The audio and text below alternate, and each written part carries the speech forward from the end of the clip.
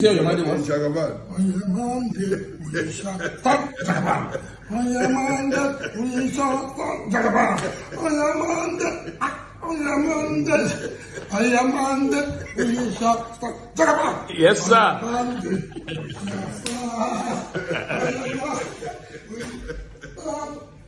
On your Monday, we shall stop.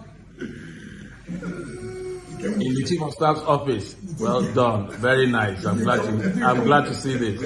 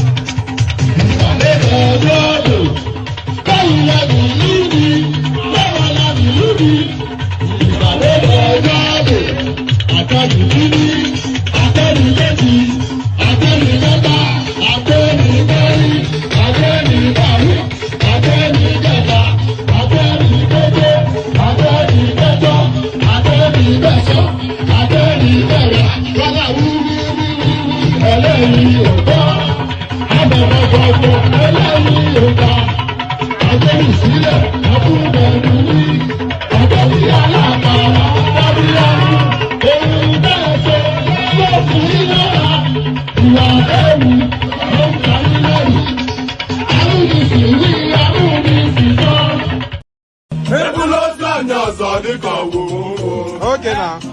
To person between my pen. I see. I see Panamata the wedding for game. Okay. Papa you look at him. And then you get ya. Mama Musi na mwame to go kwa. Akana mwamu telomba. Owe budike. Akanilu ne butilo wanemu. Asa mwake ya dipa kwa ya jomba.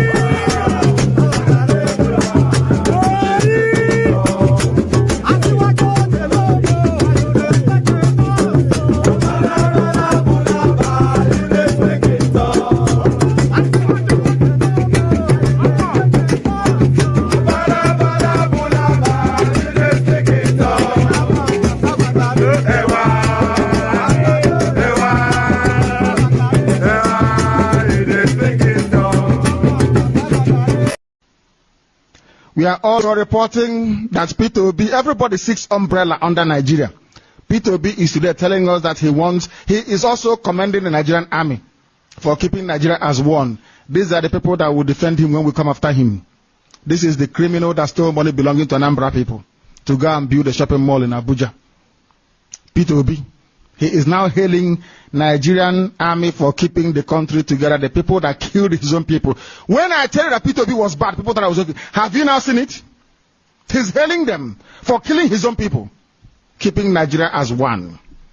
And these are so-called Igbo people. Igbo men. Maybe his Alhaji boyfriend has told him to do that. People don't know that P2B sleeps with other men. People don't know that. People don't know what we know. Only if you people knew what we know. And now the news in greater detail. President Goodluck Jonathan has sacked all the service chiefs. P2B. This same P2B.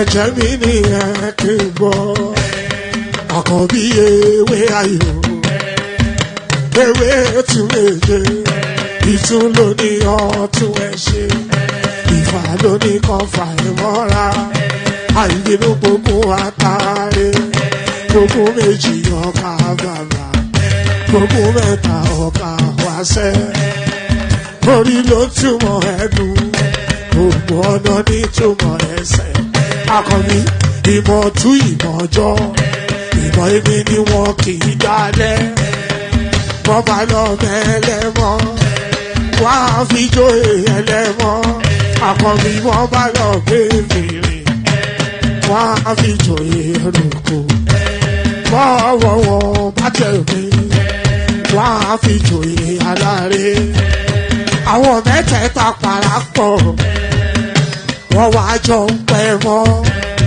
ẹ̀ẹ́mọ́ olóko jẹ wọ́n pa Akíntọ́lá Akíntọ́lá ọmọ Ògún wọ́n pàdé ìyọ̀dà ọmọ àtàlàbọ̀bà àkọ́bí wọ́n pàdé ṣàtàdá dẹ ọmọ bá Ìjẹ̀bú mèrè aṣíwájú odò gbólùkẹrẹ ajagun lólòdì ọ̀run tó bá ṣe pé tìyẹ tó bá ṣe pé tìyẹ lọ bá ń darí jọ wí àpérò mi kún gbọ́wọ́ ọ̀gọ́ ti ṣìgìdì bá gbé àgẹ́tì ló máa ń gbé àyàn tí ìlàyàn ewúrẹ́ ọlọ́run dákun má padà lẹ́yìn ẹ kó má gbàgbé ọ̀rọ̀ tẹ́ aṣíwájú ọlọ́run dákun má padà lẹ́yìn ẹ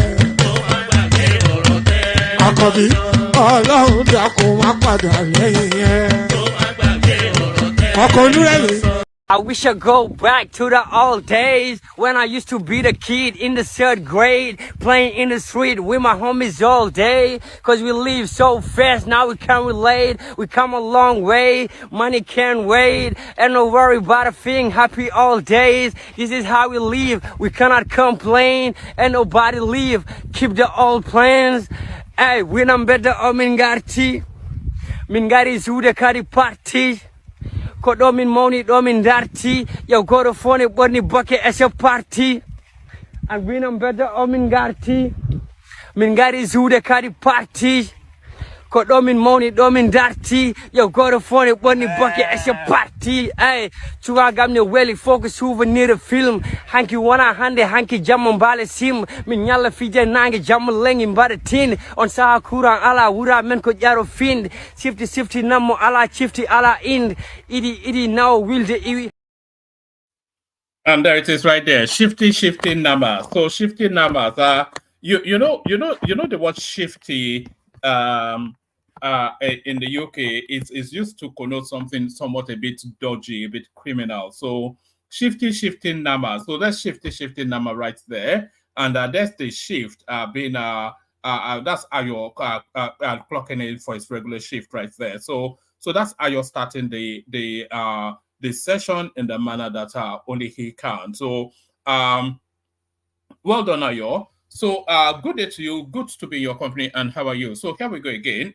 It never stops. You know, it never stops. So the usual protocol, click on the like button just as soon as you're coming in. Subscribe if you haven't done that already. And then the hyperlink that says StreamYard invites you into the studio. So so do all that. Click on like, click on subscribe, click on that hyperlink that says StreamYard, and then follow the example that Ayo has set by super chatting towards the platform. So it cannot be the case that only one person super chats to the if Ayo doesn't super chat, then what happens? So he cannot be paying the bills for all of you. So you do your well, you do what yes, you follow his example, essentially is what I'm saying. So I want other names. In fact, I want names that we've never mentioned before coming up in that super chat space. So if you've never super chatted before, this will be the moment to break your dog. We have the anticipation of a minimum of 5, but none of that 5 below the example that Ayo has.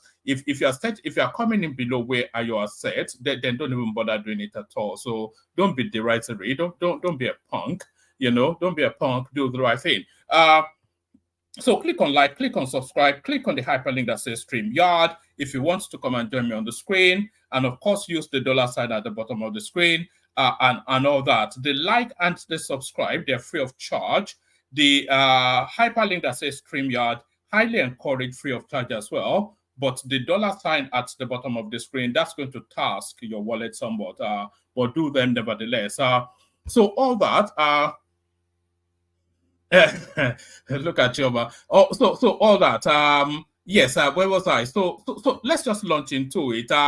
We have to surrender that Peter Obi is going to be somewhat of a currency all the way. Well, hopefully by March 2027, we will never, for the rest of mankind's existence, have any reason to mention Peter Obi again.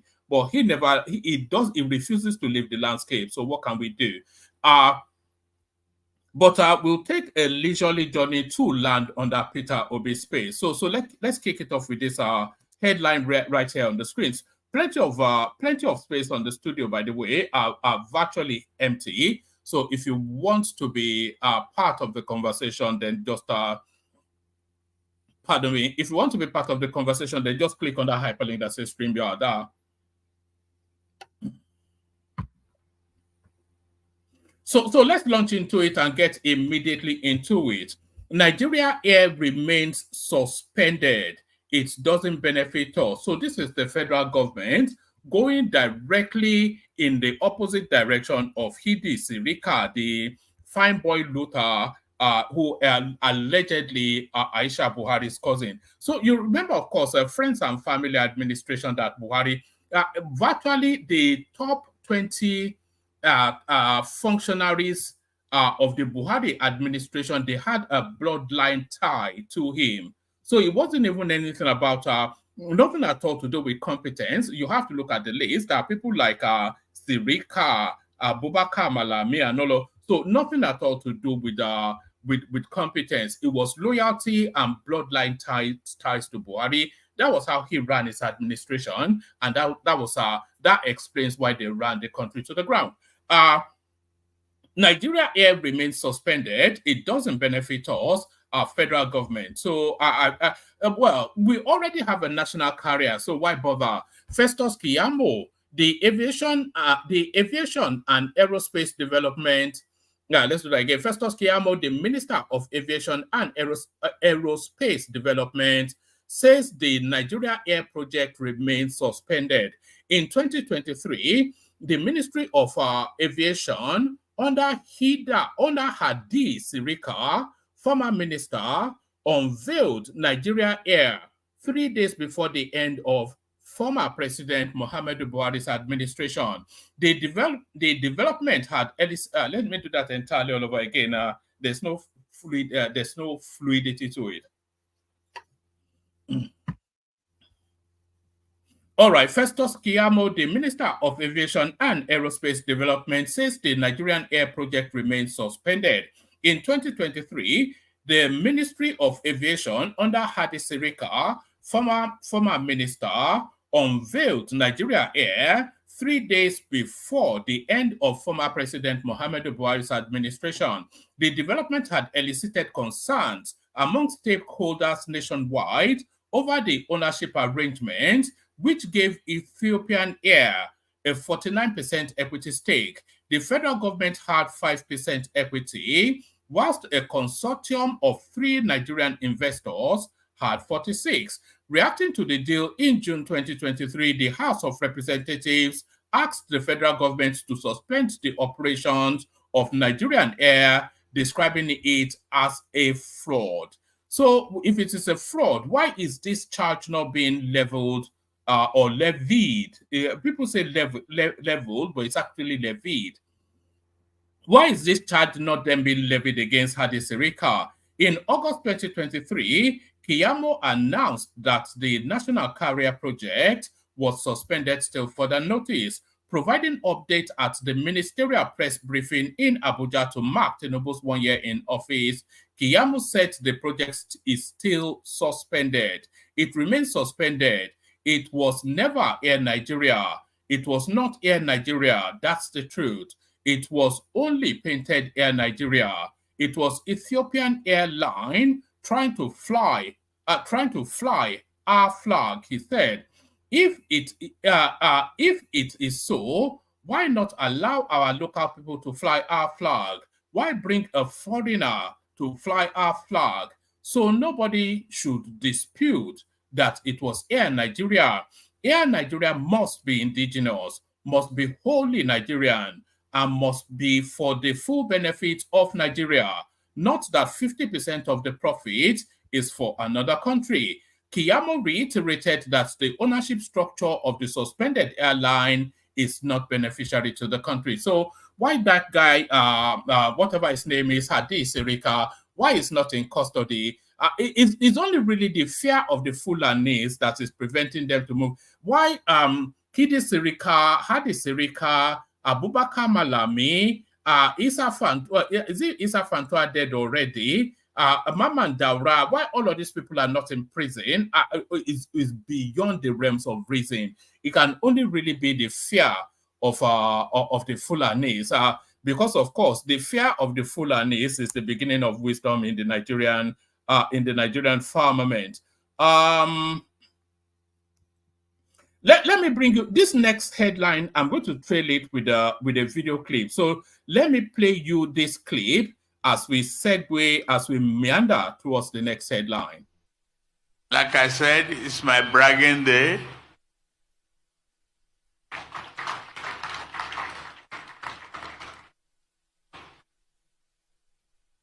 Don't be afraid.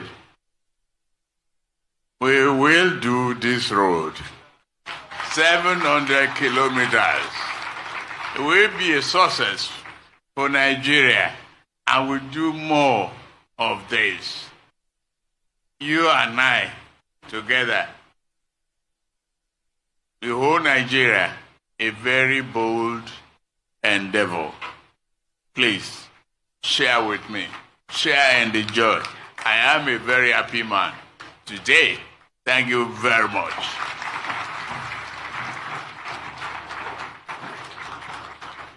President Bola Tinubu is. So there you had it. That's Tinubu at the flagging of the Lagos-Calabar coastal highway. So that highway will remain controversial until the very last paint is painted on that road. The potential is enormous. Tinubu lists benefits of Lagos-Calabar coastal road. So it doesn't even need, I can list you the benefits. You know, the Lagos-Calabar is the pork belly fat of the Nigerian states. All of our feeding, what feeds the entirety of that country is just that stretch right there, Lagos-Calabar. So that Calabar South area, of course, that's where the heartbeat of the wealth is, and Lagos is where the economy is. So to interlink those two spaces, all of the economies in those spaces will just come alive as they open them to the seaport and open them to intertrading amongst each other. So the potential is just unquantifiable. The potential is enormous.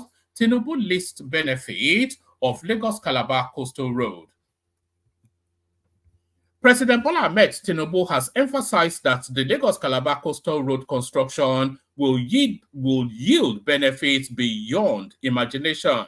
Correspondents report that President Tinubu officially flagged off the construction of the 700 kilometers Lagos-Calabar coastal highway project on Sunday. Speaking at the groundbreaking ceremony, he addressed the audience about the 700 kilometers highway project at Ahmedu Bello Way, Victoria Island, Lagos. The president has also authorized the simultaneous start of construction at the highway's Cross River and Akwa Ibom ends. So what it's trying to do essentially is that the impact of this thing will already be felt long before. It will not be completed, of course, before 2027, but it needs the impact to be felt especially in the South, because the votes there are up for grabs, because I think they've run their full cycle on the Peter Obi project in the South. So their vote is up for grabs, and he's looking to grab it with this superhighway.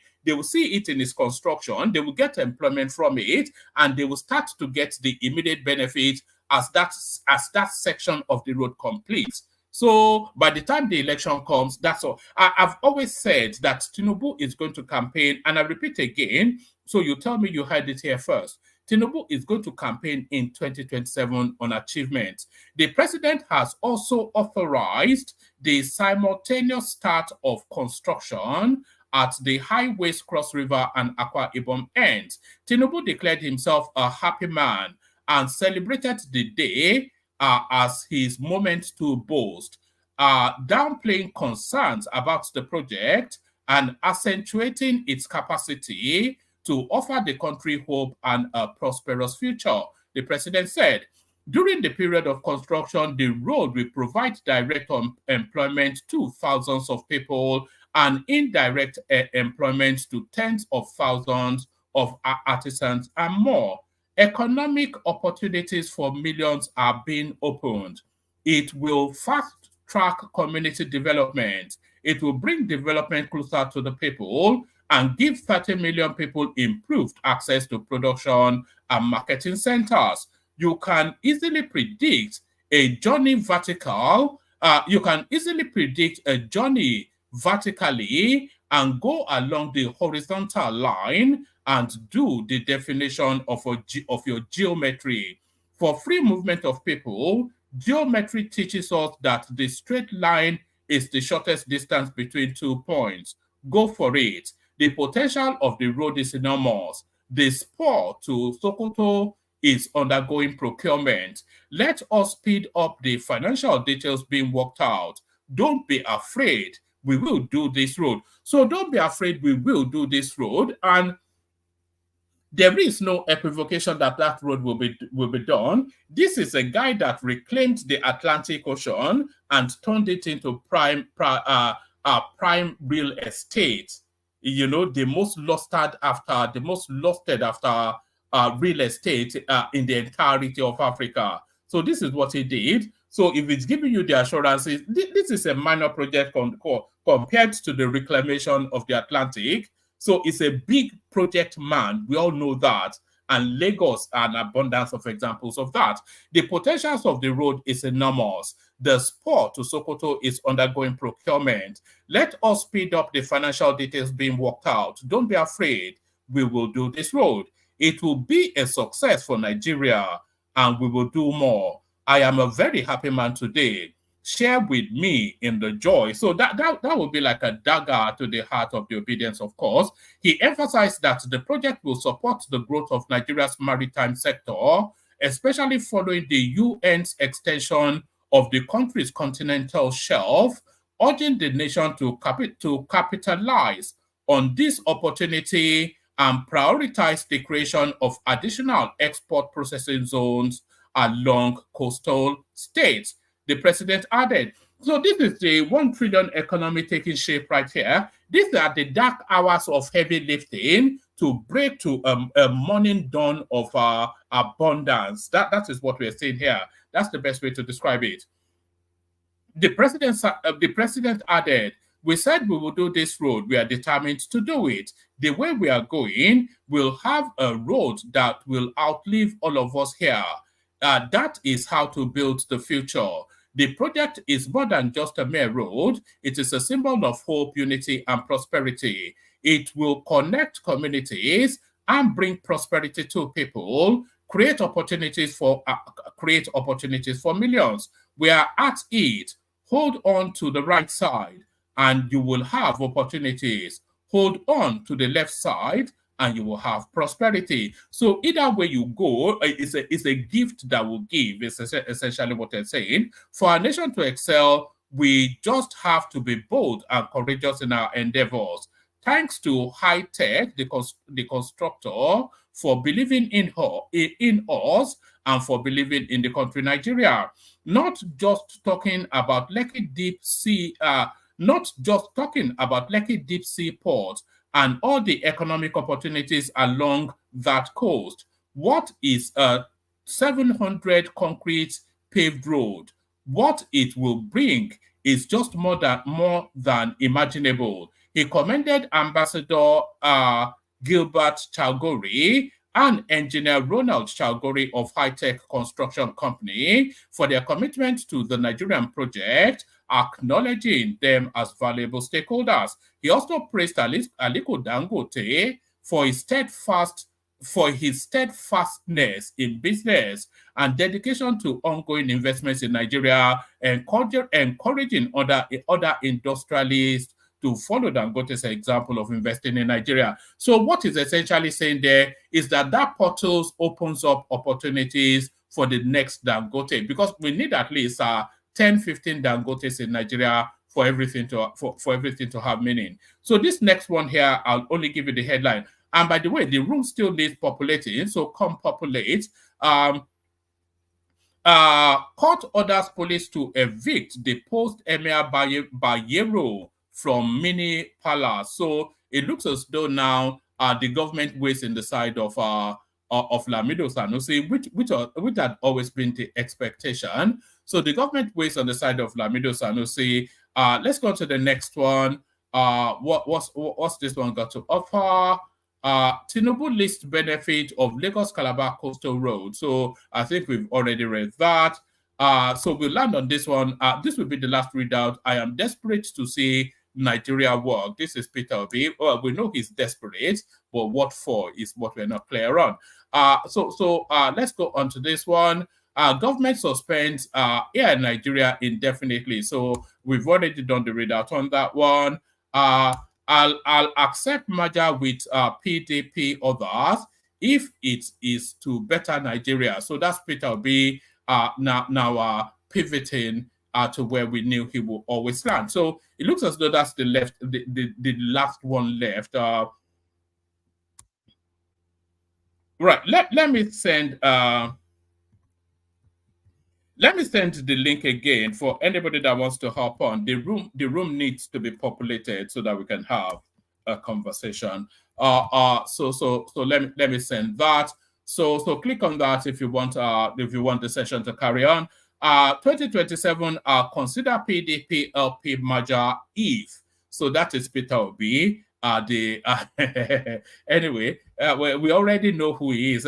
Peter Obi is like Marmite. If you are for him, nothing will deviate you from being for him. If you see through his BS and his Gbadjoe, nothing will ever convince. So I don't think anybody will move on the Peter. I don't think he's going to convince any adherents to join him, and I don't think any of his adherents. I don't think they are likely to leave him anytime soon. So it's status quo. It will carry status quo to 2027. I don't think there will be any significant movement. The 2023 Labour Party presidential candidate Peter Obi has addressed the possibility of a merger between the Labour Party and the People's Democratic Party. In an interview on XYZ released on Saturday, Obi also reacted to the prospects of being supported as a Southeast candidate in the 2027 presidential election by Atiku Abubakar, the PDP's 2023 flag bearer. Responding to the interviewer's question, Obi expressed gratitude for for Abubakar's statement about potentially supporting him as a result of Southeast candidate. I commend him and I am grateful for his statements, especially where he said he will support me if the presidential ticket goes to the Southeast, to be said. So if the presidential ticket goes to the Southeast in the PDP, I don't know quite how that benefits Peter Obi, unless, of course, he carpets cross yet again. I think that'll be for about the 6th, 7th time, and he hops yet back to another party. So it doesn't benefit him unless of course, he's a member of the PDP. Responding to the interviewer's question, Obi expressed gratitude for Abubakar's statement about potentially supporting him, supporting him as a result of the Southeast candidate. I commend him and I am grateful for his statement, especially where he said he will support me if the presidential ticket goes to the Southeast, to be said. However, Obi emphasized that his primary concern is not personal ambition. This guy, man. Anyway, we know that we know he's very desperate to be Nigerian president. I think we all know that. But we also know that he's realistic enough to know that his chances are slim. We all know that. But he's also aware enough to be aware that there's a mass movement behind him. He knows that. So, much as we like to mock him, I think his hands are forced really to play that hand to his natural conclusion. So he cannot abandon at this phase when there's so much fervor behind him and so much fanaticism in the followership. So he has to ride it to its natural conclusion. But I don't think Peter Obi, even in his brightest day, when he's had his best sleep to wake up in his most brightest state of mind, I don't think for a singular moment he imagines that he will ever be the Nigerian president, because he understands politics sufficient enough to know that. However, Obi emphasized that his primary concern is not personal ambition or political maneuverings, but rather the well-being of Nigeria and its people. I am not desperate to be president. I am desperate to see Nigeria work, especially for the poor people, because we have a lot of potentials, he stated. On the subject of a potential merger between the PDP and the Labour Party, Obi expressed openness to the idea, provided that the goal is to better govern Nigeria. If the goal is to better govern Nigeria, but his name is not on the ticket, because if he says his primary concern is the betterment of Nigeria, if they come up with a plan that looks picture perfect to better Nigeria, but his name is not on the ticket, will Obi back it? I think we all know the answer to that is desperate. Desperado. On the subject of a potential merger between the PDP and Labour Party, Obi expressed openness to the idea, provided that the goal is to better govern Nigeria and unlock its vast potential. If the merger is to be able to govern Nigeria properly, unlock all those things that will make Nigeria a better place, I am for it, he said. So this guy is just a clown. Obi clarified that he has no interest in mergers or alliances solely to secure power or win elections. Well, I think that would be the purpose of a merger, of course. I mean, if you don't win an election and secure power, then how do you play? How do you flesh out? Then how do you actualize all these vague and fanciful ideas that you keep? And by the way, Peter Obi's ideas are still too vague for the longevity that he has had in that space. You still can't, because he just talks in soundbite. We want a better Nigeria. This cannot continue. We want to rescue the poor. They cannot be spending 150 million on vehicles, this, that, and the other. But he has not actually presented a coherent plan that shows a deviation from anything that is going on or shows a different alternative. It just speaks to populism and sound bites. It's just jibbery and jab.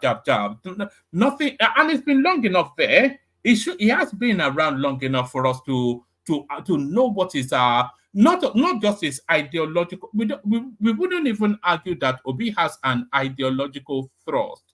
It doesn't have an ideological thrust because there's nothing coheres in anything that he says. But it doesn't have an action plan either. You know, all it does is to dog whistle to sentimentalism and sort of the ethnic religious fault lines within the country. That's his politics. Sentimentality and dog whistling to ethno-religious fault lines in the country. That is the totality of everything that he has to offer. Obi clarified that he has no interest in mergers or alliances solely to secure power or win elections. If it is just a merger for election or state capture, I am not for it or part of it. I don't want to be part of anything like that, he asserted. The former Anambra State governor stressed the importance of unity and cooperation amongst individuals and parties, but only if the objective is to build a better Nigeria, he said. It might be at the party level, it might be at the individual level, might be at any level, but we must come together to be able to build a better Nigeria. So there it is.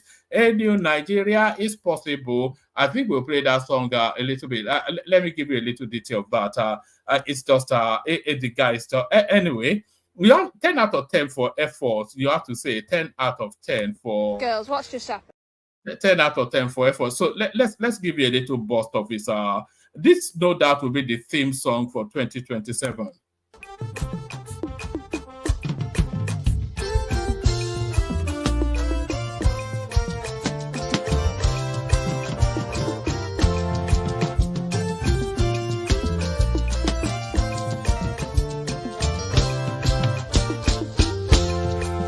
Our great Nigeria is possible. Our great Nigeria is very possible.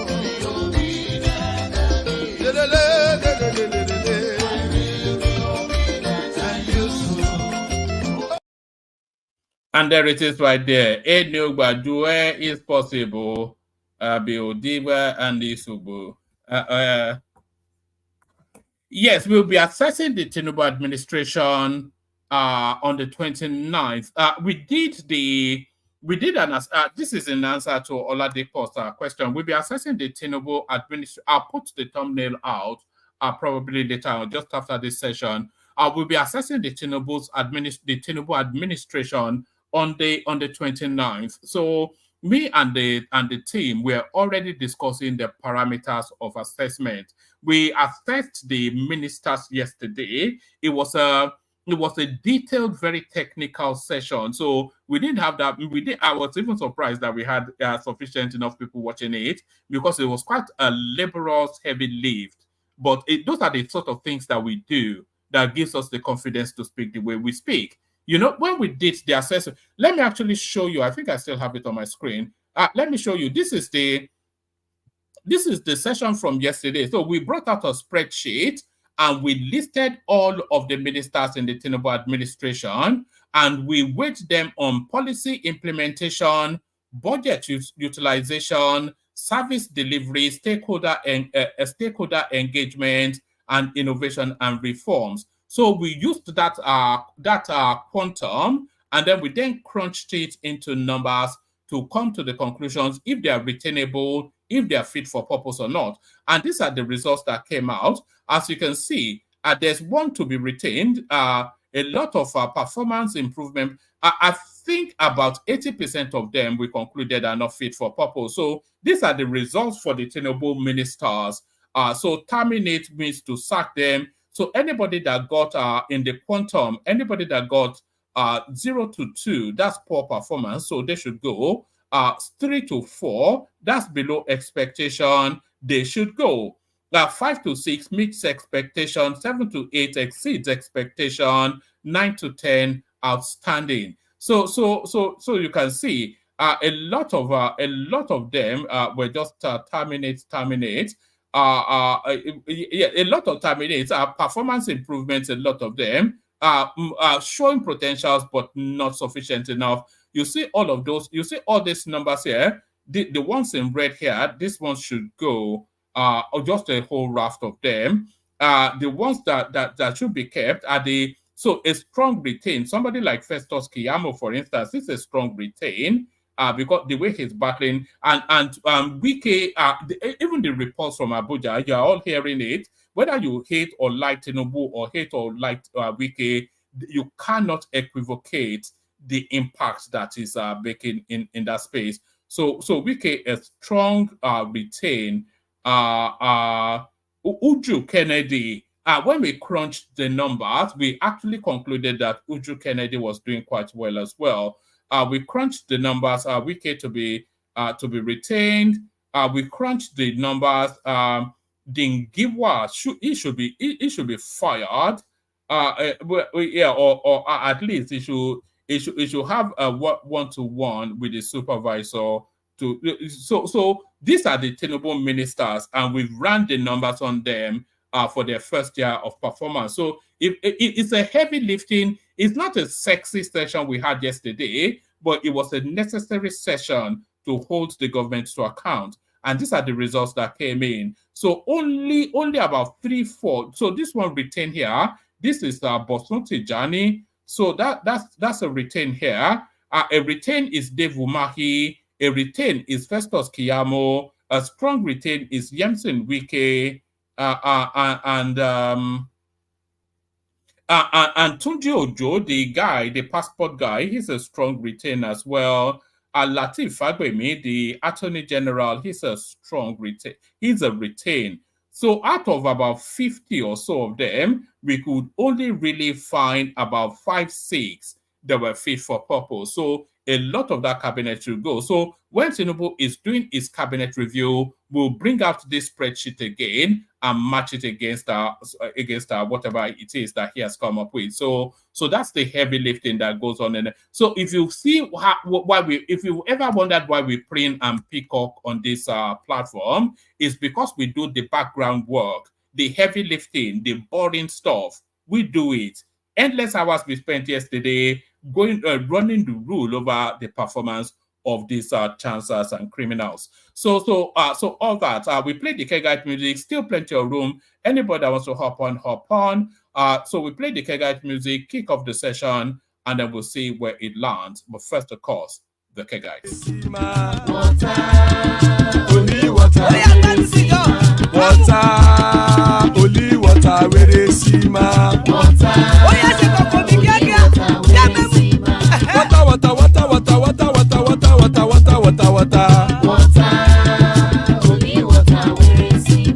Hapa o naido.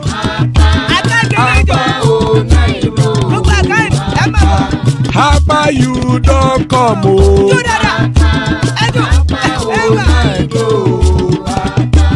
Hapa o naido.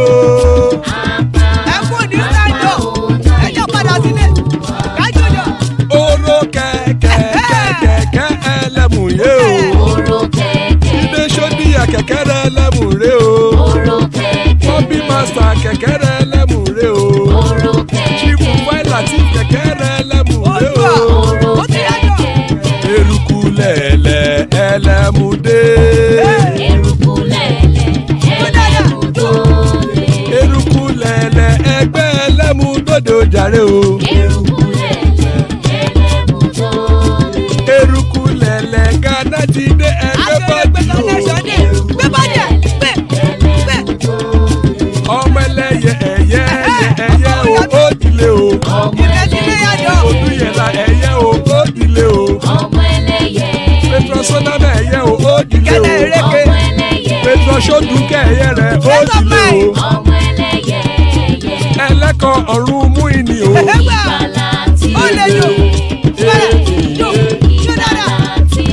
Àkùkọ ọ̀run méjìkọ.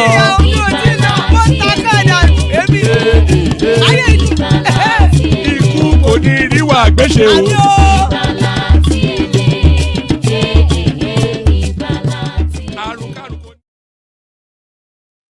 And there it is right there. Ikú kò ní ríwà gbéṣe, may death have nothing to do with us. So joining us, the mighty Kulata, who has come on in regal wares. So he'll explain that in a moment. Baba with us as well. Always a delight when Baba is here.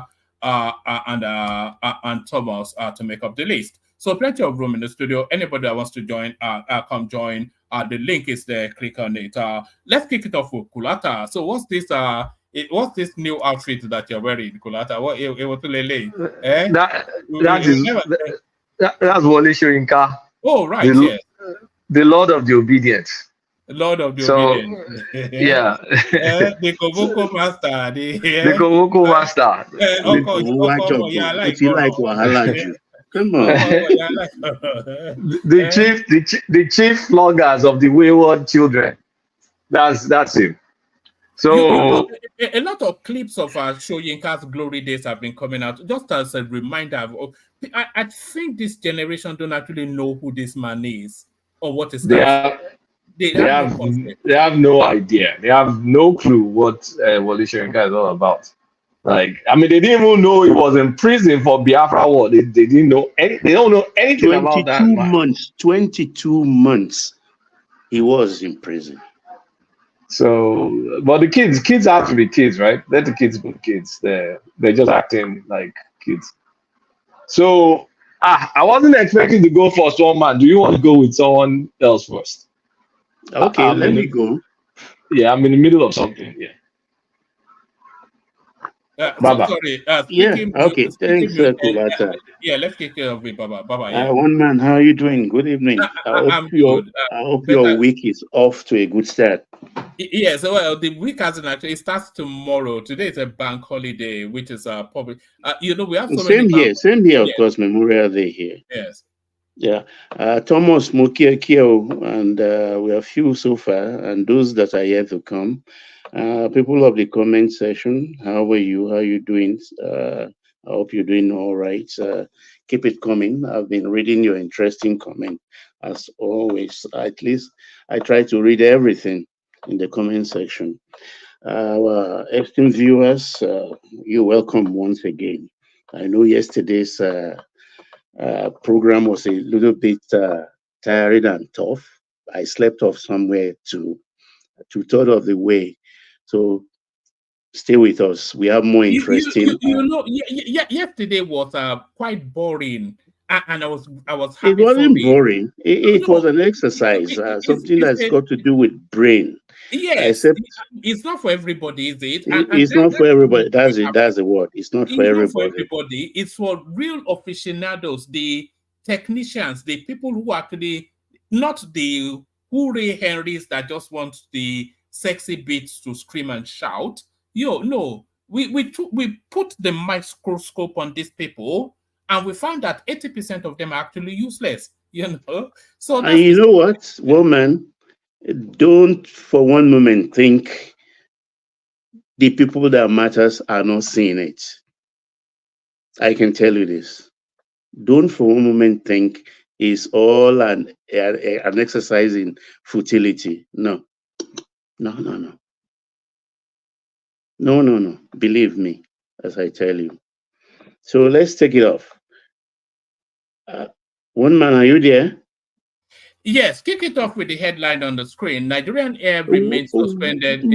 There is more important one I think you're missing. I should have alerted you to it, which I will want to talk about first.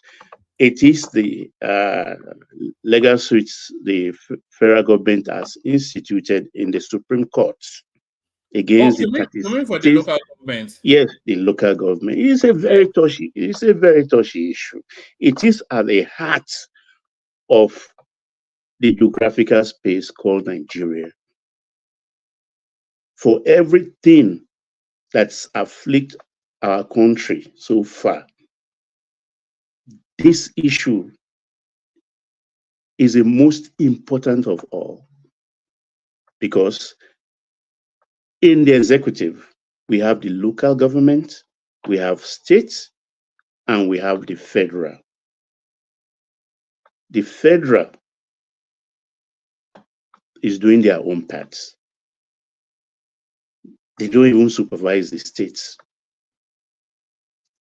The states are doing their own parts and also hijacking that which the local governments are supposed to be doing.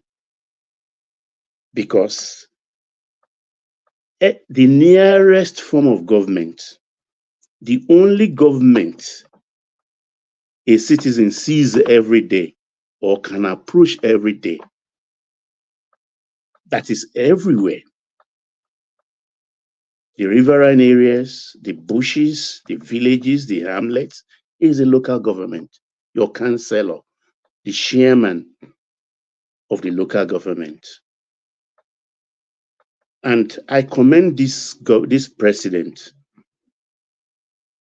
not because is it a legal suit though, Baba, or is it a constitutional change? It is a constitutional. That's why it's not going to High Court. It's going straight to the Supreme Court for them to determine the constitutionality of why. Because the State Assembly laws as it is in our constitution and that of the National Assembly, they are at variance with exactly how the monies for the local government should be disbursed. So the constitution is not very clear. In fact, the constitution brought about the confusion, because I don't see why, in fact, that's FAAC, the federal government will give accounts and give the states their own money and also release the monies for the local government to the states. Because the constitution we are operating allows the states and the local government to operate joint accounts. And when the money is placed in the account, the state government has an upper hand. So you find out the local government, they go pan in hand to go and beg for that which belongs to them. The states don't go to Abuja to beg for money every month. It is their right. So we lack that government in the, once you are in trouble, for instance, in Lagos State, you want to go to Alausa. If you live, for instance, in Mushin, and you have a problem. No. But if you have your local government, all you have to do is, because your councillor, the chairman of the local government resides within that jurisdiction. All you have to do, if you can't get him in the morning, you can get him in the afternoon in the office, you can get him in the evening, one way or the other. But this is lacking. So there is no government presence in the grassroots. And that is why there is no development. Because development, what we are seeing now is the mall we are seeing, the gracefulness of a big mall. We are not seeing those shops around, which is the local government. That is where the things, that is the heart of any government, the engine room. And besides that, the LCDAs, for instance, which had been carved out of the local government, are not recognized by the Constitution. So that is the excuse the governors are using, that if they have to give local government the money directly, how about the LCDAs? This is why I commend this president, because if he wants to act the way Baba OBJ acted when he seized the money of Lagos State government for 3 years, I mean, he might as well do it, because there was a subsisting judgment that period where they said he should release Lagos State allocation to them, but he refused because he has the power to do so. So this, I mean, President Tinubu can copy from that handbook which Baba OBJ left. But it will be unconstitutional. It will be undemocratic. He didn't do it. If he went back to the National Assembly, I mean, even if they rule, what about the State Assembly? So he put it at the doorstep of the judiciary. Okay, look into this. So this is the beauty of the president we have. He's not a bully. He doesn't impose, but he knows his craft. And I commend him for this, because at the end of the day, it is we, the people, that will win. Because the moment they start giving money directly, open their own accounts, which the state governor will not even see or supervise, and they have it in their own account, and we, the constituent in every LCD or local government area, we know what is up. They will be able to do their own budget, because they know the roads, they know the crannies of every place in their locality. And the landlord association of every LGAs will know how to approach them. There will be synergy, street to street, area to area, market to market in every LCDA, LGAs. But Baba, Sanwo-Olu responds to that lawsuit by the government. Watch this. News today, the Honorable Attorney General of Federation sued all the 36 states because we're not giving autonomy to the third tier of government. Though the only mistake, which I'm going to tell my young man to take back, some of us are in compliance. So the Honorable Attorney General's office should have done a due diligence to identify which states are not in compliance, so that you don't carry all the 36 states and be able to show example that out of 36, 432 are exempted, is 31 that I'm taking to the Supreme Court.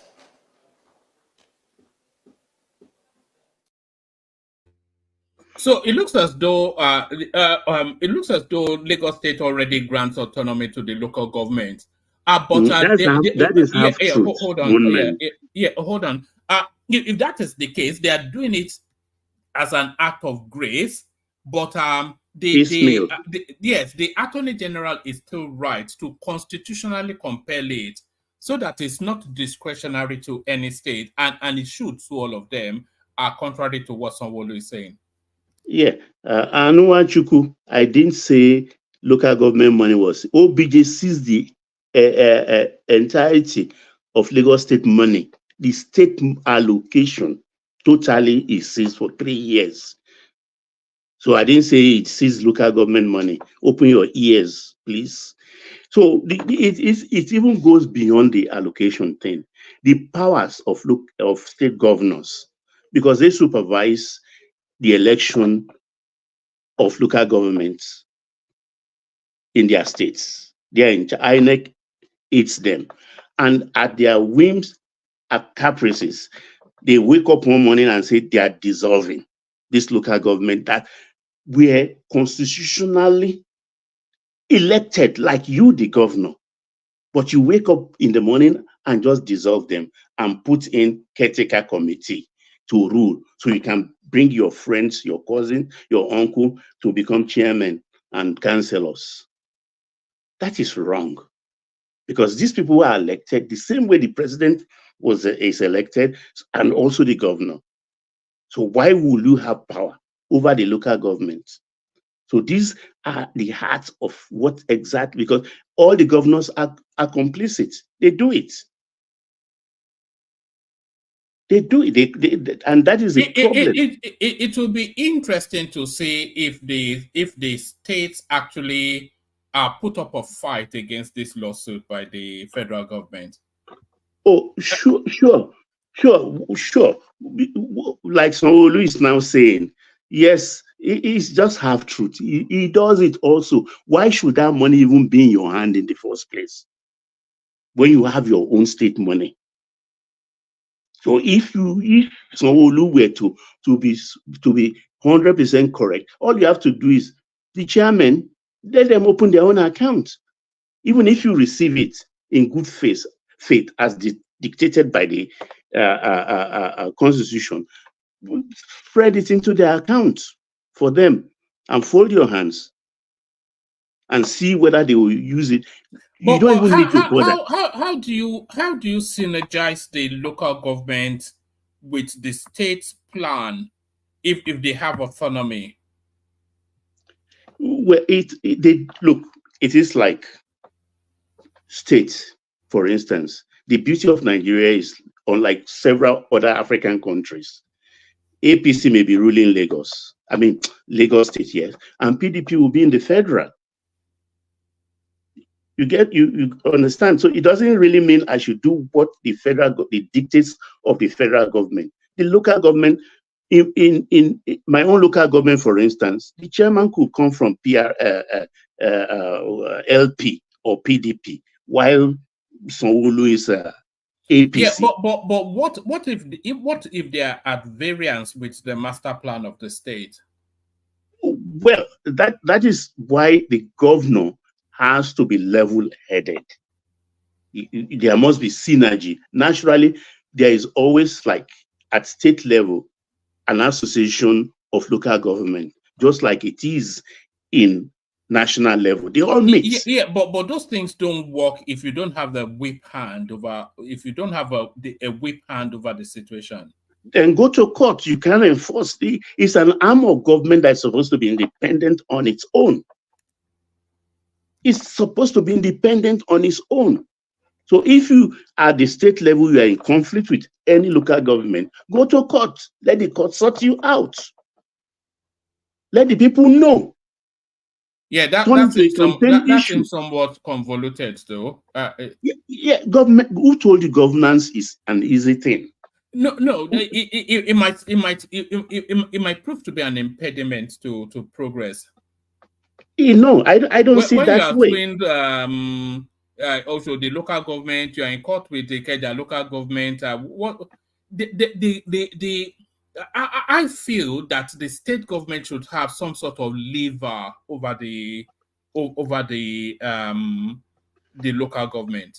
Then make sure all your local government chairmen come from your party at the point of election, which they all do anyway. Because as we speak, I don't see every governor that has conducted an election has always been 100%. Even the neophytes, somebody will call, I put it in inverted comma, and the neophyte Fubara is going to do it. It's always a 100% thing.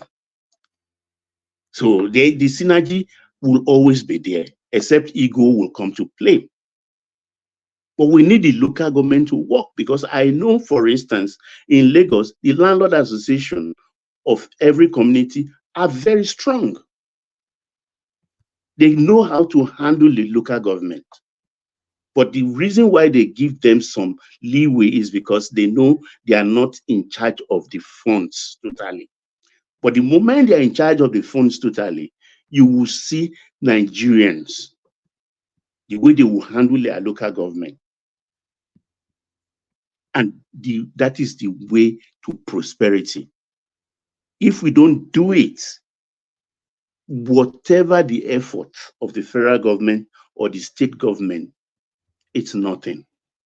Because someone, for instance, cannot be in Agege at the same time. He is in Shoki, is in Ekpaja, is in Ajegule. It cannot be. But the local governments are always there in their space and reachable at every time. So this is the most important part. And I appreciate this president for going to court. It becomes a constitutional matter. And once the Supreme Court rules, I know definitely that is the end. There is no appeal, except you want to appeal to heaven. So local government will start receiving their money directly. So let the citizens with some of the characters in those local governments, I'm not sure if that's entirely a good thing. You don't know Nigerians. All these criminal, all these like look, the I said, look, because the chairman will come from the body of that local government. They know how you grow. They see you. They see your family. They know the car you are riding. Maybe you've been in that area for 20 years, 25 years. There will be people in that area that's been there for 50 years. The landlord association in Lagos, very strong. Street by street by street. I'm for the financial autonomy of the local government, but I feel the law should compel them to tie into the programs of the state governor, or otherwise there won't be progression. You know. Well, first and foremost, as a local government chairman, your most important interest is for your people, your locality. Whatever they want, it's what you take to the state governor. If you are in the same party, fine, make it easy. If not, you find a way to resolve issue. So this is how it should be. We cannot, the local government and the state governor cannot be in bed all the time. There will be disagreement, no doubt about that. Even in this era where they share the money and amongst themselves and do stuff, they still have problem with some local government chairmen. about money. Did you see when they were prostrating in front of Dakwa Abiodun, the local government? There was a clip a few months ago. Yeah, because Dakwa Abiodun holds the key to the treasury. So without him, there's nothing they can do. They are helpless. So why wouldn't they dobale for him?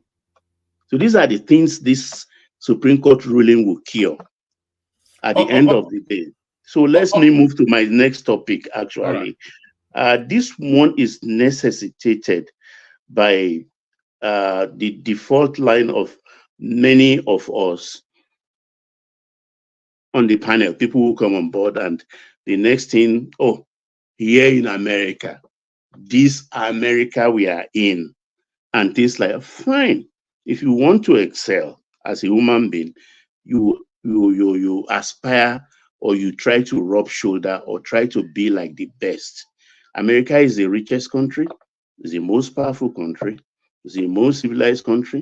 Everything, they are top there. But on top of it all, they are the greatest debtor nation in the world.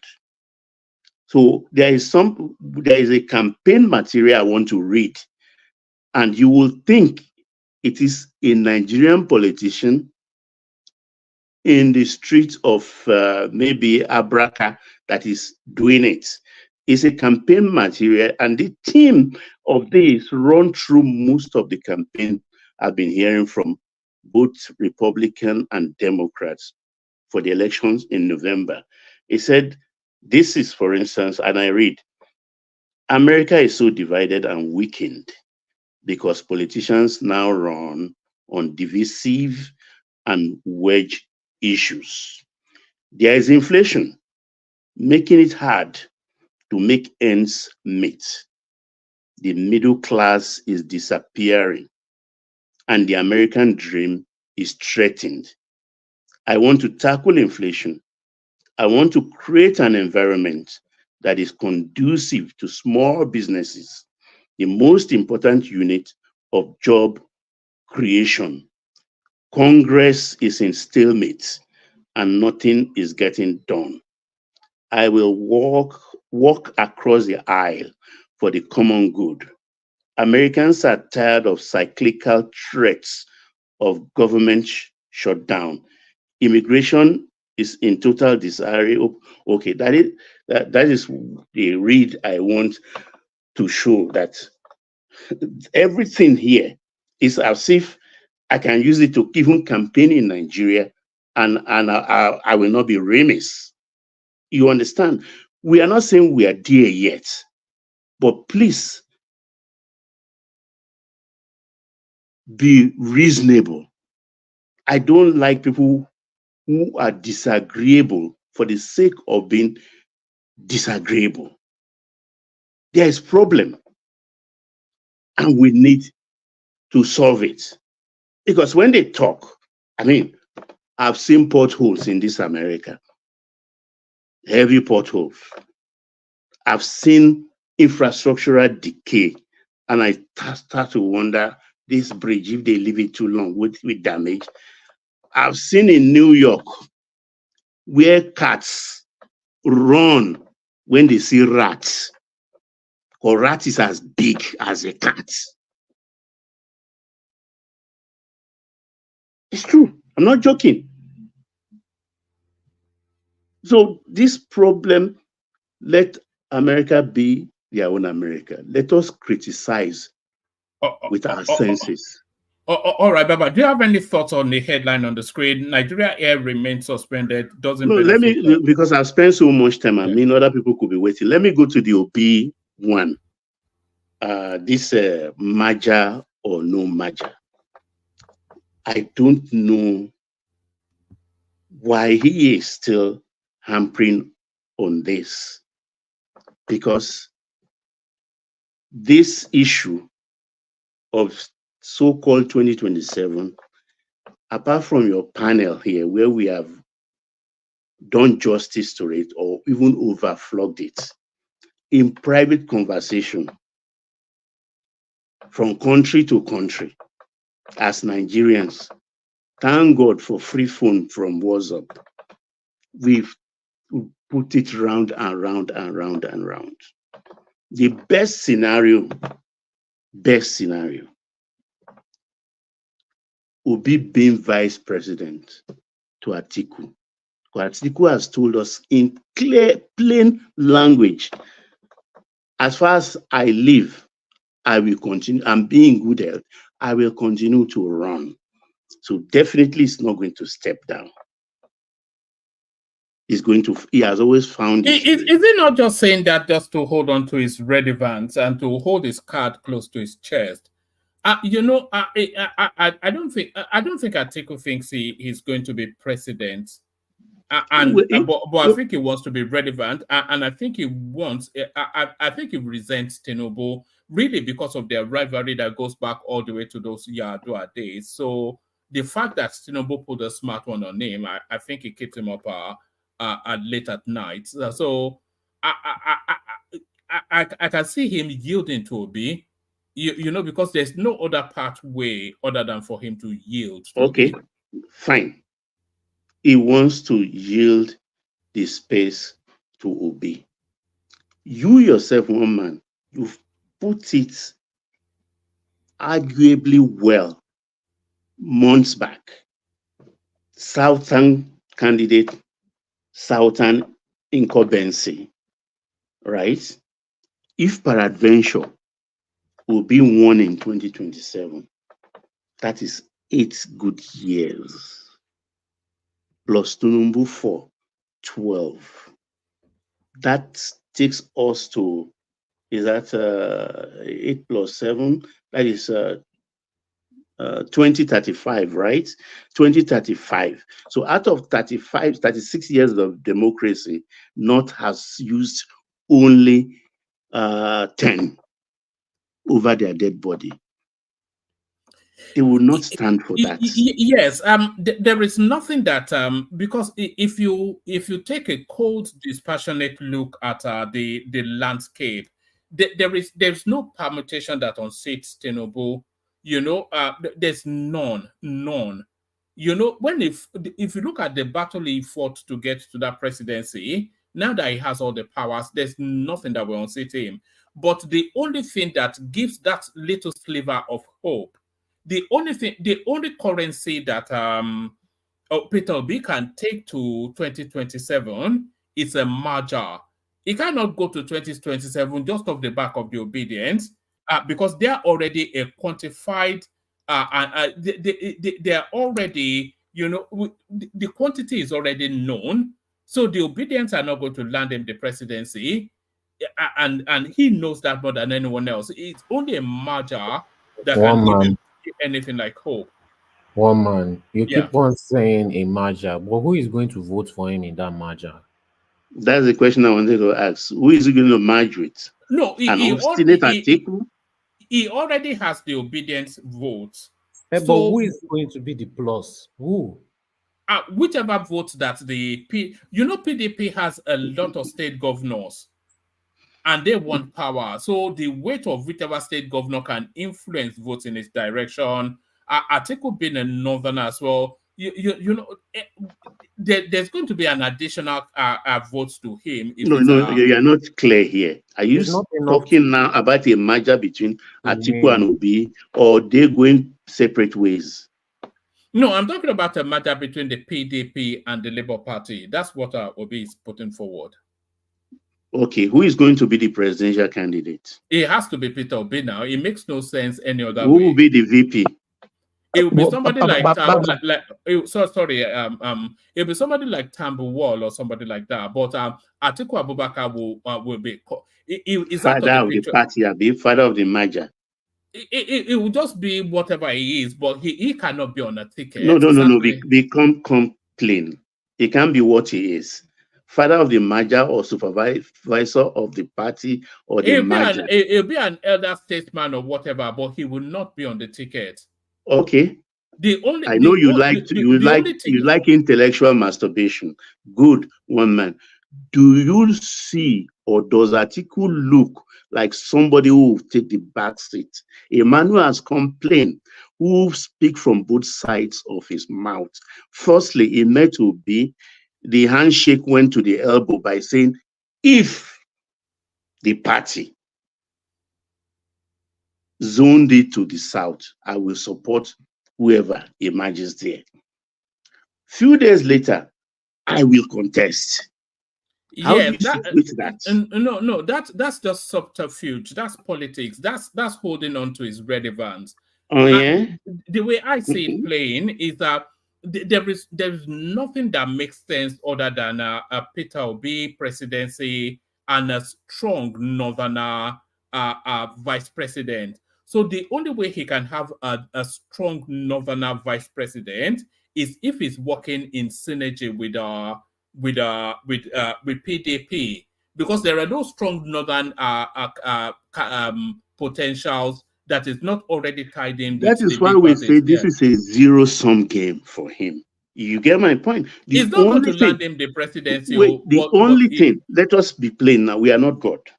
Yeah. And I hate saying this, and I will not say it. I only say it now, and I will not say it anymore.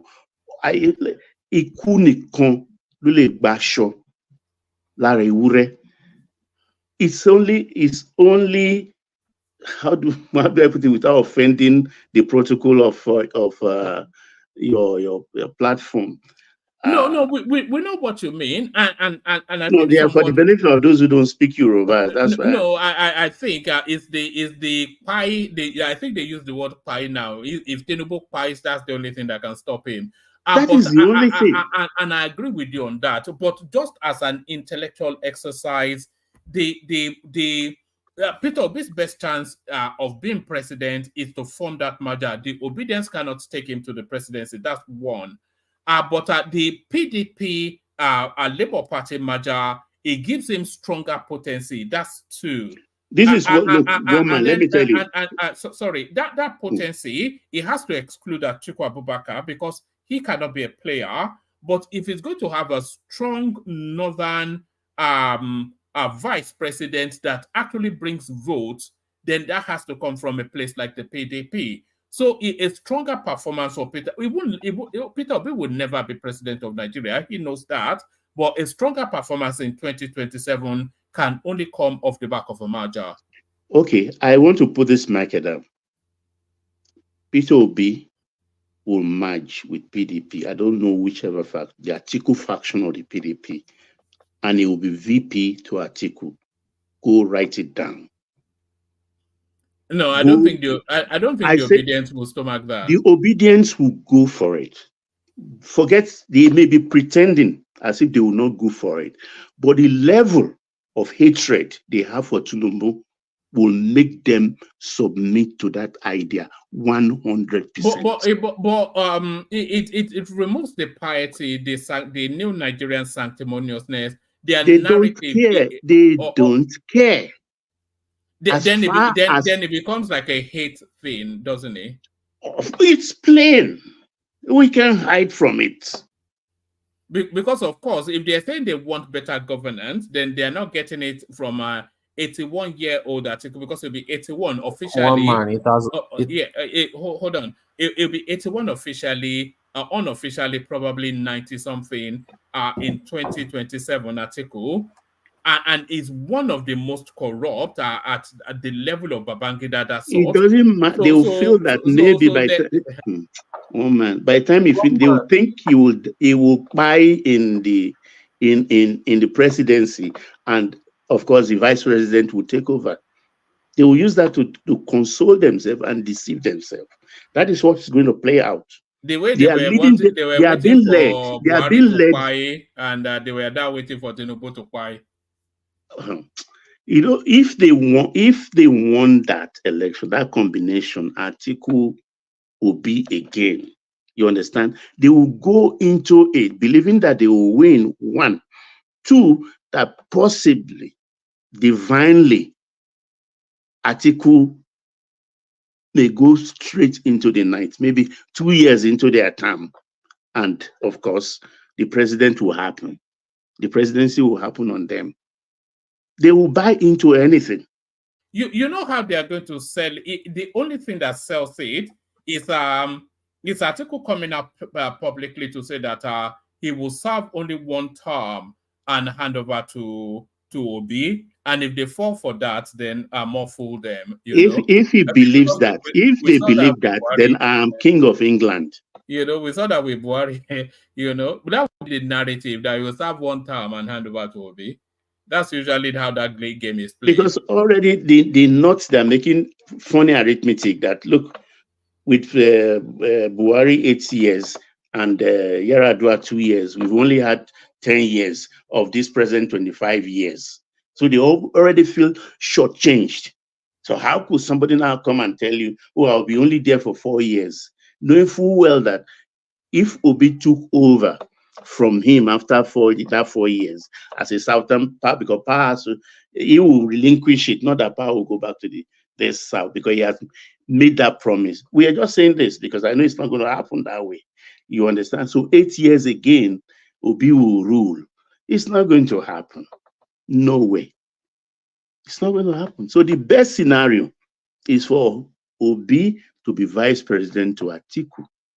And 2027 will be an open election. I don't want to speculate now. It's early days to say Tinubu will win. The combination of Obi and Atiku will win. Obi Atiku's they unseat Tinubu surely. If we're going from the figures of 2023.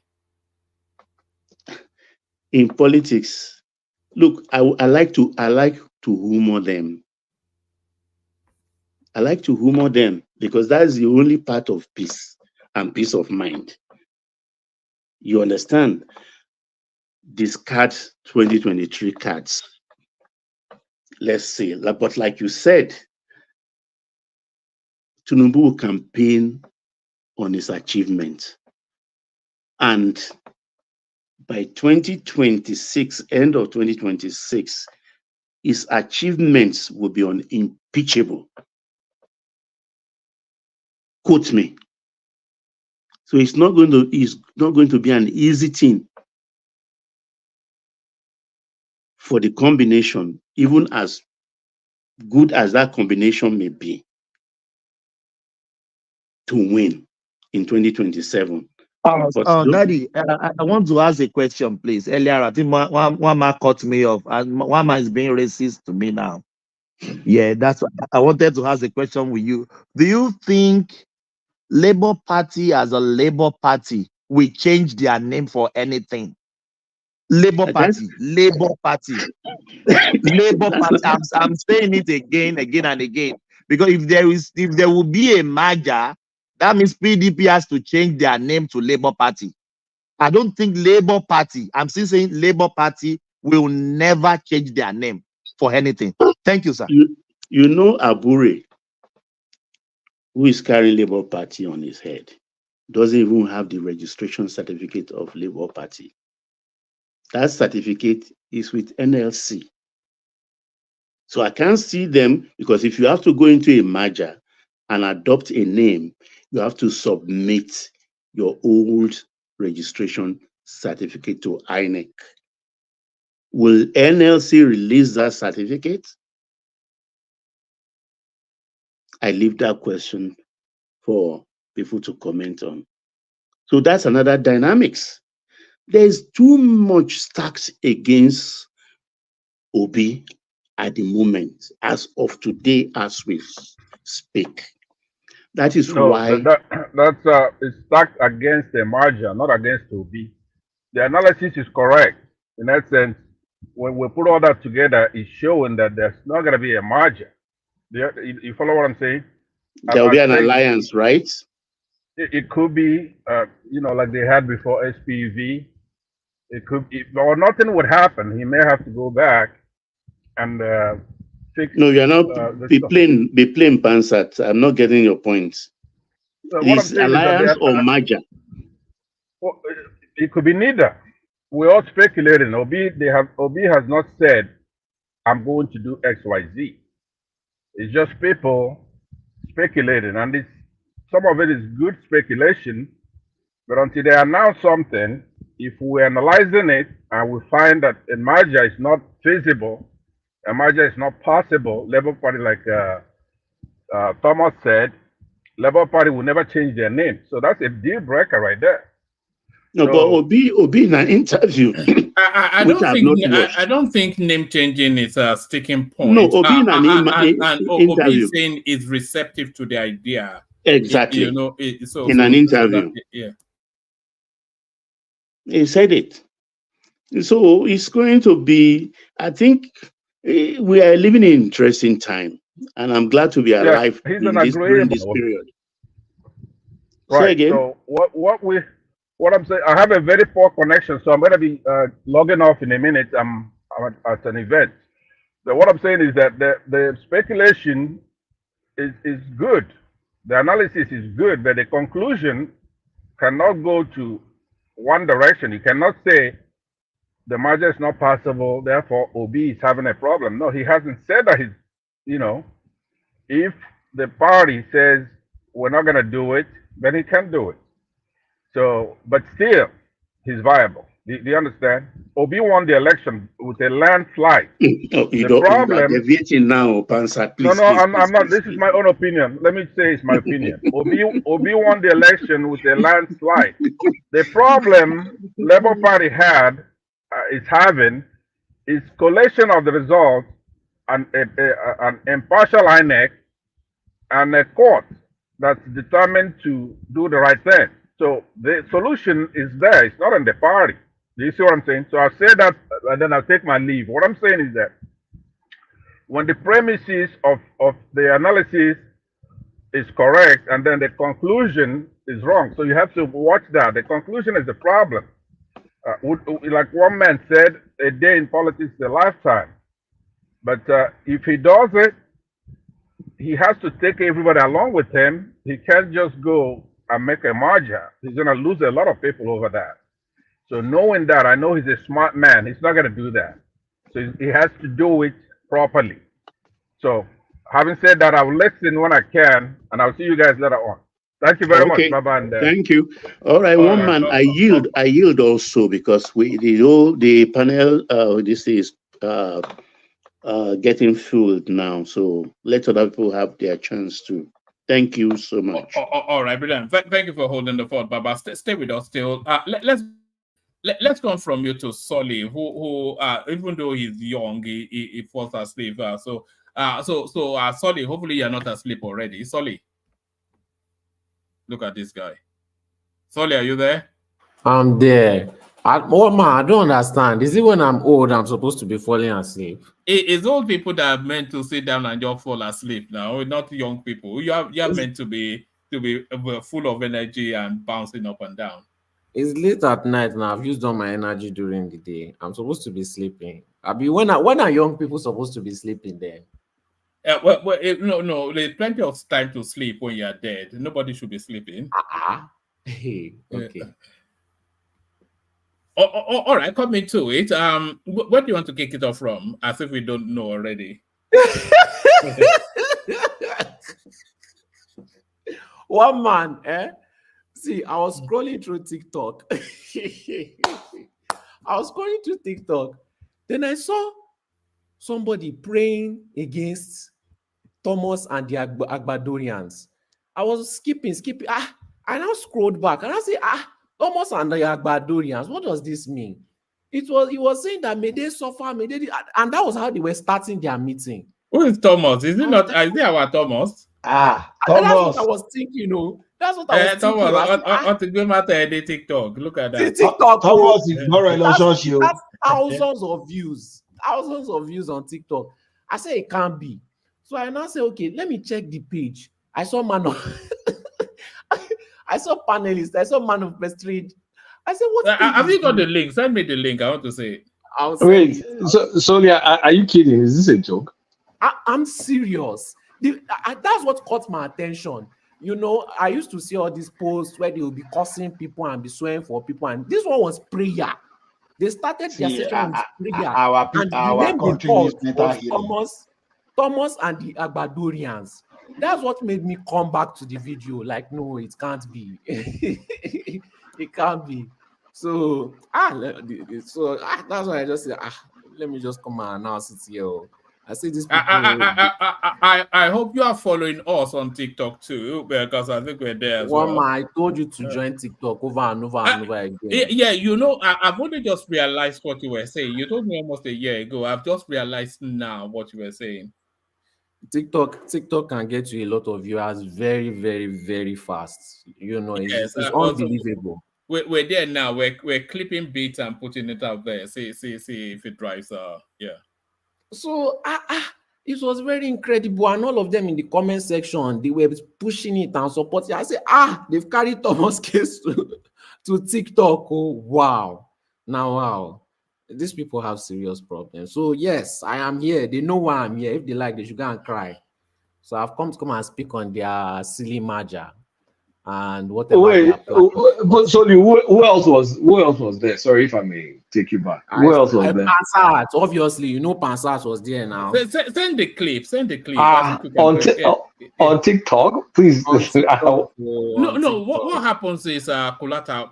What happens is they'll be on some platform, and then that platform will clip a snippet, a controversial snippet, and then they'll put it on TikTok to drive TikTok into their platform. So Yes. so that's yeah. Sorry, I step away from my computer. What did I do? One of the borrow edit TikTok. You and the Albadorians that got that it was prayer session, no serious prayer session. They carried Which your prayer? name. They were playing my name to bad prayer TikTok. now. As they wanted to do the analysis. I was like, wow. That's good. One man, we are getting popular every day, isn't it? Look at that. Let me look for it. So, what are the topics again? Because I see that there are some other topics added with it also. All right. We know you want to go to the merger, but let's lead you there with a gentler something. Do you want to speak on the federal government telling the emir of Kano, the dethroned one, to get out of town? But who was the one that put him there in the first place? Wasn't it also the federal government? It wasn't the federal government. It was Abdullahi Ganduje.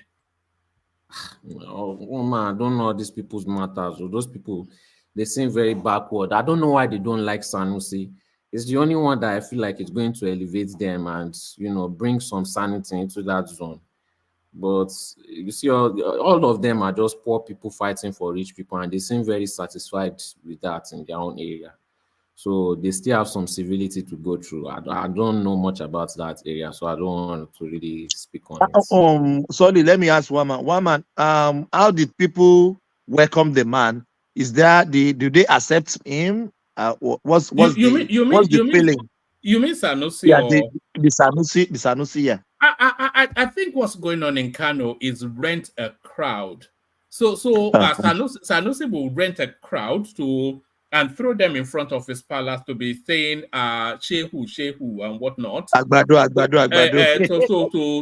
To hint at some sort of popularity. And Bayero, he would also rent a crowd to put in front of his palace to be shouting Shehu. So I think they're just doing rent a crowd in that space. Yeah. Yeah. Go on now, sorry. So the party of criminality, you see, the followers are going to look for a way to rationalize it, and if they cannot look for a way to rationalize it, they'll switch off their brain and they'll start going on their zombie march, that it doesn't matter, they don't care anymore, they just want to remove Tinubu, they don't care about what they are building, they just want to get. I literally saw a comment say, let us get the power first. That's all that matters. They just want to get the power first, and then they will find out how they are going to deal with it. This is if somebody just goes into history book, you would know that this is not the first time this kind of pattern is happening again. This is something that goes on over and over and over and over again. But we are dealing with people that they intentionally refuse to read their history book, and they don't want to agree with the truth.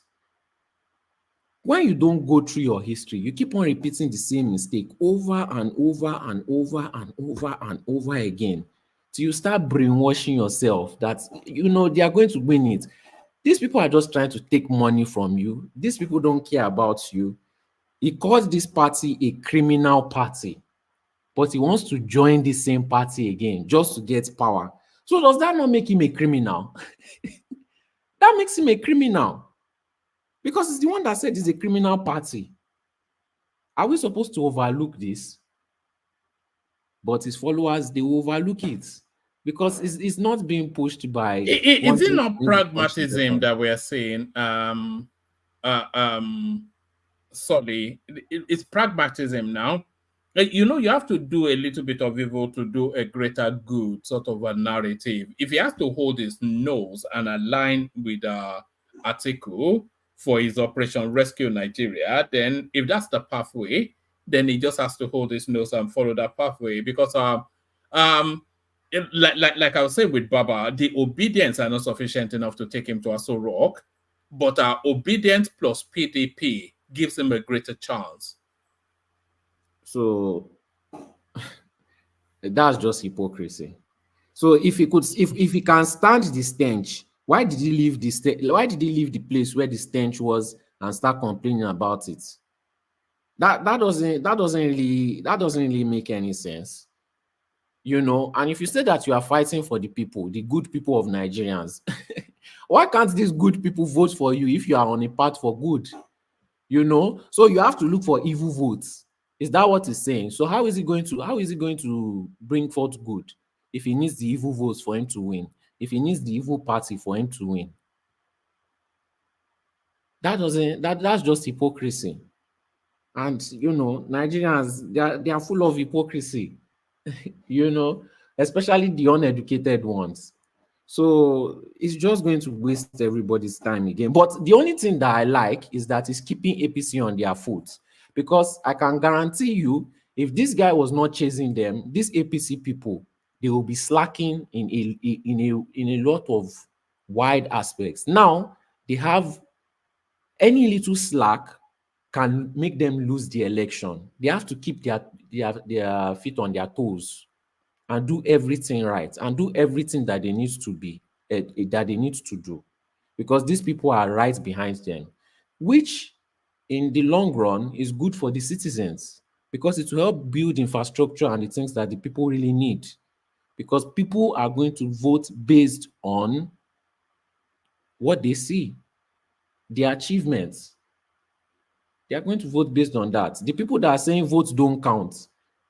So if vote doesn't count, why are you still voting? If vote doesn't count, why do you keep on saying you will take power? How are you going to take power? If vote doesn't count, why are people building infrastructure, making achievements to get those votes?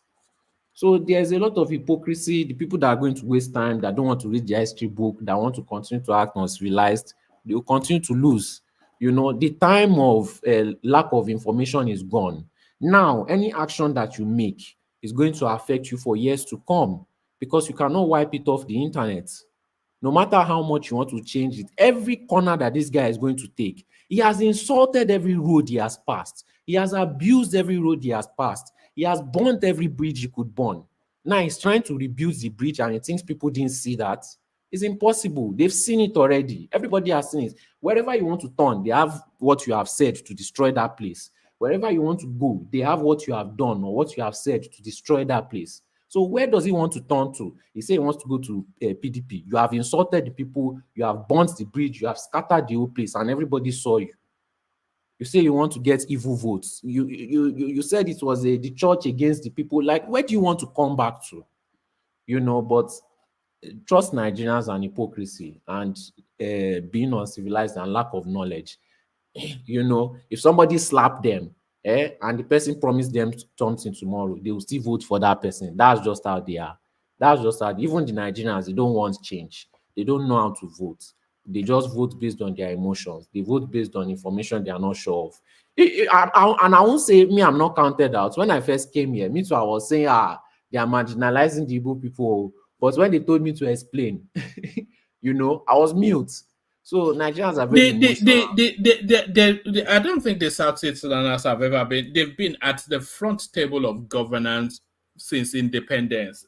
You know, they are the Even top table. from Well, military there was era never, till prime there's no minister, administration that they are not key players.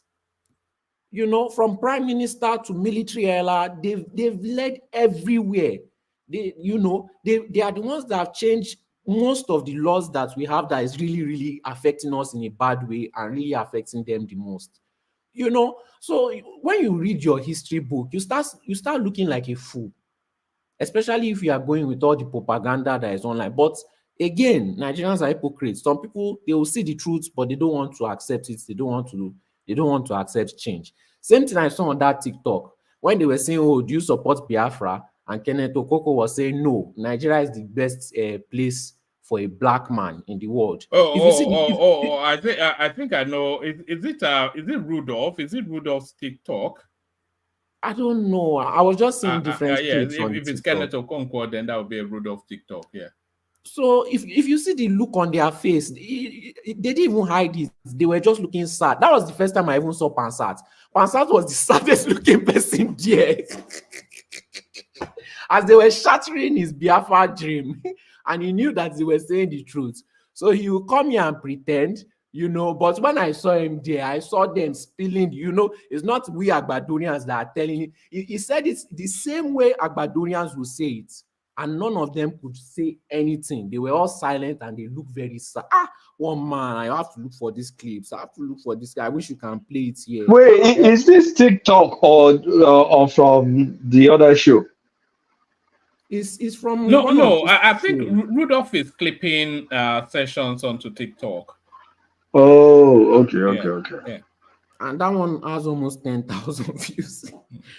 You should have seen their faces.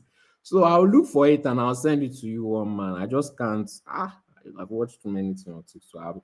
I just can't find it now. Try. All right. What else are you looking at in the news? I know you don't like to go beyond Obi bashing.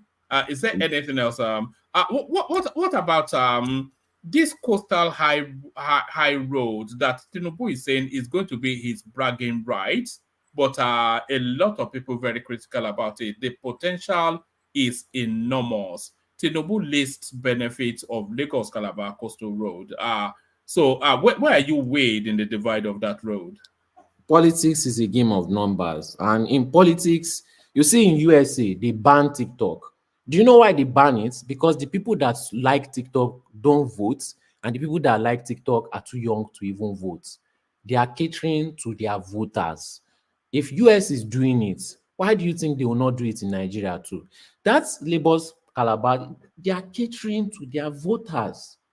Everything they are doing is they are going to focus on their vote. You have already told them you will never vote for them, knowing you will not win, and you are expecting projects. No, you know, I'm not evil. I'm just going to say it how it is.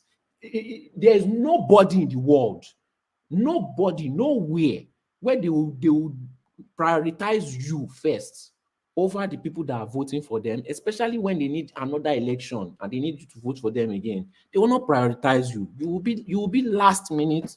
You will be the last on their list, and that's what the project is. They are going to build. I've seen some. There's already street light. To be fair, the Southeast has already had a big project, which is the second Niger bridge. But they are saying that they did not do this the second phase of the project. I mean, I don't know. What second phase? That was the whole thing was completed on Abuari. So then is another propaganda. The same way this Lagos Calabar Coastal Road. You know, just to pause you for a moment, people that are saying that country is transforming at a very rapid rate. That second Niger bridge is a real economic driver. This super highway, a real economic driver. Lagos Ibadan, a real economic driver. The networking of the rail services, a real economic driver. So the evidence is there that the country is transforming at a very rapid rate. So whether people want to complain or not, that doesn't detract from the facts. But the thing is that the uneducated and the people that love propaganda, they are, I would say, 80 to 90% of the internet volume that you see. When they said they found internet cables underneath this thing, these people were getting 10,000 retweets. on their propaganda because they did not post the full news. The Lagos Calabar Coastal Road did not stop. They are just changing plans and work has continued. But when they posted the one that they said work has continued, that thing only got about 100 retweets compared to the propaganda that got over 10,000 retweets. So they like bad news. They love bad news, and they have enough machine to put. That time they were saying, "Oh, people they are paying people online to make good tweets about Buhari." But if that's what APC was doing, how come they are not getting all these retweets and they are not getting these posts? Again, but what do we see that is getting a lot of posts and retweets? It's propaganda. So who is really paying people to push this thing? You would know who if you are looking at it. So one thing I know is when they do their propaganda, they always self-snitch. They will self-snitch before they do what they want to do. Very predictable. I don't know how they don't see how predictable that they are, but you know, Solly always thinks that he's smart. Lol, I beg next person. You see, that's the comment of frustration. You know, if your brain was working, you'll be able to counter my comments, but that's how we see it. Like I said, the uneducated, they don't do any research. They are just angry when you say the truth, and they will start going to go and do prayer meeting against you, thinking that that's what will solve their problem. You know, so that's where we are in this country. Oh. You know, when you see Nigerians outside Nigeria, you think that's the Nigerians that you see in Nigeria too. But the Nigerians in Nigeria, hypocrisy is full. And also, it's government's fault too when they don't teach history in class. You know, even that day till now is going to always be against us. As long as they are not teaching history in class, they will always be able to divide voters, you know, and there will always be confusion in that country. All right, brilliant. Was there anything else you want to speak on before I go on to the next contributor? I'm giving myself a mental health space, so I used to avoid Nigerian news because once I check the comment section, it's insult. See what they did to. I wonder why you get so involved. You know, don't get involved now. I do this every day. I never get it. As soon as I close, I click end stream. That's it for me. I don't care about it anymore. You know, what is personal for me, because I grew up around these politicians, even from the time of PDP, AC, you know, long years ago, I went to school with their children. So when you see the way that they think and talk and act about Nigeria, and you start pitying Nigerians, then you will now go and meet the Nigerians and see the way that the Nigerians behave. You will now understand why the politicians used to treat them that way. You know, and they're always so dumb, thinking that they can outsmart, thinking that their emotions can, you know, and that's why church is thriving in that country. Church should not be thriving in Nigeria. At this point in time, when Naira is around 1,400, 1,500, and people are still going to church, they don't have sense. You know, they don't have sense. They are not ready for action. Nigerians are not, the ones in Nigeria, they are not ready for action. I feel like the Nigerians abroad are usually more active because, well, if you are not active, the society will eat you up. You can be very relaxed in Nigeria. You can be very lazy in Nigeria and you will still survive. You know, so they are very lazy to action. They only know how to talk and insult. All right, brilliant. Stay with us, Solly. Let's see if Kulata is ready for us now. Otherwise, we go on to Ola. All right, I think I'm listening. I'm just multitasking. All right, signal when you are ready. Let's go with Ola, and then when you are ready, just nod me or nudge me. Also, Ola, you're up next. Ola. I greet everybody. You came in as Arsenal, and now you're you know. No, I know we may have so many Arsenal fans, so I don't just want them to throw me tomatoes. So you know, Arsenal actually has the best chance next season. You know, because Liverpool going through a period of realignment, new coach and all that. Chelsea, they sacked their coach. Man U, I don't know if they are going to hold on to the guy or not. So it's only really Man City that, and even Man City, its contract is up next year. So the window opens for Arsenal, but they don't have that. They just can't seem to get it over the line. That's just the problem with them.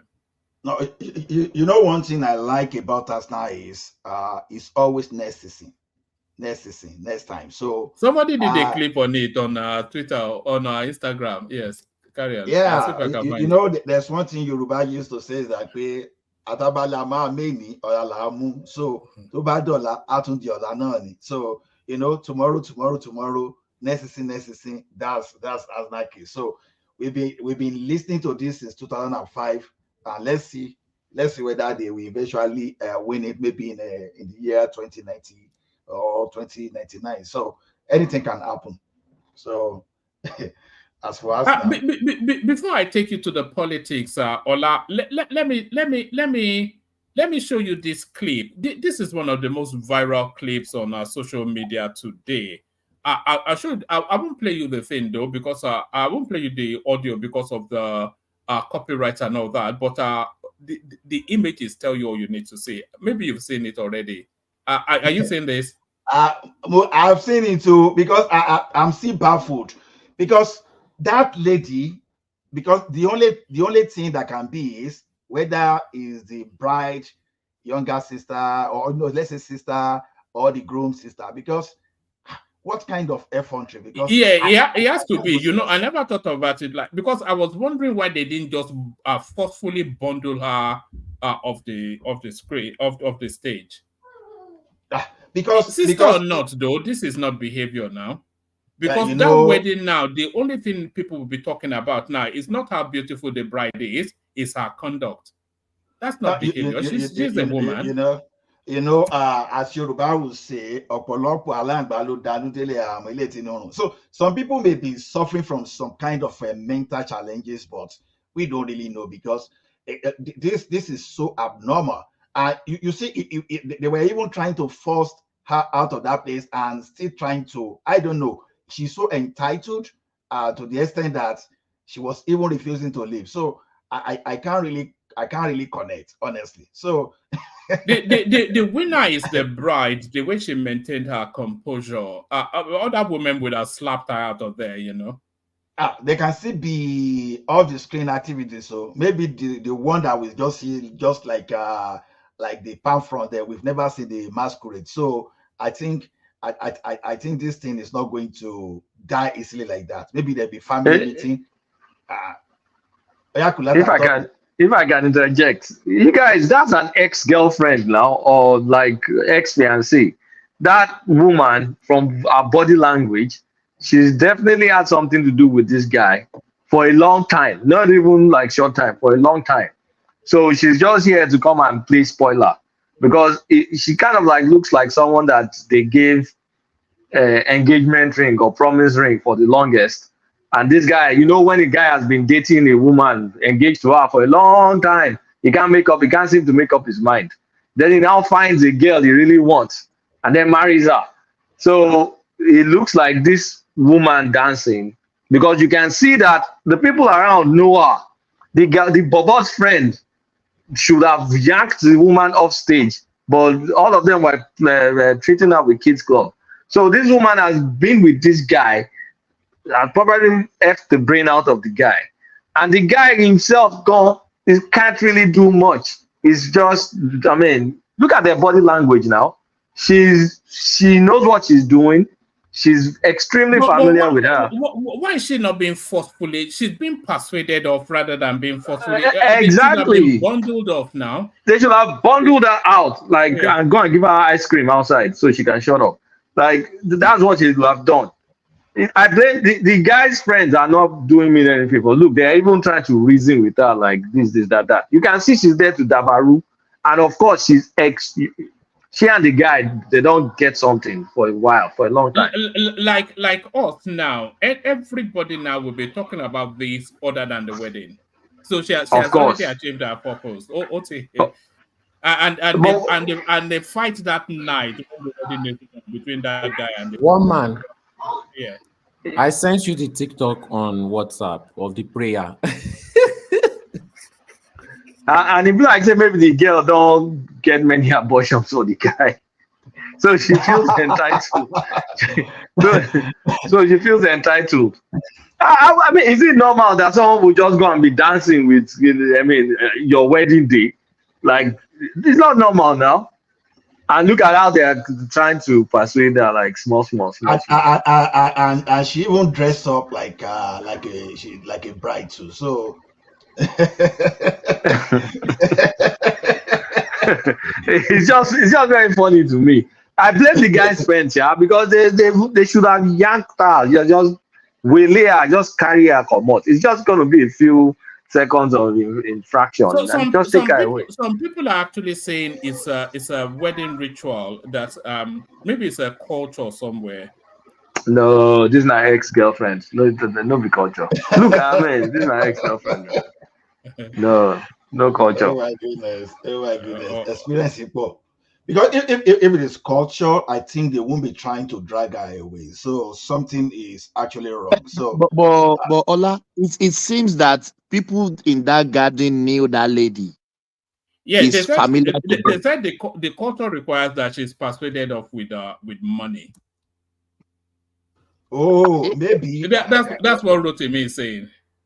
It's possible, though. It's possible. Which culture? This is not culture now. What are we talking about? Look at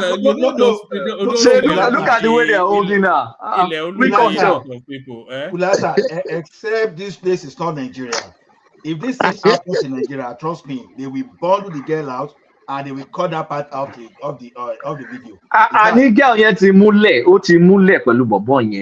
That's why it's a little bit tough. Look at this. Do you know if you notice, even the wife knows her, so that means she's an ex-girlfriend then. She's an ex-girlfriend now. It's very obvious. No, Everybody knows. If it's an ex-girlfriend, then they will probably a bit harsher. It reads more like the sister of the man saying, No,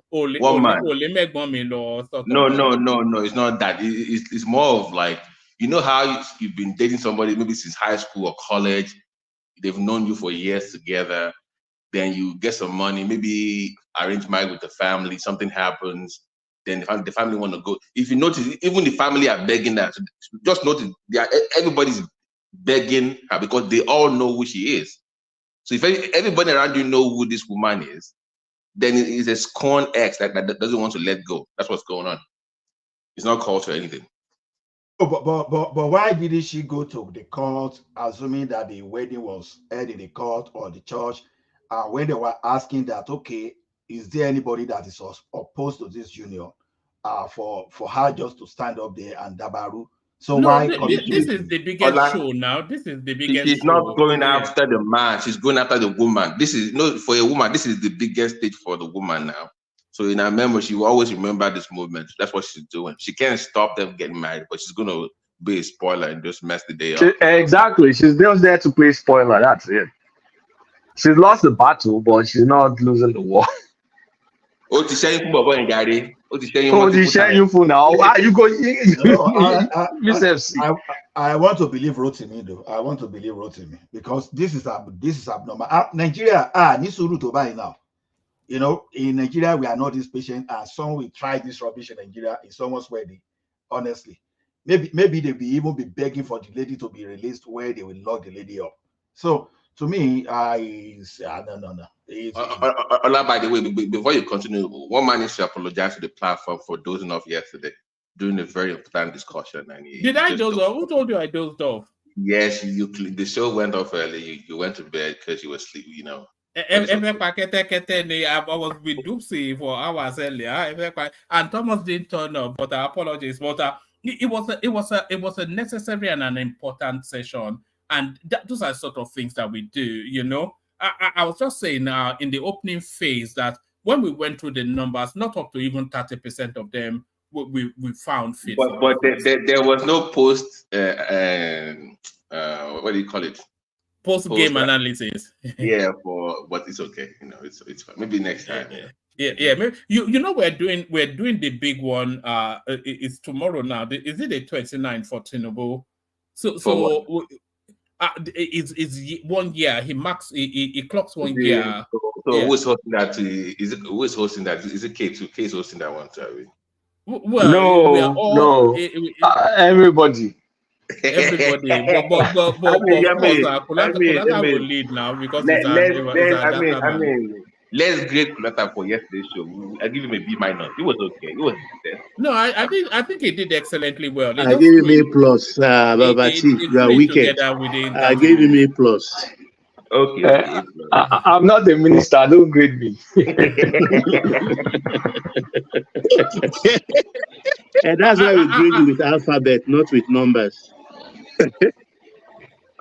And by the way, there's been on this now on this clip we're watching now. There's been a further something. It's not from Nigeria. That's one. It's from Ghana. And it seems to be the tradition. It says that it's part of our tradition. Ghanaians explain why lady interrupted couples dance. So apparently that's what they do in Ghana. You know, one man in Nigeria that will if 40 straight in Nigeria, if 40 straight, you know. But there it is. You saw the even the wife was smiling. It doesn't take it to heart. It's not. She's not angry. I mean, the bride herself was smiling on that video. So maybe it's their custom. Don't you see? Have you seen Ghanaian now building like a motor car Rolls Royce as a casket? They are very crazy in that country. You know that's the profession of the person that dies. They build the coffin in that. If it's a pilot, they build an aeroplane. If it's a lawyer, they so that's. My sorry to interject again before I leave. I have a quick question. So, Kay, you there? BYU in China, they are building EV cars for only 10K.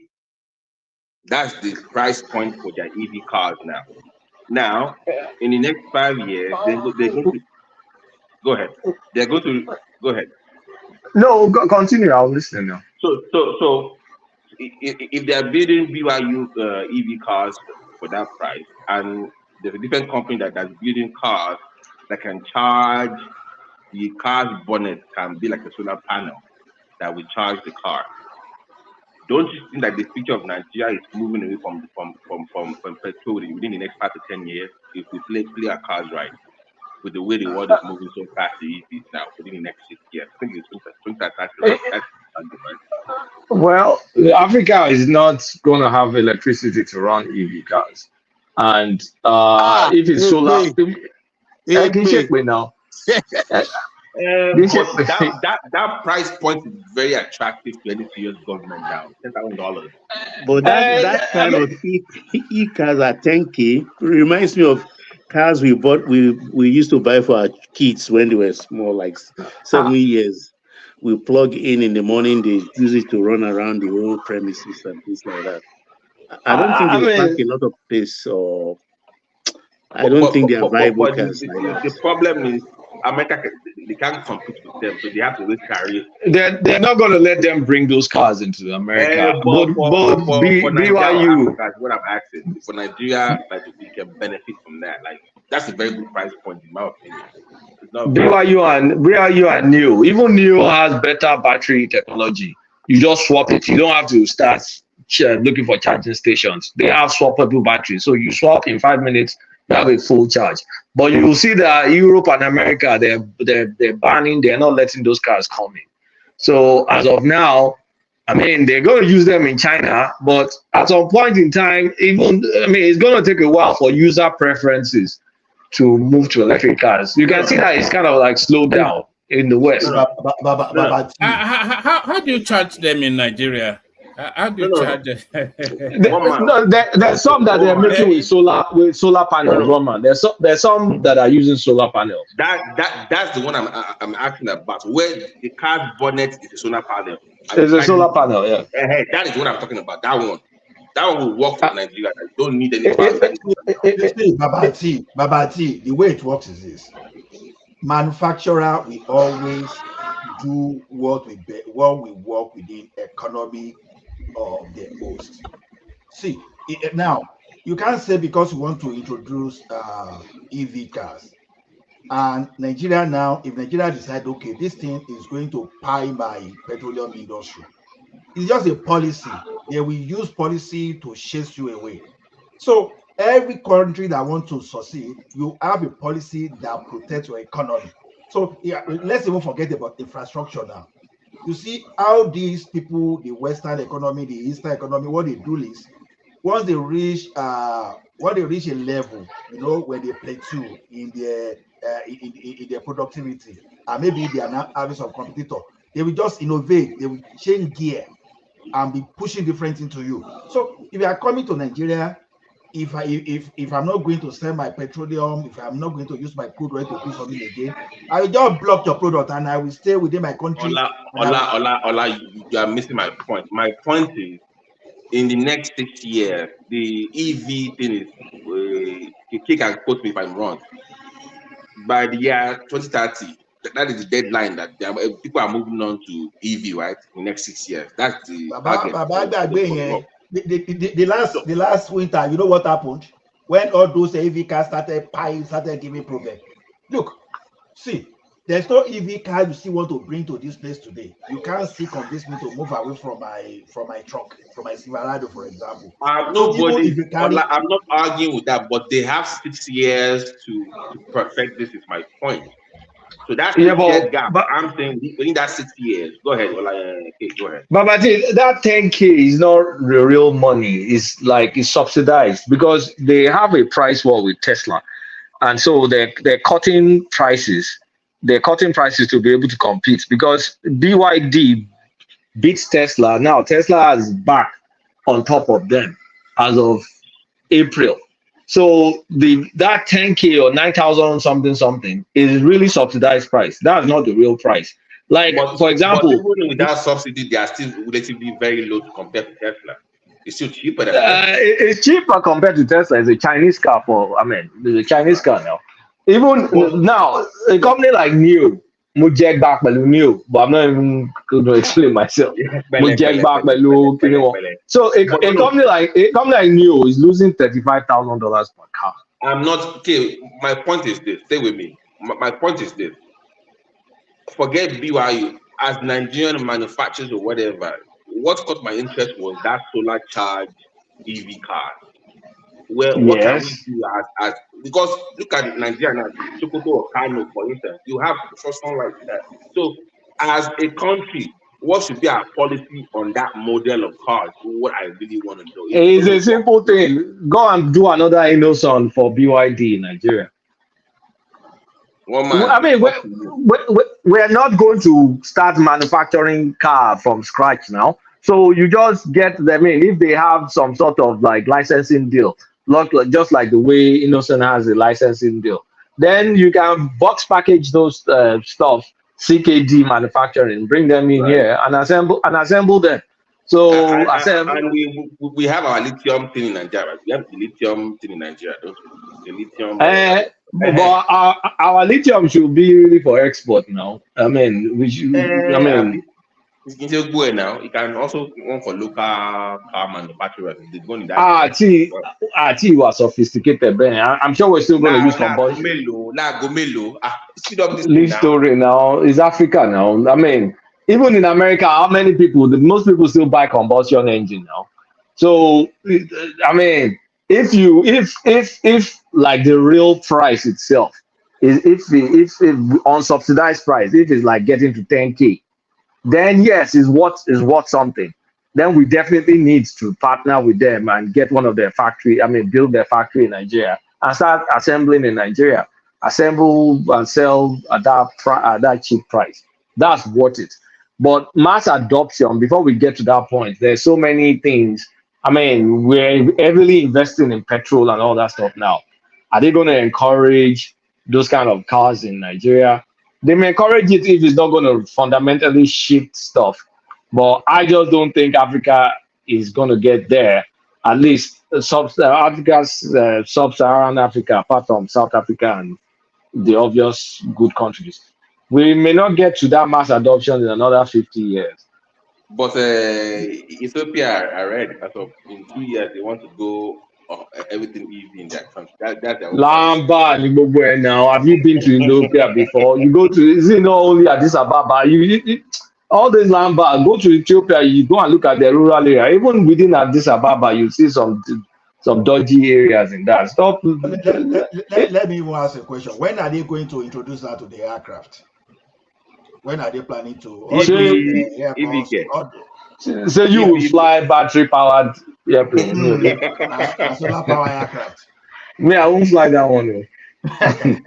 So when people say see diesel engine, diesel what do we call it, coaches or locomotive, you know, some people say they are no longer using, but you will find out that even as I speak to you, even in Canada we are talking here, they are still using steam. There's some parts of Canada that still use steam locomotive. So this technology will depend on what your country policy want to support. You understand? So to me, it's not a threat. The only thing about we Africa is this: we have to stand on our feet. Look, I was saying something the other time. If these countries, if they say, oh, they don't like us again, say they want to buy us, come out. We don't have anything to defend ourselves. The only relationship we have with them presently is just because we consume. So if they do that, who is going to consume? Who is going to be, where will they put the market? So we don't even have anything to defend ourselves at all. So anything they bring to us, oh, today, okay, maybe by the time they exploit the lithium deposit in the world to a level, because they are telling you now that environmental impact, this thing. Nobody is telling you that even mining lithium too has its own danger too, has its own environmental impact. But the story of how crude oil is causing problem everywhere is what they are telling you. But what about the radioactivities in mining? Nobody is telling you, because that one is another challenge. Let me leave it to go back to this. So let me go back just where to pop up and just read that question. Maybe a different time we can have that discussion about cars and EVs on the show. Thank you, Mama. I gotta go. But the BYD cars, they're pretty, they're nice, they're good looking. BYD and Neo, they look good. For people that are going to buy. Yeah. All right. That doesn't bode well for that Gote. That's all I'm saying. But I suppose you can pivot. But back to your Peter Obi and his merger. You see, when it comes to political party merger in that country, the first thing I want to even look at to whose benefit. You understand? And one of the bigger problems in that country is that we have political parties that we cannot clearly separate their ideology, because that has always been a challenge, because everybody, by the time everybody say whatever they want to say the same thing. So PDP and LP merger, you understand, it produces nothing other than selfish because if people think that, those people that think Atiku will retire in 2027, okay, just wait till that time and you'll be shocked, because there's one thing with human being. I won't say African man now, because anywhere it is allowed, human being, they want to sit on that seat of power and pie there. So because they are human being, when it comes to a position of power, they are so entitled, and they believe it has to be forever, because you never know, when people are in power, you don't want thing or the other that make you afraid even to leave that power position, or you just still want to keep the benefit. So to me, 2027 they can match, but the only thing I see there is, if APC, if Bola Ahmed Tinubu will not perform well, and if it will not go ruthless, he might be pushed out the way they put Jonathan out. Because that is why I'm saying that you don't need to wait for a very long time. I think I need to move away from politics anyway. Let's give me another topic, because I don't just see any possibility in that 2027. So I can talk about that Nigerian Airways, that Nigeria Airways, that people, I don't really see why they should bring down Nigeria Airways back. And not only that, I think when we do something in that country, we don't have consequences. You can't liquidate Nigerian Airways. The reason for doing that, the reason for liquidating Nigerian Airways, the one we had before, we've not really resolved that problem. And some people that think their business, the only business they have is the government business, they always find some kind of white elephant project just to use for boju and do their activities. Because when you see countries, I mean progressive countries, where they are moving, government no longer own their airways. To the best of my knowledge, the British Airways is not owned by the British government. Even if they are owned by the British government, maybe it is privatized. Canada Air is not run by the government. It's just a brand, just to represent the country. So, and we have so many airliners in America and in so many countries around the world. I don't know why Nigeria, because our situation is so complicated with this mentality of quota system and national kicking, that we just want to find every way to redirect money to what is not going to be efficient. If Ajaokuta were to be a private entity today, maybe you privatize or you allow the player like, because I know many people will not quickly wake up that even limestone is a solid mineral, for example. If Ajaokuta today were to be in such a way that to give license to the likes of Dangote now, just using Dangote now figuratively this time around, private investor, just to develop Ajaokuta and to be paying tax and to use Ajaokuta to develop our economy, by now we won't still be talking of Ajaokuta. See how many decades we'll be talking on Ajaokuta. And why is it that way? Because it is run by the government. And anything run by the government, people just see it as just a way. So to me, Nigeria Airways, not only they should suspend this, I think when we have things like this, I don't know, there should be some consequences for those people that brought it. Now, we've wasted money now on this. Some people probably embezzled and they went away with that, and nobody is even bringing them to taking them to court and let them. No, Sirika is in court already, and his brother. Who? The last aviation minister is in court. Okay. 2 cases even. That the day they convened them, then I'll be so happy, because there's some kind of prosecution too that is just meant for political bargaining. You do it now, but when it's come to the time of politics, you use that to bargain. So what I want to say is, when you are wasting public funds, let there be consequences. You understand? Because as a result of wastages like this, that is why Nigeria is in the type of economic hardship we have today. And we can't continue with all this with all this rubbish. So to me, it's a welcome idea, but it should not stay like that. And the best way to make sure that this thing never happen again is for the government to make sure that he give confidence to some private sector, private operators, to be the national carrier. You've done it in the telecommunication. I don't know why it is difficult to repeat the same thing in other sector. Today, if Nitel were to be our national operator, you can just imagine what will happen. Probably we won't even be able to communicate. Our Nigerian people, brother, we won't be able to even communicate with us. So there's nothing bad if you get some private operators that government can back. You can back them in different ways, by whether subsidy, whether by tax, holiday, or whatever you want to do. Let them operate and let them be the pride of the country. So we don't need any federal government to run anything to the extent of now using quota system again to now be taking our money. So I think it's a welcome idea, but it's not welcome enough until you are able to plug that hole, so that one person will not go there tomorrow, come there tomorrow and you see that loopholes again, I will try to revive that.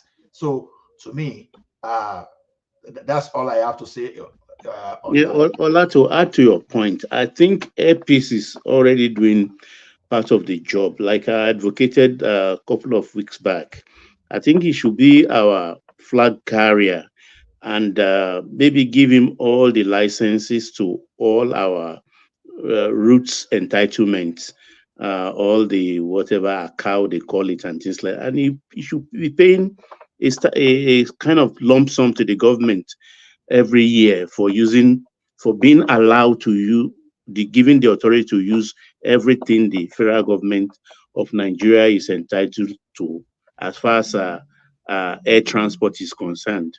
So the government will be making money and Airpeace will be making money and our pride will remain intact. That's what I think they should do. Yeah, I agree with you, but you know one thing is this. What I expect from the government is this. You can see why it is so difficult for the National Assembly, for example, to upturn the privatization or how do we call it? How they dissolve NEPA, or you want to call it the unbonding, rather, yeah, unbonding. So I know the one Jonathan did was not okay enough, just because that sector then was still exclusively the right of the federal government, within the domain of the federal government. So what they can do in this Airpeace is this: you call them, you can have some kind of, like, say, maybe 30 years kind of operate, and for to make it impossible to reverse, number one, you give Airpeace or whoever you want to give, you give that those people target, that if they do not meet that target, then you can withdraw the license. Again, if the government is going to withdraw and go back on the agreement, just like they used to the policy somersault around our refinery there, all those excuses they give, that up to Dangote, the time of Dangote, we never had any functional refinery. So you can do things like that, okay, so that if anybody want to take that thing away from those that the government has given that license, just that you cannot go to Globalcom today and retrieve his and withdraw his license. Just make sure it is almost. Yeah, you are making a good point, because we missed that boat. Imagine if Dangote are taking over the refineries at that $770 million he paid for them. I mean, look at where we'll have been today. All this problem wouldn't have been there. But Yaradua called him and gave him back his money, $770 million. And those refineries today, what are they doing? And they've used that refinery to siphon more than enough money within that time. So to me,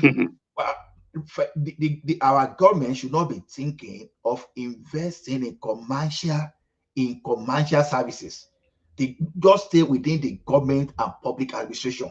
Stop anything like financial. So stay within your tax collection and let the private people do their things. Run business. That's what private people do. Run business. Government is not supposed to run business. It's governance. Exactly.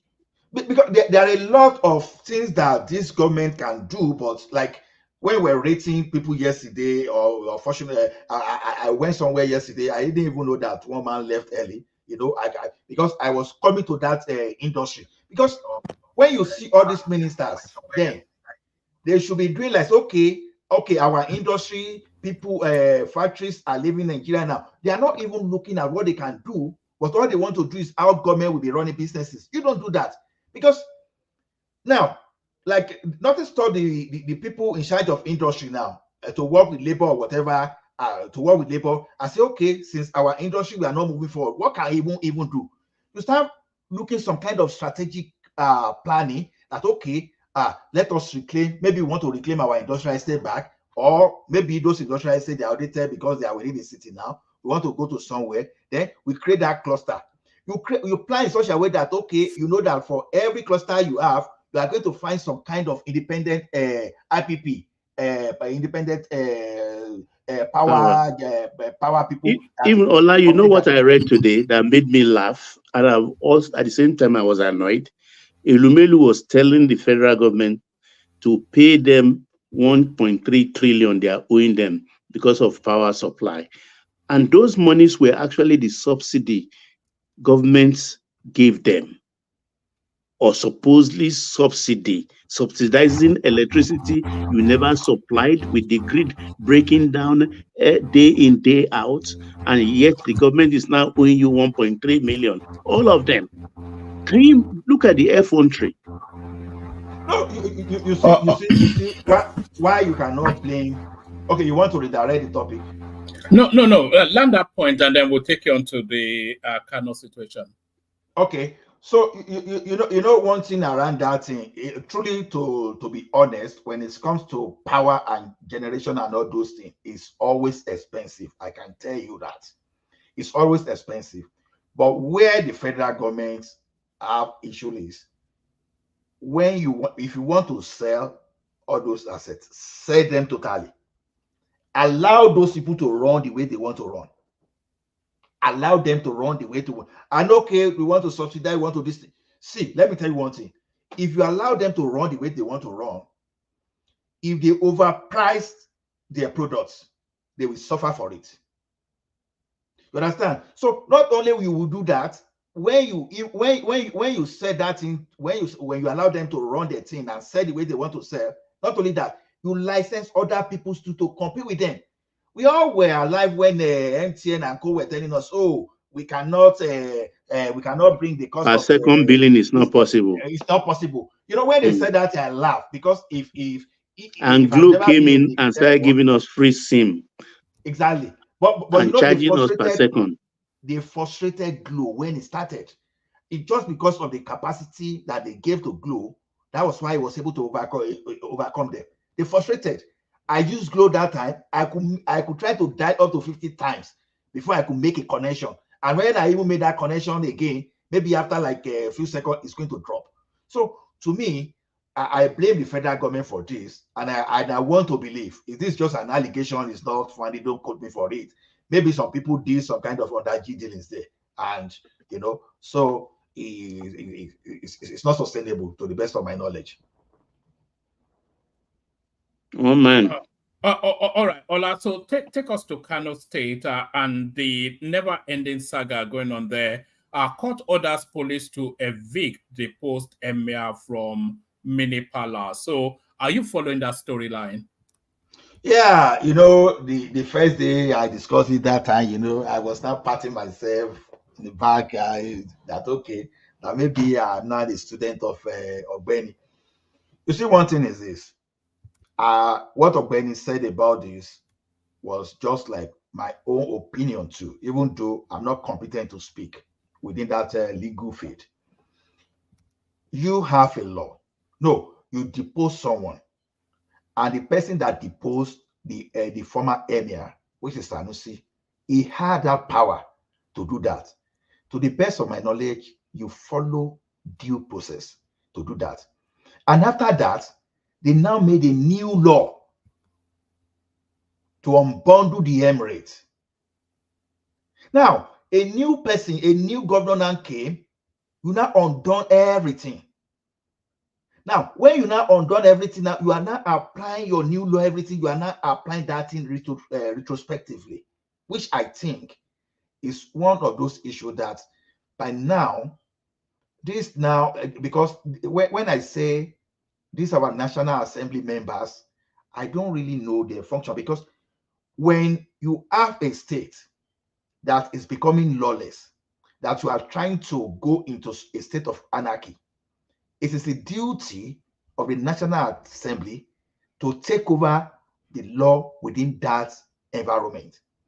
So I don't know the court that is giving order. I don't know how they manage to deal, but to the best of my knowledge, the other time, I think that is this Federal High Court say just give a stay of execution of what they did before. So which of the court gave this order? Now I don't know. Is it the State High Court, or which of the court gave this order for police to evict the post emir? Is it the state court? I'm not sure, but the sentiment, because I only just read the headline, I didn't really go into the body. It says the High Court of Kano State has directed the Commissioner of Police in the state to evict the deposed Emir Aminu Adobayero from the Mini Palace in Nasarawa area of the metropolis. So But I think somewhat is the federal space turning against him. That's just Okay. That's what struck me when I saw it. Okay, because if it was federal high court that said they should stay, they should maintain status quo, and the state high court is giving a counter order, then that the crisis within that environment, we should all be worried, because we have some leaders that they are not leading by example. We have the leaders that are supposed to be upholding our rule, our laws. They are the one even using politics now to destabilize. Because I still don't understand how you can use law. You understand? When we are not in the military regime, you want to, we are not using decree like the one that, like the decree 4, like all those decree that Buhari did, those that we do a decree now and we apply that decree to what happened 10 years ago. That's criminality of power. Retrospective laws. They were doing then. That is crazy. You don't do that thing. And as far as I'm concerned in Nigeria, if it is UK now, I will understand, because I know that UK, correct me if I'm wrong, that they use parliamentary supremacy. You know, the courts can make a law and the parliament can decide to say, okay, no, this is what they want, this is what you want. You understand? Like the case of Abramovich now, for example, when your court ruled that this guy has not done anything, but when the parliament wanted to see this guy out, they use parliamentary supremacy. And I know something like that too is in Canada. They call notwithstanding. There's called notwithstanding clause.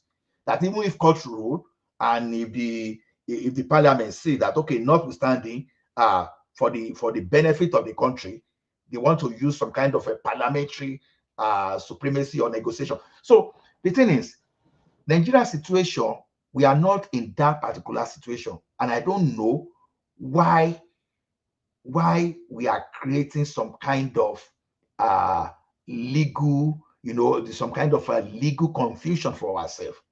So to me, when they ask God, I don't know. Like I said, I don't want to speak like a lawyer. I don't know anything about this.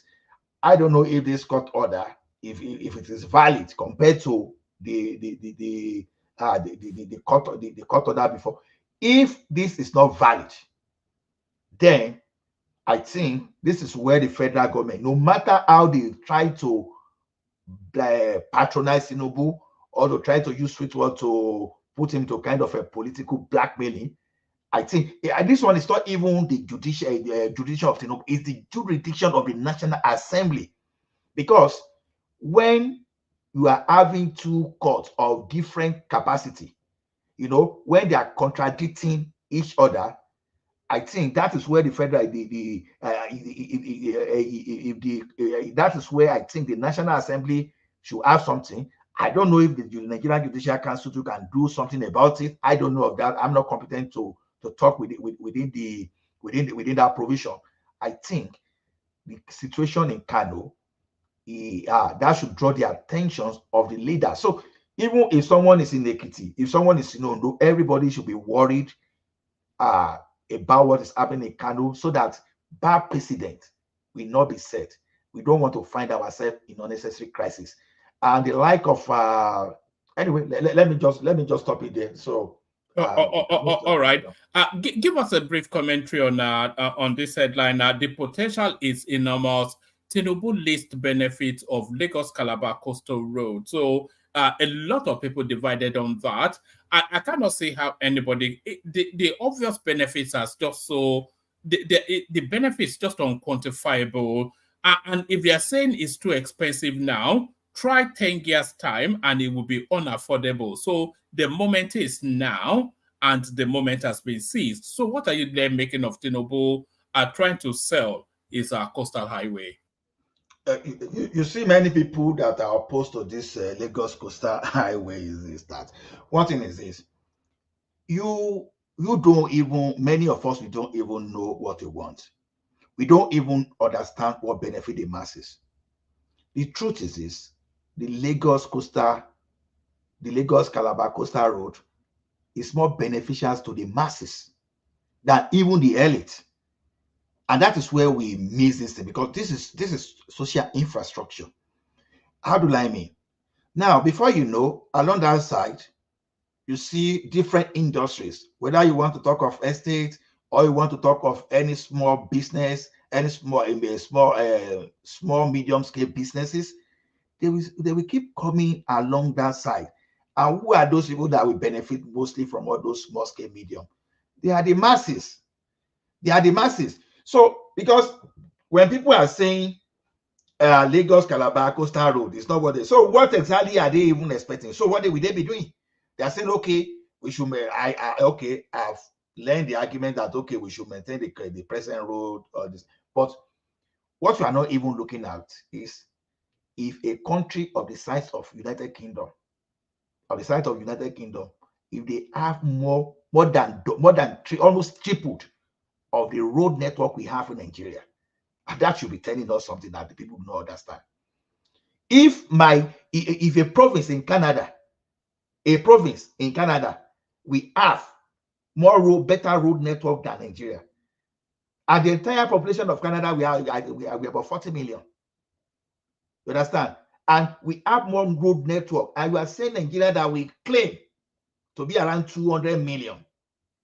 We are saying our road, because what we don't know, we need, as a matter of fact, we need at least 6 times of the entire road network we have today in Nigeria. So we are still crawling. We don't have enough road, because it depends on, that's why this type of forum is good to educate people. If people can connect road to economic activities, if you can connect it to security, if you can connect it to so many things, even to a better life expectancy. You understand? Because now look at you. You are inside traffic. You are inside the traffic, and someone is just pushing some kind of carbon monoxide into your nostril, and you are inhaling so much.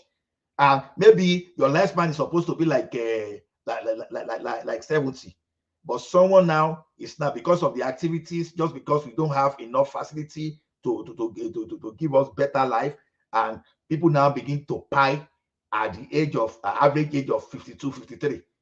So before we criticize things, we should try, and even because before now, you will need a professor to help you refer to a book.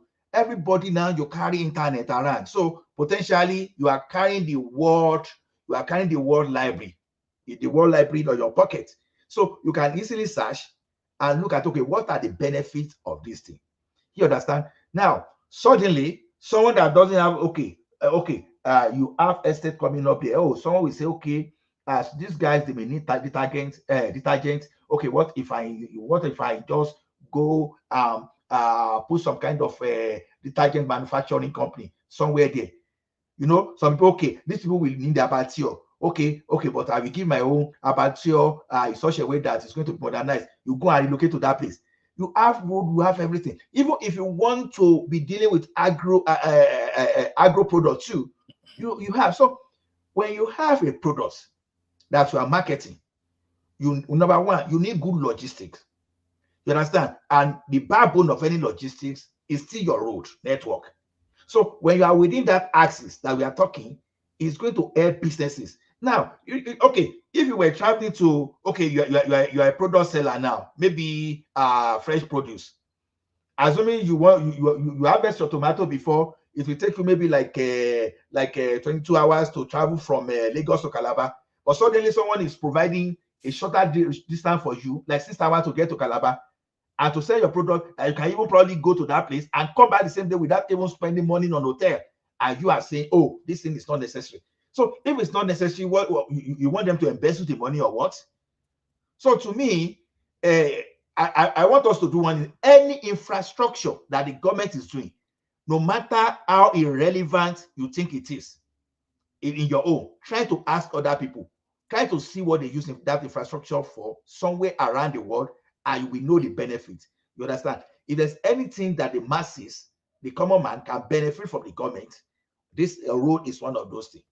So just imagine in Lagos, if we have third mainland, fourth mainland, maybe we have fifth mainland, that in such a way that, okay, do you know what it means that you want to resume work at 8 o'clock and you wake up 4:30, and just because of traffic, you are leaving your home. You are leaving your home around 5:15. So to get to office early, because you know you are going now. So and you are coming back in the night, you have to wait till 10 o'clock just because to beat traffic. Simply mean you won't be able to sleep for more than 5 hours in a day. So those are the things that we need. Those are the way we are supposed to look at it. Because I know if you give some people opportunity, they will tell you that even all those red line and blue line in Lagos, they will tell you they are not necessary.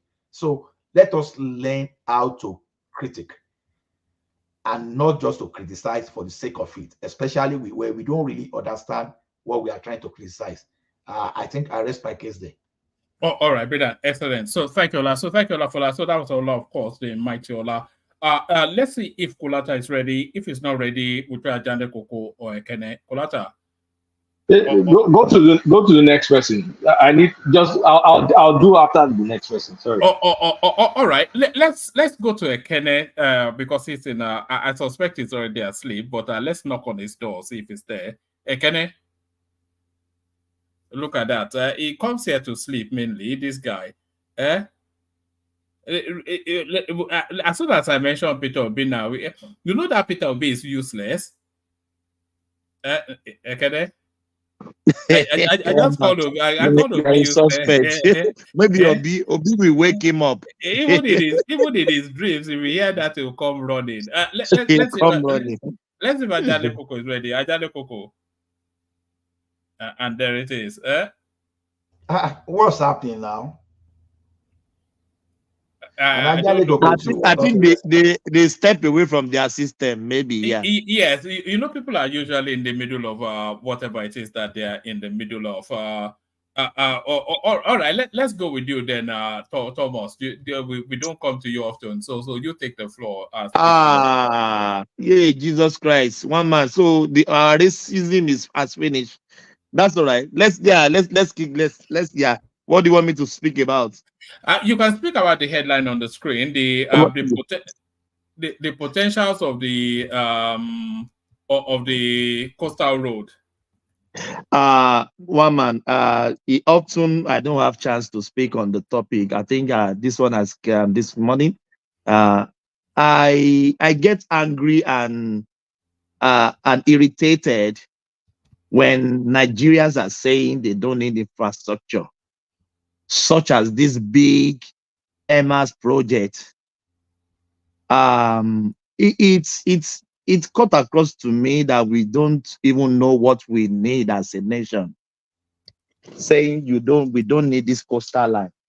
And I often hear from people saying, don't worry, they just do it for Lagos boys. They will just do the one in Lagos side. That is how it's going to end. I don't know why Nigeria has that myopic and just backward mentality that no, they kick off the project because of the Lagos boys. So immediately they finish Lagos part, they will abandon the rest. I don't know why we are getting that from. I often say this: the blue line and the green line or gray line, or they are doing in Lagos. I don't know how many colors they have there. Do you think that narrative pushed Tinubu to ask them to start from both ends? You know, it's now asked them to start from Calabar, so to start from both ends of the thing. Do you think it was that Lagos-centric something that pushed him to do that? I can say yes. And you often see, one man, if Tinubu roll out any policy and there was big protests and people were saying this, you often see sometimes they will say they suspend, sometimes they will say they stop it. So I think it's listening to people. If we say that it's not listening, that means we are deceiving ourselves. I can't even count. I've lost count many policies they've rolled out. Sometimes they will say it has been suspended for now. Sometimes they will say it's been stopped. So if they want to start from the both end, at least that should give us some the iota of truth in what they are doing that they mean business. I often make this example about this Lagos rail line. And if some people are saying these are coastal lines not pass through their domot. Lagos train now flying everybody. Did anybody have said, Igbo, don't enter this train, no? Hausa, don't enter this train, no, because it's in Yoruba land. Yoruba, Hausa, Igbo, all ethnic in Nigeria, they will enter the train. One man, I make mention of what they call it, the Lagos Abeokuta Ibadan train Buhari did. My sister said if it's only that one Buhari did for herself, because it's really benefiting that train project infrastructure. One man, the train now, you book your ticket online. They've stopped any intermediary collecting money in the train station selling tickets. That is done. When they started, that's what they are doing. It's about sustainability, because I will only get excited by all of these things if in 5 years' time they are still running. Nigerians have this habit of running things to the ground. One man, I think this administration now, I think the maintenance culture, at least one man, I can say categorically, since they kick off this train Ibadan Lagos one, he has never stopped one day. That's all well and good, but when Tinubu leaves and he hands it over to Danladi, Dandongo, who's just one man, when Buhari was there, it was one man. When Buhari was there too, it was running perfectly. I've made the example, one man, commissioners, Lagos, Ogun State commissioners, their convoy will bring them to the train station. They join the train station if they have any assignment in Lagos. Lagos State will send their convoy to pick them up in Lagos. My sister is work with governors, work in the governor's office. Many of their commissioners, they are for the governor. They fly on train now, one man, to Lagos.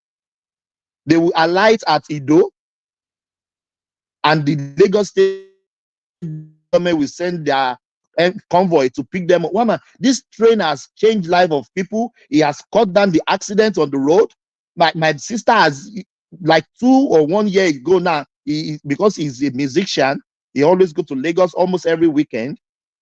He has stopped. She stopped driving to Lagos. You know, one man, the stress, the fuel, the tear and wind of your engine. Do you know how this train has changed the life of people? This coastal line we are talking about, one man, somebody is telling you they are cutting your hours travel to Calabar, maybe 15, 20 hours to 8 hours, 7 hours, thereabout. And some people, I don't know what they are thinking in their head, are still criticizing these projects. That there are bad roads. Why are they not fixing the bad roads? Why are they picking up new roads? It's politics, isn't it? It's politics, it doesn't make sense, one man. It doesn't make sense. Even the surprising thing, Thomas, is that while the project lasts, the thousands, tens of thousands of workers that will be working on that project in the construction site, day and night, day and night, and you want to throw that away and you complain there is unemployment? I don't know. The only way to get employment. I don't think some people are living in Pluto or in Mars. They don't even know what is going on in their surroundings. We are clamoring for it. It's only when I go to Nigeria, I will fly on that road. I may not even fly on that way. I'm not planning to go to Calabar. But it's for Nigerians. I don't see anyone with good brains will criticize this thing. I'm sorry for saying that comment. Because it opens job opportunity, it opens many things. People, it is a big woman is a big opportunity for Nigeria. So but Thomas, who are the kind of people that oppose it? What is common to them? The people opposing this road. They are obedient now. Most of them, they are obedient. Heavy obedient. They don't want Tinubu. There is nothing Tinubu did that makes sense to them. They don't have a road. It's just a road. Yeah, but do you not see it as fair criticism? If Tinubu does good, then it disadvantages their political ambitions. Oh, But they're one not man, in but not for ambition for 3 infrastructure. years. Not for infrastructure, one man now. For anything now, that is the nature of politics now. You cannot you always try to diminish any achievement by your opposition now. Is that not the way it goes? But one man, when he gets to some stage, some people will open their eyes and what are these people criticism? What are they criticizing about? This is for Nigeria. This is not for Batifiers. It's not only Batifier that will plow that road. It's not only articulated. It's not only obedient. Everybody is going to plow that road. Maybe I'm not planning to go to Calabar one day. I might like to go to Obudu ranching something in the future because the road is good and I have to drive in a couple of hours. So what is the critic about? I don't get it. I don't get it, one man. This project is good and our time also Abi. This is enemy of progress. Anyone that kick against this project, you are saying it in Yoruba, I'll say it in English, so everybody can understand. You are enemy of projects. You are enemy of progress. You are enemy of Nigeria. If you are talking bad about this, that they should stop. Some say they should abandon it. They should use the money to go to IDB camp in Kano. They will just say it doesn't even make any sense, one man. It doesn't make sense. You see, the only thing that stops that road is if it is not necessary. If people are saying it's not necessary, then that's an argument. But if it is necessary, if they don't build it now, it's more expensive to build it next year and following year. It's increasingly more impossible it's just to build like it here. Jakon, the metro line was stopped by Buhari Diago. And today, look at the cost. Then it was $500 million. The Jakon, metro one. Only God knows how much Sanwo-Olu is using now. For this Endless blue billions, yes. Endless billions. So if not now, when? Sir, I even think we plan for future. This country I am, sir, on our road, put a counter on the road to know how many cars pass through this road this week, how many cars been passing through there 10 years ago. Now they knew that the road is due for expansion. And before you know it, a 2-lane line road, they will start expanding it to 4-lane. They start expanding it to 6-lane because they plan for future. This road is for future purpose. It's going to change lives. More people will want to visit Calabar. I've never think of visiting Calabar before. I may say I want to go and visit there. I will lodge hotel there. I will bring money to Calabar. The advantages are enormous. They are enormous. So, woman, that is my own submission. Some people may cry to heaven on comment section. I don't care, but that's my own submission, woman, about this question. All right, take us to Kano State. Do you have any thoughts on the goings on there? Yeah. About Sanusi, isn't it? Well, are you talking about Sanusi? Yeah, this is more about Bayero now. It looks as though that battle has been fought, lost and won. It looks as though now they're asking Bayero to leave town, essentially. But if they dethrone him, must he leave town? Abi, they want to do as what they did to Sanusi to him as well. I think that's the custom. You cannot have two kings in the same domain. But he has been dethroned. It can never be there can't be a two king. Yeah, but Nilara now. I know. Yeah. Even for his own respect as well. And I think Sanusi left then as well.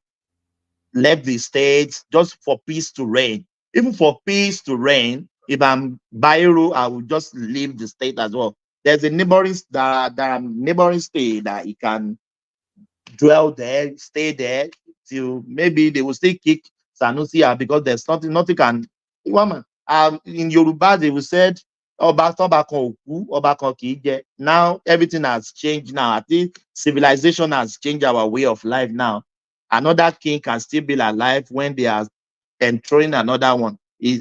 I've never heard that one. Maybe it has happened in Yoruba land before. I don't know. Maybe they have dethroned king in Yoruba land before. But I think in Yoruba land, if one Oba did not die, there's no another Oba will The be ex-Olowo enthroned. for was dethroned 1965 or 66. I can't There you remember. go.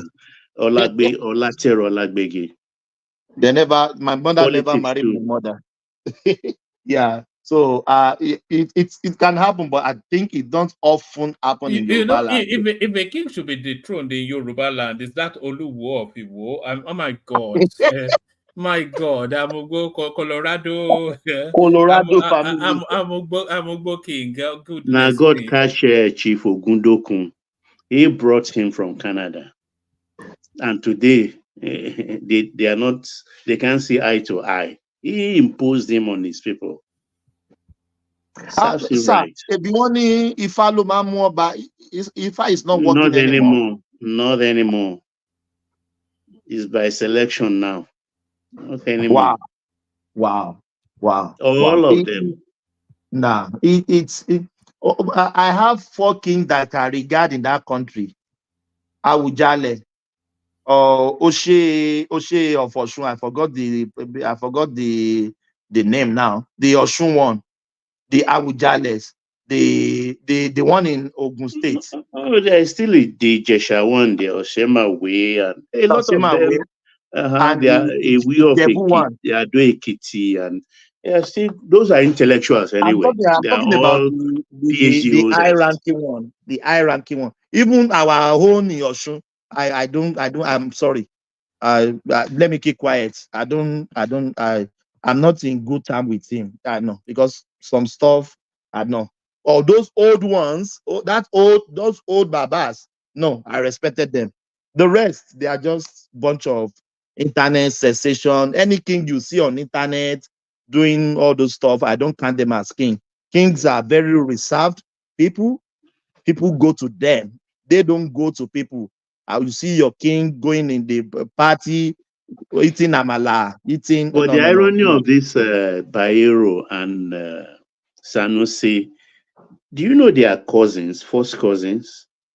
And the two of them shared the same room when they were just barely into their teenage years. They're very good friends.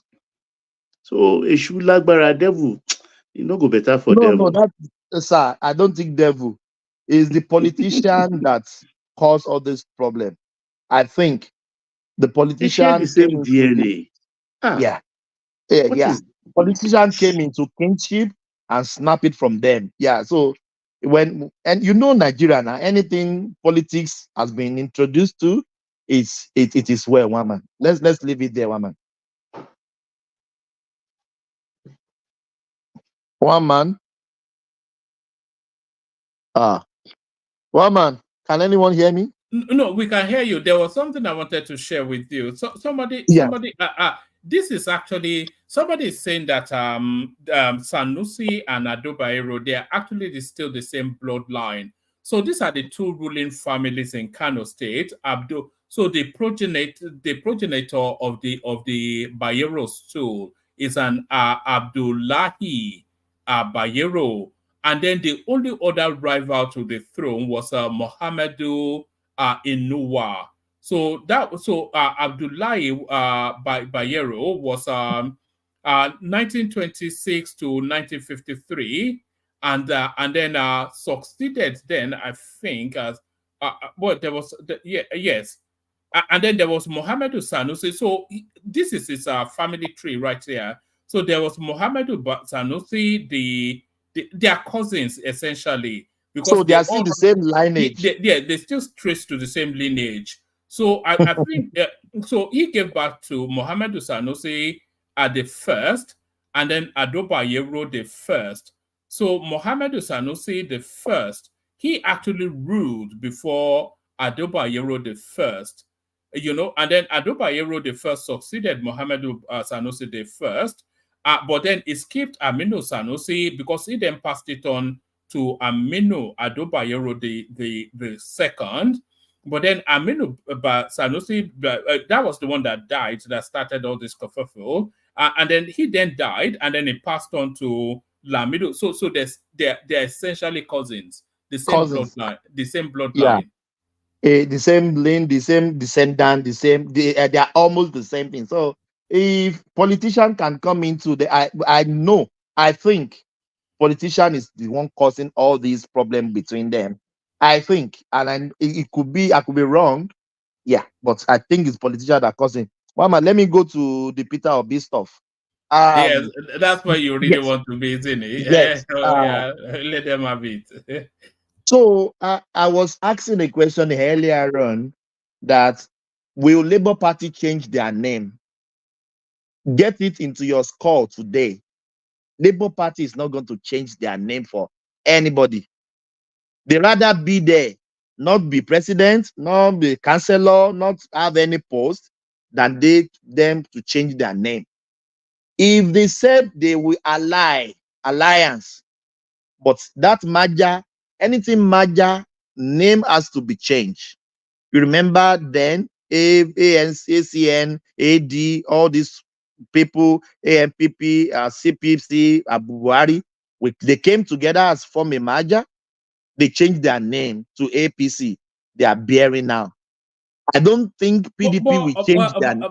But Thomas, if they form an alliance, this is probably when it comes next.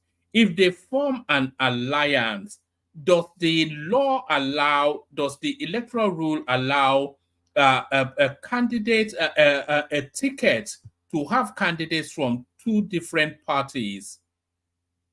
That will not be possible. So it cannot work unless they merge. Yes, because I'm not sure you can have a presidential candidate from Labour Party PDP, and then a vice from PDP or the other way around. No, that will not happen. And I'm telling you for facts today, Labour Party will never change their name. Of all party in Nigeria, they will never change their name. I think PDP too will never change their name. We can say PDP. It is more likely for PDP because that Labour Party is part of a global family, you know. It's not just it's part of a global, it's a workers' movement. It's a global workers' movement that has, yeah. If it's not because one man, Labour Party has been hijacked, you know that. You know that. So Labour Party will not change their name.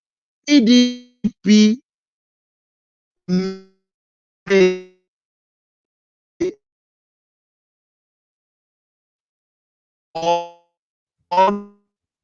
Thomas, you are ding-donging your connection. Yes. I think maybe it's yeah. Can you hear me now? Yeah, you're back now. Back now, yeah. So I said PDP may or not change their name. Because for now, this dispensation that we are from 1998, 99, thereabout, they are still the oldest party. So PDP will never change, may not change their name. So where is the merger coming from? If say they want to align, how do they want to align together? Unless they carry the ticket to PDP, Labour Party gave Peter Obi the PDP ticket, and they will Peter Obi will persuade his followers to vote for him on PDP ticket. That is the only way it can happen. And let me tell you, Atiku is still coming back. Atiku will never go until he dies. He will still run come 2027 unless he die before then. So get this clear. So all these we are coming together. I remember Baba was asking Passad earlier on, said, let's Passad be clear. Are they merging or are they realigning? Or he doesn't even know what to say because the permutation it doesn't work. Do you think Peter Obi being open to this merger is that recognition then that the obedient movement is not sufficient enough to progress him in politics? They cannot. Because it has shown in the last election, one man, with the movements, with the shouts, with the kerfuffle, with the insult, with the everything they did, they still came distant third. One man, I said it before election, I said PDP, APC will still become first and second. If you remember, I said it. You can't win election aside for these two parties because they have everything it takes. Almost every local government, they have their ward, they have their house, they have meetings. This party are very strong.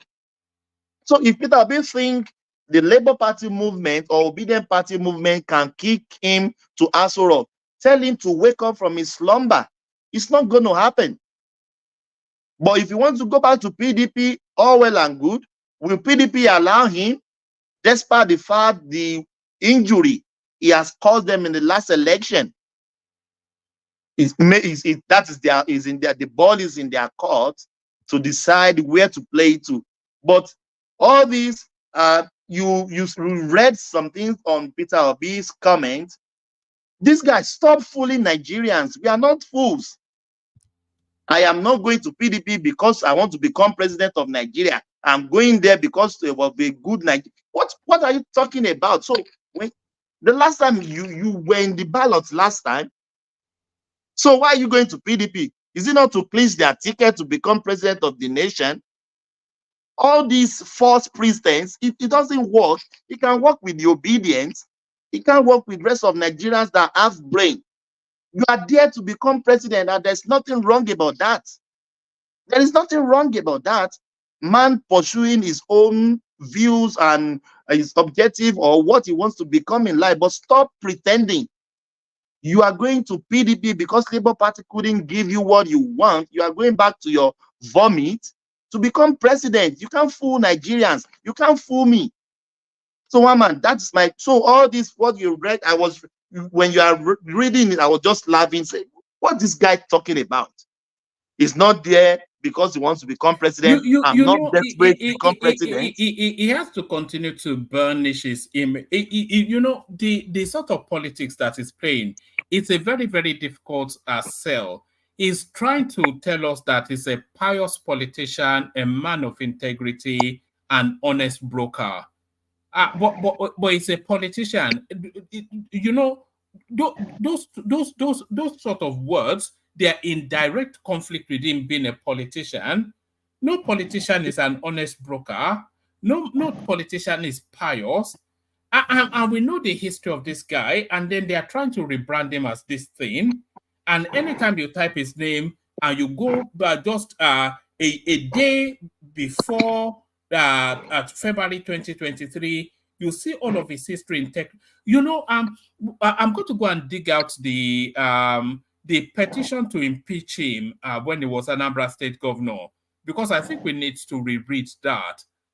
This guy, a lot of the things, if you look at Tinubu, for instance, they say alpha, beta this, alpha, beta that, but they've not been able to nail anything on him. This guy, he was he moved the state fund into a bank that is the chairman of. He used the state money to invest in a brewery that he is a part owner of. He was making decisions outside of the National Assembly, all of these things, Pandora Papers, the 200 million naira in cash. Cash. Imagine if that story. For 7 years, no local government in place. No local government, the killings. There was when it just the extrajudicial killings, throwing people in the river. All of this. Imagine if that was Tinubu's storyline. Imagine if all of those things were under Tinubu's name. But what are they? They are selling. Yeah, they are selling us to us. Yeah, but they are selling us to us now as a. And these are documented facts, by the way. These are documented facts, and they're telling us this is a man of piety. You know that in that Pandora Papers, he hid it under his daughter's name, Gabriela, and then he used a proxy, What about some Swiss 200? Italian guy. What That was about the 2 million? proxy. I mean, What about 2 million? 2 million, some 2 billion? They said his wife spent on traveling in Caribbeans and everywhere. It's just I know one man. I'm saying I'm speaking for myself. I can't be fooled. Let's hear from Nnamdi Kanu. I think Nnamdi Kanu has something to say on this. We are also reporting that P2B, everybody seeks umbrella under Nigeria. P2B is today telling us that he is also commending the Nigerian army for keeping Nigeria as one. These are the people that will defend him when we come after him. This is the criminal that stole money belonging to Anambra people to go and build a shopping mall in Abuja. P2B. He is now hailing Nigerian army for keeping the country together, the people that killed his own people. When I tell you that P2B was bad, people thought I was joking. Have you now seen it? He's hailing them for killing his own people, keeping Nigeria as one. And these are so-called Igbo people. Igbo men. Maybe his Alhaji boyfriend has told him to do that. People don't know that P2B sleeps with other men. People don't know that. All right, enough of that. But enough of that. Where did you get this one? Is a batty boy. Is a batty boy. It's a batty boy. You see, is that there? It's a BAT. It's a bat.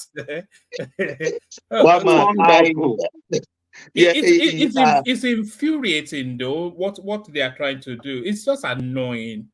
You know, when we know this guy and you are telling us he's a criminal now, who doesn't know that he's a criminal? One man, if you remember vividly, you brought some articles on this platform reading how Peter Obi run Anambra. Then he has not even asked anything to do with presidency.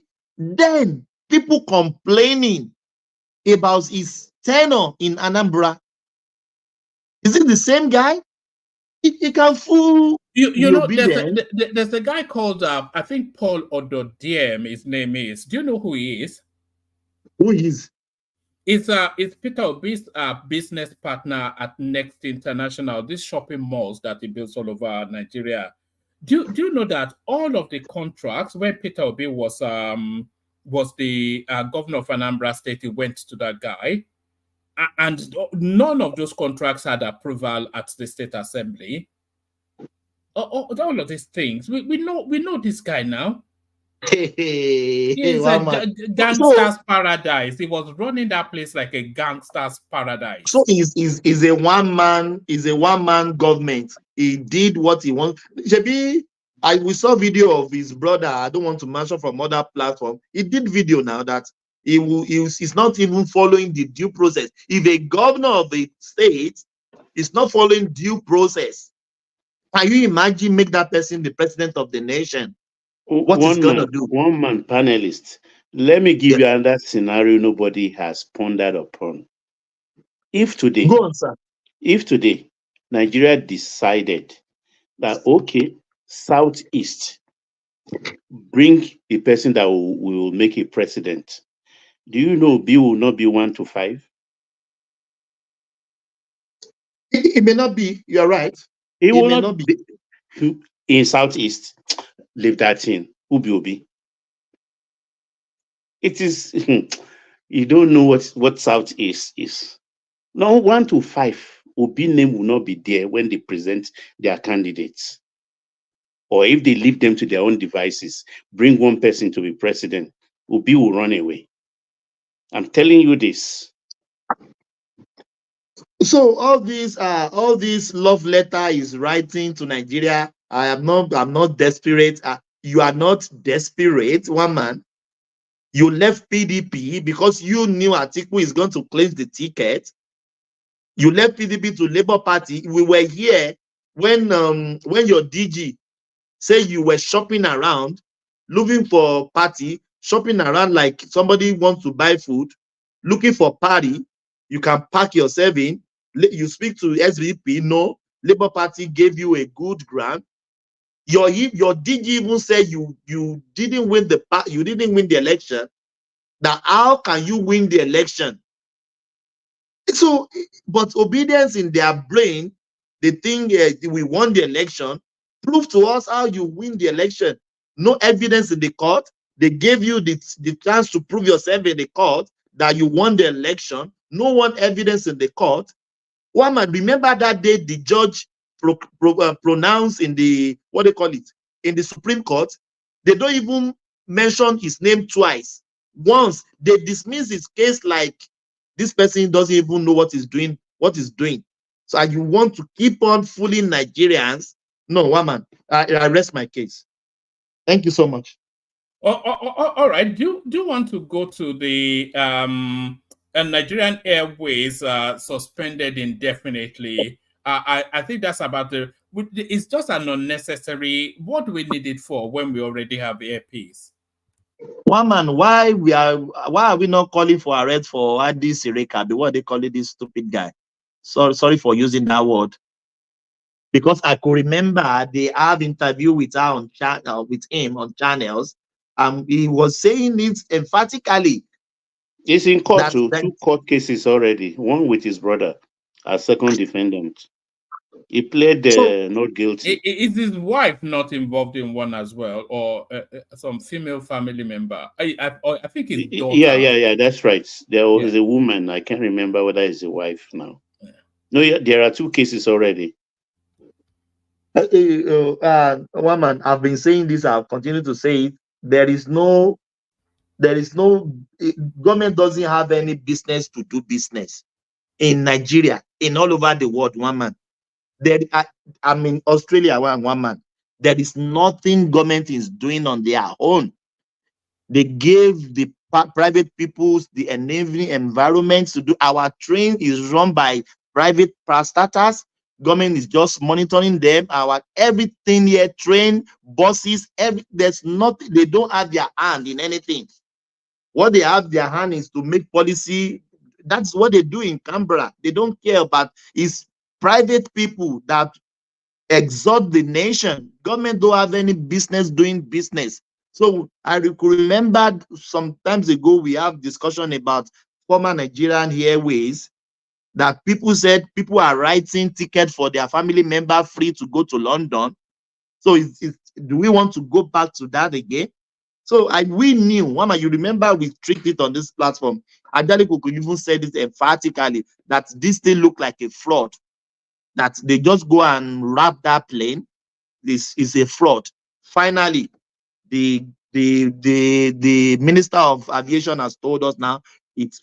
Woman, what is Kiamo really telling us? Woman, he's telling us this thing is fake.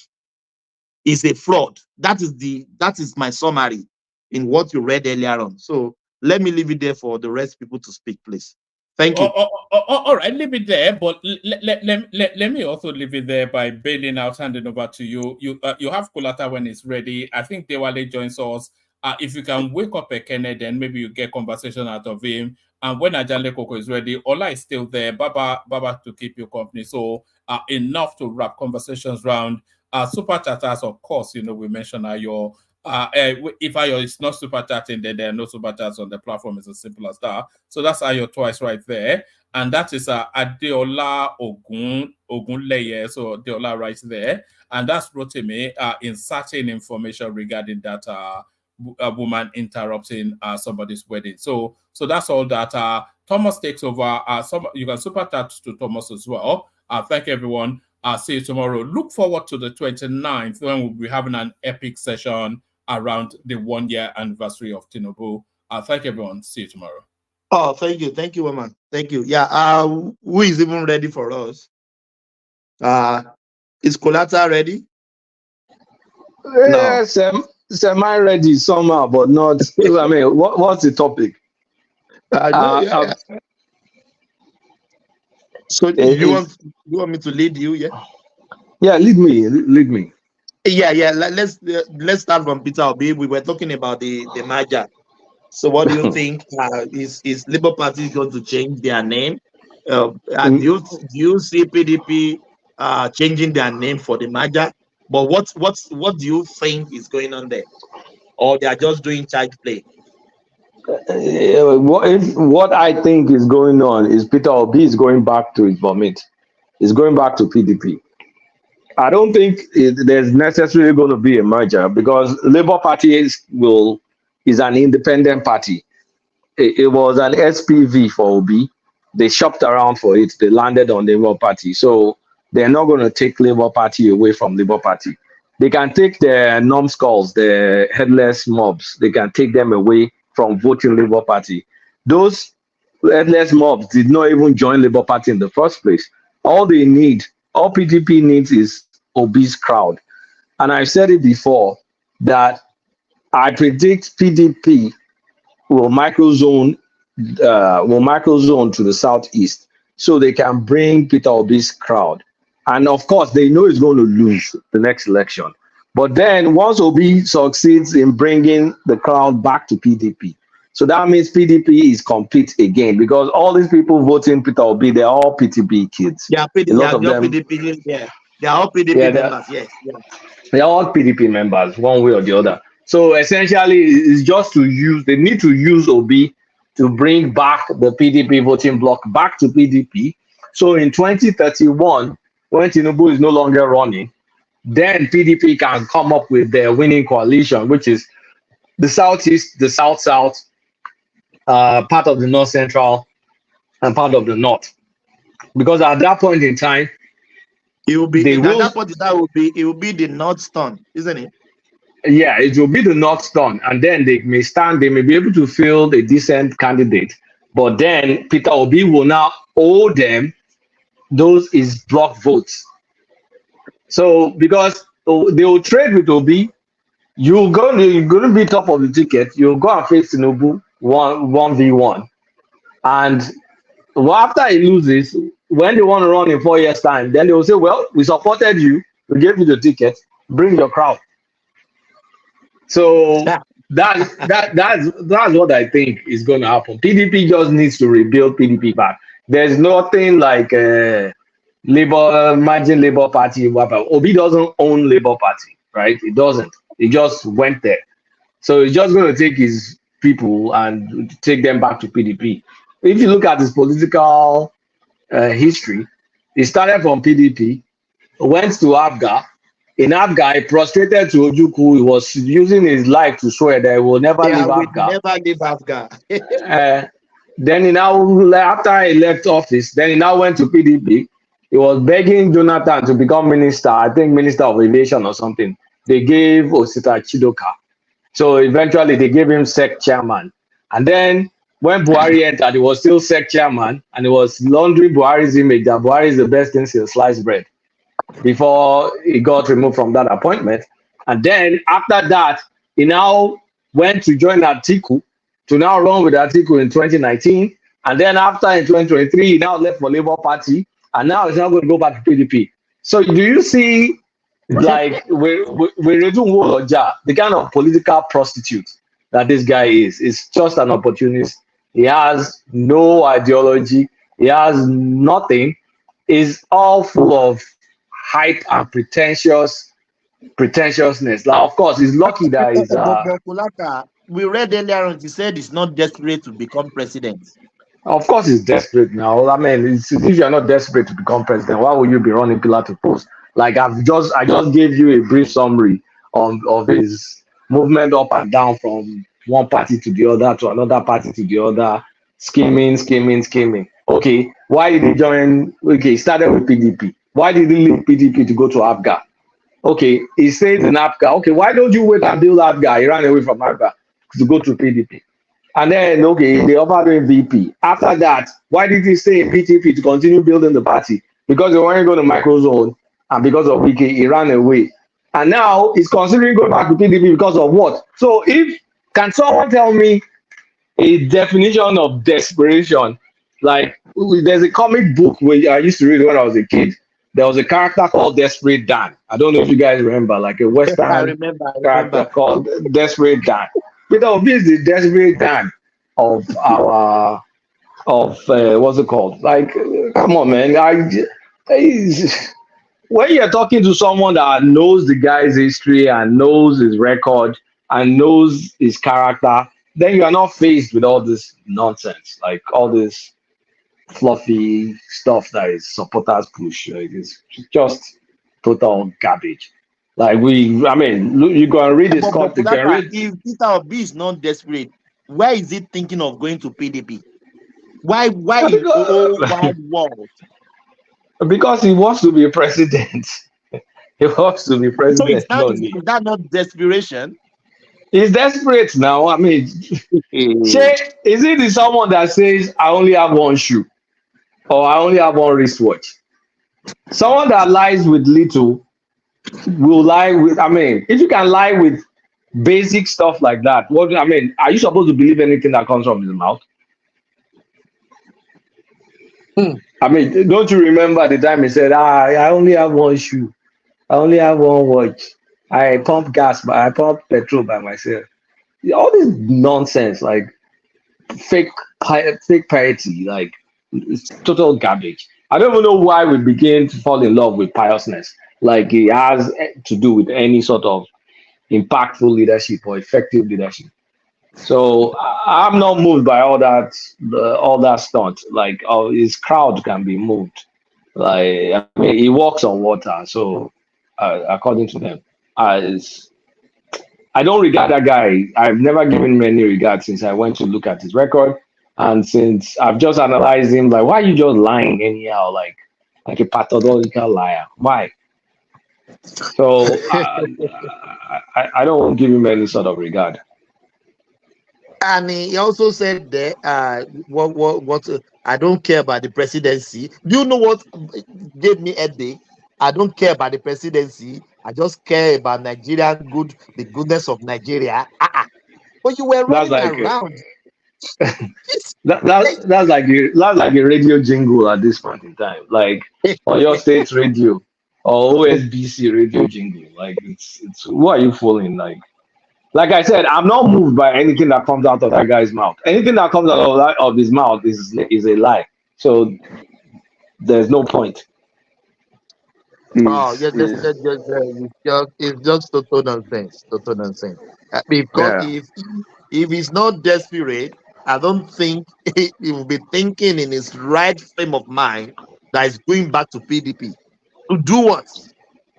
I mean, where's the leadership? Okay, you've been running pillar to post from one party to the other. What in your record shows any sort of leadership character, like leadership disposition, like to be able to solve challenges, to build? You are not building. You're just an opportunist, just looking for weak spots and trying to, like a leech, like sucking your blood. That's the kind of character he is. No parasitic, like a parasitic politician. That's exactly what he is. So I don't get it. For him to be thinking of PDP, despite all their brouhaha the last election, and he still want to think of PDP. This was the guy calling PDP, like after I left PDP, he called it the structure of criminality. Yes. So, I mean, anybody that is sane, right? Anybody that your gray matter is functioning, that you have your eyes wide open, like your senses are functional, you can use your hair, you can use your eyes, you can smell, you can taste. You should be able to see through this guy. Otherwise, I question the basic senses that you have. Like if you're following him because you have for sentimental reasons, that okay, you want Igbo presidency, okay, that's a different story. That's fine. That's fine. That's fine. But if you're following him thinking he's some sort of genius or some sort of performer, then you are retarded. So I don't normally yab people that because of sentimental reasons they want him. I won't yab you because your feelings are valid. Yes. But your senses should work if you say, oh no, I'm picking it because it's the best of the best, then I can probably call you clinically insane. If you're going to say that, that means your head is not correct. But they all don't want to go to that route to say it is because he is my tribesman, and there is nothing wrong in that. There's nothing wrong in that. But they don't want to Nothing go. wrong. They pretend that it's about competence. No. It's not about competence. With competence, I prefer transparency. If you say, okay, it's the time for the Southeast. Obasanjo did, Kiniko did. Exactly. Okay. Yes, that's legit. But that is at the heart of it. But they don't want to open up. They don't want to admit it. Rather, they will tell you are a bigot. It's because they threw that out. They don't want to that stamp also on them. But there's nothing wrong in it. It is the turn of the Southeast. If we say, okay, we want to go on the table of equity, but then they say North or South. So it has come to the South. It's not automatic. Reach out to me through the night for a handshake across the Niger and negotiate. They didn't do that, and you think it's about competition. And the competition has taken place, and you lost. And you lost. Deal with it. So I mean, it's what I don't like is when they're saying but you should know it's the best now. You should. Then they will now start the packaging stupid record that you that spent time to even go and look at the Anambra's financial statement. I took time to read that nonsense. And that's when we're like, what are people talking about? Like, I don't even understand. Then I started looking at cases. Oh, he paid this. Then you see that the water corporation being owed. This one was not done. All these roads wiped out. During this time, the place was one of the most polluted places in the world. It came out in CNN severally. And you just start peeling through the onion. I'm like, what is this? What of killings in his tenure? Yeah, but there was insecurity in his tenure now. And even after his tenure, Obiano was still addressing things. And what pissed me off the most is the guy that was there before him that they removed out was doing excellently well in Ngige. Ngige was doing excellently well. Ngige was doing very well. Yeah. Very, very well. Short time. Yeah, very short time. And then when Ngige left, the money Ngige was making in terms of IJR, it dropped. This guy had the audacity to give one of his palais to be collecting money on behalf of the state. I read that. I sent that article to one man. And shortly after he left, the thing crept back up again. And you look like this is a bold-faced thief. And then you have the 250 million cash security votes that was taken to Lagos in cash. That the cops caught. Yeah, raw cash. You said you're using it to pay vendor. Who pays vendor with cash on a Sunday? 250 million. They say the police says the money now. Like it's just dumb. Then you have the Pandora stuff, and then you now have the Bury thing. Like you wrote it. You look at the shareholder list. It's just transparent BS. So anybody, like I said, that doesn't have loose screws, and you're not trying to come on me from the emotional angle, will not support this guy. It's simple. And that was where I came from. That this is just a fraud. I'm glad Wole Soyinka coined it. Kulata, let's listen to this 45 seconds, please. Let's ask this question. You took money belonging to Anambra state government and put it in a company in which your family has interest. That's what you're telling me? No, let me tell you. Look at what you're saying. I bought shares in banks. Let me tell you what I did. It wasn't only in that I invested. I invested $50 million of Anambra state money in power sector. I invested another 10 over several billions in banks, including banks where I have share. I was investing for the future of the state. It doesn't matter whether I have shares there or not. But so, if the shares is making profit, so if I have an opportunity of building a future for the state. Can you hear that? No, okay, let's even look at what he said. He said $50 million in power sector. Please, where's the power plant? Can someone show me? Or where's the distribution? I mean, transmission lines, or is it transmission lines, or I mean, what exactly? He said $50 million in power plants. That's what he used his own mouth to say. Kulata, just give me 1 minute, please. Indulge me. I just want to respond to Nwanshuku about Baba, No,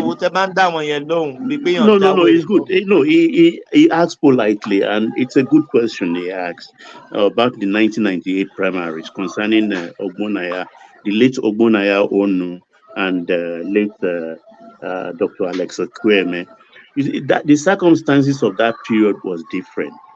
The military who organized the constitution and the handover, they wanted on their own of their free volition to compensate the Yorubas for the 1993 election and Abiola's death. So already that thing was programmed for Obas or for OBJ. It's not like it is for the South. So there was nothing anybody can do at that period. Even the Yorubas wanted Olufalaye, you understand, and made as the president. But no, the military chose that Obasanjo, who comes from their own constituency, is who they want. And that is the person they presented and manipulated the election to make him the president. That is the reason why that happened that period. It's not about Southern presidency. That period. I hope you are satisfied. Thank you. Yeah, but sorry, Kulata, no, Alex Kweme did not step down. He lost that primary. He did not step down. If you guys remember, he was stubborn about it. He had the backing of Ojukwu, but people like that fine man, former sport Jimu Obodo, actually turned coat against his own Eastern brothers and supported the military. Then I remember that incident very well.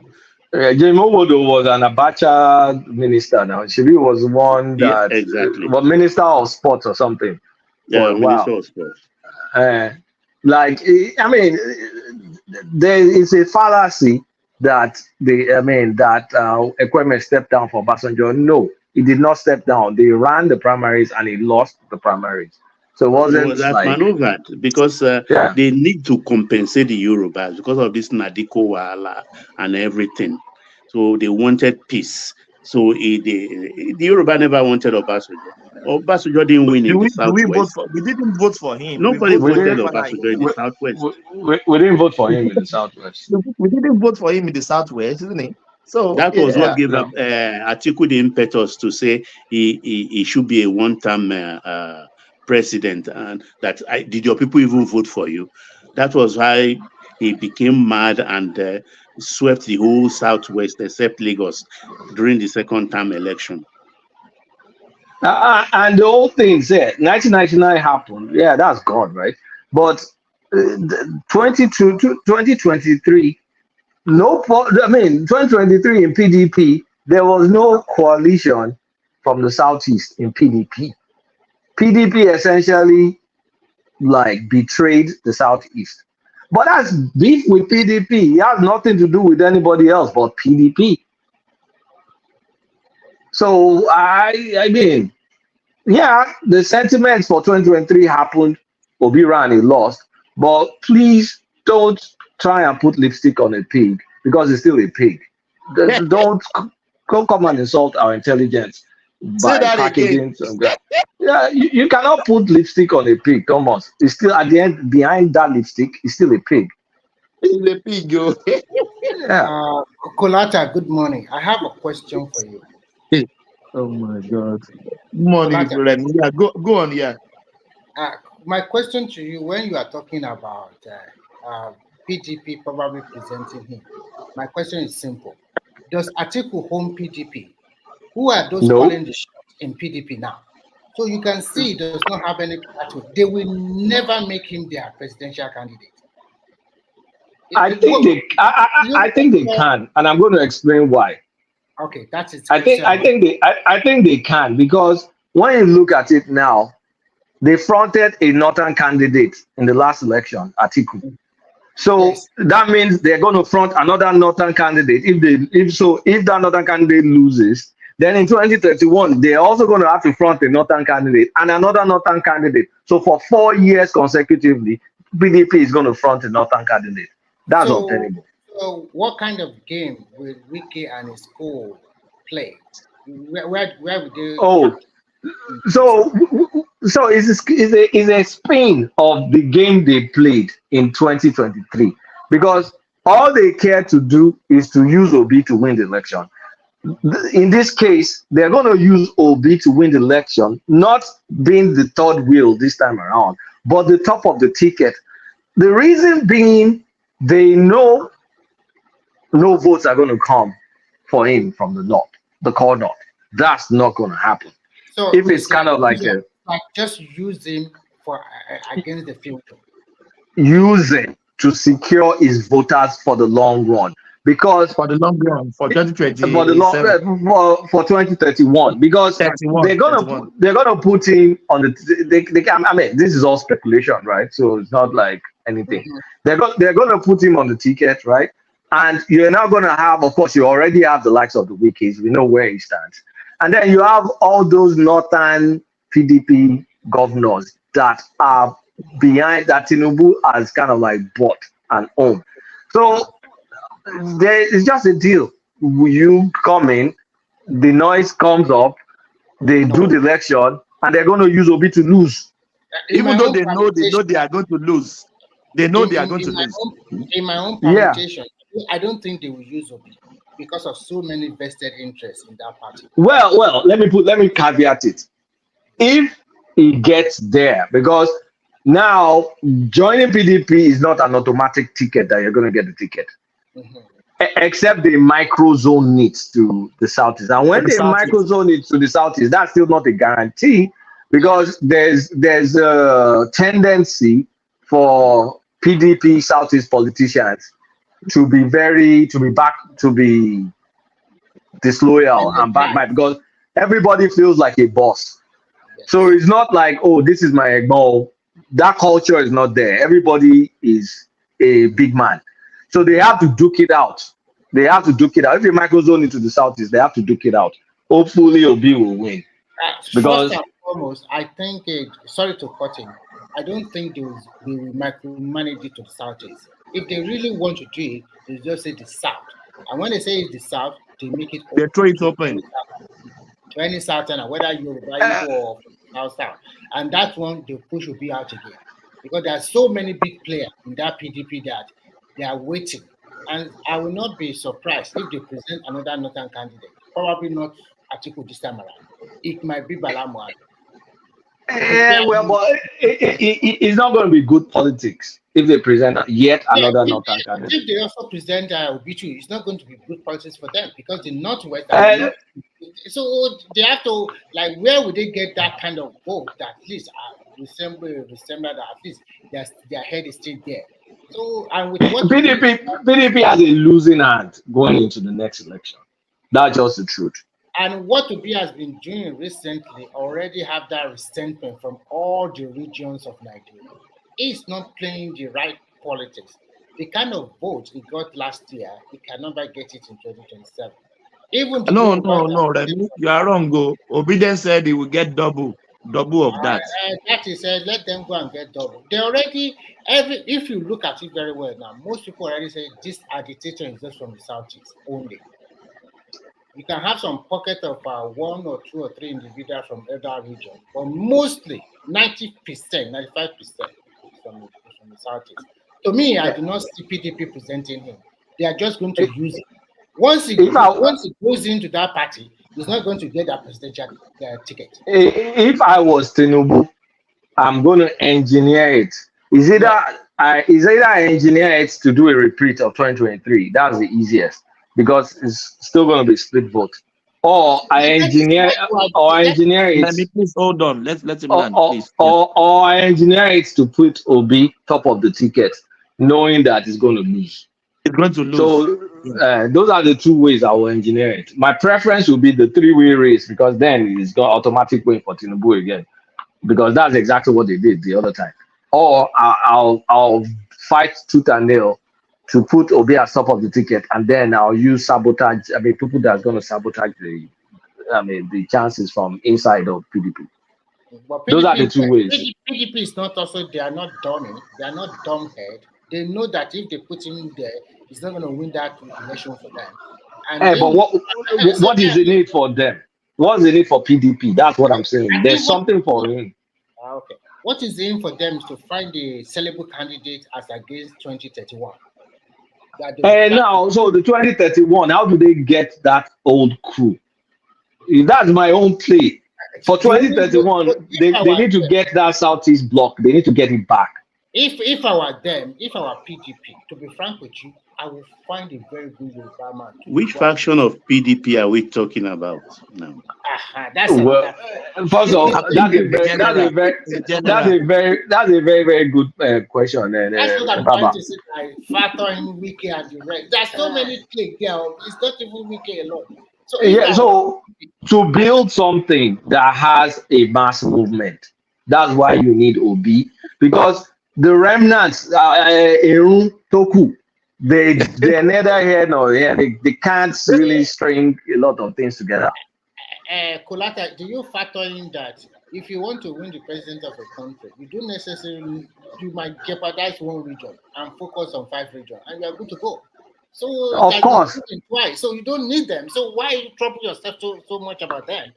Okay, but look at it. Who's your opponent right now? Your opponent is. So if I were PDP, I would go and shop for one good Yoruba to present against me.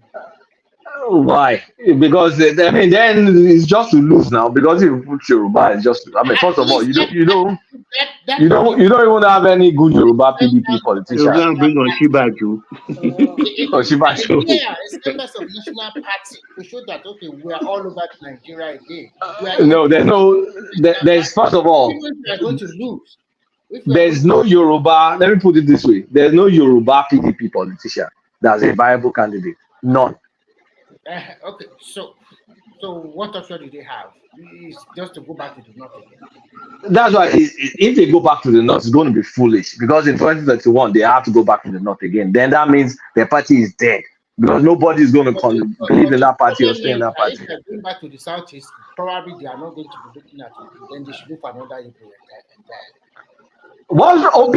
Obi, look, as much as we can make fun of the guy, he's still the one that has proven to have garnered votes, right? Any other one is speculative. So why will if I want to rebuild my party, why won't I go where the numbers are? Why will I go and speculate on another person that we don't know can garner votes? At least we know Obi can garner core votes, so they can decide to build because every party needs to build a coalition on the backs of a group. So if they say the coalition is going to be on Southeast and the South OB voters, and then some Christian North Central, and then the rest is going to be PDP structure. So that gives it a shot. Which one is easier for OB? Which one is the easiest path to form his own party, or to go to PDP where they will just use him? And nothing is easy for him, because he's not going to win in any case. God, man. They will present him. I'm damn sure about that one, because PDP is. I think they'll give him. I think they'll give him a fair shot. It's now just going to be left to the internal PDP politics. I don't think they will give it to him. I don't think so. They won't give it to him. They won't. No, I said fair shot, not on a platter. What if they gave him the vice president slot? That's another option. That was the first one I said months ago. That's the only option. I think he will be considering that as well. He's considering it too. I can see it in his eyes. In his body language. He will accept it. He will accept it. That is the best he can get. So a replay of 2019. Why will somebody has been in the ticket of presidency now go back to vice president? Now come on. That is not big deal now. He hasn't won the primary. Not to talk about him winning the presidency. So it's still doable. He can decide to go for that vice presidential slot. After all you needed is It's his just to only propose. viable way to the presidency, the way I look at It's it. not a well, yeah. That's just the only thing way I'm Eh, thinking at the moment. Yeah, but is that tenable from his support base? It's not tenable, He won't. never. He doesn't They care will about follow him. They supporters. will follow Hey, him. look, They will he follow doesn't care him. They about are supporters. headless group. The Not the gullible one will still go with him. They will Let me ask you, Wachuku, are you going to follow him? They will No, stay he said he strong. will follow. He said, I've read his comment a while back. He said he will follow. They will As He vice follow, was talking president. to but not Eze. all of them will follow. He already lost a lot of people already. No, You know, so Baba, guys, if truly he demoted as himself, going back to vice president, that means all what we have been saying all through is ethnic support. No, Yeah, you everybody can't knows do that. that. But he has You not Actually, been can't do that. president. He has an actually option, so he can take it. He can just drop actually because below he's the ladder. desperate. Actually, because he's desperate, he can take it. and you know, once you become vice president, it's always hard to become president. Forget about the Jonathan case. Jonathan case is Canada, isolated or exceptional. It's always hard because the people will judge you based on the performance of the administration, and God help you.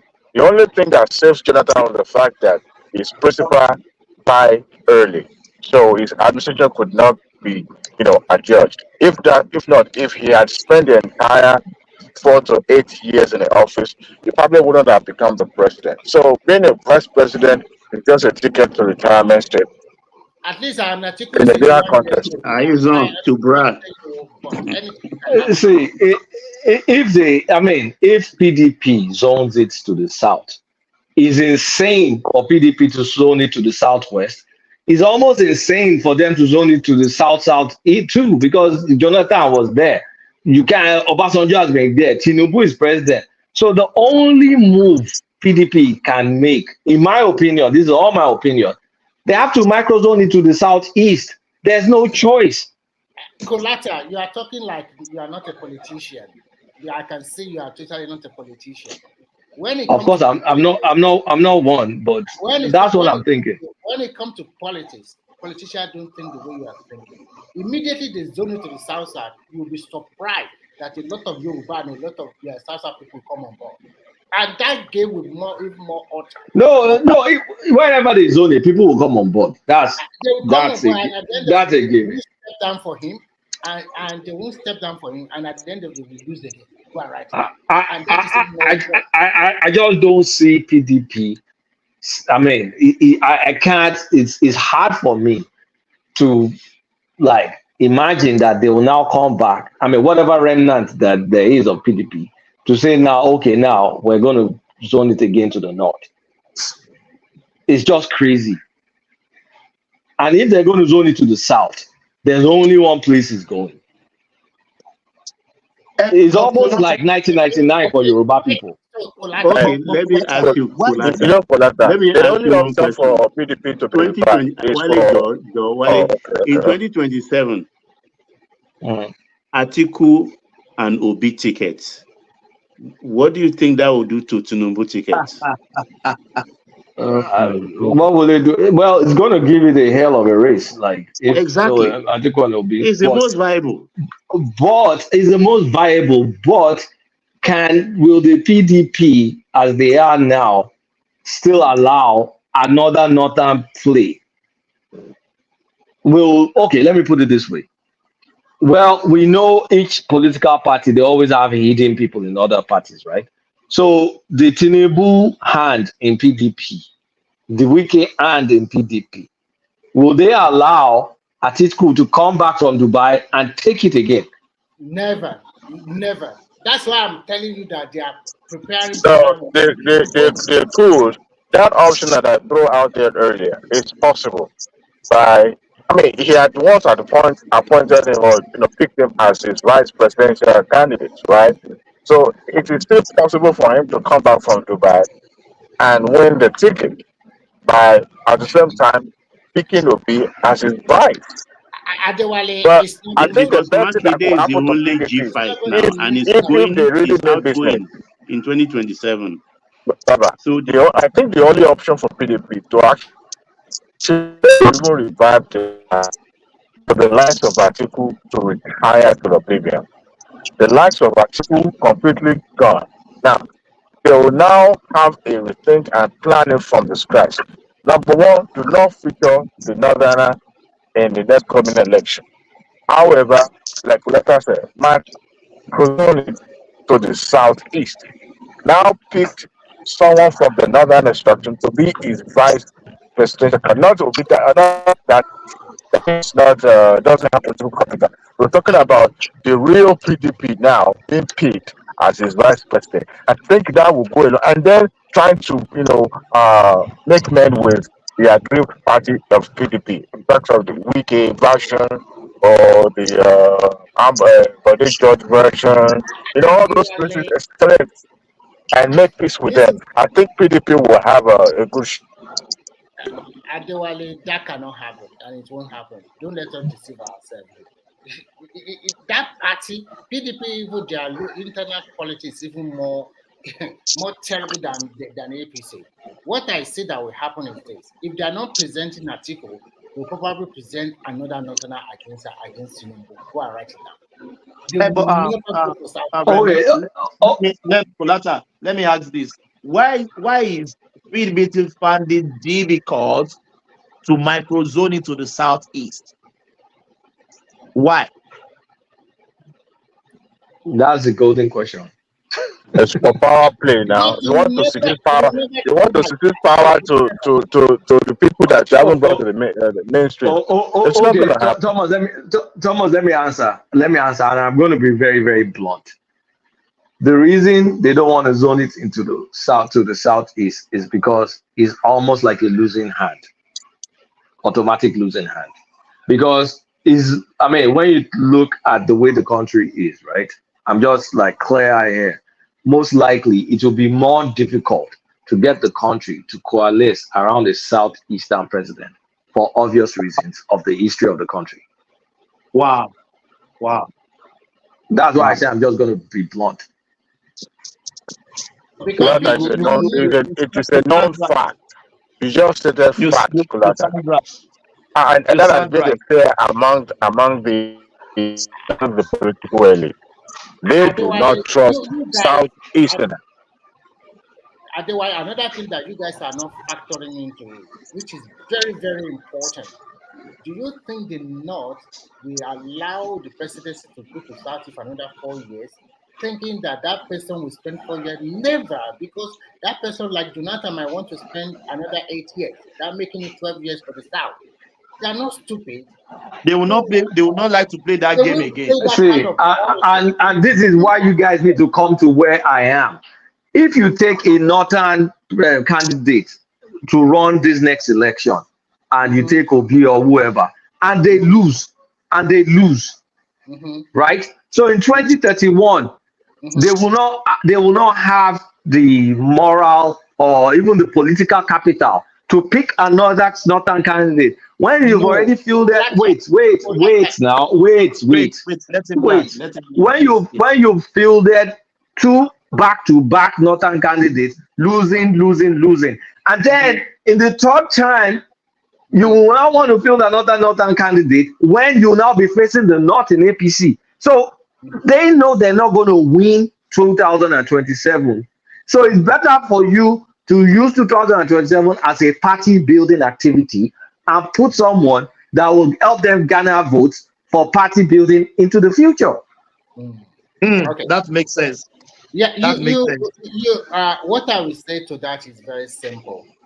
First and foremost, if our PDP, like I said, instead of let Obi be their candidate, I can shop for another South instead. I'm very clear that is still acceptable to the majority of Nigerians, because this one is already toxic. Everybody already know the 2023 election is not going to be the same in 2027. And the northern people, they know that if they give it to another Southerner, if by miracle we defeated Tinubu, if Tinubu does not perform, that means the South will have 12 years at a go. It's not going to happen. Why not present a weaker northern candidate from PDP right now?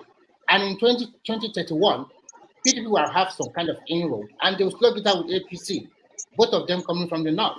Both of the president candidates, the top two candidates coming from the north. That is a good place. The PDP will die. It will die in the south because that means they have nothing to give the south. They will die in the south. When every single election period you bring a northern candidate. Okay, if I were them, instead of if I go to the south, I can go to the southwest and produce another Yoruba man. Let him go head in head. At least it makes us a resemblance. Okay, they are from both Yoruba people. You are not satisfied with Tinubu, but you have another Yoruba guy. Remy, Olata, now I understand what you're saying now, because it will now be 4 consecutive presidency, northerner. Exactly. The southwest. In the south. They will lose the south. They will lose the south. Yes. So if I were them going to the south. So Remy, they can use Obi. They knew they are not going to win that election, but to convince the southerner in court that we are still with you. You are convincing southeast. Please, let's put perspective there. You are not convincing any southerner. You are trying to say, okay, southeast, you are part of this PDP for a long time. Now we are thinking about you. You get it. Not all the old south, for God's sake. It's just the southeast. That is but they're going to use it to package like, okay, at least we care about the south though, even though it's southeast, but it's just going to be general. General. In general time, it's still south. Kulata, you may be right saying they use Obi. Thomas. In all these permutations, we choose not to even factor in the power of incumbency. Without having somebody who is a political genius in office, and you're saying you try to wrestle power, no matter how you try you are misunderstanding. We are factoring the power incumbency, meaning PDP is going to throw away the next election intentionally. The next election is going to be thrown away, and they'll microzone it to a place where it's easy that it will be thrown, all in to build the party for 2031. That's the point, because they can't beat the incumbent. You make sense, so that it will be between them in the north in 2030 something. Exactly. Now I got your point. Now it makes sense. To me, I still believe that you are looking at it in a very simplistic manner. It's so too simplistic. Politics is not just for people that okay, we want to pacify these people, just give it to them, let you just present. It's not pacifying, Jeremy. It is a deviant. It's kind of like it's an evil genius move. You're not trying to say, okay, I satisfied this. That's the excuse. That's a superficial excuse. You are trying to lock in their loyalty for 2031. Okay.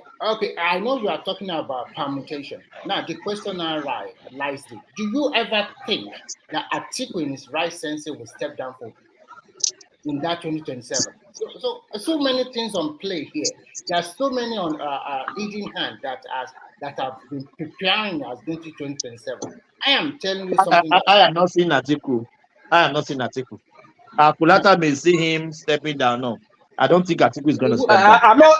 It doesn't have to step down. They just will not let him get there. Because that alone would destabilize the country. I mean, it's a matter of national security. The reason why they threw their weight behind Tinubu was because they wanted in such a way that rotation will stabilize, will continue to be in existence. If that happens and another take the place of Tinubu in 2027, it might throw up some unrest in the country. I'm just saying, and that would not be good for the existence of that country. So for that not to happen, the North will not throw their weight. I mean, they've never thrown their weight behind Atiku anyway. It's just trying in the futility. So that angle probably may not actually work, really. It may not work. Of Atiku taking or becoming the president in 2027. I know it's not going to work, but at least they might not even present Atiku. I'm thinking about they are a wicked group. They are preparing Bala Muhammad. If you don't know, that's what they are preparing for. They will push him ahead because they are the one controlling the party now. And they know they are not going to win, but preparing the guy as against 2031. So don't be surprised if they present another nothing on 2027. And then in 2031, they have to present another Northerner to fight the APC Northerner. They don't mind because at that time they have a big play. because it's not versus north. So you Southern PDP politician, you now your mumu never do. So that is why I said that for them, if they are going to zone into the south, then if I were them, I would look for people like Oshibadi or people that are against Tinubu. Push him on that ticket. Why not? Oh, okay, so how will Southeast feel? How will Southeast feel that okay, it is you cheated us last election. Now you are now giving some Oshibajo that wasn't even with us before. Do you think no matter how you play your card, do you think the Southeast will change their voting pattern? They will not. They will continue to vote for the losing side because they are not playing that national politics. It has been proven twice now they have lost out. And do you think if I were Obi, or if I were Obi to be, I should have formed my own party and go ahead with it. Were you going back to Let's be honest. It's only recently that the Southeast started voting for the losing side. It's since Buhari. Since '99 they were voting for the winning side from '99 to 20. We are like them before. At least in 1999, we voted for Falai. Us were even worse. Since the '60s, we've been in opposition. We weren't even part of the government in the First Republic. And we don't cry to high heaven that we should. I know. We're not like that. We don't. We suck it up. That is just the difference. Because politics is just a game. You either win or you lose. And when you put all the permutation on the table, the way you are talking, I see that very simplistic manner. Because Atiku will never forgo his dream, and there's so many candidates in the north. All of them, like El-Rufai, like Bala Muhammad, like so many of them. Like what do you want Chetima and the rest, Ribadu to play? They will have Anne in PDP also. So, oh God.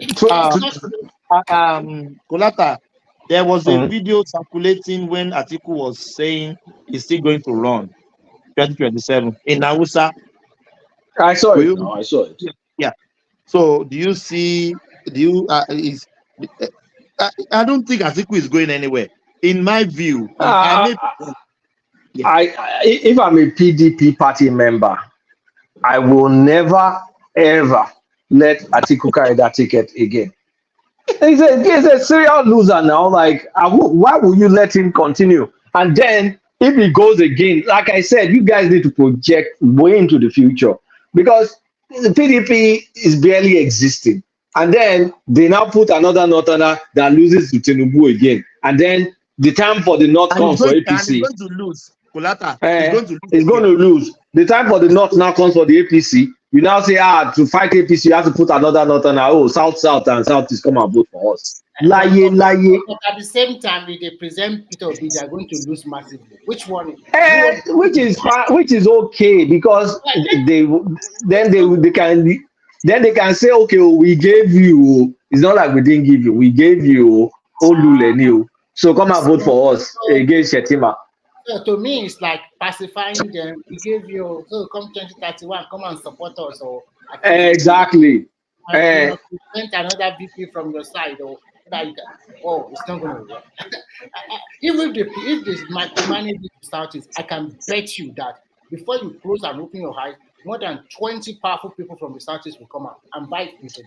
That's going to happen. Obi will have to fight it because if a man goes only to the Southeast, then he has to fight. He has to fight. They're not going to roll over. They're not going to roll over for him in the Southeast.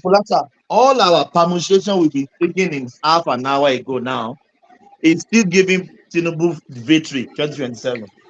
If Tinubu is alive, Tinubu is winning in 2027. that one not normal now. Yes. Tinubu that you could not beat when the Buhari cabal, PDP, this, that against him, you now beat him when he's president. Like, let's not be playing now. I think, to me, what is concerning is that Tinubu, because of his charter, was able to break into at least 40% of PDP already. What I mean? Yeah. So 40% of PDP are already with him, and they are going to make sure that people also vote for him in 2027, preparing themselves for support from Tinubu, even if they are in PDP against 2031. You're just thinking what I've been thinking since. Like, look, in 2027, PDP can't win. So they know there is a throne election. So what do you possibly do at that point? You try and make the best of a bad hand, which is just okay. Let's satisfy all manner of our conscience and get loyal voters from it, because they simply cannot win. You might have a very good point, but at the same time, at the end of the day, if they do like that, go and write it down. They are not going to present it. They are going to go for a in PDP in Southeast. It's going to be up to Obi to win that nomination. That's a primary conversation, but at least they'll give him a chance. It's going to be a hell of a battle, man. Does he have the political, how to say, the strategies? Does he have the, oh my God, it's not going to be easy for him. And Atiku is not respecting the party anymore. So what else? But what competition does he have in the Southeast from PDP? I don't even know, but I know that if they don't micromanage to Southeast, there are all those people that have already said they are gone with, but they will resurrect themselves. And started hearing about Ben Obi and the rest of them. Even Soludo might cross path to PDP and they might pull him back to PDP and come for the presidency. Who knows? What about that? Bring in Soludo, come into PDP and vie for the presidency. These people on the Southeast don't like so. They don't like so. It doesn't matter. Does we like Obasanjo when the president Obasanjo to run? That is the point. So bring in somebody that the rest of Nigerians are comfortable with. I will not object to Soludo in any day, anytime. I'll never object to Soludo. Yeah, but well, it's possible not, because it's going to be a primary. It's not the general election, right? So the primary is basically who is more connected within the party. Who does the governors of the PDP really want? Through their so that is the game here. It's not just because Atiku said, okay, I like Obi, come on. No. It's the governor that will dictate. And those governors, they don't want anything to do with these two guys, one way or the other. The way from their body language. From the last meeting they did in PDP House, you can see from their body language, they don't even want Atiku anymore. If they have a way to just kick him out immediately, they will kick him out. And will be coming back to them? No. They won't accept so easily. Like, it's not. They'll probably go for a neutral hand from the Southeast, not him. Atiku is now anyhow. I think it's still win-win for the Batifiers. Yes. I think PDP, as Kulata said, for now, PDP is a dead party. If only we are deceiving ourselves. So to bring people back to their folks, so they have to do something. And they may want to use Peter Obi, as he rightly said. They may want to use him to get back their relevancy. Because now they are dead. They are dead like the question, like a donkey. Thomas, you ask yourself, who needs each other more? Is it Peter Obi or is it PDP? That's the question. Because from the way I look at it now, 2023 is gone. We are looking toward 2027. What is at play here? If I am a northern candidate and I want to vie for 2031, this is the time for people to know me.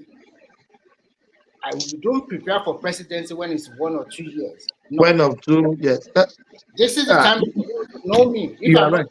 This time around, why not put my hat there in 2031 where it comes to my region? That is the way it's been played. It's not about, okay. But also, can we juxtapose it with Tinubu too? Even though we knew the body language of Tinubu that he wants to run 2023, but that's the first time he came out and he won the election.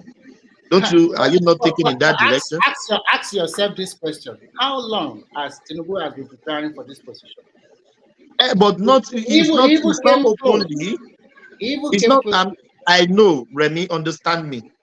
What I'm saying is, we knew. Everybody knew Tinubu is up to something. You know what I mean? But that himself, he never said it anywhere. Thomas, I will But we ask you. knew that he has that agenda that wants to become president. Yeah. Tinubu nearly became the vice president in 2015. If not because of this Muslim ticket that Yes, yes. Buhari said you should go and bring that is a what we Christian call from the south. Yeah. preparation. He showed his hand already. And if you want to be president in 2031, you must start showing your hand now. Not when it's 2030 and then you want to show your hand. So factoring all these things into play. That's what I'm trying to tell you. Yeah, you are right. Yeah. You're right. So the person that wants to become president in 2031 should be angling for vice president in 2027, right? But in Nigerian context, unfortunately, it doesn't play that way. So that is why I don't see Shettima becoming Nigerian president in 2031. Because in Nigerian context, the way it's being panned out is that Nigeria is so like, are you the only one? You have 8 years of vice presidency. That's one of the factors also against Oshibajo and Atiku today.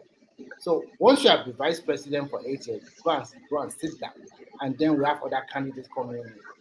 So that is how policy is being played in Nigeria. Did you see Sambo anywhere? I don't even hear of his name anywhere. Yeah, he spent about 6 years, and it's enough for him. And go and sit down. If he wanted to contest any election, he would have lost. So that is the reason why Atiku will continue to lose. Part of the reason. And he has been there for a long time. He just step aside. I don't see PDP presenting him in 2027 also. They won't present it because they know that he does not have that value. Everything is against him. Age-wise, 81, 82. What do you have? We are presented. Remy is going to lose. Why putting somebody that is going to lose again on the ticket, on the ballot? I think going to lose. Thomas. Yes, brother. Yeah. How are you, my brother? Yeah, Remy has been making a point, and Kulata has been making a point. But I would defer to Kulata's point. If Remy has been listening carefully to Kulata's point, you understand that when you have either hand is a upper hand, regardless, for APC in 2027 and in 2031, right? They will be primed to come with another candidate and a Southern VP.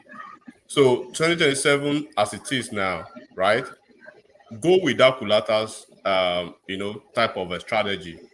You know that already it's going to be a losing hand for you. So what would you do? Placate where you already had a base. Do not forget that everybody that is championing Obi today from the Southeast, right? 1, it is for tribal sentiment. 2, it is for political sentiment. They used to be PDP bone straight from day one. They actually departed from PDP when they felt that PDP betrayed them with Atiku's number. So now what they would have done, what PDP would have done to actually project themselves for a very good outing in 2031 with another candidate versus not then, is to present, to microzone the 2027 presidential election, the ticket, microzone it to Southeast. So at that point, you care less about who is going to be the candidate. So if they like their 1 million from Southeast who is coming out in the primaries to challenge themselves, that's not your problem. But your problem is that you've given them a semblance of belonging, and then you can harvest their loyalty as against 2031. Because 2027 is just a deficit. Then when you go to 2031, you say, well, we gave you a sense of belonging 4 years ago, right?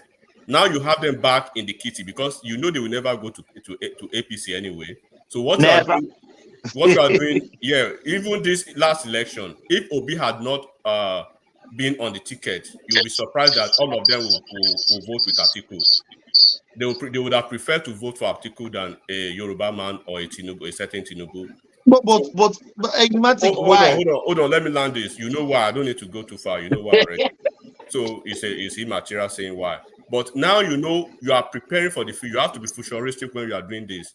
So you know, okay, the next 4 years, they cannot actually come to say we were marginalized in PDP, because Southeast, their cry about marginalization is not under PDP, it's not under APC or AAC or Labour Party. It is under PDP. Since 99, they've been with PDP. They've been voting with PDP. Within that 99 to 2023, they've had a South-South, the less minority South-South person who has been president, Jonathan, right? And when they thought that they could have a candidate from the Southeast, Atiku snatched the ticket. Even though Atiku, I think Atiku did not think that Obi would leave, because Obi did not tell him, Obi did not inform him, Obi just left like that. But it affected it affected PDP. Their numbers were shattered. Everywhere that you see that Obi had numbers, he harvested PDP's number, natural numbers generally. So in 2031, they would have recouped all those numbers back into PDP, because either they like it or not, they wouldn't be too mad at this point to say they want a Southeast candidate in 2031 to face another candidate when Tinubu would have been moving out of office. So it would have been a very good game at that point when a PDP will be coming back with a strong PDP northern candidate. And then they will be shopping for a VP candidate for PDP, maybe in South or Southwest or in Southeast. A quick question for you. That would have been the big formula for them, because either way they will lose 2027. A quick question for you, Ola. I want you to look at the 5 states in the Southeast and tell me which party are ruling in those 5 states. No, forget about the party that's different now. Governor is different. Yeah, Subnational. That's different. That's immaterial. What you have to look beyond that. Look, Remy, what you are not getting is Gulata has actually said it perfectly, but because you fielded Atiku in 2015 under PDP versus Buhari, 2019 you did the same thing, 2023 the same thing, 3 northern candidates, the same man, right? Now 2027, are you going to field a northern candidate again under PDP? And then in 2031, you definitely have to fight. I mean, have to field another northern candidate. And hold on. All the southern PDP folks from Southwest and South and Southeast, they should just be Bole Kajak, part of the PDP. Ola, just 1 minute interjection. Politics is not. It's enigmatic. It's enigmatic. No. Sorry, enigmatic. For me, politics is not just straightforward like that. You are thinking that, okay, my candidate is weak. If they are presenting me a weak candidate, toss the coin, whether head or tail, is going to lose. No. If I'm in power, I will never see any candidate. No, you are sticking to the abstract of look. We are talking about what. No, I agree with you that is essentially what. Because look, why we are saying this, PDP is dysfunctional right now. Either you like it or not. Yes, PDP is dysfunctional right now, and they've lost a core base. They've lost a core base from the Southeast. Do not either you like it or not. Southeast people to Obi. Right, because of Obi, they've lost PDP. They've lost their ground in Southeast, and wherever Obi goes, right, they will go with Obi. Let Obi go to Omoyele Showore's political party today, regardless of how they hate Showore. They will find a way to make excuses and say it's the best thing. AAC is the best thing. Omoyele Showore is the best thing, right? But you've seen that numbers now. That okay, in 2027, you have somebody like Tinubu in the office, who is going to be running for a second term. And you can see the body language of most of the PDP governors as we speak. And you know that definitely Atiku is not really having it good with the PDP hierarchy as it is. So, and then from all these pointers, you will see that PDP is definitely weak. Did you see the PDP number in Lagos State? Yeah, it was terrible. So what are you talking about? Then what you can do is that when you know, okay, there's a window that probably you will lose this 2027. So you can take a win. Hold on, you can take a win out of that lose by giving it to the South. Enigmatic. when we look at the reality aspect of it, come 2027, we don't know what will be at play before 2027. Maybe by next year we'll have. Because it also depends what Tinubu is also doing. No, you are. Hold on. Regardless of the reality is what I'm trying to explain to you now. The reality of 2027, right, is halfway already. If you don't know, the reality of 2027 is halfway already, and like I said, the South they are getting ready for their own 2031 already. Don't forget that the South they are getting ready for their 2031. So I'm talking to you about how PDP will find a way to recalibrate their base that they've lost. Because if they continue to field another candidate, they will keep losing that Southeast. And do not forget, Southeast, they are not voting for Labour Party because they love Labour Party, right? They are not voting for. So you are trying to say they should present any popular candidate from the Southeast? I don't care about what candidate. Let me make it easier for you. There's no. I do understand you. Wait, let me say something that's a bit profound. There's no winning strategy for PDP. There's no election that PDP have won without using Southeast. So PDP is not going anywhere if they don't get Southeast back. Southeast. Go and look at the numbers now. Go at 99 from 1999 to 2022. PDP, Southeast, they've always voted with PDP, right? APC tried to have inroads. They never wanted APC because they want ab initio. They see APC as northern and southwest political party. So that already keep them away from PDP and from APC. And there are certain politicians that killed APC, right, in the Southeast. So they've lost Southeast now as we are speaking. So Southeast that they've lost the five. Imo State may be APC, Ebonyi State may be APC, Anambra may be ABGA, Enugu may be PDP that is finding a way to move to APC, right? All the 5 states in Southeast may be different political parties, but PDP. But when it comes to national election, presidential election in Southeast, they will vote for a PDP candidate. That's how it works. But now, why they didn't do that the last time, Obi was on the ticket. For Obi is an Igbo man, he's on the ticket. And why do you think that they are very resistant to the point that wherever Obi goes, if Obi is not made the head of the ticket, they are not seeing a reality in that. They will fight you to say they want Obi to be the head of any ticket. So give them that in 2027. And why they also lose their base in the north also? Forget that base in the north. The northern politics, right, is sophisticated. It's quite different from even the south politics. Southern politics is different from the way Southeast play their politics. Southeast play their politics in a different way entirely, and that's why you could see, right, almost 100% of them going one route, putting all the eggs in the basket.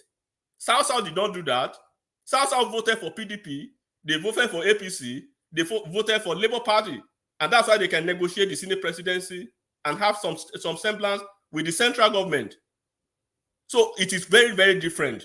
So what I'm telling you now is that in 2027, give them what they want. Use that to negotiate, but bring them back to the party. Then you bring another candidate against PDP's APC's another candidate in 2031. Look, we gave you 4 years ago, but unfortunately your man was was the presidential candidate. We lost, but now that you already have them back in the PDP family, then you can face APC in the 2031 presidential election. So there won't be cry of they are marginalizing them, because 4 years ago you had a Southeast person as the presidential candidate. We lost, right? But you already have them back. So all the states, now it means 2031 election, APC will lose woefully, right? In Southeast, just like they lost woefully in Southeast in 2023, but it won't go, or it won't go to Labour Party. It will go to PDP this time around. So it and will even go if you go to PDP this time around, what about the rest of the South and Southwest?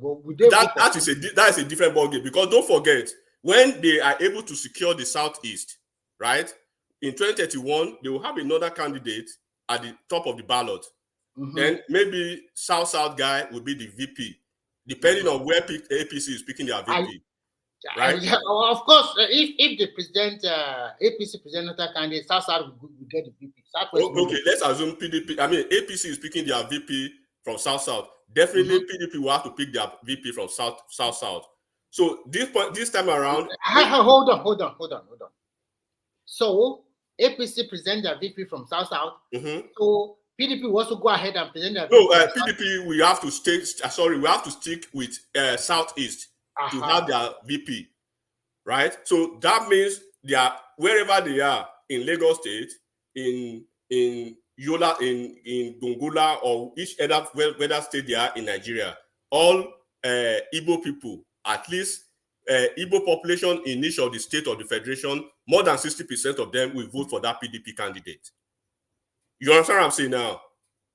So unlike what they did in Lagos, that they voted Labour Party candidates, that Atiku should have had numbers, or in Ondo State, or in Nasarawa State, or in Plateau State. So all these states combined, right? Because of the PDP, because of maybe the Southeast guy as the VP, or even if the VP comes from South, but because of the fact that you already have them back in the family of PDP, and they ran on top of the ticket 4 years ago, they wouldn't vote for APC regardless, and they wouldn't want to vote for any other party but the party that just gave them a ticket 4 years ago, but they lost. But now they are back into the family of PDP, right? Don't forget that this past 2023 election, if Peter Obi had not moved to Labour Party, right, and Peter Obi did not get the presidential ticket or the VP ticket, right, they will vote for Atiku against Tinubu, right? They will vote for Atiku against Tinubu. They will vote for any other candidate on PDP against any other candidate. Yemi Oshibajo, Rotimi Amechi, anybody on PDP on APC ticket in 2023, Southeast would have still voted against that candidate, even if no Southeast was on the ballot.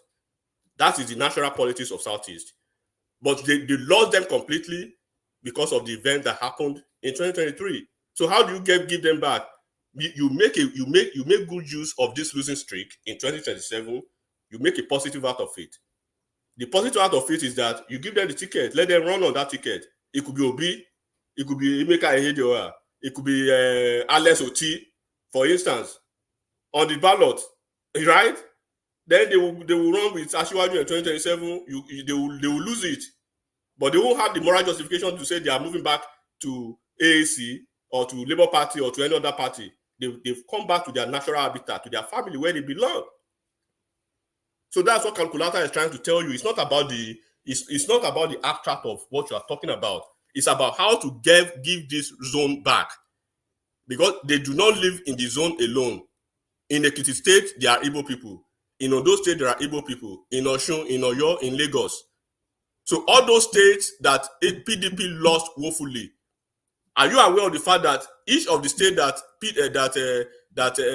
Atiku had numbers, Tinubu will always be second, right?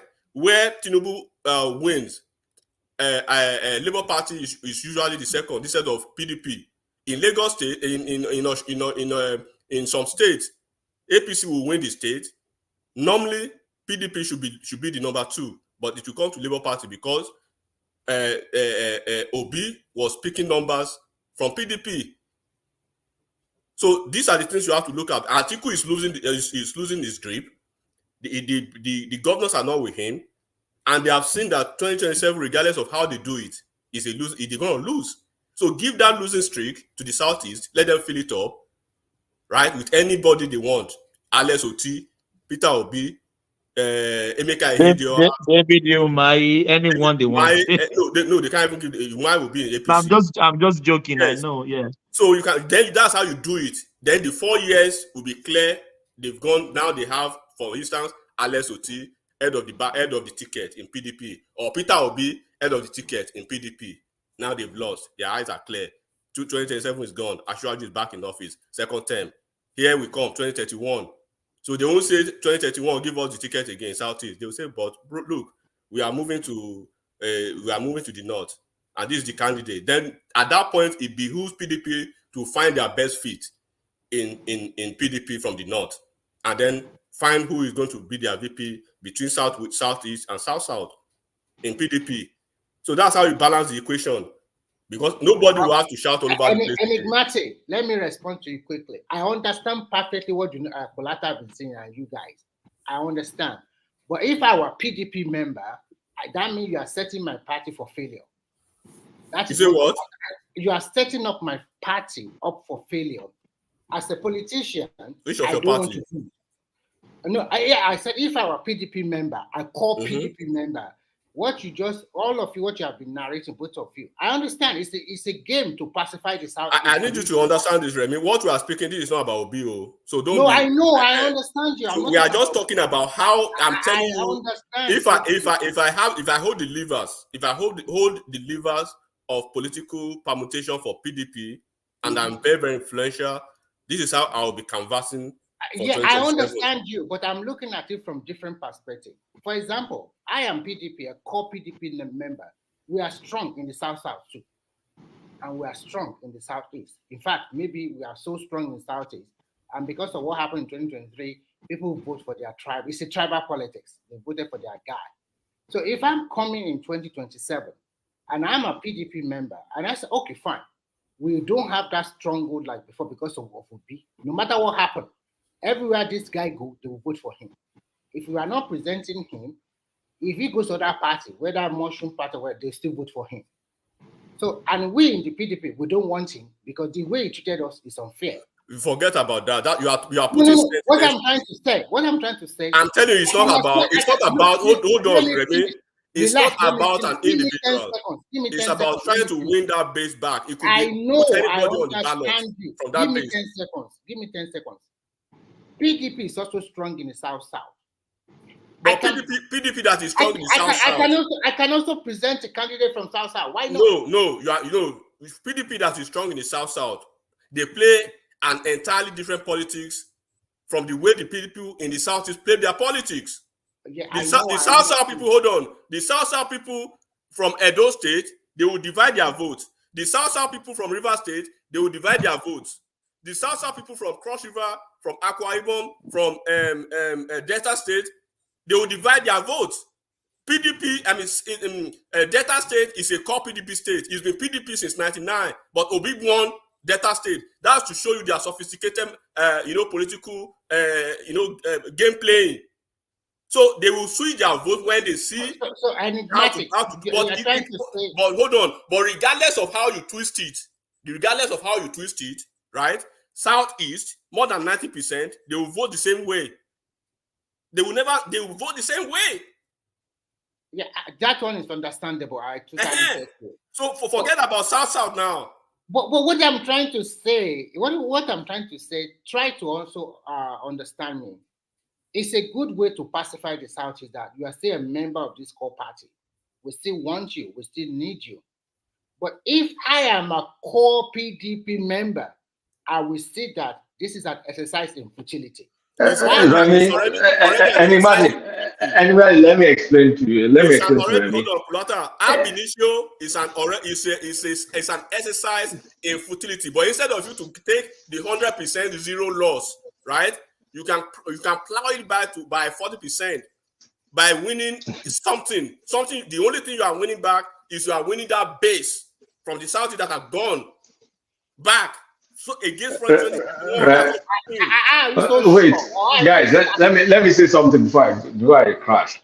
Remy, you are not being cognizant of the state of PDP right now, the disarray that's on PDP right now. If I was a party loyalist, I'll be happy because we're now having a chance to build our base back.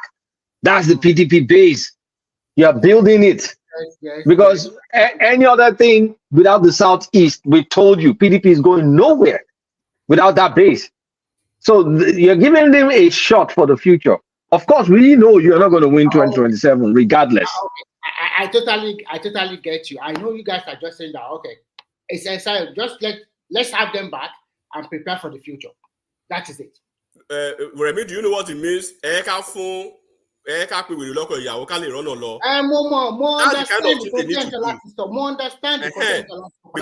when you look at South, right? Okay, look at the last election now. The election in 2027, the governor of Akwa Ibom State is PDP governor, right? Mm-hmm. But it's an Ashwaju loyalist.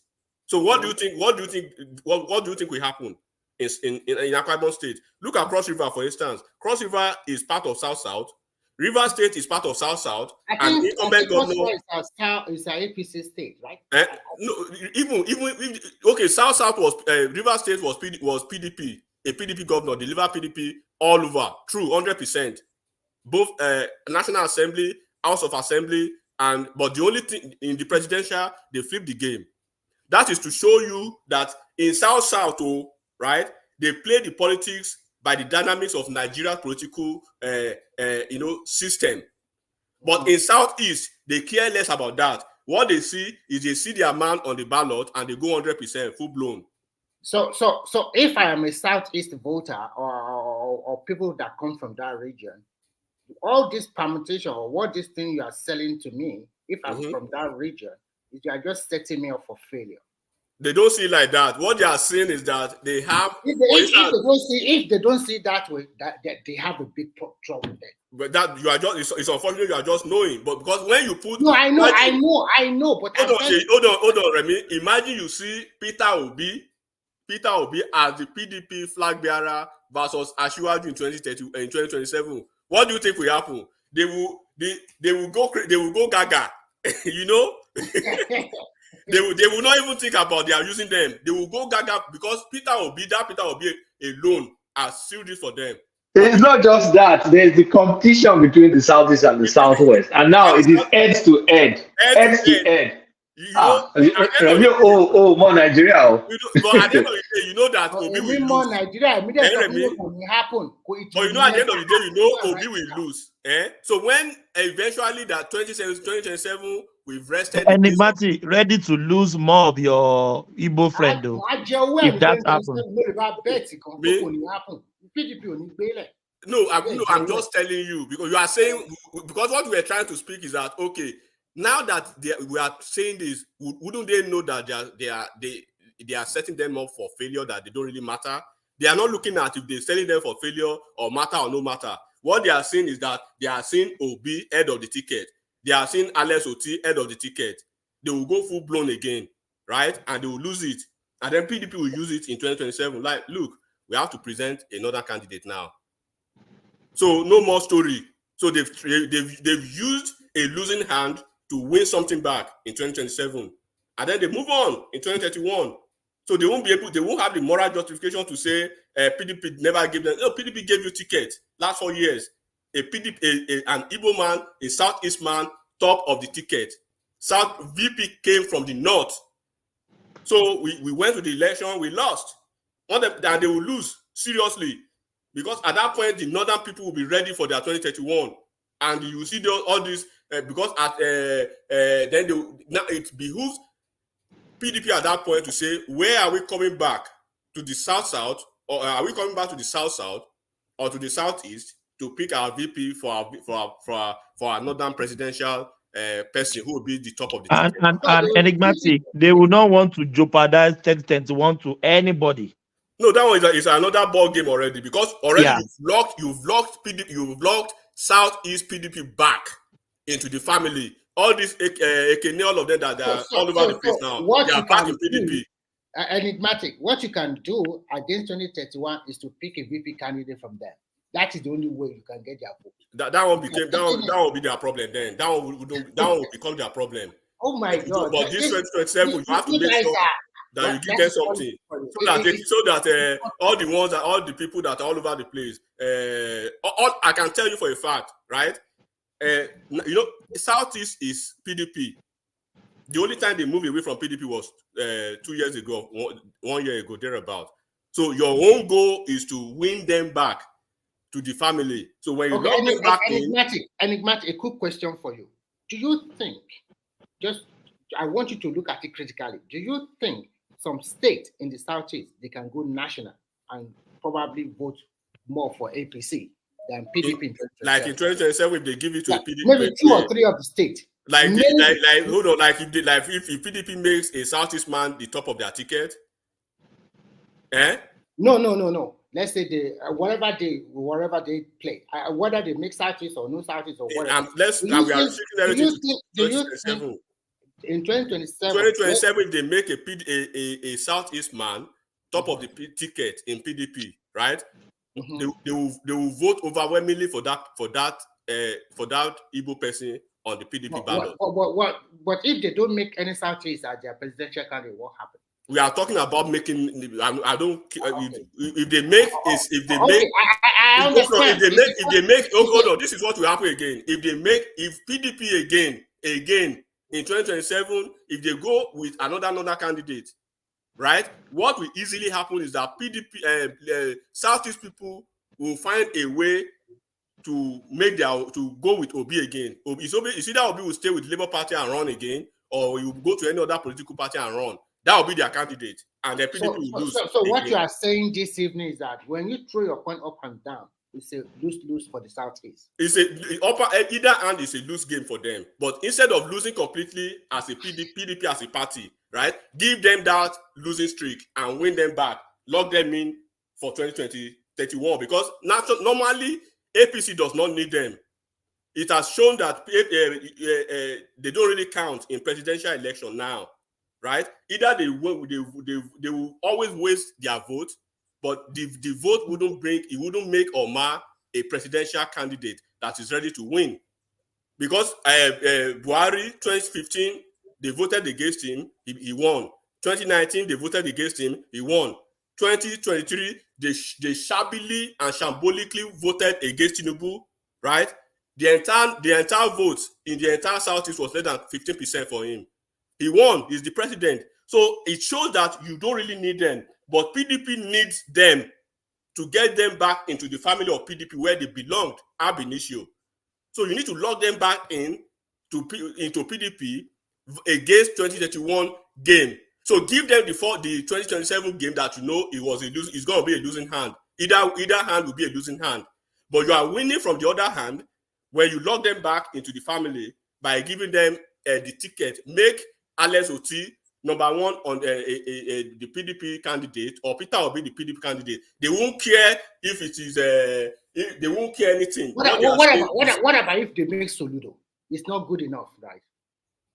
If they pick Soludo, don't be surprised. They will change you. Forget all those things you are talking about. So that's what I'm trying to say. They should look for a candidate. But we are talking about those people who Soludo is still far now because currently they hate Soludo because of his memo against Obi.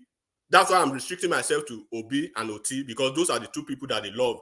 Obi, Oti, and Ihedioa because it's likely Ihedioa is moving back to PDP. So let's restrict it to those three of them. If maybe because of the resistance from PDP they don't want Obi, then Alex Oti is there. And then Ihedioa is there. When they have one of those two people as the 2027 presidential election, APC candidate Asiwaju Bola Ahmed Tinubu, PDP candidate Alex Oti or Ihedioa. That is what is it. So you lock them in, they will lose the election, right? After the election, they are not going anywhere again. They won't say they want to become. So what you are trying to say is that use your permutation at the end of the day in 2027, 2031, up to like 2039. There's no chance for Southeast. They never had a chance. There is never a chance for them. The only chance they will have if the party that really want to help them macrozone it to their region. If they don't macrozone the presidential ticket to their region, no chance. But it's not only about micro. So it's also depending on the candidate they also present. No, if they are micro zone, if for instance, let me give you a reason. For instance, if PDP decide that we want to win, we want an Igbo president now, and APC we want an Igbo president now, right? All the national apparatchiks of APC, right, from head to toe, we want to microzone to southeast. Then I don't think that APC. I don't think that will. It's an example. I'm just giving you an example. Yes, so at that point, APC will have to shop. They will have to shop for the best within their APC family. So the way I see this thing panning now is that. So at that point, their PDP too, we have to shop for the best in their PDP family. I think South are playing a very good politics now. They are already those ones are settled already. Good politics. Those ones are settled already. Those ones are settled already. Very, very nicely. They are in a very good position to clinch the VP positions coming back to South in 2031. Yeah, they are starting them. Look at them now. They have the Senate presidency. So look, it's not about an individual, right? Yes, when you understand the politics of Southeast, you understand how they roll with their politics, right? So it can be a facade of competence. No, forget about that. What they are seeing is they are seeing an Igbo man on the ballot. That's it. That's the way it is. And then when you look at PDP and APC, right, it's a false equivalence of which one is good or which one is better. But they have a good history with PDP. They've had a good history, at least since 1999. They've had a good history with PDP. APC just came maybe 8 years ago or thereabout, right? And they never really welcomed APC to the Southeast. When the ex-governor of Imo State, what's his name, Okorocha, was bringing APC to the Southeast, they called him Okorosa, they called him Fulani slaves. They called him a lot of names. In 2010 gubernatorial election in Anambra State, there was a giant screen that was all over the place. Especially when you measure Okoro, they have a popular candidate. So the best way PDP can bounce back to lock in the PDP Southeast is to throw them the crumbs of 2020. And enigmatic. They can have all the good relationship with PDP all they want. They can never win in the North, man. Vote in the North. Forget it. No. You said it now. The Okorawus, all those. About relevance. The only way a Southeastern now we can become president. You said it yourself. If the micro zone the ticket to Southeast. Even at the end of the day, right? Even they will have to find a way to sensitize them, because the candidate that, if for instance it is settled in PDP and APC, those two national parties, like PDP and APC, at this point in time, Southeast must produce the president. It's a Southeast agenda. Southeast must produce the president, right? And that's not going to happen, because there's too many people that want to be president in that country. We are just speaking hypothetically. Like if those two national parties decide at that time, and then APC, they have to shop for their best in Southeast. PDP, they will have to shop for their best in Southeast. Then the APC consider their best. For instance, APC consider their best Dave Umahi, and PDP consider their best, right? Let me see. This position they don't like. PDP consider their best. Ojuzo Kalu. You see what I'm saying now? So at the end of the day, they will have to pick, because they will say they don't like, they hate these people, they hate these people, they hate these people. But then it is then you understand that it is not about the hate or competence or character. It is about just the Igbo presidency, and that's it. They will have to choose between the two of them, just like Falaye and OBJ. You know, when it was decided by the military cabal then that the presidency should go to Southwest, they brought out Falaye, who was the former SGF of the Federation, and then they brought out OBJ. Right, so the Southwest, you guys go and do the deal by yourself, right? You will see the entire Southwest. They voted en masse for Olufalaye. That is who they wanted, Chief Olufalaye. But from other regions, they voted OBJ, right? So when it comes to that, it may be possible that the entire Southeast may vote for PDP guy who will be Orji's Okalu, and the entire country will vote for David Umahi. You know, They will never get the. so that's the game at the end of the day. So, but that's I hope they will get the national politics and the dynamics of it. If they don't that get is it, exactly where I'm looking. Remy, if they don't get it, they should go to national politics. To be honest, Remy, if they don't get it, 40, 50, like 104 million years from now, they will still be crying up and down. They won't have the presidency. But they must, if they don't get it. To be honest, the way a Southern candidate can win presidency, first of all, there are only two ways. You either win you have all three regions of the South behind you, kind of like how Jonathan won the election, the first election he won, and then lost the second one, where you have the three Southern regions behind you, or you must get the North behind you. Get one of your region or two of the Southern region and get the North behind you. That's the only way. Now, how is it possible that a Southeastern candidate will get all three of the South region behind him when there's always going to be a Southwest guy ready? I mean, nowadays, everybody's hungry for presidency. There's always going to be a Southwest guy who's going to run against you. And two, your relationship with the North is just getting worse and worse and worse. These people, they can't find a way to, even as they are politicians trying to connect with the North, there are people who burn the bridge. I don't see the North and the Southeast like fixing that bridge anytime soon. So forget it, man. No, Mike, it doesn't matter. All that one doesn't matter. When they want to get power, they will forget about all those insults. That one doesn't really matter. Yes, when it's time to get power, all that we insult you, you do that, all that is secondary. They will align. Because the north and the south, the north and the southeast, they've been together since 1960 to 1999. The only together. No, actually, I'm sorry. 1960 to 2015. I made a mistake. 1960 to 2015. But that relationship is more of the North using them now. It's not a real relationship. You know why you think that it is toxic now? Is because of the fact that because of this man, this Badue Obi, right? He's not doing what he needs to do as a politician, as a leader. I wouldn't believe that. Let me use a cerebral person from that region. Maybe somebody like Ben Obi, for instance, Senator Ben Obi or Senator Ken Nnamani would allow his base, right, to continue in this manner. Do you know they insulted Sultan? They insulted almost everybody, but this man will always come to their defense.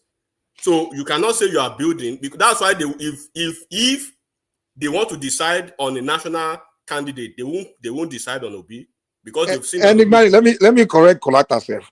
Kolata, you see the North and the Southeast political relationship.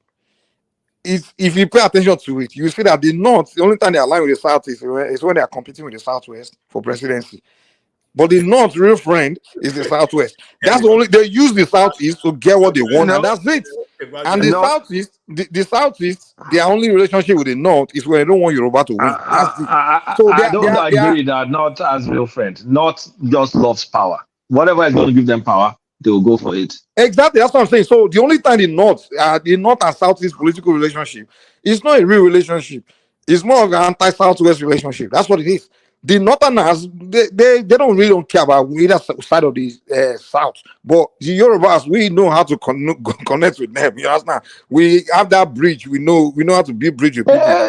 So that's the advantage we always have. That bridge is recent, Mike. That bridge is recent. Come on, we've always won election in North now. What are you talking about? That bridge said, I mean, if we ignore the Abiola stuff, but outside of that, the Southwest has always been playing outside that politics, that politics. We don't have. Yeah, I get what you're saying. We don't have permanent friends, but we know when we want to do. We know how to build. We want a bridge to get our votes.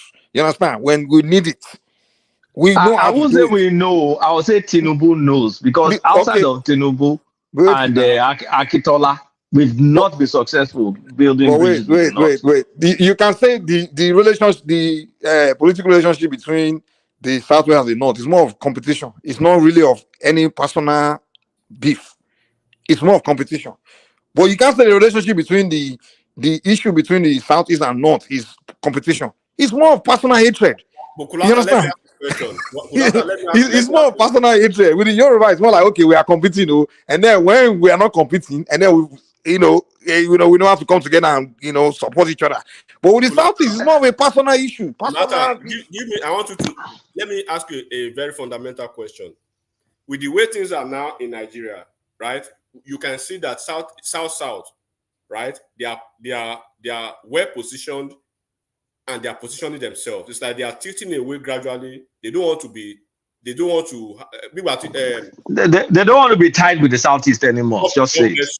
Yes. So they are trying to position themselves. Kulata, They are waking up. They are messed up. realizing that they are following. They are failing. So now No, they're now more politically relevant than the Southeast. It's just the truth. So now, what is the? Tell me, play a chance and land Southeast in the presidency if they continue like this. But no. Look, I've said something earlier before, but I'm going to give another variation again. It's almost impossible, regardless of the circumstance, except the entire country decides that, okay, it's been enough. We have to give the Southeast. Anything under ordinary or normal circumstance is always going to be second fiddle.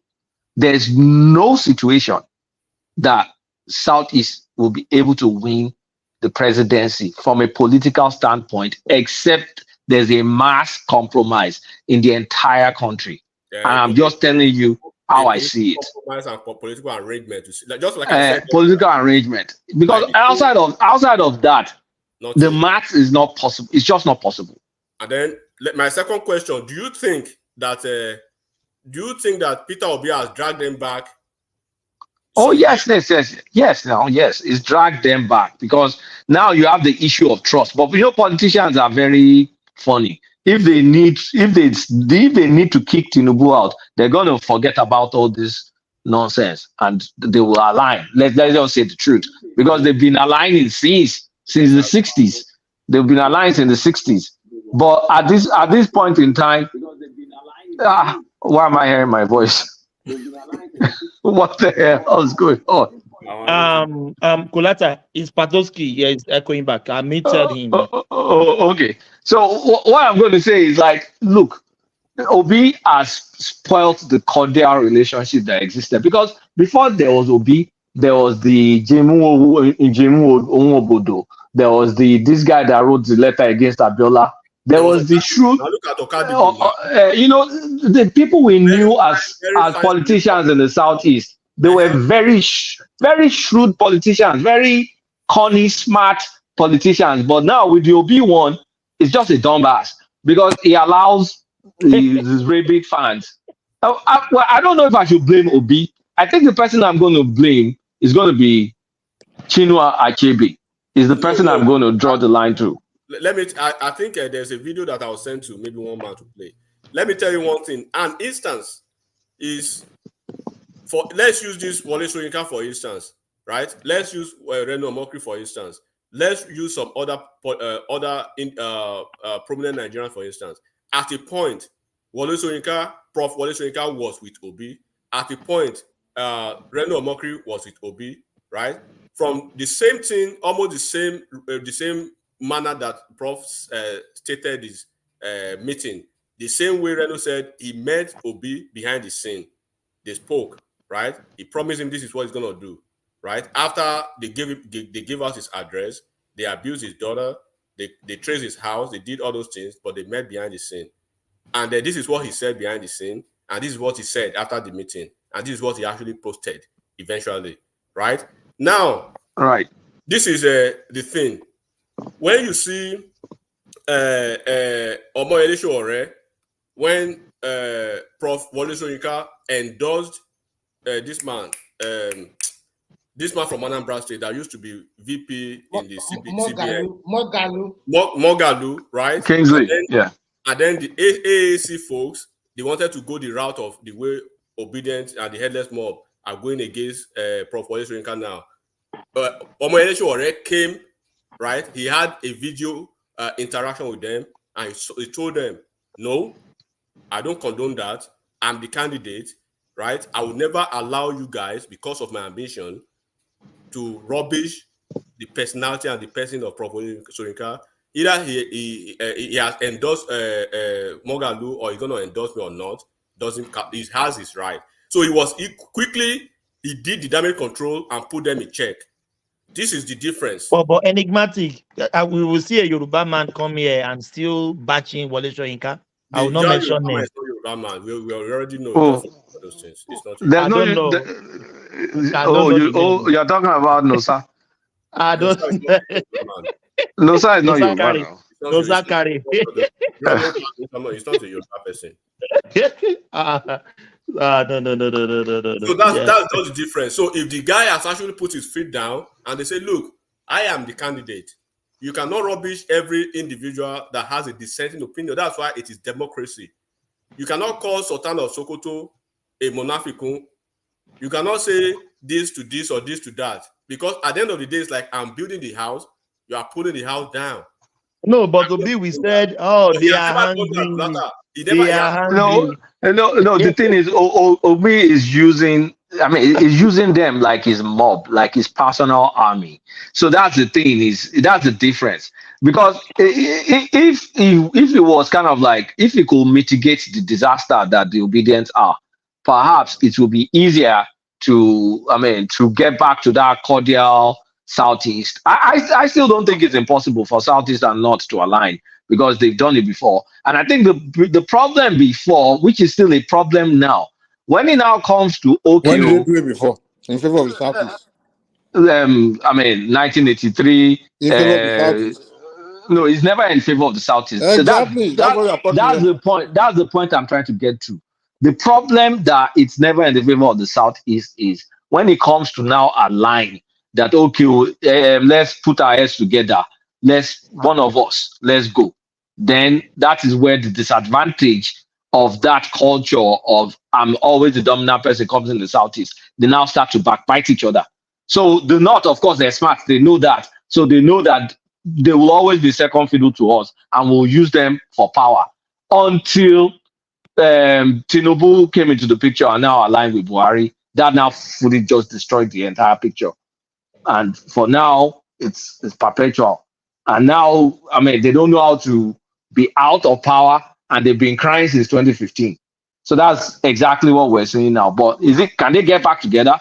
Perhaps they can get back together. But I don't think it will be to the point where one person from the Southeast will now be number one, except the entire country decide to say, okay, now all of us, so please, everybody be cool, let these guys go.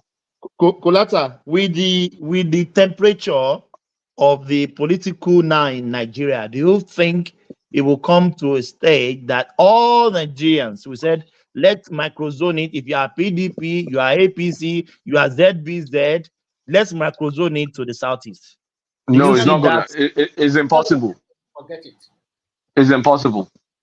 This man has killed them. That Obi, the way it's not Obi. It's not just Obi was in it, Kulata. But it's not just because of Obi. Just even take Obi out of the picture. You need a leverage. What's the leverage? You need a leverage, right? What's the leverage? Like at the time of the 1999, the Southwest essentially shut down the country. The Southwest essentially pushed to keep the military out. You could see that the country was at a standstill, right? But you need to be able to see those kind of equal measure action, that leverage. So what's the leverage? Different. What's the leverage? 1999 is different from what we're having today. No, I'm saying for you to be able to sit down and negotiate power, you need a leverage. And I don't see a leverage.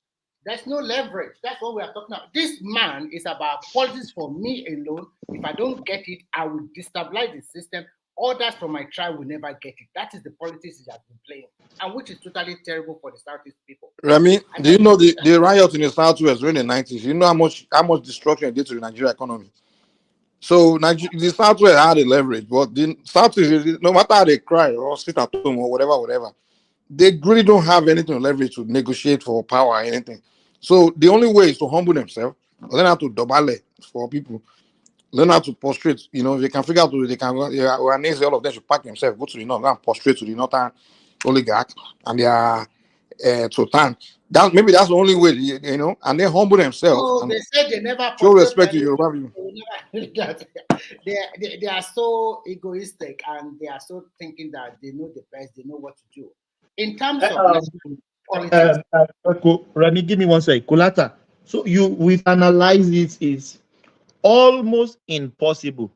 But what can they do to repair the damage so that you understand what I mean? Just because to be honest, they too have they are Nigerians. They should have a share in what is going. You understand what I mean? Yeah, you understand what I'm saying? Yeah, but I understand what you're saying, but there's there's some things also fighting against them. Number one is their own culture is fighting against them, because if there's no leverage, there needs to be some sort of if there's no leverage, you need to be able to kind of like be level-headed or something. Humility, thank you. There needs to be some sort of humility. But is the exact opposite, is now taunting, because it's more like if they lose, or I mean, I can predict it like clockwork. When they lose, then just give it a few weeks or months, then you start seeing bashfulness, boasting, and all that stuff, and that just propagates throughout the internet and just continue. Is a coping mechanism, is a way to cope. So that coping mechanism pushes people away. So even if you say, okay, there's no leverage, to now say, okay, well, let's be reasonable, let's do this together, they will repel you with the bashfulness that, I mean, will not make you come to the table. So that's why I say it is almost an impossibility. It's almost as an impossibility. Additionally, when you look at it, the way they play their politics, it does not give room for you to even negotiate with them. It's the highway only they know. How can you play politics that way? Look at the Yoruba people. When Obasanjo talked to them in 2003, they listened, although he cajoled them, and at the end of the day, he was able to win all the Southwest state for his second term. That is what we say in politics. You must know how to play it right. For now, all your people, you are insulting the rest of the region. Look at Ashebi have spoken against Yoruba before. And we do not see Yoruba people bashing him on and off. And then you continue to bash our leaders, and you expect our vote for you when you will expect us to support you. Every region in Nigeria, you are fighting with them. Why? For God's sake. Even the South side that are so close to you, you are also fighting with them. And I'm telling you, they will get that presidency ahead of you again. And you will cry, nothing will happen, because they are playing that national policies very well. You can see the way they are strategically, look at them now. They have the Senate presidency. They are supporting the coastal highway. They are pushing their people towards the national. The South, they have a leverage. They have oil. They have apart from the oil they are playing that politics very well. And I'm damn too sure when they come back to the South again, they will get it ahead of them. Remy, can you give me 1 second? Mike, are you available to step in, please? Are you done for the night, or? No, okay, no, I'm not done. It's okay. No. Yeah, it's okay. Yes, I'm going to work. I can take over when I get to work. I'm riding to work. I'm not going with my car. No problem. I can't moderate on the bike. Yeah. Green, we go green. You see the way after the way they bash Yinka just now, just the way they rubbish him. I know some Yorubas, they were obedient before. They used to look at me like, "Oh, why are you like this now?" Now they are coming to me and say, "Guy, man, I should have listened to you." They will never vote for Obi again after the way they rubbish Yinka. I said, man, these people are. It's like Tinubu is just happy the way they are behaving. Like, oh, continue. There is a big brother that I have, right? He's two younger brothers. were core obedience. Yesterday, one of them, I was there because you know, the two of them, I mean, I won't be able to mention their dad, but their dad was a very prominent professor in OAU. And you know, when you go to, that means I know them then. Yeah, so their dad is a prominent professor in OAU.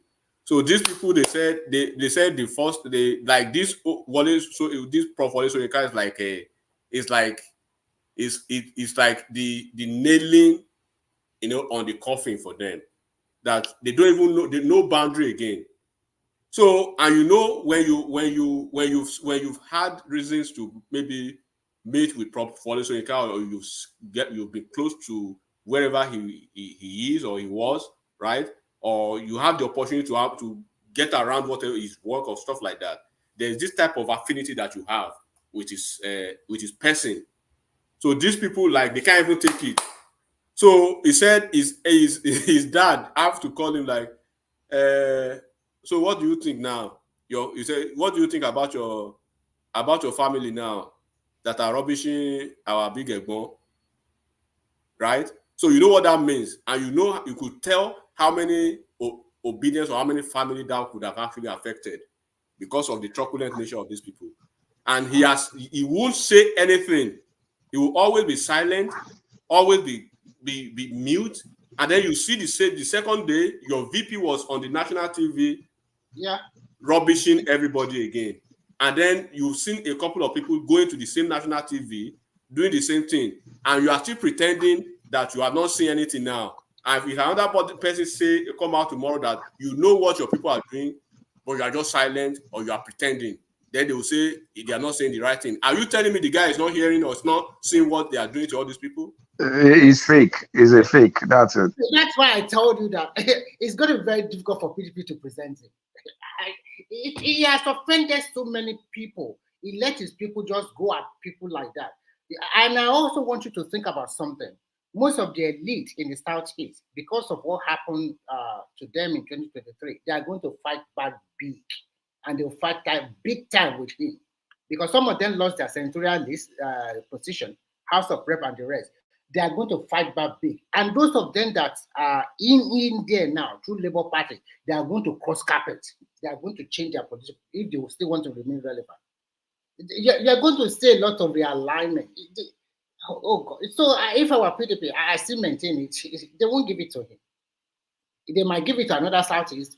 We don't care. But to him, no, they won't. It's too toxic, man. Too toxic.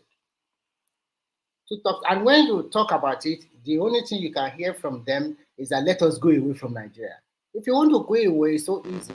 Collect all your people from other regions, pack them in the Southeast, and then you peacefully declare for your independence, or maybe through the right channel. Then you can go away, no big deal.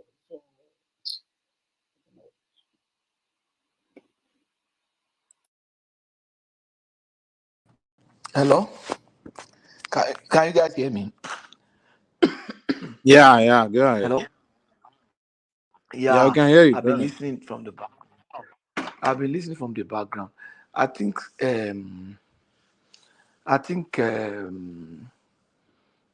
moderator's position. No, it wasn't moderator. It was Mike. I think my position was to me the correct description of the situation of things. You understand? The Southeast, they can never eventually emerge as president. Kulata was saying that the North use them, the alignment between them and the North is more cordial. The North will only use them if they want power. You understand? And thinking that if they align with the North now, they might get power. No. They can. When is their time to become president, the North will not support them. The North can always support them if they want to use them as vice president, as Senate president, and all this. When it is time for them to get president, the North will not stand with them. That's one thing. But which is not very good, because I listened to Thomas just now say, so does it mean that they can never be president? And they are part of Nigeria. That's what Thomas was trying to say, which is true.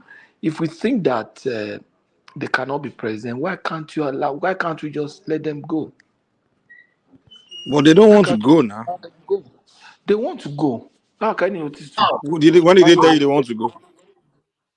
They want to go. No, they want to When did have they their tell you they want to go? No, With all this agitation now, they want to go. Baba, they are not ready to No, go. that's not what they are telling you. They are That not agitation ready. is not telling you that they want They to are go. not ready to go at all. If they are ready to, they have free buses in December now. They should have stayed back. Abi, they should have. Wait, Do they look like Patrick, you they want to go? They are still Patrick, trekking enter into Lagos. They are crying that Lagos. Patrick, When they are is ready, wait? Let me ask Patrick a quick question. Is the essence of citizenship being president? Is that what it's all about? Like, okay, you're president. Okay, you're not president. Then go away. I mean, what kind of dichotomy is that? Kolata, I know what's even funny about people like Patoski. Yeah, he's from. I think Patoski is from Edo or something. Abi, so I know he's from Southside. His own people have never been president too. Well, you'll be here. They'll be this. Jonathan is not from South South. Eh? Jonathan is from South South now. Their people have been president. Who? Jonathan is from Bayelsa State. Jonathan is not from Edo. You mean they are just activist people now. They just fight on. What I'm saying is, some of these guys like Calabar, their own people have never been president too. But they will be the one saying Igwe was the president. Let them go. I don't even understand those people, man. Mike, you can see them ranting online when the obedient against them. See the way they fought back against obedient. they say The funny thing about this, the whole Benin Kingdom. This thing now. They fought back big time, and I don't think Obi will get that kind of vote in 2027 from them. Oh, they are what will be now. They do people. They burned that bridge already. They burned. They easily the album. And the Edo where they are number one supporter. That's the obedient headquarters now. They burned the bridge already. I mean, look, and Hausa the biggest population block or the most widely spoken language. They've never presented any president. Should they now mean they should leave the country? It doesn't work that way. It doesn't work that way. The people I don't even understand, like the Edos, they are the whole great Benin Kingdom. They should be like the one, even that whole South should be the Benin people that are supposed to be the main leading all of them. But all of them are following Igbos. Who are the Igbos? Like, I don't even understand. The only thing relevant about them is just population. They are not like a significant ethnic group like that. And we are talking about a well-known ethnic group historically. It's the Benin, the Edo, the Benin Kingdom. Everybody know what Atokpe is. But they would lie. Instead of them to be like, we have a history of greatness. We should be the one being president of Nigeria. But they will never do that. They will be busy agitating for Igbo people. But do you know the irony of it is that they always say they don't really care about power. But the antithesis of all they are saying, the contrast to it is that they always mad when their person doesn't get it and they're already threatening to move. But now that they even do, it is very easy now. They have, they can even start the secession stuff from the National Assembly. They have a whole contingent in the National Assembly. The last people that want to leave, say if all the rest of Nigeria say they want to break the country, you think all this all this Obiku Bana will leave their business and move to Ebonyi State? The South is be the one begging everybody to stay. Landmark before now. Mike, Landmark is moving his business from Lagos State, moving to Gambia. Why is he not moving to Southeast?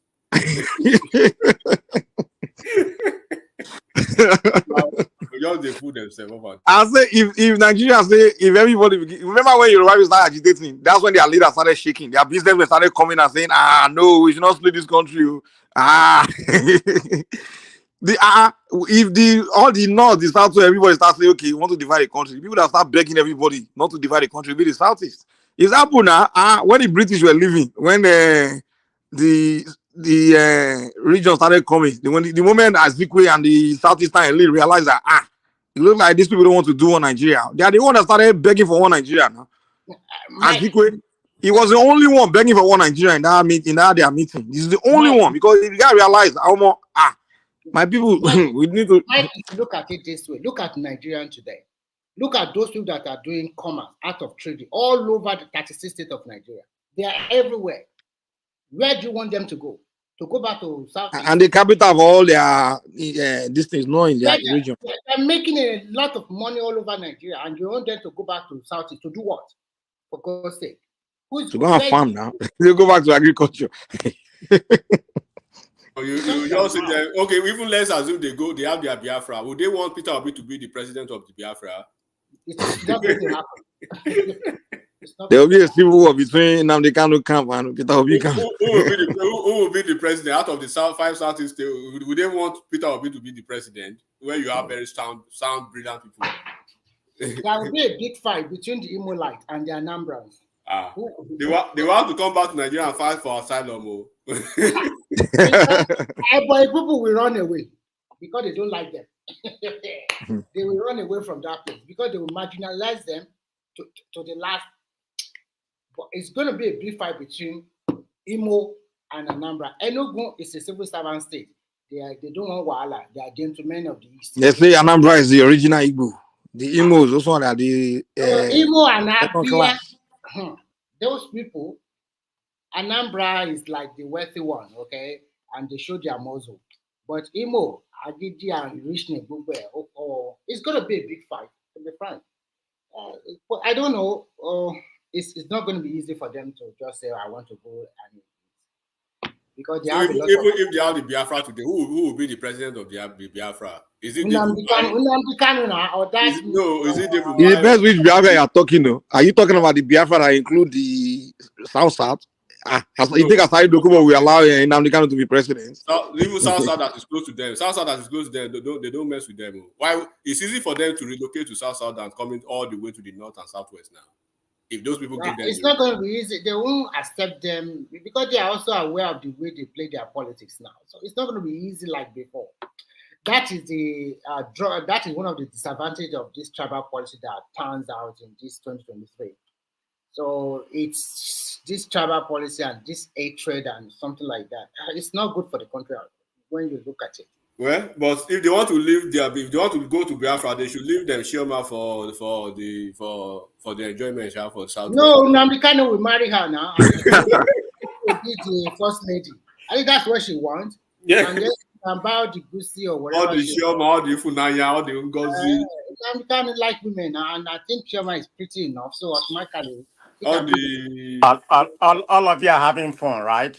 Yeah, you're enjoying it. Yeah, hopefully you have a better life. Yeah, life will be better. You don't even know your state. This one who have been in state, they always talk. Look, mind your business, okay? Yeah, I didn't come here for you. Okay, you can't tell me. Okay, I'm getting up, but yeah, I just want to congratulate all of you. Okay, keep on enjoying. Okay, someone say Pastor will be the president of Biafra. Very disappointed. You have nothing to offer, talk about in the Southeast because of your disdain for that part of the country. But anyway, good night, yo. I'm not a president. You are telling you. Oh God, man. Nobody have the same for your Southeast. I'm even saying that when the Kolata and the rest were talking about pacifying you guys, PDP show, I was like, what is the pathway? I look at it. How would so I just look at it that pacifying is that enough? If you want them to be president, for me, I believe that they should play national politics. Because we have played regional politics before. Where does it end? We didn't get nothing. And we didn't. All I just want to say, when they are leaving for Biafra, they should just leave all our. If they are looking for Biafra, what can we do? Can go. All those men can go. We can go peacefully now. At least leave our Funaya. They go for us. So if they want to go, where they go with the Ekene and the man of prestige. Actually, if they want to really go and they go peacefully, they have the right to go peacefully. It's not a big deal. At least today, South Sudan break into two. So many countries. And if Nigeria is going to break into 6-2, no wahala. So if they want to go, they know the channel how to go. You cannot say you want to go and then make the rest of the people in Nigeria suffer for your action or something like that. You know how to do it. Go to the United Nations, follow the right path. And if we do referendum and your people say you want to go, and then you go. I don't see any big deal in it at all. That will not be the end of Nigeria, or maybe if the other regions still believe. Look at what this country, Lesotho. Is it not within South Africa regional? I mean, if you look at the map. It's no big deal like that. It's going to be a landlocked country within Nigeria, just like that.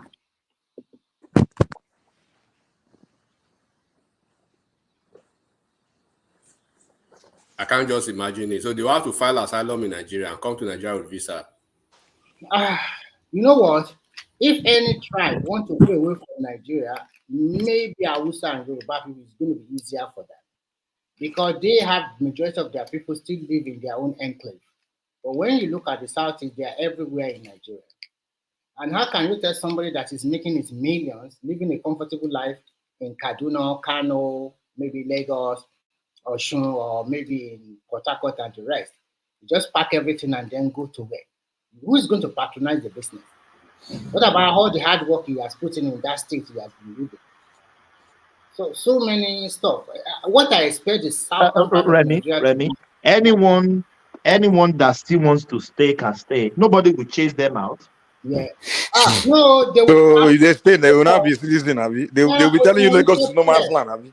Thomas, they can, as I just said, they should leave all the girls. They can go with their. We can give the girls. You want their picture among them. We'll give their citizenship. But they go follow their men. Go.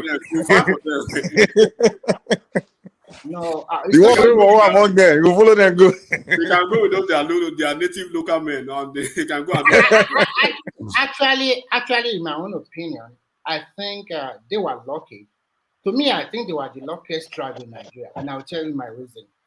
They were the only tribe or only region in Nigeria that can go and live elsewhere in other regions, and at the end of the day, they were able to be successful because the local give them that opportunity to be successful. They are the only one. I do not see a lot of Hausa or Yoruba or any other tribe in Nigeria go and excel in the Southeast. They won't give them that opportunity like the other tribe in Nigeria are given that. So, and they are lucky, they have held a lot of important position in Nigeria. If our memories serve us right, they had the first president of Nigeria, and they have had an head of state of Nigeria too. So they have held all the more important position in Nigeria.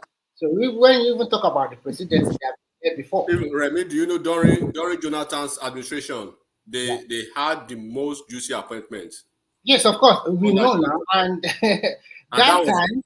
Oh God, man! That was actually because it pandered to the region that never count when it comes to numbers, and it actually affected him. I think they were lucky. That's why Jonathan lost the second election. That's the beginning of the hatred of Tinubu.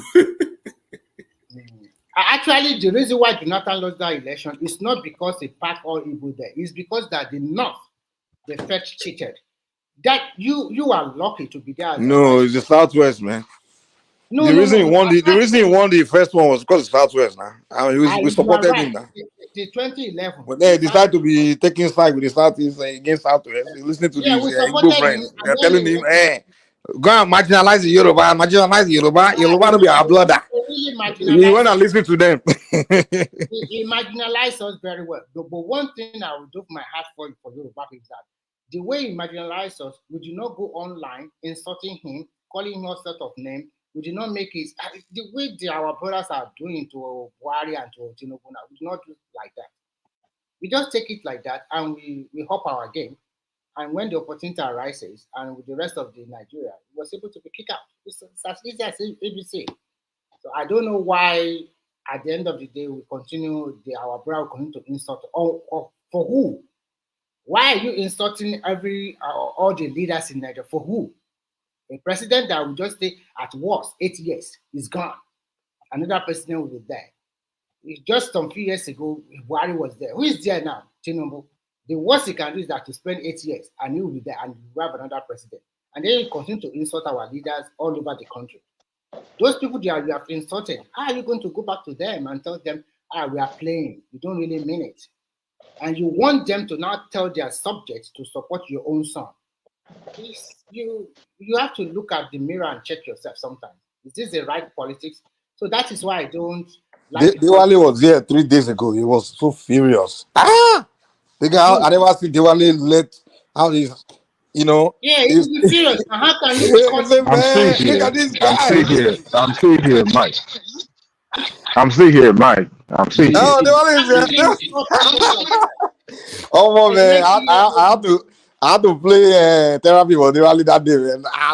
This is my brother, the vex. They really got that. They step on his toes, man. The rally was Even upset. Obasanjo that was so mean and very, very how to call him. He gave respect to Shoyinka. He never treated him so bad like that. And then somebody that is just like 16, 18, or 20 years old would just be insulting somebody, a word acclaimed person like that. Who are you, for God's sake? They are still insulting him. They will never stop. Once they grab your leg like this, it's the end. No matter what you want to say, they will never stop. What did I have? And then you want your son now to not become the leader of that country. Huh? Remy, do you know they take my name to Twitter? I saw the video. That's what I wanted to post. I'm busy posting another link. Let me post it. They're praying against these people. They will never I just change. posted the correct link. Take whose name? Shoyinka name or your name? My name. See, I posted the link now. I just posted the correct link. For what reason? They were doing prayer. Prayer, Gideon. Wow. Serious prayer. Like night vigil. No. What? It's all right. Yeah. I hope they will. Are you surprised, Thomas, if they can disrespect the highly revered Sultan? Do you know what the Sultanist tool means in Islamic, in Islam generally? Do you know what it means? It's the symbolism of that power alone in Islam. They rubbish the hell out of this man, out of a whole Sultan in Islamic kingdom. Who am I? So who are you? You are nobody. Who are you? A whole Nobel laureate. They are still dragging him. Then who are you? Thomas, I want to ask you a question. I won't name the person. The person hold another platform. The platform you just share now. The guy was there.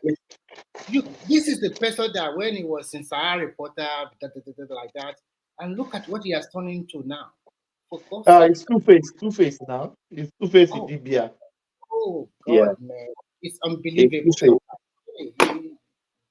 It's Two-Face, and he was there in their platform when they was mentioning my name. They can't even stop them. Do you know what annoys me? Your panelists can try to be mad, but you are a host. Do you know what we did here? Remy, you know now. When people want to go gaga, we kick them out. Yes, because we have decorum here. We have decorum, but your panelists will be going mad. Leave the comment section. Thomas, I must give credit to one man, because I've seen several times these people will insult him directly. I beg, if it is people like Mike or people like Ola, they will kick that person out immediately. One time, they will not even let me finish. The moment I open my mouth, what to kick me out? One man sometimes. That crazy old papa. It's I don't know how people were brought up, but I wasn't brought up. I've watched it. It was a serious prayer. Proverb cannot low. Proverb in the Bible. They mention my name.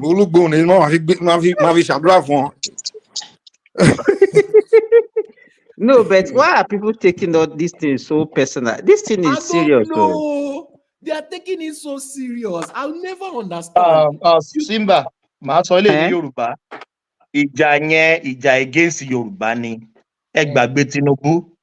Their target is Yoruba. Forget it. That is the truth there. It's against Yoruba. It's like we can't lose to them, okay? Yes. They don't know how to fight individual. It's the same thing now. During Buhari, it was the entire Fulani that they were attacking. It was the entire Fulani. They went. The Fulani name was who knew Fulani before? So it was after Buhari came in that we all started knowing who Fulani is now. It's only Hausa we know. The whole north, we used to call them Hausa. All of a sudden, we don't even know Hausa is against Fulani now. We know now. Mike, you know what was funny about this thing? It was even some of them put their hands, they folded their hand as if the guy was as if it was a good prayer that the guy was about to make. And they were serious, and they were saying amen. Simba, that is the smallest one that I found. If you see the other videos I found there, I was just laughing. And these people were taking it serious. I'm telling you. Only Thomas. That's the only Thomas they mentioned. No, they said that Thomas and his Agbadorians. And then the doctors, the so-called ones that call themselves Baba, the doctors, the professors, and everything. It was Tony now. You know that Tony that was Tony. The doctor, oh my God. Is it Tony Tone or which one? Yes, Tony Tone. I posted the TikTok. The one that usually say call himself a military man. He used to come here before. Is it that serious? Please, can you play it? Believe me, you need to watch it to enigmatic. Watch it. No, don't play it. Don't play it. No. You can put it in the private chat. For people that we don't have TikTok. All of us don't have TikTok now. No, you don't have to have TikTok. You don't need to have TikTok. Just click on. No, you don't need to have TikTok. You can open it without TikTok. Okay, without TikTok. Just allow it. Just in the private chat. Don't put it in the normal chat. These people are the stupid first 5 people. seconds. The first 5 seconds will grab your attention. Just and you see the seriousness. All of them were serious. All of them. And they even the owner of the platform was just watching, and he couldn't have. He's supposed to say something against such a thing now.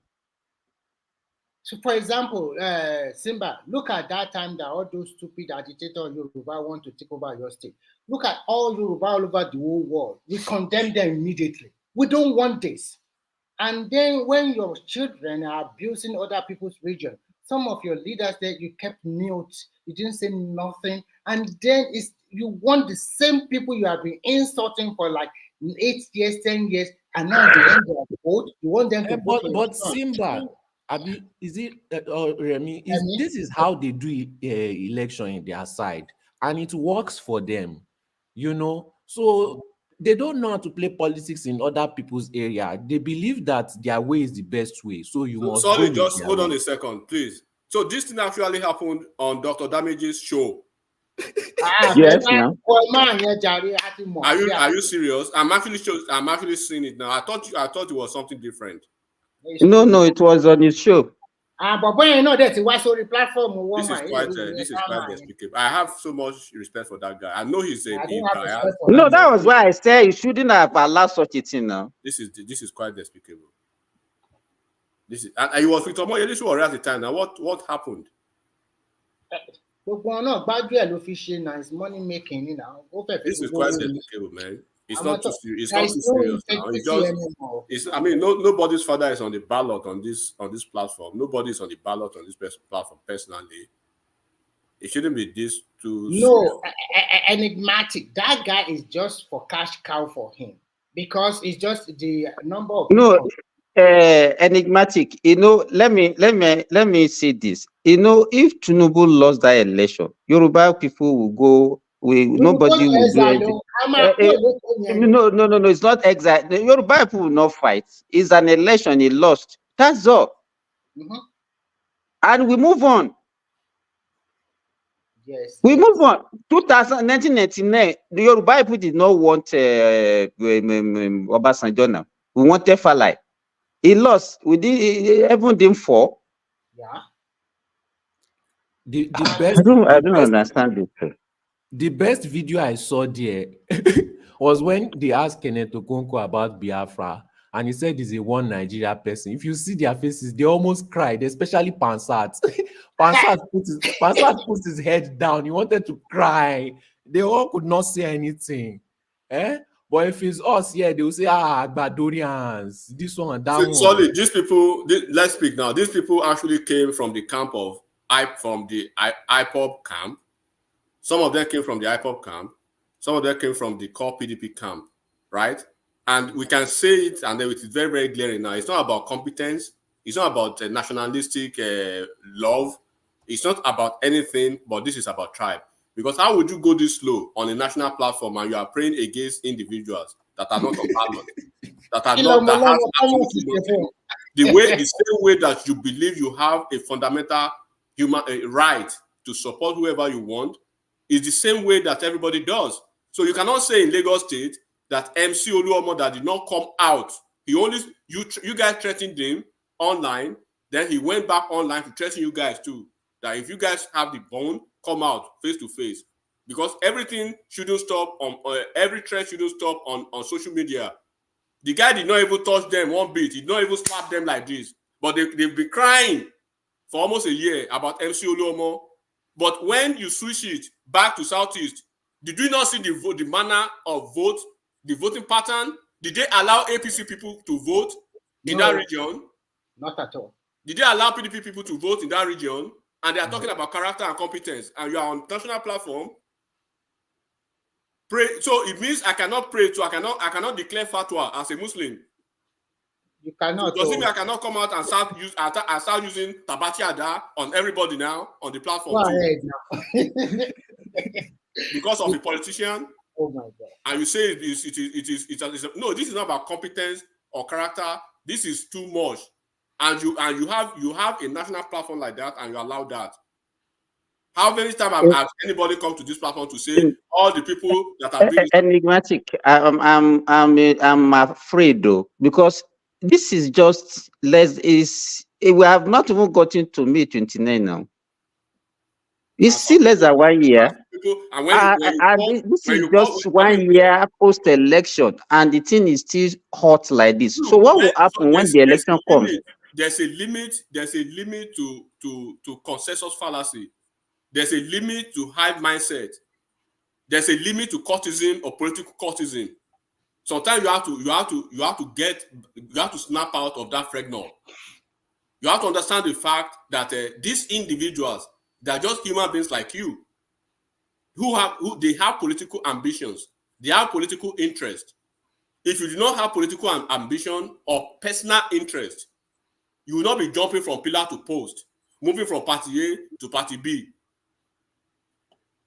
Right? Always conflicting. Whatever you said yesterday is going to be a conflict of that. Enigmatic. That guy is an element of division. The kind of politics. One man will have to reassess. You have to even reassess the people. The way he. So enigmatic. Were you here yesterday? If you were here yesterday when Ekene was ranting and talking about English, blah blah blah, I like the way Kolata and who's the other guy? Maybe I think it's Ola or whatever. Maybe not Ola. I think I heard somebody called my attention to it. I don't know why. What do you mean? Are you telling us that we because we are educated? If the platform is too sophisticated for him, he can. It's too sophisticated for him, and his idea is too shallow. And when you try to let him understand, he will be fighting unnecessarily. You are not here to be ranting. You have to look at the policy. You look at the policy, and then you give solution, or you can criticize positive. They are just here to be abusing and ranting unnecessarily. Are you the only one out of 200 million people living in Nigeria? You said you are Remy, what are you talking about? I'm talking about you. What you did yesterday was uncalled for. What did I do? What did I do? It's my perspective. It's my opinion. What did I do? Calm down. I laid down my opinion. No. Remy, just don't go back to what happened yesterday. Just allow it to. We don't want any. Yeah, let it just slide. So, so because I don't want to go to that because it's unnecessary. I can't believe this. That some people you cannot. I can't believe what I'm saying. Can you imagine this? That's why I said that I'm afraid the way these people are taking this, they are taking it too far. They are taking it too far. And the funny thing is that some of us have not even realized it. You even see some Yoruba people there joining them to do this. Those ones, they don't have sense now. Those ones, they don't used to read history. They love propaganda. They don't have sense. You have to be careful with this Yoruba. Some of them they are half Igbo. Igbo. They are half Igbo, man. They are either their mother or their father. One of their parents is Igbo. No, Be all careful. those people. The problem is they are very misinformed. I'm telling you. It's not misinformation. Sorry, no. They are half Igbo or they have Igbo wives. But Or Igbo wife, yeah, one of those, yeah. You have to find a way not to be a saint. Sometimes I know that this most is of us have Igbo family, but you have to find a way to be a man. First and foremost, I want to say this. Sometimes, because I know, Shoma, you are typing over there. I don't know how educated you are, and I don't know what kind of school you have been to. I don't know your major. I don't know your discipline. Sometimes, please, just mind the way you type something. No, she will stop. She will start insulting you. That's what she did to me. It's very degrading and very insulting. No, sometimes, she won't stop. She won't stop. That is so wayward and type anything that she likes. That's how they usually type. I think it's unfair sometimes, to be frank. No. You have to blame one man now. Imagine you just want to ignore her, but sometimes she just be typing rubbish upon rubbish. But they don't see it as rubbish now. They don't see it as rubbish. Unfair. And then on Sunday she will come to the platform trying to preach that I'm that classic girl, which you are not. But this is the classic move now. This is the classic. You see, she has started insulting you. They don't stop. They don't stop. Remy, be a man now. Be a man now. You cannot be giving her leeway like this every time. But she won't stop. This is how they behave. I think maybe one man should also regulate her sometimes, because Remy, you have to learn. This is social media. You understand what I'm saying? It give people. Let me tell you. There are some things that, let me tell you, if you are talking, there are some things that you cannot say, but when you are writing, you can write it. There are some things you can say on phone that when you see the person physically, you will not be able to say it. That is the power the problem that social media has created. And there's nothing you can do about it. Some people can even insult people as old as their grandfather. They don't care. Social media. Simba, I've been coming to this platform for a long time. I never complain about whatever they're writing in the comments, none of mine. But when you come too personal to me, you said I'm not educated, I'm not this, I'm not that, or something like that. It's unfair on me too. I'm a human being too. I say, Remy, I will let it go. It's like you're taking it too personal, because when you know certain things already, then you shouldn't be surprised. When it happens, it's just not going to be a normal thing, and you just move on. Of course, what can I do? I will move on. You just move on. It's like you are expecting a certain anime. Remy, do you know what they call stilltism? It's just a power of silence. Do you understand what I'm saying?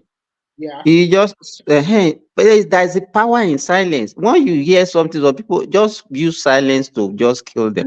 Don't say anything, because let me tell you, by the time you are responding, you are empowering them more. You are giving them more energy. You understand? Remy, I would say you should take Simba's advice. You see that you don't respond, or you want to respond with heavy hammer. Yes. Mike, what I just want to say, and I believe you are one of the co-panelists on this platform. What I want to say, co-anchor, sorry. I think one Mike, if he's hearing now, he needs to even find a way to reevaluate maybe if he has a relationship or friendship with that Dr. Damages, if he can actually provide leverage to provide a platform for such things to happen, especially people who at one time or the other been a part of this platform, and they are showing hatred to this platform almost on a daily basis, and now they are praying, besieging the Holy Bible, right, and the Holy Spirit for people because of politics. Then who says a Muslim cannot declare fatwa, and who says a Muslim cannot use Tabati Ada and Kursiyu to actually do the same thing too?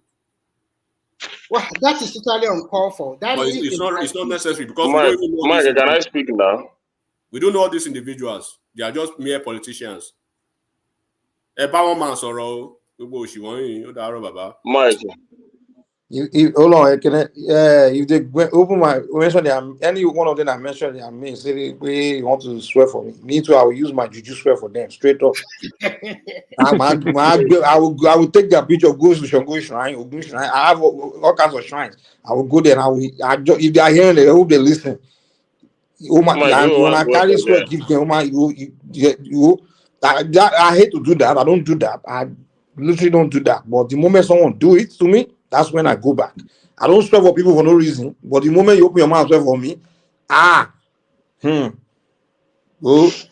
worried I go do man. They pray for your own. Yeah, go ahead. No go to do house, so Mike. You are a child of God. If you want to go spiritual warfare with me, I will carry and go there. If you want to do verbal warfare here, we can do that. Physical, we can do that. But if you say you want to go spiritual, I'll go there with you too. Can I talk now? Go ahead. Okay. I've been listening and I don't want to say anything, but Remy woke my spirit. Even though everything tonight was just one-sided issue, I've been waiting to hear this, and this is what has been achieved in the past 1 year since the discussion started, but I could not be able to hold one point. It's just an abuse, an attack on one person or the other, just to make your politics seems right in the side of the people you are controlling or you are talking to. It's not somebody like me. I never buy to that idea. So, and if I say that people are not educated in Nigeria, I will continue to make that statement because I know the reason I say that. I don't see the reason why all educated men in Nigeria, what they do is to use those sum of education to defend things that push people into poverty or push Nigerians into poverty. They have a right to come and defend it. That's why I said that education in Nigeria seems not education, because when you say educated nation, what they do is they use the education to make some form of development, contribute and make a national development. Even when government is not getting it right, what they do is to use the power of education to prove Who what is the that? government is You not are getting playing right. copyrighted music. Oh. So if people are not happy with it, I'll continue to say that. Yeah, I give example why We have how already education. passed that one. You can talk about the topic for today. So just forget about I don't this. even know what you guys are discussing. And You then talk about alignment. you can ask Mike. You said you have You been listening. You said you have been listening for a long time. So you're supposed to have known what they have been discussing about. So you can also say your own thought. What you have been where? listening for a long time. So you know would the you topic. allow me to speak? Go ahead and speak. And, yeah, I don't want to know whatever politics you guys are discussing alignment. I don't care. This is not time for politics. Whoever is discussing politics and I don't know or don't like Nigeria. So you can continue to talk politics for all I care. My only concern now is that the government is not doing anything to improve Nigerian situation. And citizens are helping them to defend their election. I just like what Obasanjo said a few days ago, that Nigerians, the way sometimes what we talk about Nigeria is not how the Western people look at us. We are talking about investment. But they don't see you as people that they don't see you as a country that needs an investment. First of all, you don't have rule of law. Rule of law is very important when you are talking about investment. But Nigeria don't have rule of law. So you go out there, you say you want the investors to come. You just take it. They're just laughing at you. And Obasanjo gave a good explanation of that. And I love what he did. So any other thing that you guys are trying to defend is Sorry, just for no reason. I don't understand your point. You are saying the investors are not So coming because of what? it means that governments have not been able to organize their policy so that the right investors will come. No. Let me just So, tell you why these investors are not coming. Because since their inception as government, investors has only left the country instead of coming in. You check it. You just tell me which investment have they attracted for the past 1 year, and we this, can give we can give indices. How many investors have left, and how many have come in? None has come in. Many have left. I think The policies are not conducive. You you come don't. out to explain. Investors know what they want. It is not all these your grammars that will bring investors. It is Look, your actions. no matter what you You do, these understand? investors are not You coming because it's not the way this. you proclaim Nigeria looks like. No, It's not the sorry. The way question, this Westerners do. sorry. The question you're supposed to ask Ekene, Ekene always come on the platform and will come and regurgitate whatever he hear from other people. Anything, you should have your own idea of whatever you want to talk. Sorry, Simba. You don't just Let base. me even You reply know you. because water is you can't just come here. You come with facts. Where do you see it? Do you know the type of investors that can come to a country, and then He have you doesn't fact check know. and see that none has come? But you can't come with the platform and say this is what this person say and you believe. Why Tell can't you have me your the own one that's come opinion? now. Why can't you I have your get own you, and idea? when we are talking about it, we are not seeing it because it's not happening.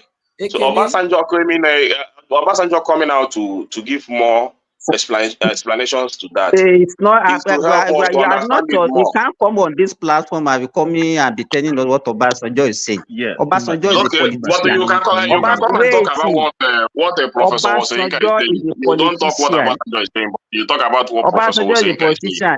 Even when we talk about what If nobody. Wosenka does he know anything about the economy? Is he a politician? Has he ever handled any business before? Mike, boy, Buffalo now. Can somebody Okay. Ekene, let me just reply. Ekene, BT, what did you say? I'm asking I that. think Enigmatic had the floor. Yeah, and you see, Can you post the link? Can you post the link in the private part? to the private chat? Yes, please. Is there already now? You didn't see it? No. Maybe just came in. Yeah, I'm just coming in, so I can't see it. So if you don't mind, just reposting. Just want to check it. Oh, thanks. my Zima, whatever they post, if you not there before when they post it, by the time you come in, you won't see it. So basically, that's the way it works. So. I posted it again. Can you see it? Can I reply, Ekene? Ekene, in general, BT, did you see it there? I posted it already. I want to tell you the foreign direct investment to Nigeria in 2024, and I'll give you the amount. Please, everybody, listen carefully. As at the end of 2024, total inward foreign direct investment to Nigeria stood at 15 billion, 8 million, and 36, about 15 billion naira, representing about 99.8% of the total stock of foreign investment. They have a table which if you want me to put the link, I will show you the link. So but as of this year alone, Nigeria have attracted about 15 billion naira foreign investment. I'll post the link so that you can go and read it. In what areas? Where is investment? Remy, in what areas? Where was investment channel? What kind of investment? Explain to me more. Don't tell me Nigeria attracted 15 billion. I should know where the investment is. It just tell me. Because I also saw the headline that I also saw a headline from is it Kashi Shetima that Nigeria has 20 billion investment or what $1 billion investment in what area? And we still want to understand. It's all about propaganda. And I will continue to say it. This is a government of propaganda. And you can, if you're not comfortable with it, I will continue to say that. So it attracted 20 billion investment in what area, in what regard, where? Because we know a lot of people. We know a lot of is it the last one? Is it a mask investment that they went Okay, out there to Remy, go and talk about? Ekene, just don't be talking. All these things are very easy for you. It's something that you can even check on your own. Don't be lazy now. There is nothing to check. Don't be lazy. You are not. The news.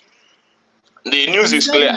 You went all the way from here to abroad to say that you have attracted investors, that mask investments are coming, and they came out to tell you that your problem is that we don't have any he just discussion only want with to you listen. people He in just only terms of want to investment. listen to yourself.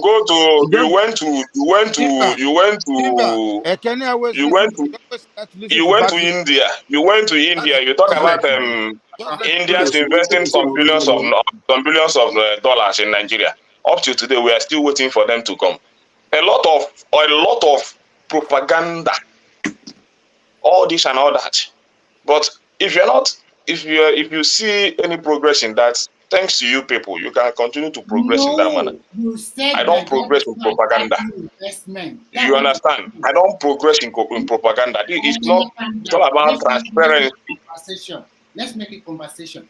You said Nigeria does not attract any investment in 2024. I gave you a figure. It's not left for you to go and do your own research and come back to the panel and tell us that 2024 is zero investment. Up to me, that's how things should be done. Not telling me that I went ahead and do my own research. You also go back and come back and do your research. I do my own research. I do my own research. Your own research is not. You go. My own research is not about reading propaganda. My own research is about seeing what is happening. Hello, Remy. You understand? Remy, see, one thing you don't understand about Ekene, yeah? Ekene is not always looking for good news. Anywhere there's bad news, that's where it's always running to. And he bring it to the platform. Tell me the good news to give now. Let me give now. Tell me the good news. So you're agent of bad news. Let me. Tell me the good news now. Ekene, what do you think about? Use your hand and mention. Use your mouth and mention the good news that you talk about now. Then let me celebrate it. He's all around you now, but you can never see. No, I can never see it. Good news are meant to be fueled. Government is meant to be fueled. When a good government is performing, you don't need to talk about good news. People will say it by themselves. They witness it. Okay. That you as the nation cannot even fight food inflation is a very pathetic one. As a government, you cannot fight food inflation. It's a very pathetic one. Go to the market and price a bucket of tomato. It's about 9,000. You go here and talk about new good news. Are you guys hearing me? Don't start. Go and plant tomato. Wait, Simba, hold on now. Can you guys hear me or am I the one? So, Ekene, a country that are you guys hearing me? We can hear you. So why do you, let's hear from your voice now. We have some new voices there. Let's hear. But let me reply one of his points now. A country. I was trying to tell him to stop so I can get the new voice. Now that he's finally stopped. Now if you respond, you respond back. But the guy's been here. He's been trying to get my attention. He wants to say something. So you still replying, but let's hear the guy's voice. He just came in, so he's been here. So at least let's sample his voice. Kabiru, Abi. Yeah, Mike. Good morning. Good morning, Simba. Good morning, Remy. I have a question for Ekene. Ekene, good morning. What? Sorry, if anybody can hear me. Ekene, why do you think people should listen to you on this platform? Even self? You that you come here during the time of incident of Mesoma, you said this, you said that lady did not do it. That the government is because the lady is an Igbo girl, this, that. At the end of the day, the lady himself and his father, they came out that they did it. Have you come to this platform to say sorry? Okay, have you come to the issue of Mesoma? We are talking about your performance. You're talking to me. If you don't want to listen to me, you forget it. Am I talking for? Am I talking anything for you to listen? Hold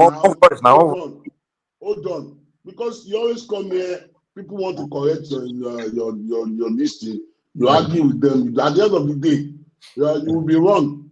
During the time of election petition, you are the one that you come here that will be brought big TV to the court that They want to shit him. They want to. At the end of the day, does it bring any proof of the election that they rig you? I don't know why you people listen to this when you come here to talk some certain things. Mike, you can let any some other people talk, please. I don't know why you always can't take man. Then I'm not. I do not have you in mind when I come here. I don't know what to tell you, so I'm not speaking for you. Because you always come here. You always come here to tell lies now. You don't tell a man how to speak. You don't tell a man how to feel. You understand? If you're not comfortable, you have not been able to tell me what I want. What I want from you guys is to continue to give explanation of what you have achieved in the past 1 year. Do you want me to support your evil agenda or evil policies against Nigerian people? That is evil now. You are the one that but you are Biafran now. Because you always come here to tell lies. It should not matter. Hold on. There is nothing like telling lies now. If you see it as a lie, then you can come. Let me take you around Nigeria. If you are not living in Nigeria, then let me take you around. I'm in my house. Yeah. I'm in my house. Okay. You know where you are, then you can tell me, then let's go out. It's not about politics. You understand? Let me take you out. You are in Surulere. How much did you buy a bed of tomato last weekend? How much did you buy it? It does not matter. It will not matter to you now. It will not matter to you because that's the wickedness of your government. You want to defend the evil you supported. It will not matter to you. Buying tomato, buying rice is a global phenomenon. Ask people living in America. That's what I wanted to tell you. You can't be coming to this. Ask people living in America. You say you live in Nigeria. You want me to ask people living in America? You cannot fight the food inflation in your country. Hold on, I'm not living you are happy about that. All these guys you are supporting, Wolu Soyinka and others. I know that Good Luck has not done anything before. Wolu Soyinka was in the street accusing Good Luck, calling his wife hippopotamus. One voice, man. Mike, take over. Yeah? Take over. This we can't go that this route of everybody. Don't let Ekene channel us towards another thing. That is the only aspect he knows. That's the only aspect he knows. He cannot discuss intellectually. That's the only thing he knows.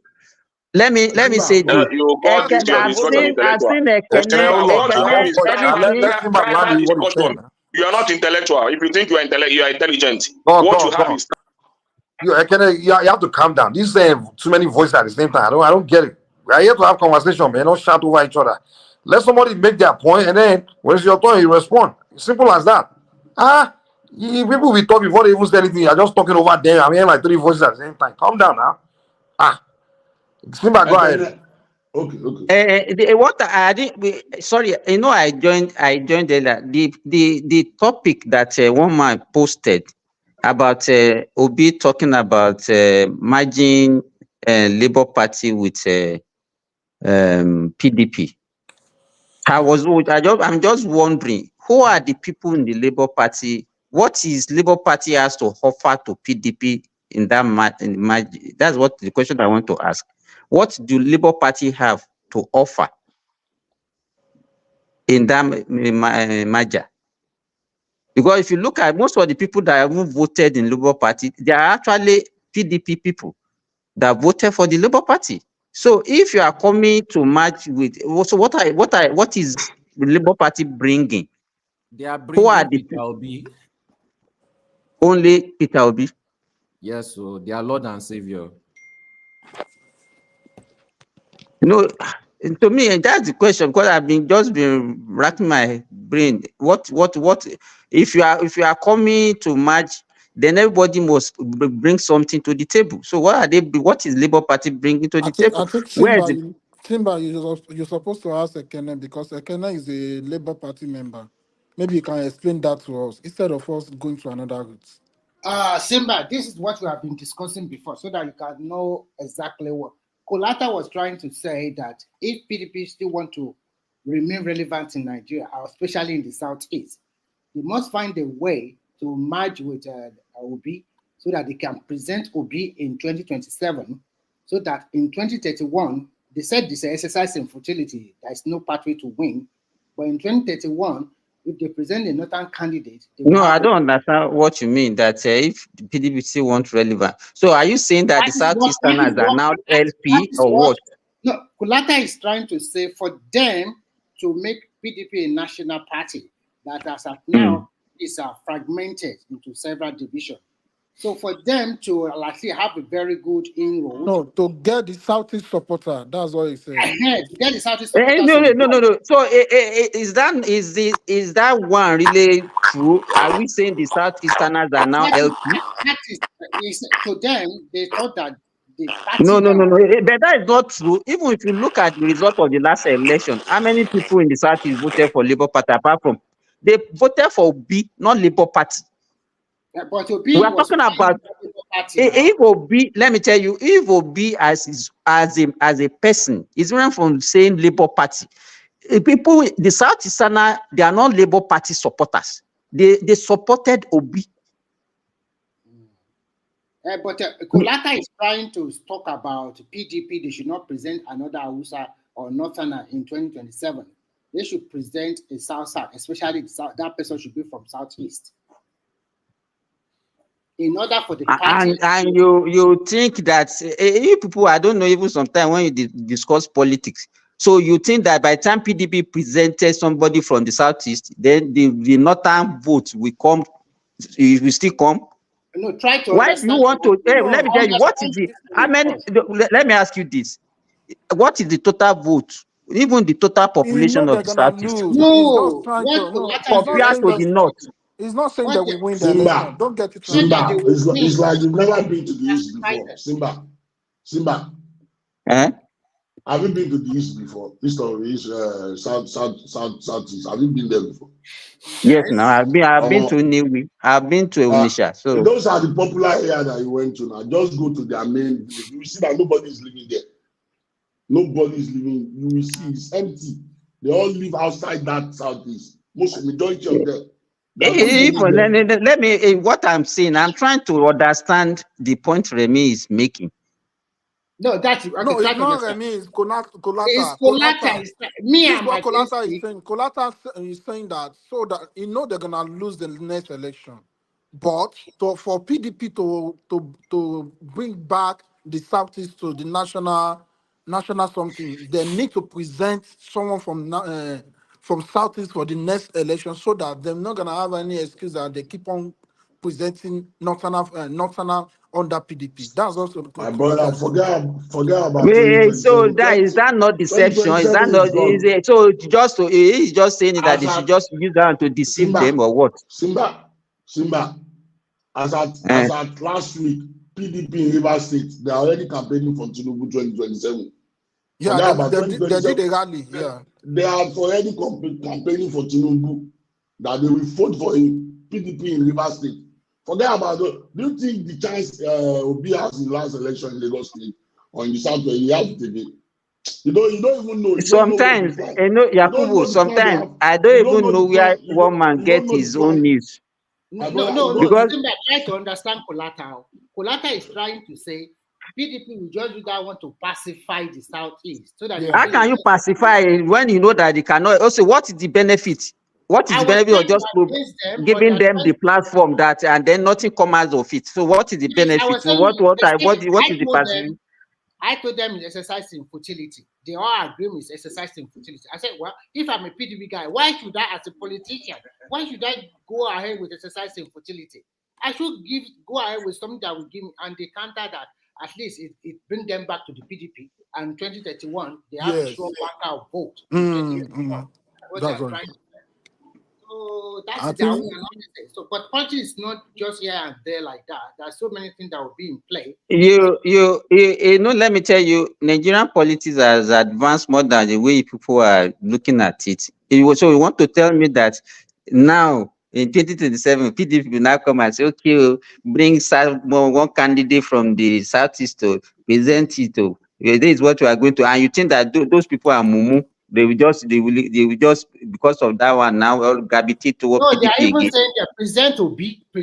At least they are following Obi. Present Obi, PDP following Obi, and when the Southeast say Obi. Okay, so by the time if you now lose that election, for example, then by the time it's 2031 and he said he's ready to contest again, you will now say no.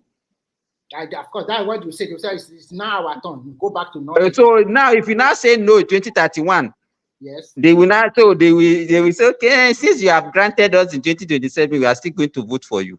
Rubbish. That is why I'm trying to let them know that it's not just straightforward like that. Politics is not played that way. I think PDP is also strong in the South. If he's zoned to the South, why not pick another Yoruba man to also say, okay, it's another Yoruba man against Tinubu, any Yoruba or whatever, or pick anybody from South. They say no, you have to pick from Southeast, especially if you give it to Remy.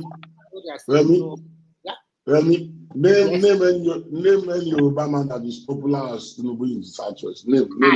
We are talking about PDP, just to like, okay. Now, even though if it is the Labour Party. And you can adjust Oshibadu now to join PDP now. Who is Oshibadu?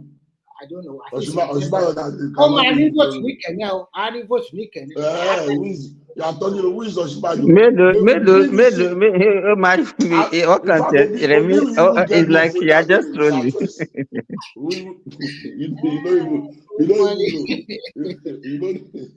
But the question I want to ask a question. Why are we doing all these permutation and combination and I don't know. Are we just excuse me, let me finish, Remy. Are we just doing it for us to just have a discussion so that at least maybe when we are bored, we have something to talk about? It was on news today. The offshoot of what Obi said about it might probably agree to LP, Labour Party merging with PGP. So it leads us to one, this is analysis of various type or something like that. That's what we have been. Let me give you this. We have been seeing merging of parties in Nigeria, and each party, you know that you have you know what they are bringing to the table. Yes. I could remember even when Zik have an alliance with MPN in 1979. They know that, okay, Zik can bring block vote from the southeastern part of Nigeria. You have something to offer. It's not this. You understand what I'm saying? That's me, Kene. Oh, my guy. How far now? Okay, so now, if we say, long time. Welcome. Labour Party, where can we say Labour Party is strong? What can we say Labour Party can bring to the table? The vote from the southeast is not for Labour Party, it's for Obi. And they will present to be now. They don't argue with that. They know because Labour Party cannot join PDP. They know that's exactly what he's saying. That if Obi supporter, they want to be supporter in PDP. Gullible Nigerians, we don't know what to talk about. We begin to talk about politics. No, this and that. What happened? Gullible Nigerians. Gullible Nigerians. This is what we discuss all the time. Who will win the next election? This and that. The one you have won, we are talking about. What have you done with it? What are you doing with the power you have won? I bet. I was just listening to you guys. Sometimes if I just laugh, make points. When I talk, you say I'm using education. I'm using education. Look at intelligent men education discussion. Let's hear from them. The one you win, the one you snatch and run away with, what are you doing with it? You are have to allow me moderate to. Go to Abuja. Go and see what they are doing with it. Go to Abuja. Go and see what they are doing with it.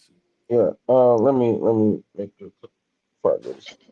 I heard the news about the Obi trying to merge with I think PDP, or giving some reasons why he would merge with PDP.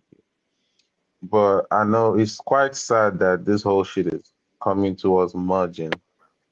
To me, unfortunately, I don't see any good outcome on that merging. Even if LP merges with Labour Party, it's actually gonna be a disaster, if you ask me. If Peter Obi could be hearing me right now, I think he should be doing what he's doing. He have more chances to win the election if the playground is fair. But the merging is gonna unleash so much support for Peter Obi. I know that for certain. I know that for sure.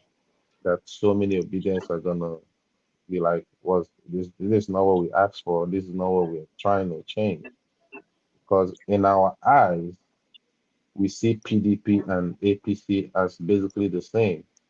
So there's nothing good that will come out from the merging, even if the merging eventually gets P2B in that seat. Or I don't even think it will, if I'm being honest. Even if they finally merge, it's not gonna work out because now the APC is gonna use that as actually some sort of fight back to, find some negative something around it. Is it not this man that's saying that they're all the same, whatever, whatever. So I really don't think there's anything that will come out from me. What about So if he become the VP candidate? that is even worse. Yes. That is worse. I mean, there's nothing else. We are called the obedience for a reason. We're not called the vice obedient. I mean, it doesn't make sense. I think if P2B knows he's His a own smart man, obedience. he's a smart man. I know that he's not gonna do it. He's just trying to, play his cards or play all cards. But eventually, what will happen, or what I feel will happen, he's gonna merge, but it's not gonna be with PDP. I'm very sure about it. It's not gonna But be with PDP. did Obi leaving the party, Labour Party? Do what? Is he gonna leave the Labour Party? I think he will. Okay. I believe he will. Is he going He to might. form his own party or join another No, party? no, he's not. I think he will. He might eventually go to SDP. That's what I feel that would happen in the future. For now, he's just playing all cards and see where it Yes. gravitates. Sorry, I want to ask you a question. Right now, through Labour Party, you guys have 8 senators, and you have about 20-something House of Rep. You also have 1 governor through the Labour Party, and so many state assembly members. So, do you think SDP, that does not have any of these numbers I've just quoted, do you think it's a better platform than Labour Party? Well, if you're asking me that, I will tell you that wasn't an eventuality till P2B became a Labour Party candidate. Yes, may God bless you. All those That's the people, they point. just use Obi platform to win the election. To win the It's election. Obi that made them It's won. Obi Not that made they them don't. one. Those Not people there's they no cannot win on their own, and it's not Yeah. the party. It's not the party. Let Obi leave LP and let those guys contest again. They will not win. they will Do you not agree win. with me, Des? That's how most Of of them will course. decamp to That's the truth. APC. They will decamp. That's Uh-huh. the truth. That's the truth. So So, that's but why I'm yes, saying that can we say if he goes to SDP, something that do you think is going to be the same thing like 2023? it might not, because what I say this is that they're gonna be a merge. Either SDP is gonna merge with somebody else. Either they merge with Labour Party. I don't know how it's gonna work out, but I No, think there's no, gonna be a merge. they cannot match with SDP. It's totally, Eventually, they cannot I'm match. saying that they're gonna be a merge eventually. I'm not sure which, but I think Obi will eventually become from Labour Party. Labour Party is having so much controversies around So it. you are talking about Obi supporter following him to any party he goes. That's what you are trying to say. Obi, Remy, Obi, it's better Obi go to maybe an unknown party. Going back to PDP is going to stain him. It's going to be a stain on But he his can't win election personality. Simba, No, low party. that is Simba, it. The issue Simba. is this. Yes. Okay, my question is this: even if Peter Obi go to PDP or SDP, where is the vote? Where are the vote coming from? Where is he going to get the vote? Is he going to get it in the northeast, northwest, north central? Where is the vote coming He's from? already doing his groundwork, Obi and should that's why forget you the see north him now. all over Let me the. tell you the Where? truth. In the north?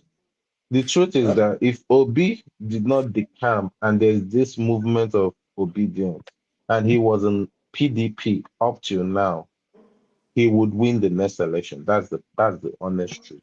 You see how How fair will your he life. win? Where will he get I'm the vote telling you from? the The truth. north? He would win the next election.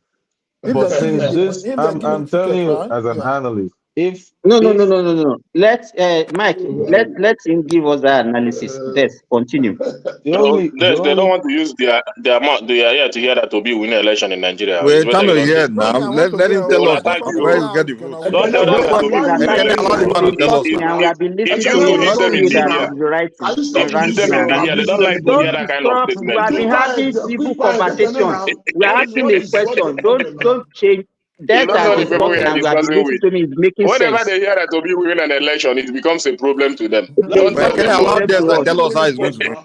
Let Obi win election first now. Let me tell you the reason why he would have won if there wasn't any obedient movement.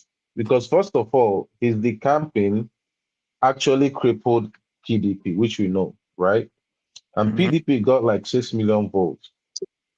Labour Party got like 6 million votes. And these two would have been the case if Obi did not decamp. Obi would have aggravated some, like moved some people that loved him in that PDP if they made him the candidate in the last election. I'm telling you, he would have won that election. So you're saying, easy. Let me ask you. So are you saying those not Atiku northern votes that went to Obi?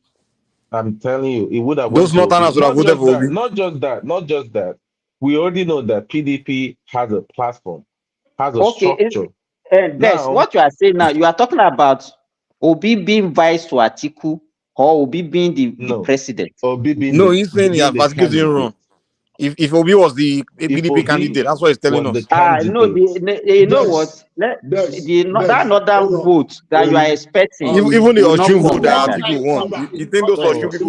Listen. It's not about the northern vote. Hold on. Let me ask you one question. 2019, when Obi and Atiku contest, what's the number? What did they get when they contest against But Obi never have the independent of campaign for himself. No, don't let us. No.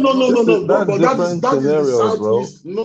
But that is southeast and the north. You see, maybe northeast or so, southeast and northeast. Which is about 9 what number does it get?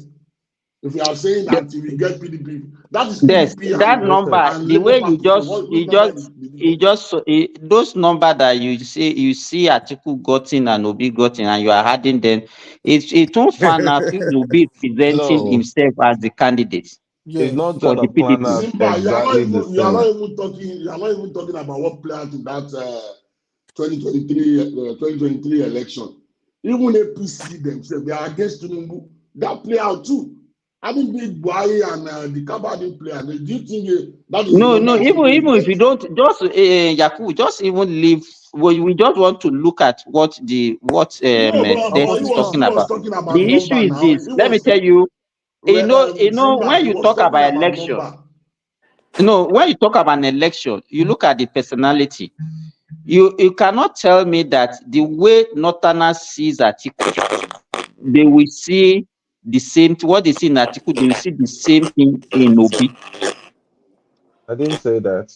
What I made mention of, I didn't say that, Simba. What I made mention of is they had structure in the north. The PDP has a massive structure in the north, and that would play a big part, a really huge part in Obi winning that election if he was the candidate. That is the truth. I'm not talking about whether he's a northern or he's a Muslim. I'm talking about the structure. What do you mean how? What do you mean how? Okay, what played out in 2019 now? You said the PDP has structure in the north. Is it What do you not mean? PDP and Labour Party that merged in 2019? Let's say that is PDP. What he's trying to tell you is very simple. What happened? It is 2019 is not the same. It is the same. The only reason why PDP lost wasn't because of the north. It wasn't the north. PDP won a lot of states in the north. We know that. We know that they won a lot of states in the north. How many senators seats did they have in that 2019? How many governors did they have? They actually lose more seats to APC in that 2019 election. What are you talking about, Dex? Go and check it now.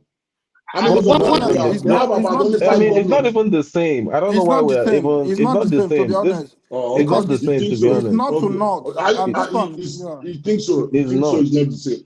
Is It's it really not? Is not it the No, not? same. Is it not I'm Atiku and trying Obi? to reason, Yakubu. I'm trying to reason with this. Okay, let me see. Let me put this one to you. Okay, on his own, standing alone in LP, Obi won over 6 million votes, Mhm. right? So if Obi now presented himself on the platform of PDP, you understand? Whether we like it or not, people that are PDP supporters from other parts of the country, they will still vote for him. Because if you look at that gap, it's just over 2 million. Yeah, that's what I'm saying. Shall we But say that that Simba, PDP? No, don't just let me forget, finish. Let me don't finish. forget Let me finish. something. Okay. No, just let me finish. You have the right to rebook whatever I say. We are talking now. Everybody we are just making our point. So are we saying that if Obi contested under the platform of PDP, looking that he has a bank of 6 million votes already, on his own, PDP cannot offer him that over 2 million They can, of course. Of course, they can. No, that's what I say. I agree with you, Des. I'm saying That's it what to I'm others telling so you. that Yeah, it, of course it, they it, can. Okay, but this is my view. This is my view. My view is, Mm. do you know the reason why Obi gets 6 million votes? Because he have a lot of new voter first, and they believes this is a new face. You understand me? It confuse them. It's not gonna be the same scenario And so if what you that is become. saying that No, the situation is in 2019 is different from the situation in It's situation, 2023. yeah. That's what I'm Simba. trying to say. Simba. See, let me tell you something. Yeah. What happened 2023 will not happen again. Don't Yeah. forget the Mm, don't forget mm, mm. We the are not talking about what is going to We're not happen talking again. about We are what's talking going to about what happen. happened in What 2023. happened in Okay. 2023? That's what we're Okay. talking yeah, about. that's what I'm saying. Uh-huh. It will not I happen already again talked because about in the future that Obi won't have that chance.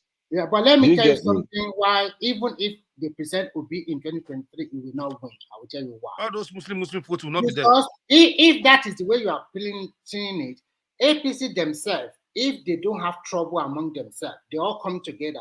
How is it But going to they work? had, so you can't remove that one now. So PDP also have. So you cannot say that. You have to say that anything does not happen to APC too. APC is also So you are saying that everything the same parameter. at STP. Yes, everybody is in the same way. PDP intact, APC intact, no wahala for both two parties. Then let them go to the field. That's what you're supposed to say. Not that APC have problem, PDP does not have problem. Practice is not that way. That means PDP no problem, APC no problem. Everybody go to the field. Present your 2023 is gone, man. Yeah. Opinion can be doing We talk about future. what If you want to could talk have about it, yeah. Yeah, Because could but have could have what been. happened in the news, what happened in the news today is that Obi want to emerge to another party. That's what we need to discuss about, But I've talked about it. It's not gonna work. Like yeah, I already told you, it's really not gonna work. I wish it would, it could, but This. My fear now is this: if eventually he leaves SDP, I mean LP to go to another party, do you think that will lose momentum? no. Depending on the party, it depends. Everything depends on the kind of party he he moves to. That's why I say PDP is gonna lose a lot of followers. A lot. When I mean a lot, it's gonna lose half of its followers. So I think hold on. You are selling PDP is going to lose half of that. I don't agree with you. For did PDP, you hear me? Pito B. Pito B.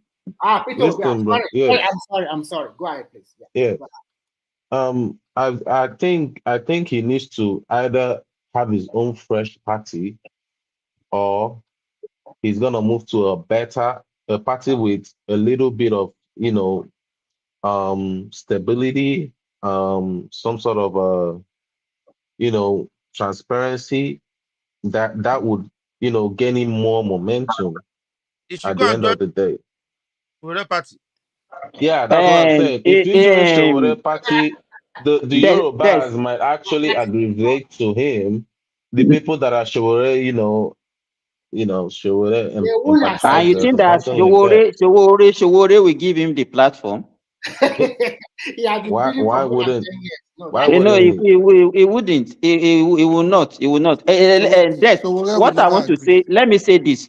You know, before Obi actually decamped to LP, nobody hears anything about corruption, whatever, in LP, because they were just a little party there with little financial resources, and they are just doing their business. You understand? But you know, whatever Obi is moving with, you understand, can still go. You know, when people are exposed to money, LP was not that toxic before Obi decamped to LP.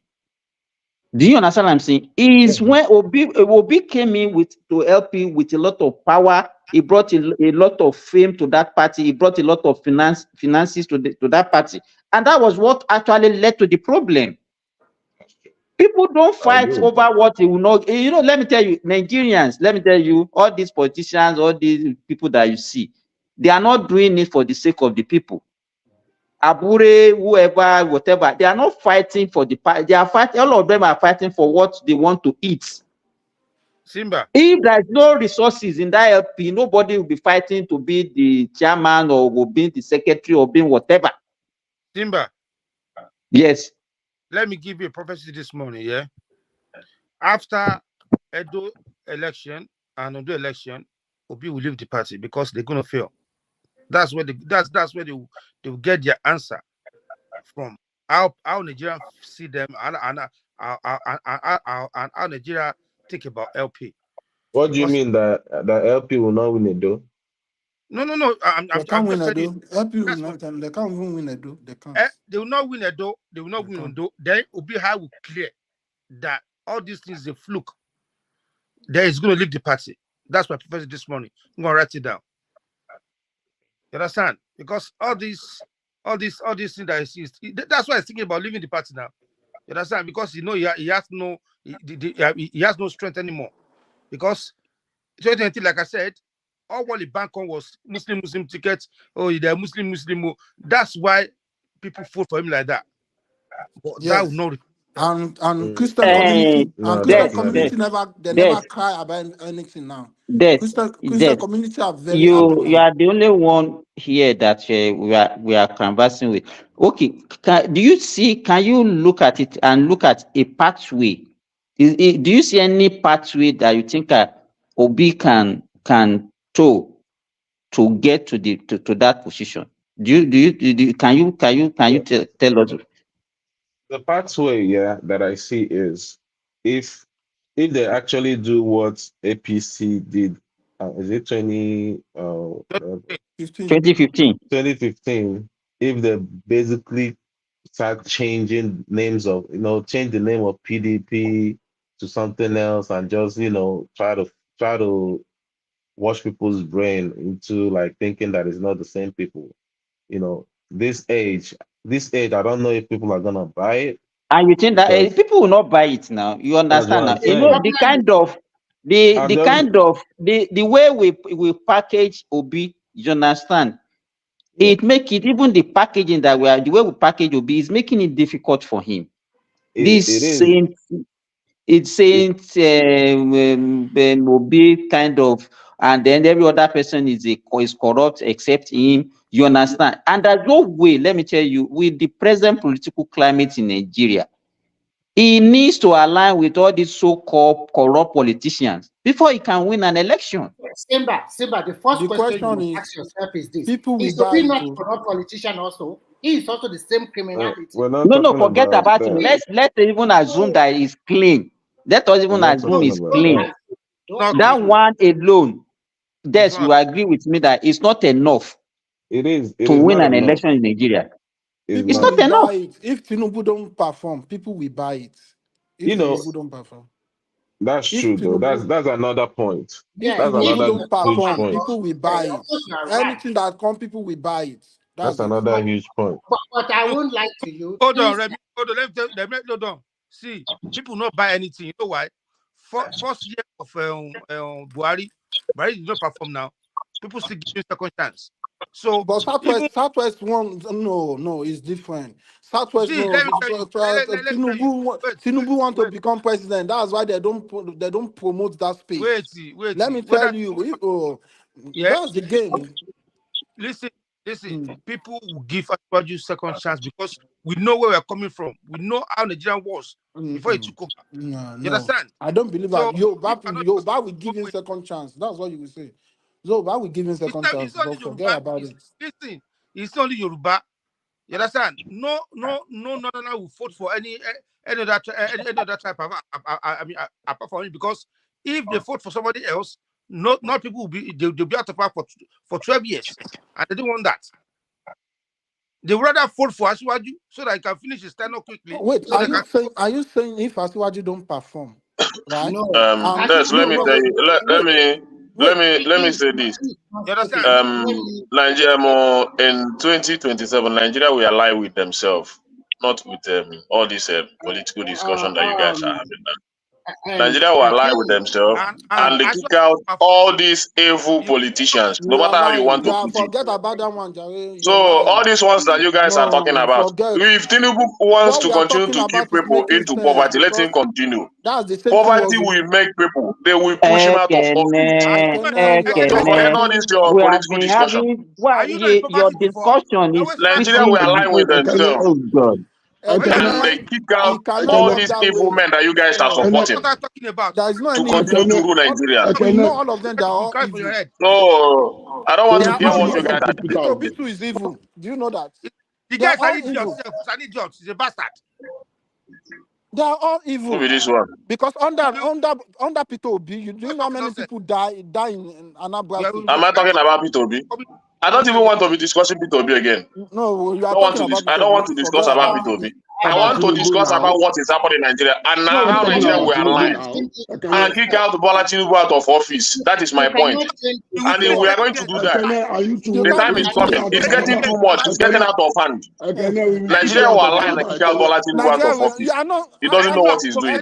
You are okay now. You are online since more than Don't change the flow of the topic, please. What I see is very simple. What's the problem? If he does not perform, if he does not truly perform, then there's a chance that Nigeria can gang up against him. That's it. Let us be honest.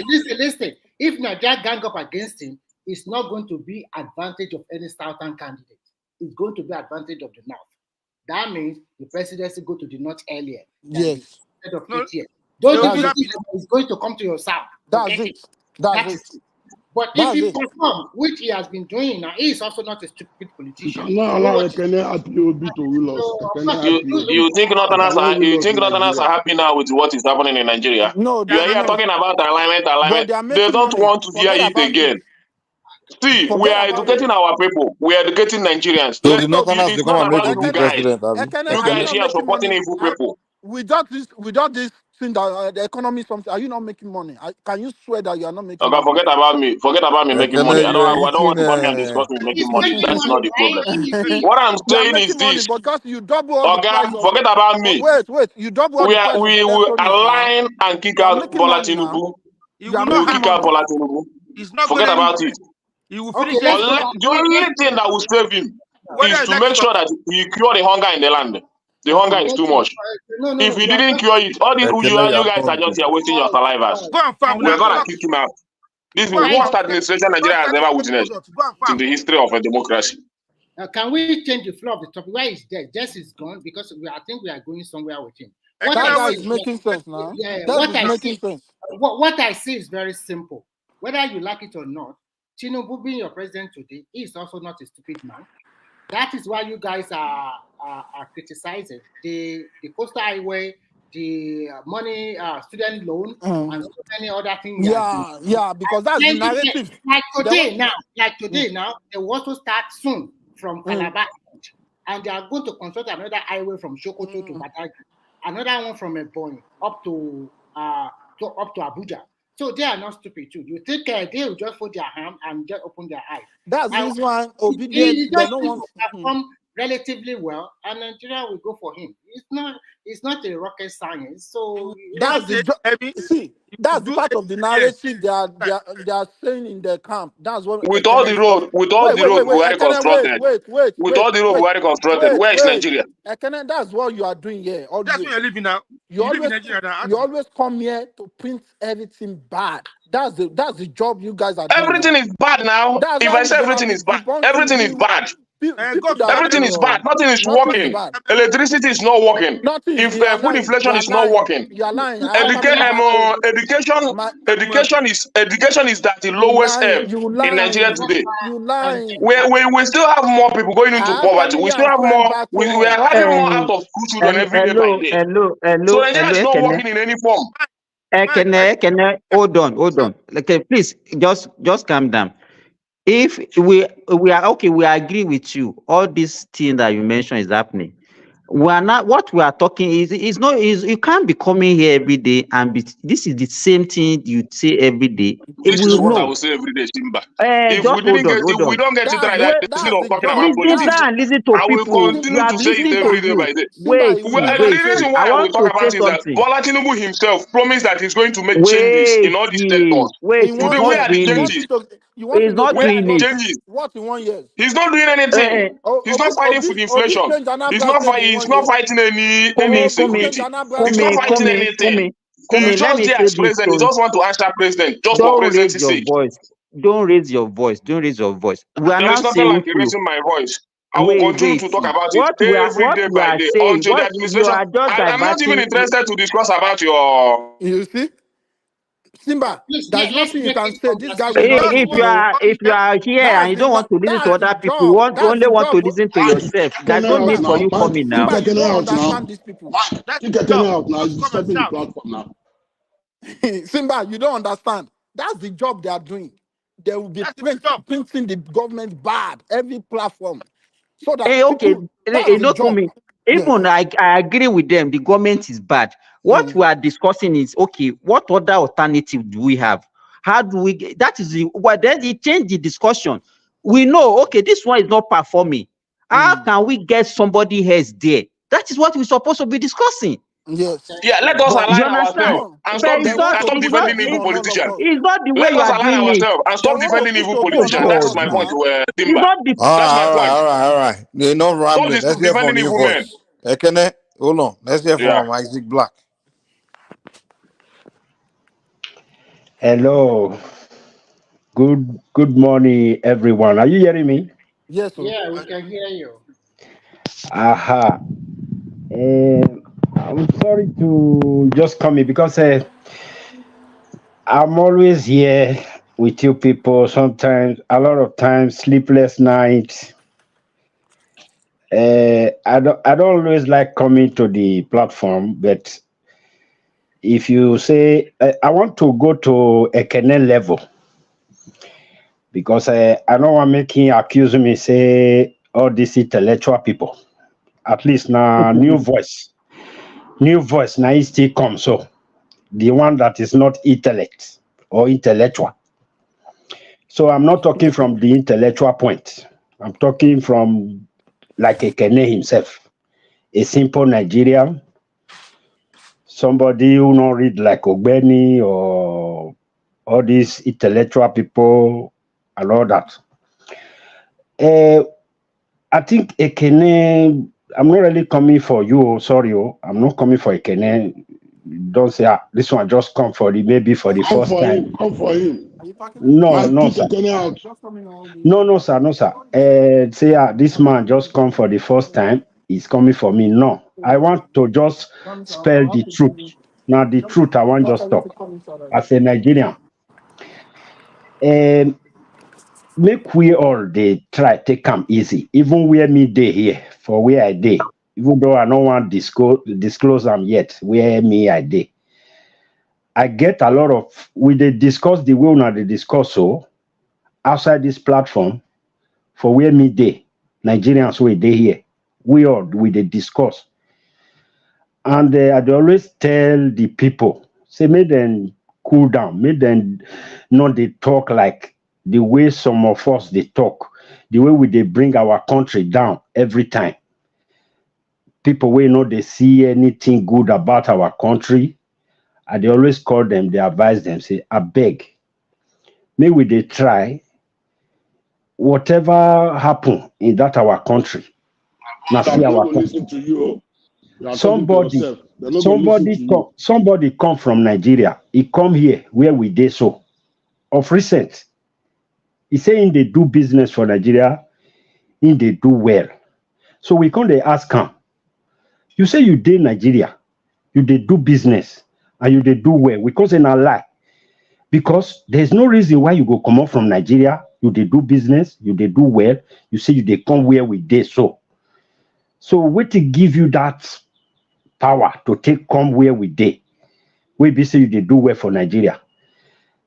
He say because you see all these things where we did talk, so it they make a lot of people they lose their potential, they lose everything where they get for house. They make them they lose them. So if we they continue like this, you they see more people like that, go they leave their businesses, people where they do well, they go they come out there, they come where we did so. They come America, they come UK, they come Germany, they come France. And now big mistake because of all these things where we they come here they talk, they say our country no good, nothing they happen, there is nothing good there, poverty is there. I don't want to make I ask some question for us say okay, when poverty start for that our country, wait to be the origin. Now today, if I tell you my age now, at least I don't pass 50. And the time when me at this small, they use granite drink Gary. The time where I this small, I they use granite drink Gary. I go put the Gary inside water. Today, the way the young one wait. I go put the Gary inside water, and that time we go the wait, make the Gary rise, make it soak, at least make it belly for. So poverty not be today start for our country.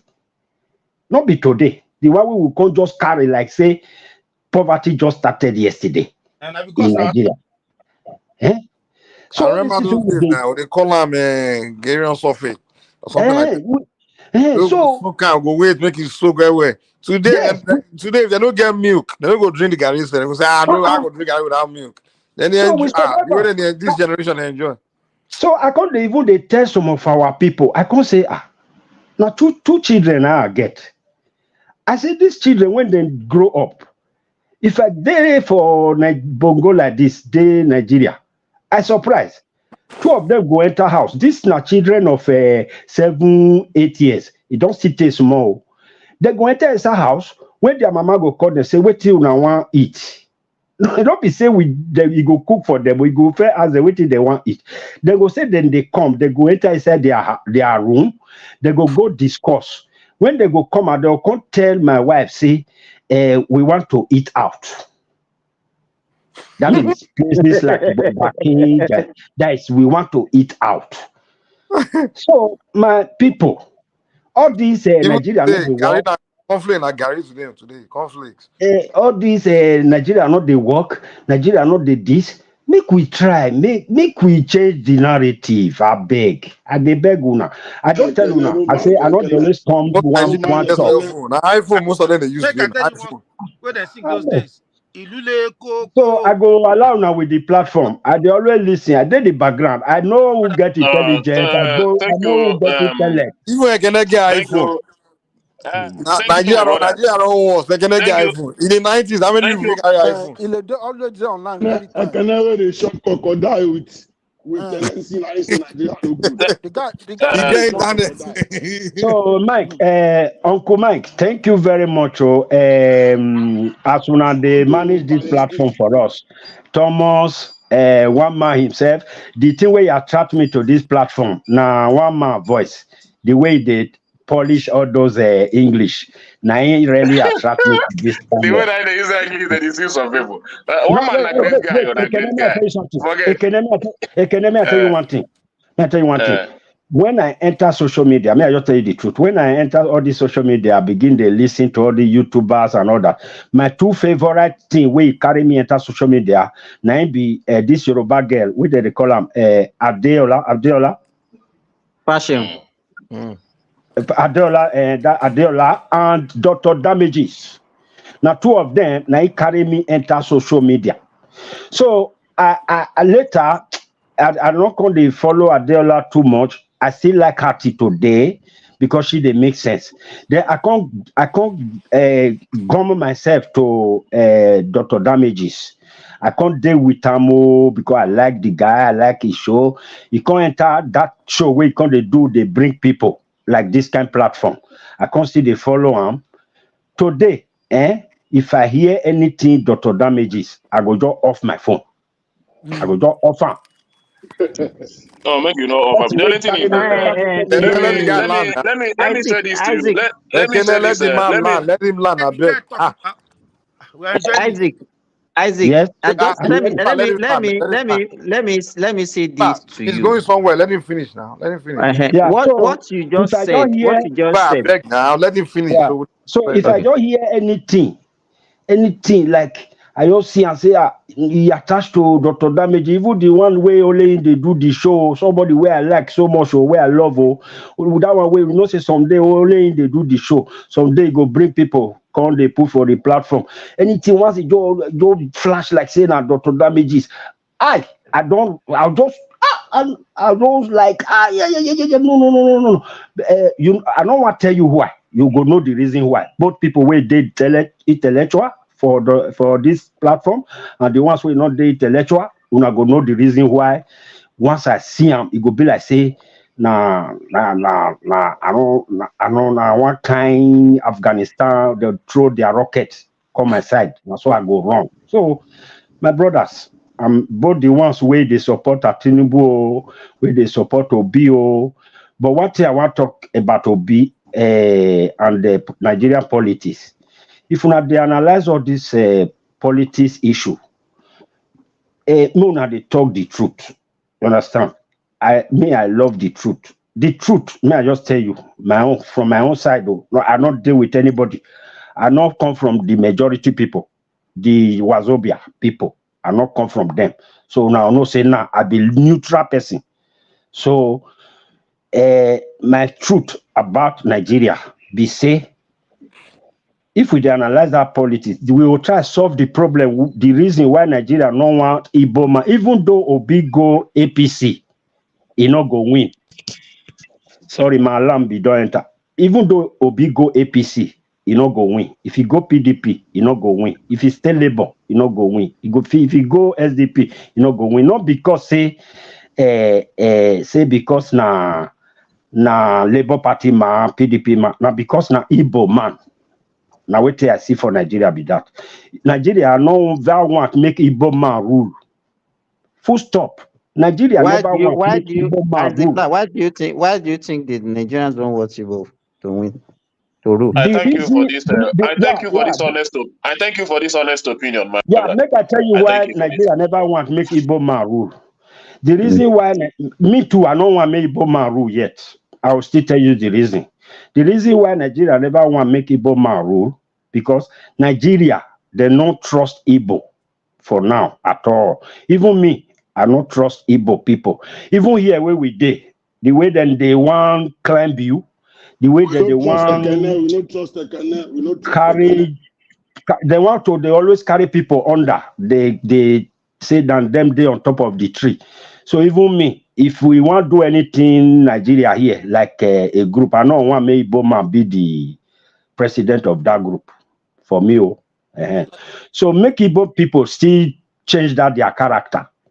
If they affect the way that they are now we be the best. If they affect una, Mona just throw away that thing. If una want belong, that one layman way to explain it.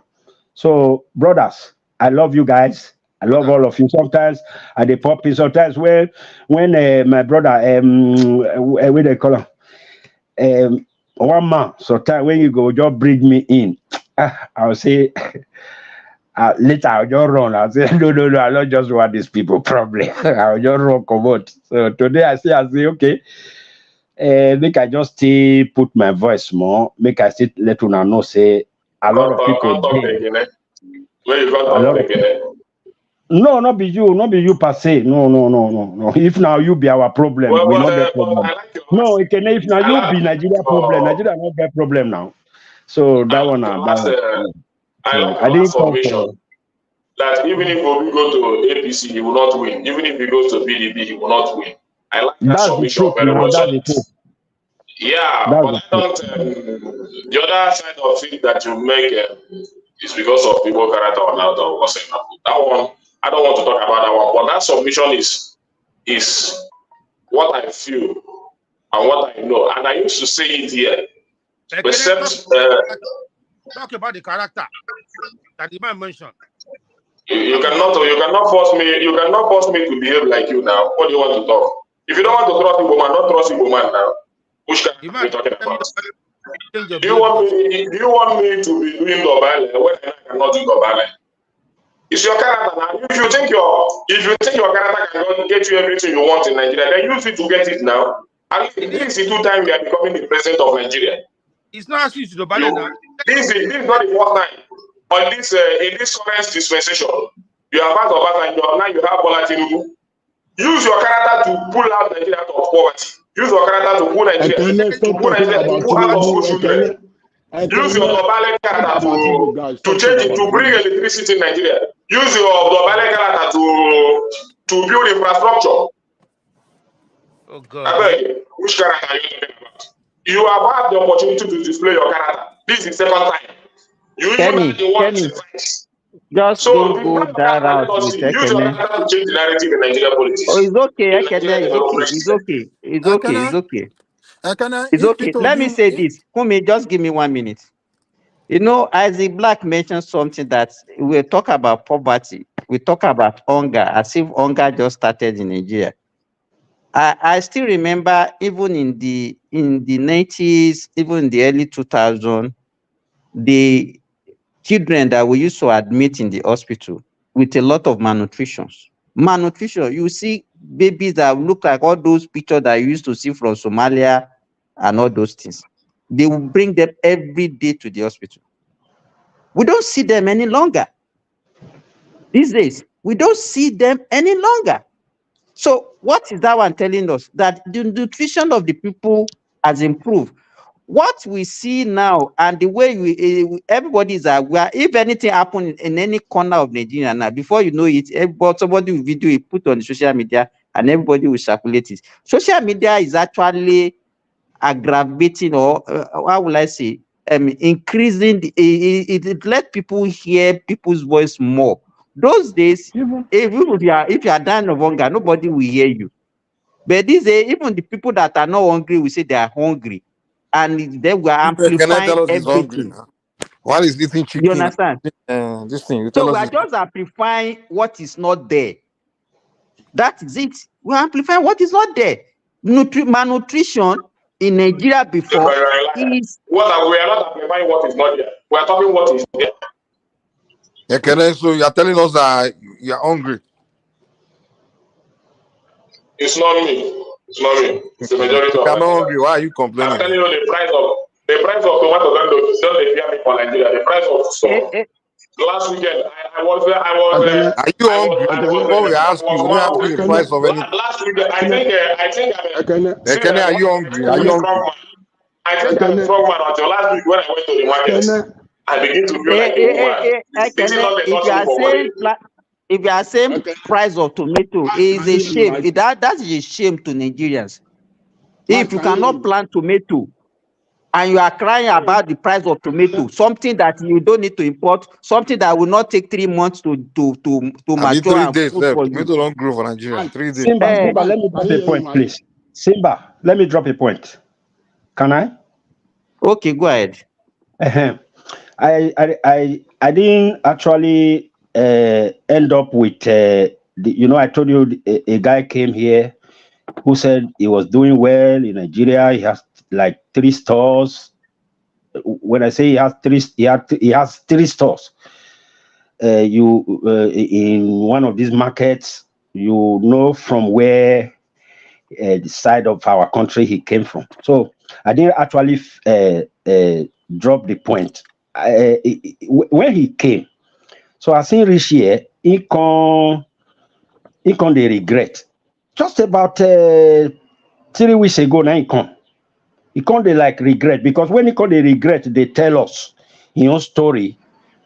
Now that we know say he just Now then me I know, say he just newly come where we dey from Nigeria. They tell us everything where he live. So he can't complain, can't regret. Now there we can't challenge and say, but you shouldn't have, choose go with this decision. You know what is happening to him right now? He's regretting. He's saying that he don't know say na so this thing be. We can't declare and say na so it be. So one thing where people don't know about that our Nigeria, in each country, there is something unique about every country. That Nigeria, where you see, so once you are there is always this peace of mind. Even though you not get money for pocket, the environment, the way the environment go, they shy you around you, that feeling, it pass money. So people know they respect that thing. Say that our Nigeria, a very unique place. This man come up from there, come here, and I believe it's like in hell right now. You can't call so, go catch you for that Europe and America. It's like in hell. Let me just tell you the truth. If you come to any of these places where we did so please, for real. I have like 2 questions for Ekene, please. Okay. Okay, Ekene. I'm here. I will this question. Okay, Ekene, 2027. I want to talk about 2027 now. If actually Peter Obi lose that election, how will you feel? That's my number 1 question. If he lost that election in 2027, how will you feel? I hope you will not answer your question again or something. Answer your question again. I said come 2027. If Peter Obi lost that election, how will you feel? I'm not going to talk about anything about 2027. I've said it here. Nothing concerns me concerning 2027. I don't know. I don't even know whether Obi will contest or not. Okay. And I've never heard him say he will contest. So whenever he came out to say he will contest, then I begin to talk about him. But for now, nothing will make it. If you see I'm indulging all this alignment and all these discussions, I don't have that kind of. I'm just asking you. Yeah. Okay, let's talk that. Okay. It will be actually. Sorry, the question you should have asked that if Obi win, that is what you should have asked. No, I don't. Yakubu, where are you going even with this question that you're asking me? What is the relevance of this question? Okay, because now in 2023, Peter Obi actually lost an election, right? And everybody in Nigeria is illiterate suddenly because Peter Obi lost the election. So going forward, I want to know what Ekene will be calling all Nigerians if Peter Obi actually contested and lost. Don't mind Ekene. Peter Obi is not the only one. Peter Obi is not the only politician in Nigeria now. What do you mean? Did I kill myself? What do you mean if Obi would lose an election? If Obi lose election today, he didn't take anything away from me. Obi and his generation will continue to enjoy the money he has made. So you don't come and mock a man that already made himself and his family that if you didn't win election. So what are you talking about? You are discussing somebody that you know that even if he didn't work for now till next 10 or 20 years, he will continue to enjoy his life. I think it's good for you. You call for this thing that Ekene is doing for you. So don't talk about Obi. If you want to, it's an irrelevant question. If you want to talk about Nigerians, talk about. It might not be Obi tomorrow. It might not be Obi tomorrow. Another candidate will come out and I will say, yes, this one is good for Nigeria. Let's support him. Ekene, hold on now. Ekene, can you hear me? Go ahead. I can hear you. Ekene. Okay. My second question: if actually 2027, anybody from the north win the election, how will you feel? If that person is better than Bola Tinubu, I will support that person. If that person, provided that person can provide a solution than Bola Tinubu, I'll give him my support. No, Yakubu, okay. and then everybody in Nigeria then will not be an illiterate, right? Yeah, once Nada illiterate, then they verse you, don't make it no verse you. That mean no, that is not that you are illiterate, my brother. I'm not talking about. It's just our behavior. Sometimes they make me verse. You understand? But I'm not saying that. Not minding. I still know that every part of this Nigeria can produce the best. You cannot tell me that Bola Tinubu is the best Nigerian from the southwest. You cannot tell me that. There are a lot of them. Even in the north, there are a lot of them. You understand? So, but my problem is that when I come out, I see the way these guys defend the people. They know that they have better certificate than the people. They know that they are more educated. We even have a lot of people in this platform that can even govern this country more than Bola Tinubu. But the way they come out to defend him with all this with all the education you've passed through, you come to defend this guy. That's my only problem. Wait. You don't. When people have their opinion. Hello, let me say this. Everybody has their opinion, and the same way you are supporting Peter Obi with all your energy, you attack anybody. You understand? So you cannot just be anybody that is supporting. I can decide to support a devil. Let me finish, Yakubu. Let me finish what I'm saying. Okay, go ahead. I can decide to support a devil.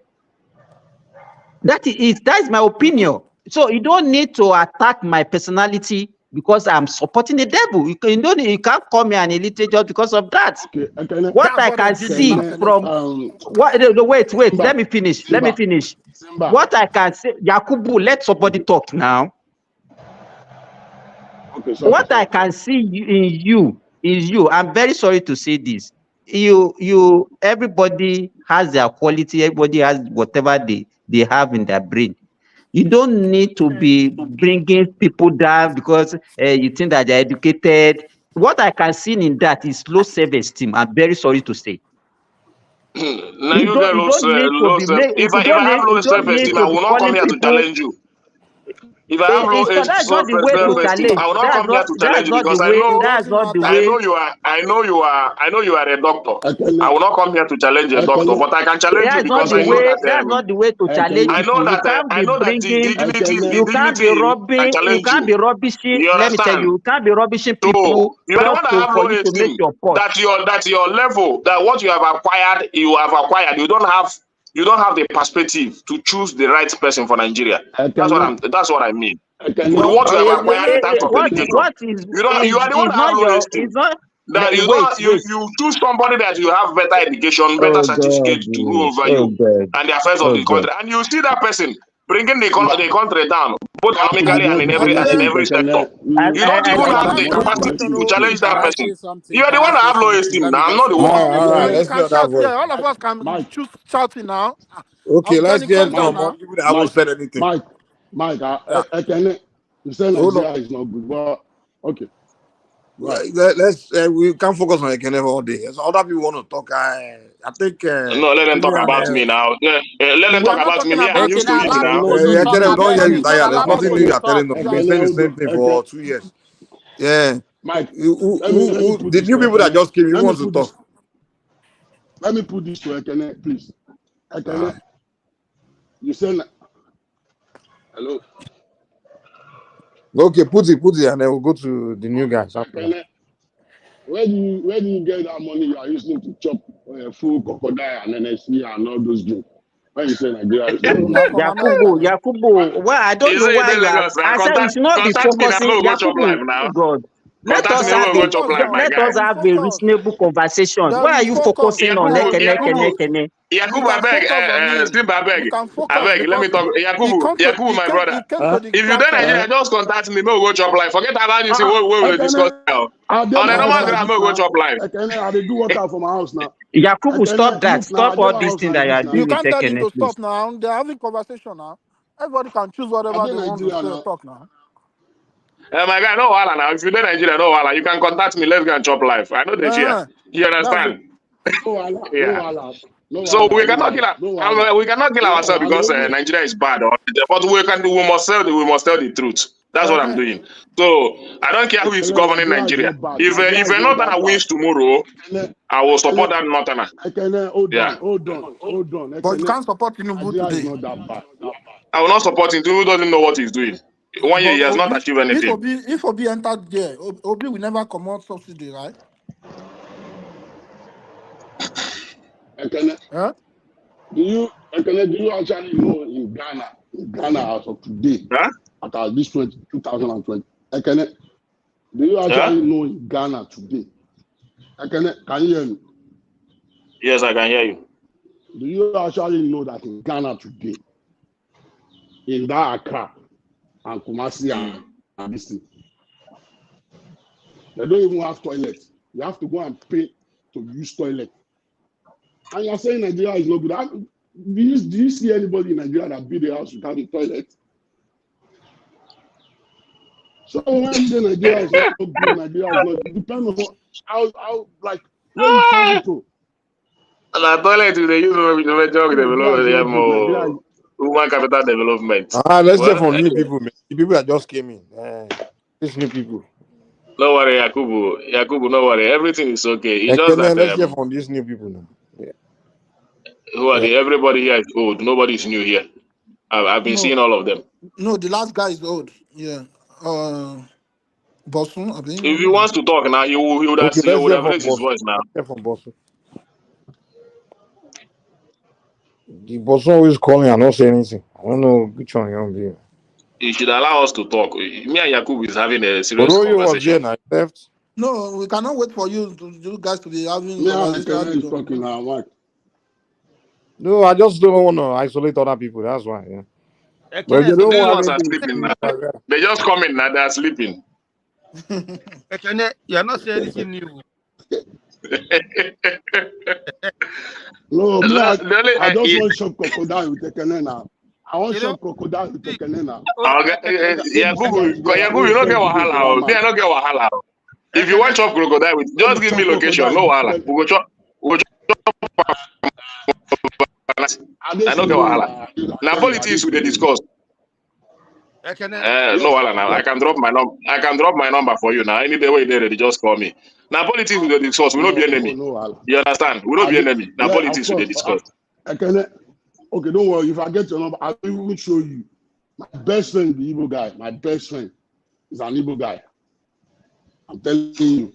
So we won't do business together. So it's not important. If you check the private chat, I've dropped my number for somebody there. I can take it there for there. So no wahala. You just drop me location. Okay, I know they don't. I tell you guys, see, Nigeria, I love Nigeria so much. That's why when you see me talk like this, it's just I know they come out Nigeria. Now you people go to run for Nigeria. Me, I go there here. I go there for Nigeria. They live my life. But you're making money now. You're making money. Yakubu, please. One thing I know about Nigeria is that we have federal and state government. We used to have local government, and when they do disburse money to them, since this government came in, they have been disbursing federal allocation to all the states. And when we talk about development, the closest leader to any state is the state government. So anything that happens in Nigeria, whether you are barren, or you cannot have a baby, or you cannot eat food, you cannot say everything. Or you cannot have not everybody understand those. What I'm trying to say is this: we must first understand the way government is structured. States collect money from federal government every month through the taxes all Nigerians are paying and other money they get, and it is for the state to develop the government. You know if on a good day, I might go make I go hustle for lava bag. Bye. So everybody that always come here shout president. In some country, they don't even know who is their president. The basic things of life is water. Hold on. If you're actually going that out in Nigeria, you will see some sort of people start calling you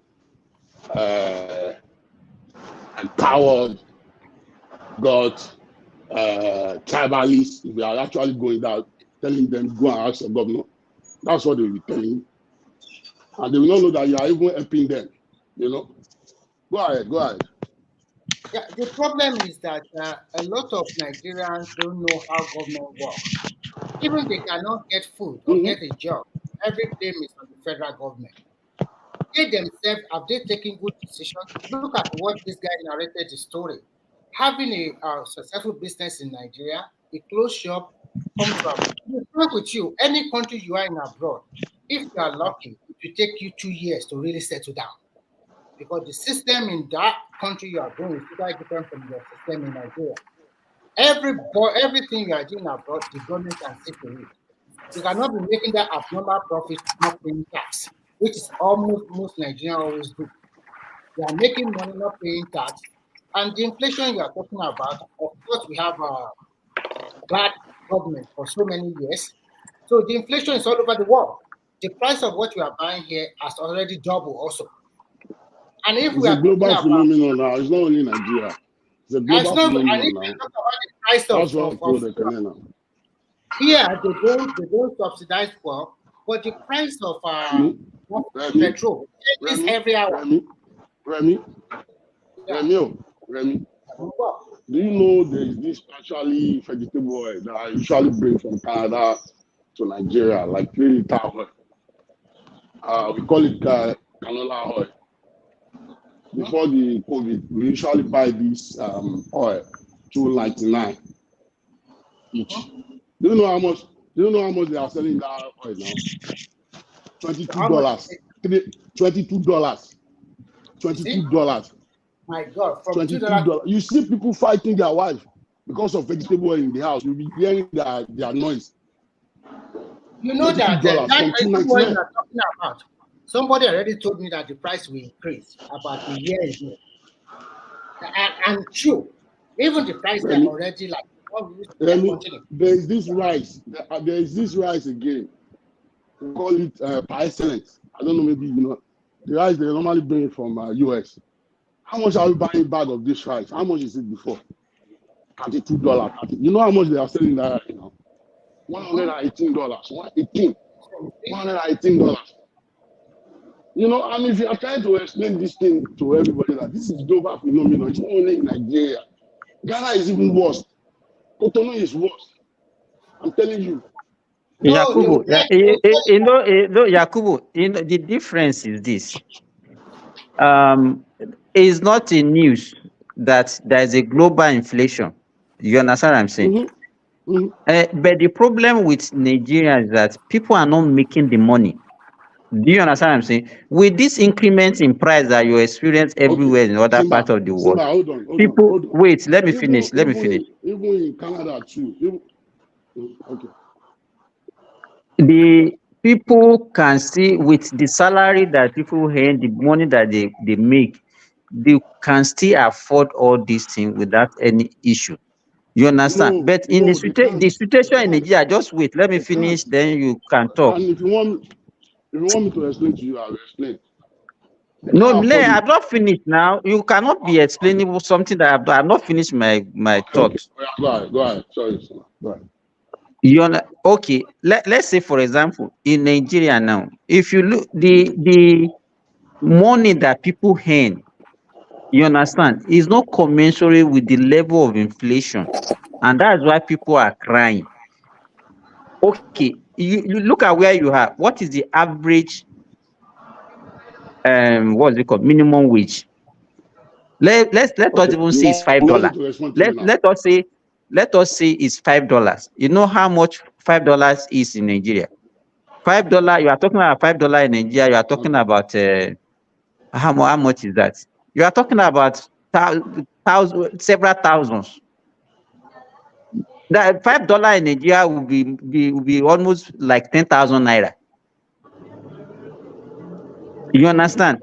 Then, so if you look at it, that means how many people earn 10,000 naira daily? Even in Nigeria, 10,000. Last time I checked, in Maryland, where I'm living. So the issue is everything is going up. If you look at price of things generally, things are increasing, but the purchasing power of Nigerians are very, very weak. That's the reality. The purchasing power is very, very, very weak. So you can say what you want to say. It's gone already. Simba, one thing I want you to realize is that although there is inflation here, it does not necessarily mean that they are increasing salary. Yes, they're not increasing my salary, yo. They do not increase salary. No, let me tell you, because you have a leverage before, you understand? When you have not gotten to that, people can see cope. Before people start shouting in Nigeria, people were still coping, but by the time you now get to a limit that your take home pay cannot take you home, that's the problem.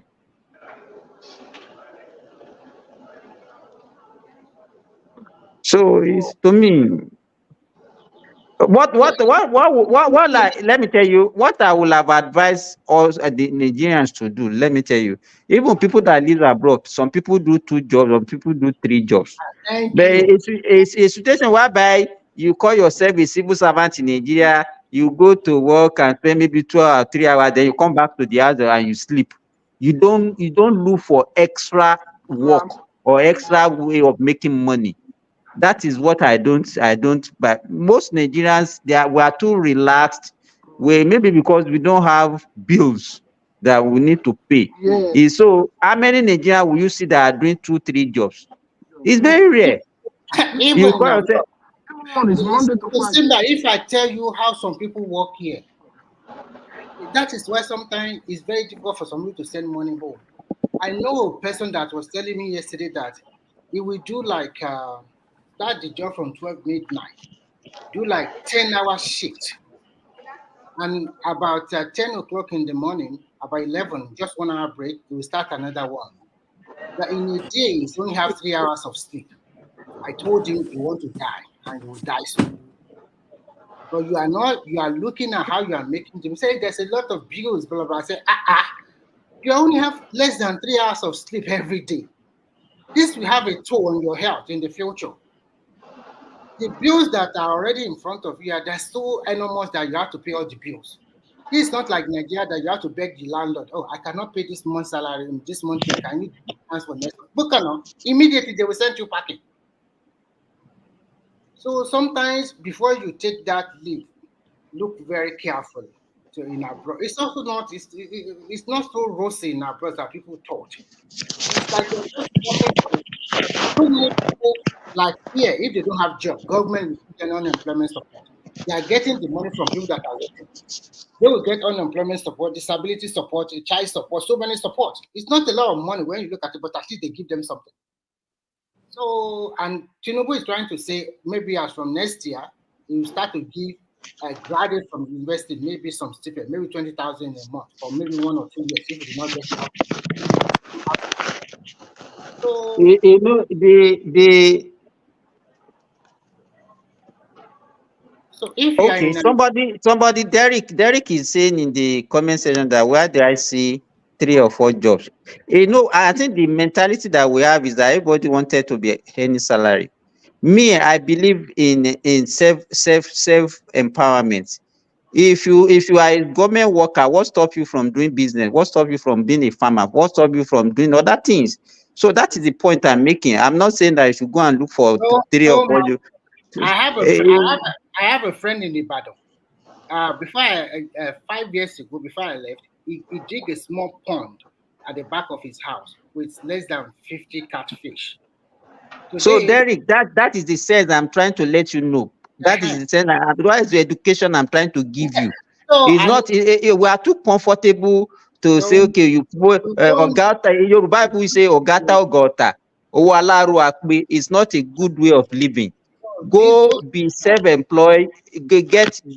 Find something to do for yourself. Don't rely on other people to be giving you money. And then he has a small place for his pig, and he told me he started with 2 pigs. And when I check everything after about 2 years later, the catfish is already like almost 300. He has expanded the pond, and the pig he has, they are already about 20. And he said that he's going to sell one big one. It weighs about 27,000. It's 27,000. It's 2,700 kg, and each kg is about 1,500. And before he even said he want to kill it, a lot of people already deposited money. They have already bought it off. So what we are trying to say is making extra income apart from what that business is doing. And I have a classmate of mine. Is even is a teacher in a private secondary school in my state. He is a pig farmer. Yeah, I think the point is that even here at the abroad sorry. Yeah. National mic, Yomi Kwonu. National mic is there. Mike ló wà ńbẹ̀.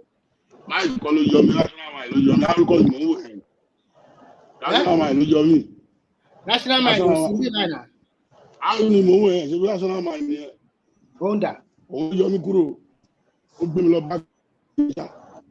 No, Mike ló wà ní ló ń control now. National mic is not here. Hello. Hello, Is it not the same person that removed you that now put you back? Is that I don't maybe something went wrong with the system. Something went wrong with the system. I just discovered that a lot of people just disappear. So it's nobody is backstaging you. Okay, Derek. Don't when you see whenever there is any situation, there is a way out. Don't always look. We can still get positive even within any. Let me tell you, when there is a problem, then find solution to the problem. By the time you are finding solution to the problem, you make money from it. I don't know why can't you get that one to your head? Do you think that you really need billions to start a business? What do you mean by what kind of business with inflation? So so when there is inflation, you cannot do business. Is that what you are telling me? Remember, you said we should not be answering them. Why are you disturbing yourself? Why are you wasting? No, it's not. It's no. I'm just trying to teach him lesson. It's not about He will abuse you more. He will start to insult you soon. That is the hallmark at the end of the day. It's just insulting and abusing. That is what they will resort to. Actually, if you want to make an headway in life, you don't need to rely on government. You have to look at what you can do by yourself to make your life better. Ordinary vegetable. How much do you need to even plant vegetable and sell? Find them. And what about if all those Dangote and the rest, they rely how much land do you need to plant vegetable? If all those rich people in Nigeria... Ekene came here this morning, he was crying about the price of tomato. Can't you plant tomato and sell? Don't mind him that he already got by. He went to Alaba, he's going to make money. Are they not the one that is making a killing today? If they buy a stock at 10 naira and the price increase, they will put it at fourth fold or fifth fold, making a normal profit. They won't tell you that. So he's telling Nigeria is not good. He come here, they are telling Nigeria is not good, Nigeria is bad. But he's making money in the same country. In that same country, you can come here. I don't even care whether he makes money or not. Nobody will determine his finances. Ekene does not love Nigeria. It's because of Peter Obi. It's not the love of Nigeria. It's because of Peter Obi. The message you are selling is that's why it's like that. It's not good. It's not because of Nigeria. It's not they because don't of like he's making money in that country, and at the same time, the issue. Yes. Do you know Nigeria is cheaper to live than anywhere? Okay, maybe Saudi, because I've lived there a couple of times too. Nigeria is very, very cheap to live. Very, very cheap. I swear to God. Everybody know that. Let me tell you, Yakubu, even Saudi is no longer cheap. I know. I don't know how long. I don't know how long ago. Wait. I left Saudi 2003 now. Say Saudi now that we also pay tax. Was there tax? Let me tell you, that time that you are talking about, they don't pay for anything here. They don't pay for electricity. They don't pay anything. But now people pay. You pay for everything that you. I still have my couple of friends that are saying, yeah, dog, Medina, Mecca. We still communicate. During that time, you know I'll bake now. You know I'll bake. That's where I'm working that time. I'm one of their store manager in that Mecca Road. So I was one of their what me I'm even trying to say is that there's no doubt that our country is not doing well. Yes, but Me, what I can only cry about what I have control over. I don't have control over Nigeria economy, but I have control over my own. Simba, and love Nigeria is because of I'm not talking about Ekene. I'm just talking generally now. Yakubu, okay. forget about Ekene. The topic here is not about Ekene. Me, I'm not talking about Ekene. I'm not focusing. I'm just talking generally. I'm just trying to educate people that once there is a problem, you don't try and then be lamenting will not solve the situation. When there is a problem, you find a solution, and you only have control over yourself. You don't have control over other people. You don't have control over Nigerian economy. You understand? If you think that okay, you can still find some things to do to make money in Nigeria, so be it. And if you think that Nigeria is not good for you, nobody will restrain you from going out of the Nigeria. Thank You understand what I'm saying? So they will jackpot. Let me. If they jackpot, they will jackpot. What I'm trying to say is that life is about option. Life is about option. Let me give you another story of a guy. He went to Lagos, and his family thought he's not really making it. They pull him back to their town, and they set him up with a business. Today, he is comfortably living, sending his children to private school, and build his own house, and is living okay and fine within the parameter he can find himself. But sometimes when you go forward and you can see that this is not a road, you can look at yourself. What can I do? What about some people? They know that is it noble for us that we have 7 or 8 children? Remy, I believe now we should be gang fighting one man too for allowing all these people to come to his platform and telling people lies. We can only say we should not allow him to let them do this now. Allow people to be telling lies, Yakubu, how can you be saying this kind of thing? It's a global platform. I think everybody should even encourage other people to come. Sometimes I don't want to come. I don't want to. Who is that? I don't want to come online or something like that. But I can't just take it sometimes when people are just telling lies. Like last time I was saying Kuramo Beach. I was like, who is that now playing? Who is that? Maybe the guy. I don't want to come line and I see people. Babajani was on the platform that day. Everybody was there, and that's why I was like, why can't they go and break Kuramo Beach? Why this? And I was like, Kuramo Beach that Fashola breaks in 2005 or 2008 or something like that. So I just came here. That's why I'm like, so much about some people, to be frank, like Justin Bieber. Yeah, but you see, like some of them are just international platform. Some of them are just from too much hatred for someone. But we cannot allow this. We cannot allow it like to be happening all the time now. Like they're saying that if you break your house in Lagos State, we don't have CFO. I'm in my house now. I don't have CFO. So just like one man was, tell me they want to break my house. Just like one man was talking yesterday or today, he was saying that anybody that against that highway coast or any development, I have never seen a country that will say, okay, we have a lot of bad roads, so we should not construct new one. We should just go and fix all the bad road. I've never seen a country that will just say, we have reached the level of development, let's stop. Every country always like innovate, redo, make it better. I've never seen something like, no, I don't understand it at all. You want to open up your country. When you do, in fact, the China that we copy, that everybody is talking about, they open up their infrastructural development with rail, with road, with airport, and they still continue to continue to expand their road network.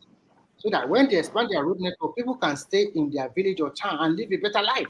Nobody want to go. So even here in Europe, you will see most of the people, they live in their small town or city. They don't want to go to big city, their capital city. They think it's too congested and they don't like it.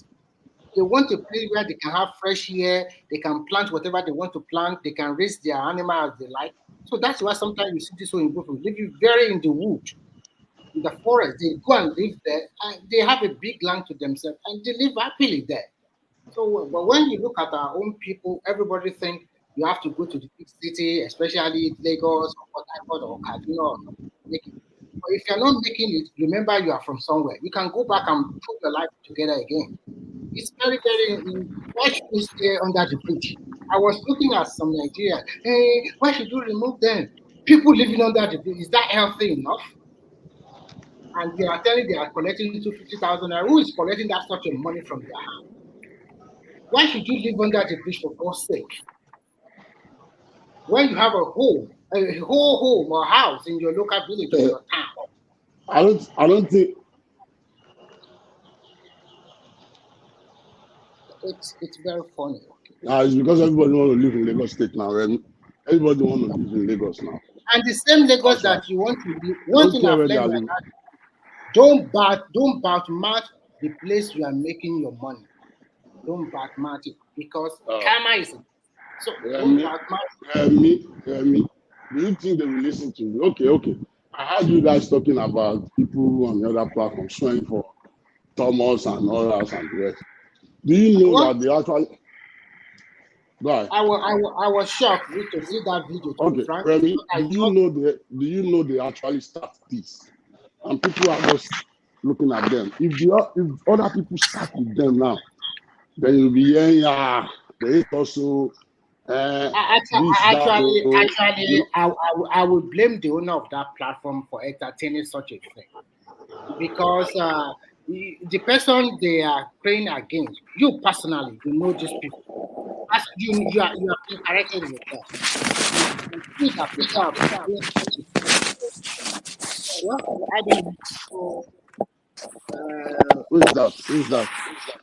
Who is that? Somebody is talking us. I think it's. It should be Kumi Samuel. Okay. Kumi, please handle your device. But at the end of the day, at the end of the day, the beauty of it is that numbers count. Whether they like it or not, come another election, if they put him there. Remy. Yeah. I'm telling you, Peter Obi cannot get the number of the vote he has in 2020 election. He will not get it.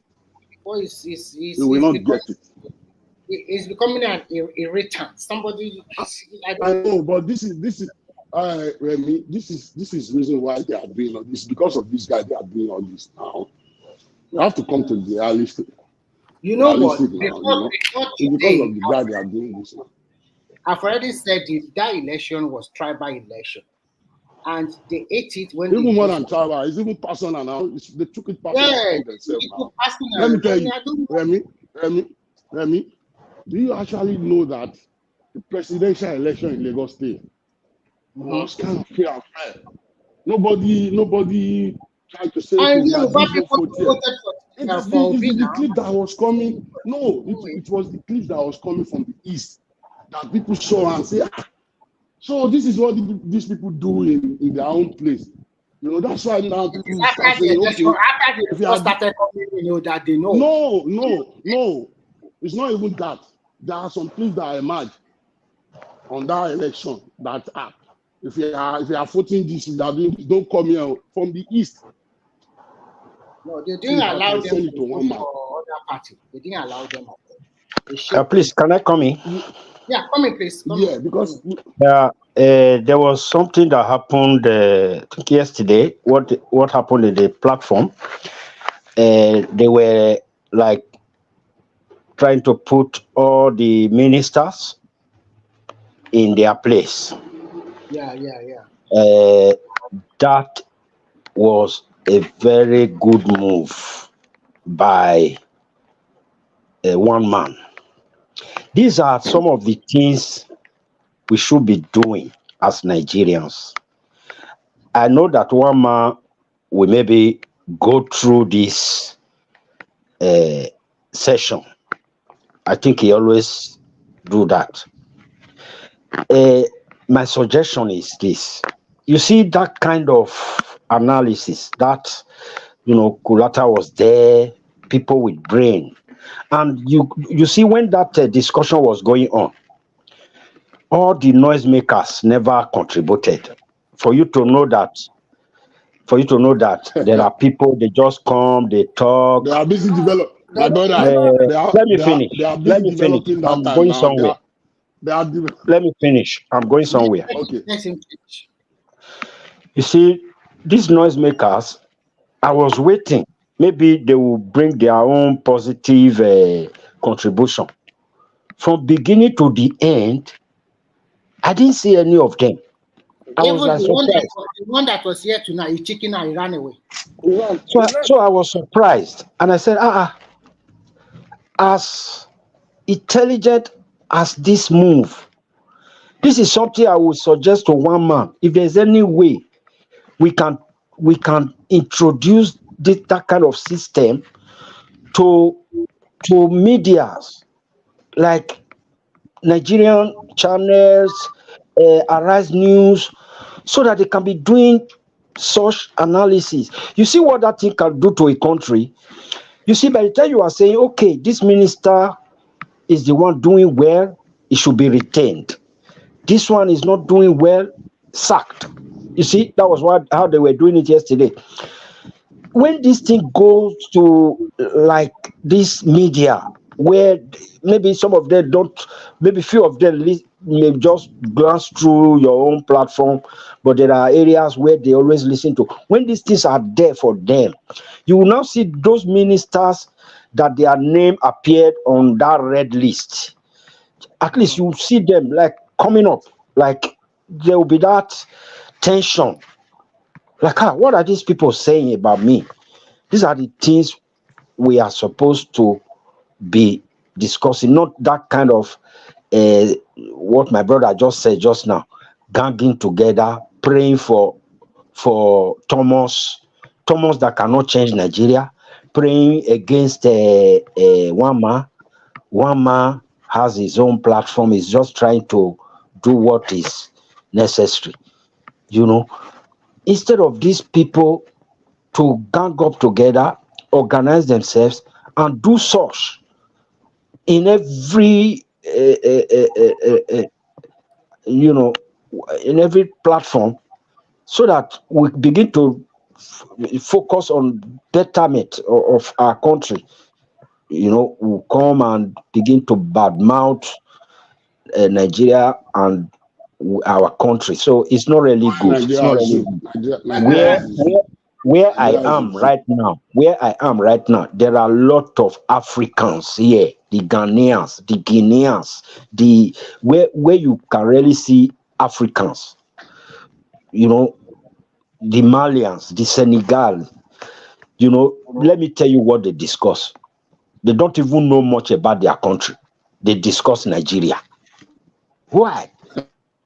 I'll go to Guinea people house, because I have a lot of Guinean friends. I'll go to their house. The topic of the day is Nigeria. Abba. Why? Can I quickly interject the speaker, if you guys don't mind? I've been listening for a very long time. I'm glad you brought that issue that we discussed on this show yesterday.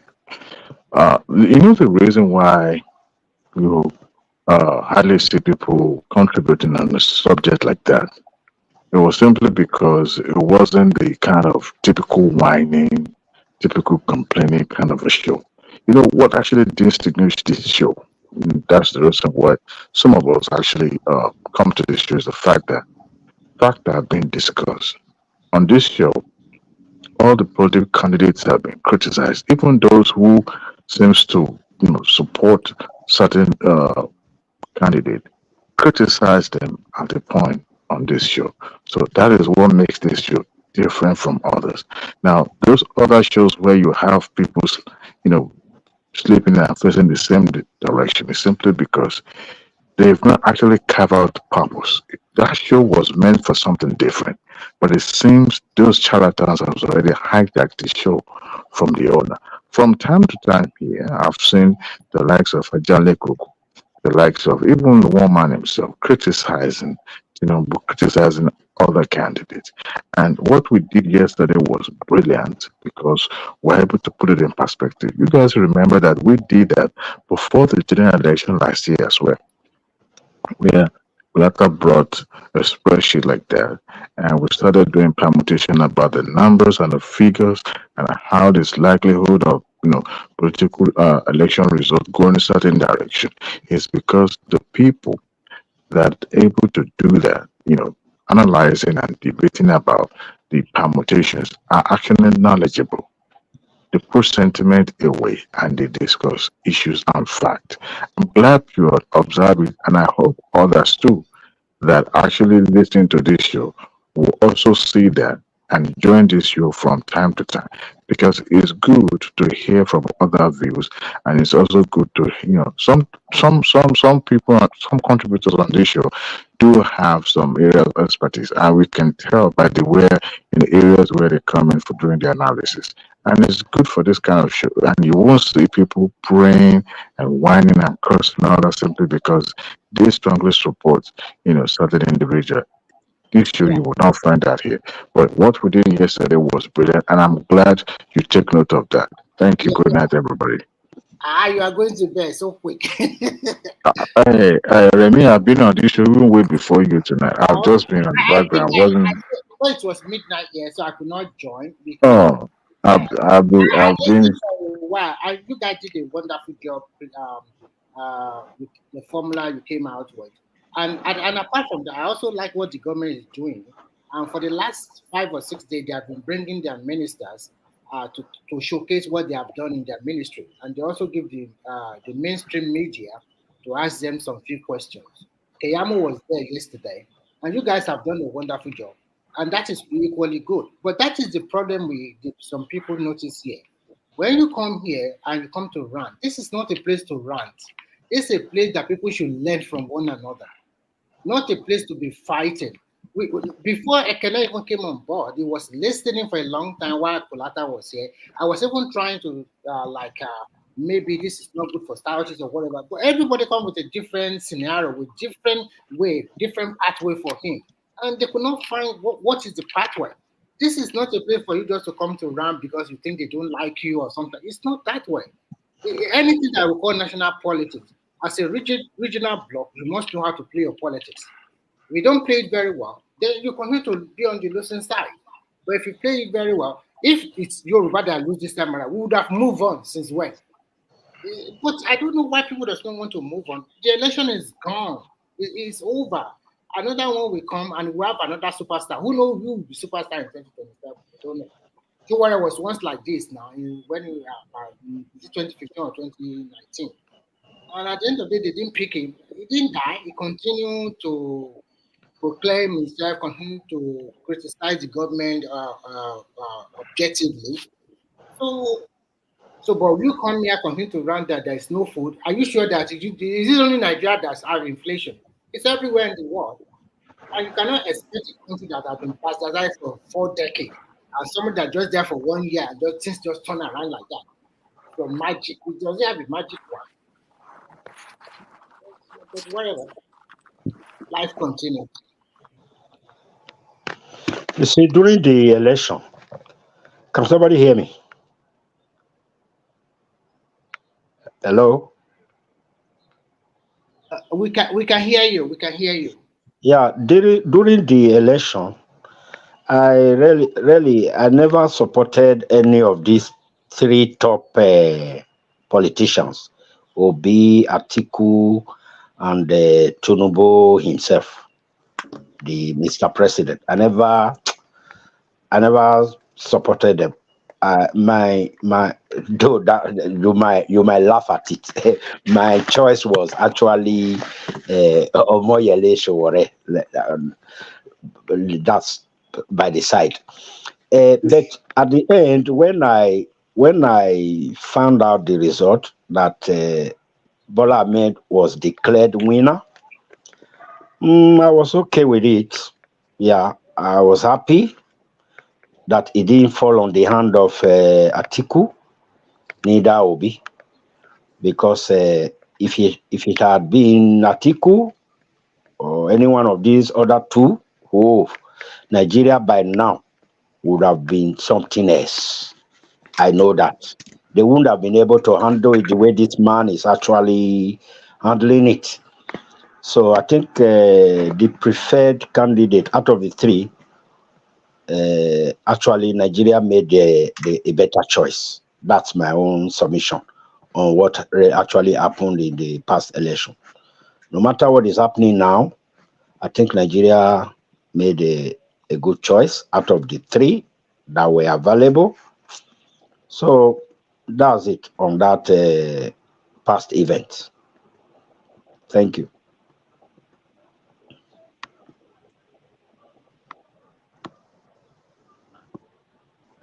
Oga Simba. Yeah, go ahead. Who's that?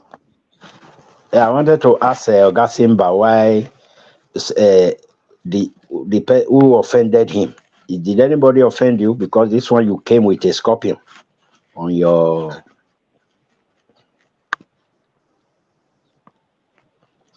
Okay, Simba is not there. Scorpion. That has been his logo for a long time now. Ah. Yeah. Most times I always see his face. I think the face, there's this face I always see. I think that should be his original face. No, he never. No, most time it's this logo. But whatever, you are right to pick your choice, and nobody is fighting with you. I always say that anybody that wins, wins, and then if you lose, just accept it, and another time you can contest. Me. Yeah. These people, they are bitter. I'm telling you. So we are waiting for them 2027. What can we do? We give it to them back to back now. We have to be ready with them too now. It won't be like that 2022 that they are saying Baba we nowhere. We said we go come out for them. I'm telling you, we will come out for them in mass. It won't be like that. You see that election? Okay. Do you see that clip where that somebody that follow Obi from the east come to Alaba and was asking where is MC Oluomo? The person that you don't even know, you don't have, you are saying where is, they didn't talk about that. They didn't say anything. MC Oluomo have never made any statement that time. Or he has never come out to say anything about anybody that time. And he came out and he was saying, where is MC Oluomo? If they burn you, come out. Did you see that clip, Remy? Did anybody see it? The guy was right beside Peter Obi at Alaba. The guy was right beside him. And was making such comment that where is MC Oluomo? You, the boy, you will come out. And these people, they came out with full force with you, and you now start saying, Yoruba people are this. You start saying Yoruba people are not, they are evil, they are this, they are that, they hate other people. You guys started it. And you don't start what you can't finish. If you don't start what you know you cannot finish. Are you there? Yeah, I'm there. I'm listening to you now. Do you see that clip? The exact clip that I'm talking about? Did you see? For me, generally, I think next election, we should also vote our man. It's as simple as ABC. Okay. So if they don't allow other people that want to vote for our man in their own domain, we should also do the same thing in our own domain. That's simple. And who has me. 2027 politics already started in Lagos State today. I'm telling you. If you go to majority of the streets in Lagos State right now, they are starting mobilizing themselves, doing this. Now that election will be fun. I'm telling you. Hold on, Babe. That election will be fun. No? If you even know what that guy is doing, it's really. If you know what that guy is doing, it's really. You know Bankolemo very well now. You know all those locals houses in Bankolemo, Fuja, all those sides. I heard that you said you're from Sule too. Remy? Yeah, I'm listening, but because I'm getting ready to go to work. Oh, okay. I will leave you guys to continue. Because okay, see you other time. I see you tomorrow. See you in the night. Yeah. All right. Enjoy your work. Me, I'm in holiday right now. Yeah, Mr. Yakubu. Hey, my brother. Not correct. You see, all those ones that happened in the past, you know, those bragging here and there. I think we should put that one behind us, and then face. My brother, Let's face, what's your name? Sorry, what's your name? as you see, the Isaac. Okay, Isaac. Okay. We Yeah. won't forget now. We always learn from the past. Now, why will you say we should forget? We can't forget about it now. I'm telling you, we can't. Till today, the Yoruba people not still talking about Obasanjo because of what he did to us.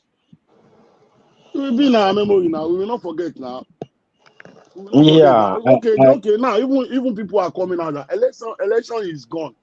Let this guy work. Let him work. Even though if you want to give him chance of 4 years let him. But you see them, they go every platform, start showing for Yoruba as if my father is the president or me as a Yoruba man, I'm the president of the country. If I have problem with Tinubu, abuse him. But Yeah, not that that's you the say, point. That's the point I'm trying to make. You Hold started on, coming hold from. on, hold on. Okay. That's the point I'm trying to make. When I say let's put those things behind us, uh, actually, I'm not really saying that you won't remember all those things, or people from the other party and the other party would remember actually what happened. But when I say let's put it behind us, I mean like this man is there right now for Nigerians, Bola Ahmed. Uh, he should face governance, and we the subject, and Jagaban of the world. we the subjects, we that are Nigerians, we should also try our best to encourage I see you say him, encourage, the Jagaban, encourage him, and then all efforts to better the situation. You understand? So that's what the point I'm trying to bring. That we should all face already we all know that the person in government right now, he knows how to play the politics. He's a teacher. So Of course. Strategies. the fear for maybe 2027, this will happen, this will not happen. Already, even the people from the other side, even my own candidate, Omoyele Sowore, he knows quite well that there's nobody that will be able to take the government out of where it is right now by 2027. Isaac, sorry, let me cut you short. Sorry. Do you know that 2019 election? Do you know that single-handedly Tinubu actually fought that election for Buhari, that 2019? If not for Tinubu, Buhari will not win that election. Definitely. So why are you fighting a man who can put a president? Now will not be the president that you want to unseat him? Do you think that is even possible? Do you think, like, does it make any sense? Instead of you guys to be like trying to form an alliance, like trying to make a friend with people, you are making more enemies. There's this saying that says if you can't beat them, you join them. I'm telling you. I was expecting by now people like Obi and all that should be working towards the government to see if actually, like they said, is capable. He should bring everything to play. He should bring everything to the government, how he can better Nigeria. He should discuss with the president. These are my views. Isaac, Here's what I can do. Isaac, let me tell you one short story about Tinubu when he was governor of Lagos State. Do you know this guy was the most hated governor in Nigeria at that time? Everybody in Lagos State was even Yoruba are more against him. That time, that's where you hear Bola Ojuyobo, Omonugo, the hatred they have for this guy. That time. Do you know what this guy did? Like 2 years to the next election. This guy changed everything. The love just come from nowhere. Then you started hearing Jeusoke, this, that, roll out some robust economy for everybody. If you know anybody working in Lagos that time, you will not lack. If you know anybody just working for Lagos State during that time, you see Lasma, you see Loma, you brought out like a lot of jobs. So this is man that was 1 year in office and they are calling him names that let it be around that 2025. You see that most of these people, they'll start singing his name. You start hearing on your mandate, we shall stand. We all be alive that time. You will see. You will say that, this guy said it too. He's a guy who know how to play politics now. When it comes to politics, this guy don't joke. He doesn't play. Tinubu. He doesn't play with politics now. That was his job. You know? He doesn't play. When it comes to politics, you cannot just, you saw people from Labour Party like Donyo Okupe coming out that Obi and Atiku together and Tambu and all this, they cannot defeat him. They cannot unseat him. Let them, this guy came out boldly and, and I expect people from the other side to start coming down, relax their mental health, because this thing will affect them in 2027. That's why I'm asking Ekene, if Peter Obi lost this election in 2027, how will you feel? You see that they cannot answer. It will affect them mentally. That's why I'm trying to let them know that get your mind prepared. You won't get the same number you get in 2023. You will not get it.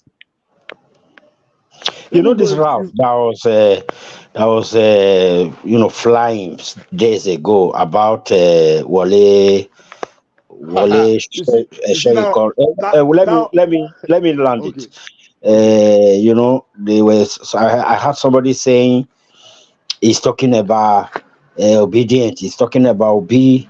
Instead of him to be talking instead of him to be talking about the situation of the country, instead of him to be talking about the government, what the government is doing. You see, these are people with brain. I believe Soyinka is not actually saying anything right now about this government because he knows the man that is there. He knows him. I believe he knows him very well. Than everybody, than every other person. That he could deliver. So he is just waiting patiently, to see that reality. Do you actually, sorry, Isaac, do you actually know that 2023 election, Prof. Wale Soyinka believe that Tinubu will lose, that is not popular in that election? Do you know that he does not support him? He believed that he will. So this man sat down and see that the person that I thought he will lose this election, that everybody was, even his own party was against him, he actually won. So come 2027, he was on the seat. You will now go and unseat him. Tell me how will that work? How? Don't forget what will play out. Do you know that this guy actually have his ministers from each and every state from the country? So those ministers will actually give him 25% of what he needs in his state. Definitely. Which will be difficult for Obi and Atiku to get, even though if they have the numbers. So what are you not talking about? Those ministers from the state, they will make sure they give him 25% of the vote. Definitely. So many people didn't know this logic. You see, most of the vote that went to Atiku during the past election, was for Tinubu. The reason they gave those votes to Atiku, they were trying to see if they can, from Buhari, go to another northerner. That's right now they now know even Buhari and the Kaba in the Aso, they work against this guy. That's what I was trying to explain to them. That was what gave vote to Atiku. But this time around, the northerner already settled on okay, let the South finish. Then we start. So by the next election, you won't see most of those votes that went to Atiku with him. They will all go to Tinubu. For that's the truth of the matter. They will all go to Tinubu to just support him, to finish with his programs, and then they will be expecting the seat back to their. My own prayer is that if Tinubu finishes his 8 years, the next person should be able to carry the weight. You understand? I know that Tinubu is going to leave a lot of prospects, a lot of way forward, a lot of open doors. By that is 8 So years. that Nigeria person that will is going to come later, that's what I'm afraid of. I don't know how strong that guy will be. This is a man that will give us somebody that will not disappoint us now. You know what? Yeah. Even in this Lagos state, as Ambode as worst governor in Lagos state, we can't even compare him with any other governor in the state in Nigeria now. About what he still did in this Lagos state too. You can't even compare Ambode. You know, so he's a guy that will bring somebody that at least will work for Nigeria. You know what Buhari did was you can say it's not what they expected, but he has done his deed. So what can we do? We have to move forward. Definitely. You know, so coming here shouting about people, Tinubu, the haters, they do this. It won't help 2027. I'm telling you, it will just cause damages to their brain. Make them more mad more. You know. So by now they are supposed to be preparing their mind that 2027. Oh, let's just go there and shout normal. And after that election, we should just go back to our IPOB camp or our Biafra camp and start doing our things and see what we can get from there. But come here and be saying, Yoruba people will not. No. It won't work now. That propaganda will not work because everybody will be alert with them. You give them back to back. Coming to since it's just two of us now, listen, this guy, what do you think? Don't you think it's better they just let him go this time around, Nnamdi Kanu? What do you think about? That one, if we start talking about that one now, it'll be like he hate these people from the southeast. So. No. This one now is between me and you. Nobody is coming here to come and match us. So what do you really feel? Sincerely, well, okay. Don't you think they should just allow him freedom? You know. The problem is if they want to release him, is he going to abolish his ambition on actualizing Biafra, or is he going to come to as a Nigerians? We should ask ourselves that too. Because there must be reason that they are still keeping him there. Everybody that actualizing Biafra, that one is propaganda. Both Samuel Ekpa, what do you call him, Nnamdi Kanu, they know in their inner mind that they are not really fighting Biafra. They are just looking for money. I know, forget about my brother, don't let me deceive you. Majority of the people from the east, they actually have belief in this guy. No, I know they believe that. Even though they know that most of the thing he was talking is propaganda, they still see him as one savior of their and all that. We must respect them. We must respect them for that. That's their own opinion. Because but now I'm talking of reality. You understand? Okay. I know that he's making noise. Even if you arrest Samuel Ekpa today, you are just arresting him for nothing. Actually, it's a how do you call it? It's a scam. You understand? So even the Kanu, if they say they are arresting him so that he cannot get Biafra, that one is nonsense. I know those two people, they are just making their cool cash. For me, I believe the government can just negotiate with the leader in the southeast and the Nnamdi Kanu himself. That what do you want? Okay. Like they should negotiate with them, because if they still release him, that guy will still go back to that narrative and start causing problem, and his people will support him. I'm telling you. Yeah. They will support him, and we be like we are going back to square one, and everybody will still be blaming Tinubu that why do you release this guy? Yeah, the insecurity in the southeast will increase. There's no more sit down at home in the east now. They've cleared that now. Tinubu have cleared that. sit down at home. There's nothing like that. They take all those guys. They kill a lot of them now. They buy a lot of them on this IPOB. They like last 3 months, they show there are some clips that come out in their bushes. They put big ammunition and start like spraying them. That's why I don't hear anybody. Did you hear sit down at home anymore? I don't think there's anything like that in the East anymore. No, it's no more. That. So for me, on Nnamdi Kanu issue, I want him to be released because I believe all those times he was making all those comments or this thing. He was carried away. He get carried away. He doesn't know the level of the crime he was committing. I don't think he knows. He was just thinking it's normal that he was fighting for his own people, you know. So but I think he must have realized that now, by now. Yes, of course, yes. So from his countenance, the last time I saw him on media, from his countenance, I think he said, give me 5 minutes. He's facing reality. He was begging now. He said, DSS, you give him 5 minutes to go and settle the problem in the East. I was telling him, just give me 5 minutes. You know, the guy was begging now, just give me 5 minutes. Let me go to the Southeast. That like the rich man in the Bible who was calling on Lazarus to just drop one, only just drop one water in my mouth. You know, that thing was so. I watched that clip like 100 times. Give me 5 minutes. I was like, is this not our mercy? 5 minutes, That one will be too small. Just give me 5 minutes.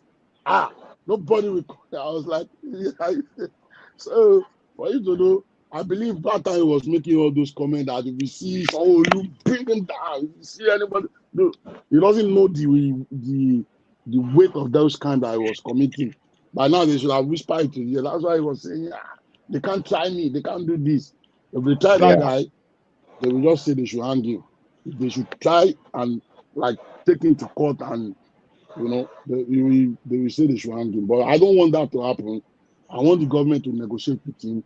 If it is money he wanted, they should give him money and settle with him, you know, and we go back as one Nigeria, you know, because I think my brother, I think we've belong here, and I think I will have to maybe summon up courage to always come to the platform and my voice.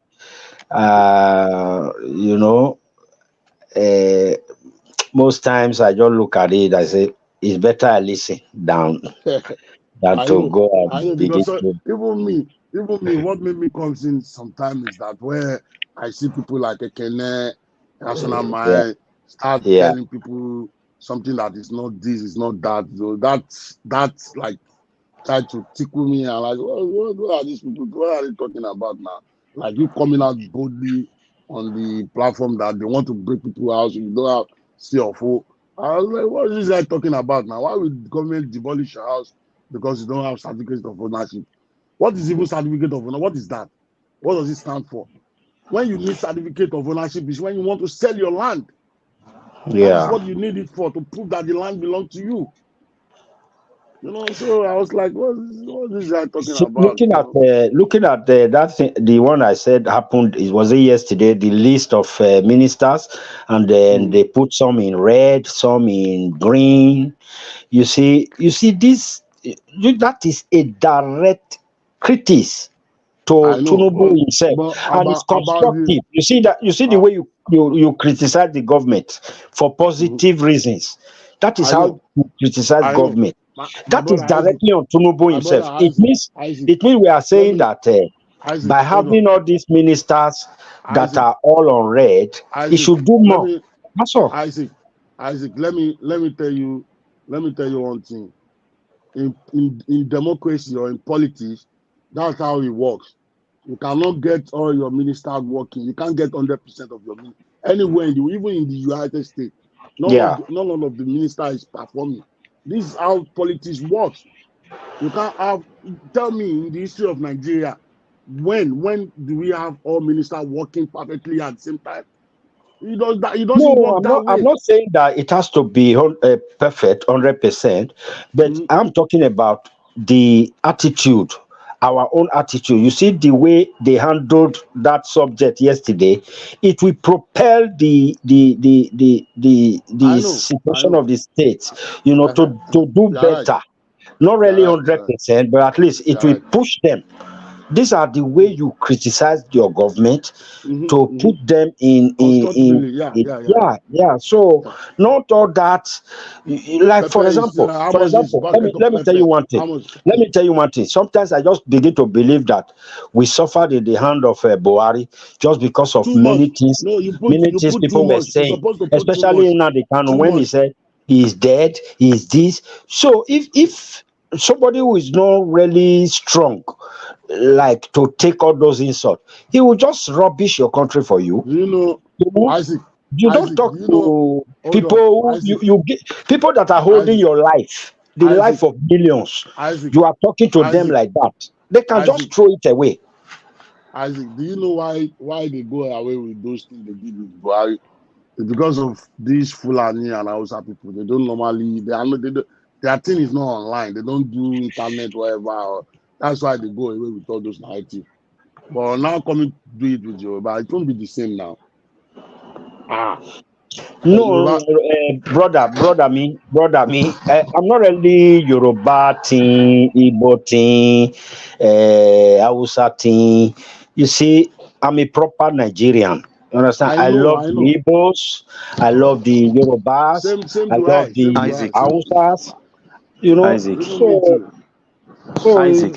not really who is Go ahead. We can hear you. Go ahead. But please. I don't know if Mike can hear me.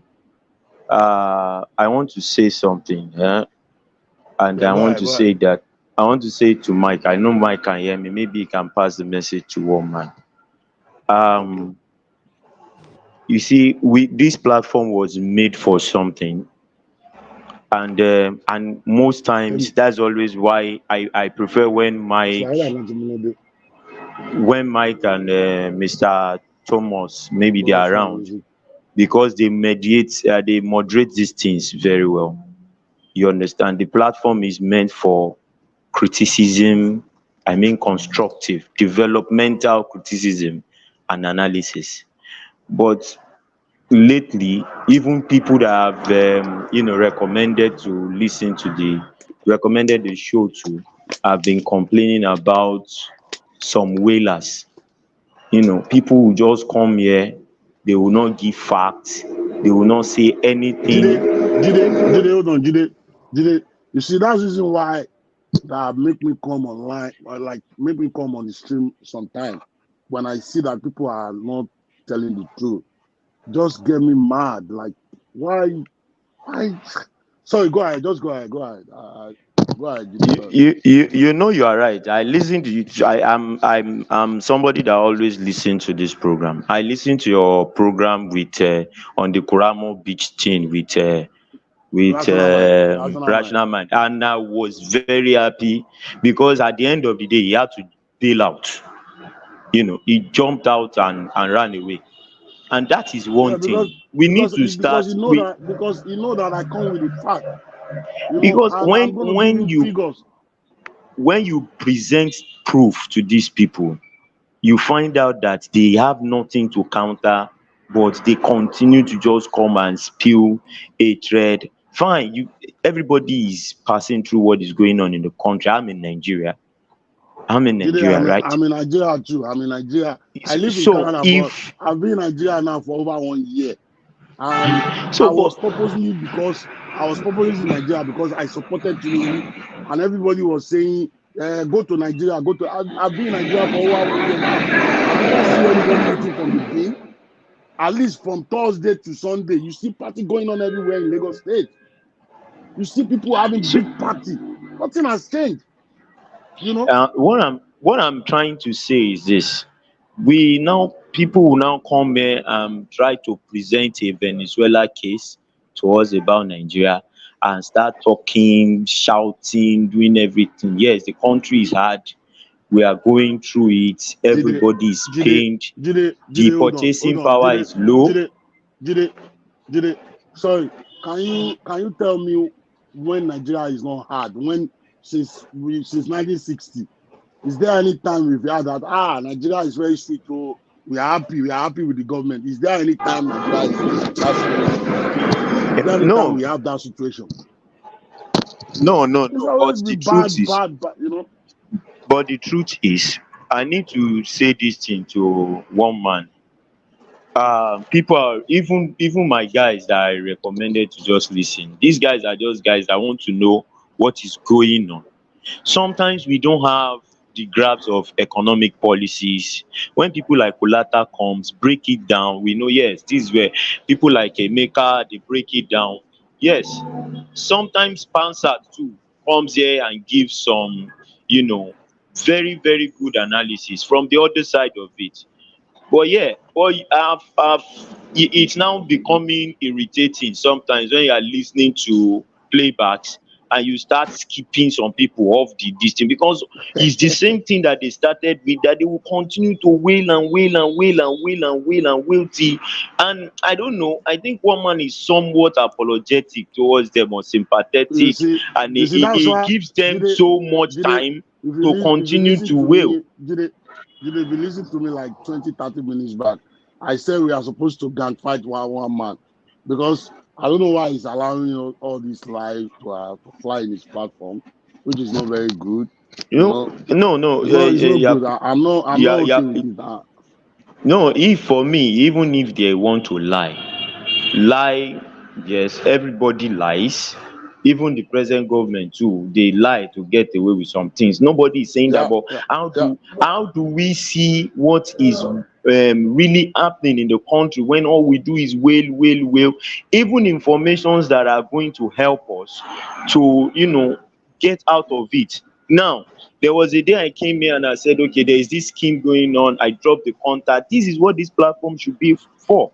Then let people go benefit from it. But when you continue to wail from money to now, you not even get the benefit that is available on the program.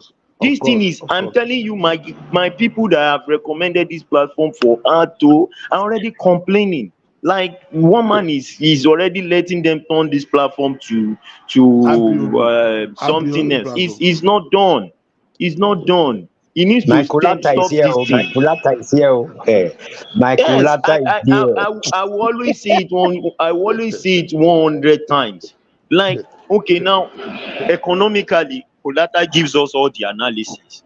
I don't dabble into it. I learn from people like him. Enigmatic, Ogbeni, they will give us the Even law sometimes side, the Babajale legal Koko, side of even it. even Babajale sometimes Koko will Babajale Koko give still a come with further balance. figures. That is what we want. Even if you are going to be on the opposition, let it be balanced, let it be factual. Then you criticize them. All of us can say, yes, they should see this, they should go in this direction. But no, that's not what we are doing here. Jide, Go ahead. do you know that the Ekene comes to the platform and say same thing every day? Same, if he comes tomorrow, he will still say the same thing. Yakubu, please leave Ekene. Let me quickly ask Kulata something. Go ahead. Before he will vanish, before he vanishes. Mr. Kulata, are you there? I don't think Kulata come to the platform this time. Mr. Kulata, are you there? Can you hear me? I saw him there. Yeah, but maybe he's still doing something. So for me, please, Kulata, I just want to put something. It's a bit funny. If you can do me a favor, just add something to this your name, because you deserve a double honor. The name I want you to add there is another Kulata. Just put it Kulata, please. When next you are coming.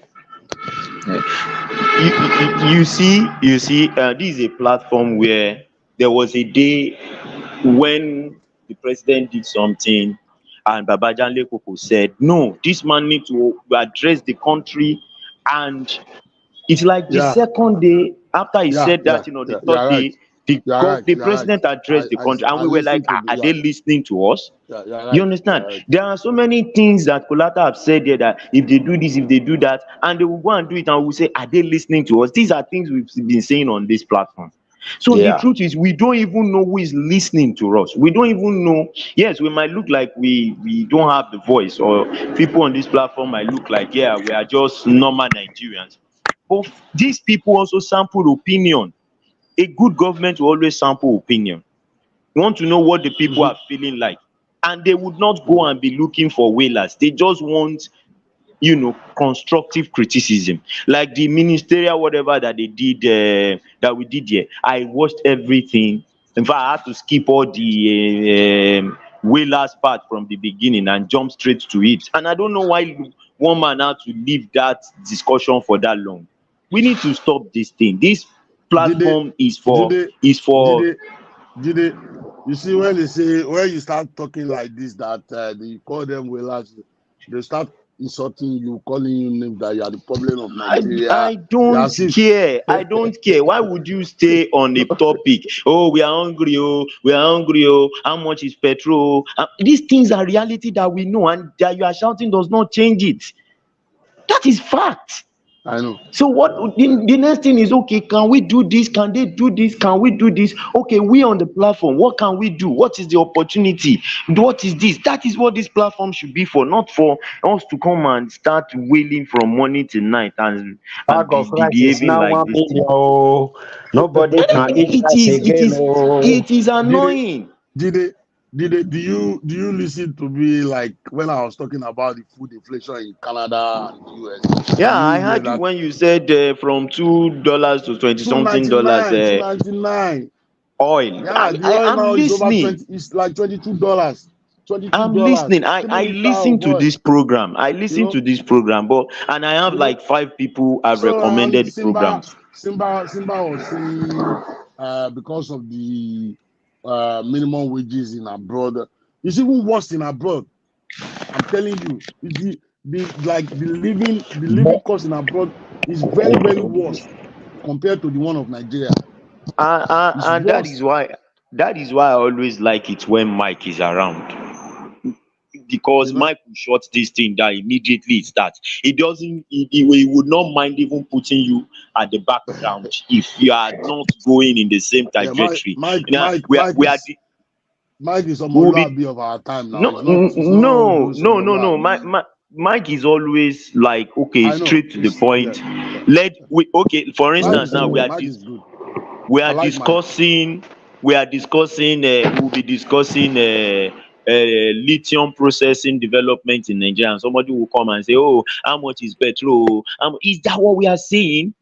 Do you even know? It doesn't even go in the They, same tangent. they are, you know how does they are they like, if they are saying that they believe they are campaigning for B come 2027, that's their mindset. That if they say this is not good, the that we are the the campaigning for, the yes now. the problem they have is this: they don't know something. The more they put up that attitude, the more the market will be. Because a lot uh, of people from the even southwest, I can say it, there's a lot Wale of people from Soyinka the issue southwest now. that voted for Jide, Obi Jide, 2023 will Jide, not vote for him Jide, in the next Jide, election. Jide, It's you simple, see that, and they are the one you see, killing the man's ambition. Jide, can you hear me? I can go Can ahead. you? Okay. You see that Professor Wale Soyinka issue is a big problem for Peter Obi in the Southwest. Very, very, very. Oh my God!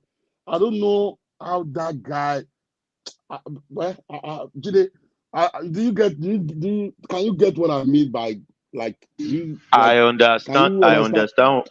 I Is understand what you're saying. like You see, we fail to understand something, and I think the obedience space generally fail to understand something. Everybody has right to an opinion. If that is Wole Soyinka's opinion, it doesn't matter. You but might bring the man, Chiamanda, you the might bring man, the man Chiamanda is not out, even. Jide, you might the bring man is not Chiamanda even the out. man.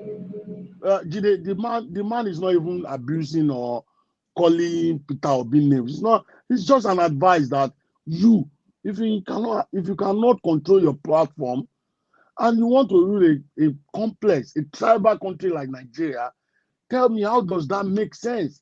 How does that work? But still, If you cannot we control the people under you, What and I'm want to saying rule in is, Nigeria. what I'm saying is, Kabiru, that is still. And hold on, Jide, hold on. And this is Peter Obi. You guys are saying is the best governor, is the this. Peter Obi only ruled in a state where his majority is only his own people. Peter Obi cannot govern Lagos State. No, it won't work. It can't even rule a state like Lagos Kabiru, State. I don't see, before when they bring this thing, I also go into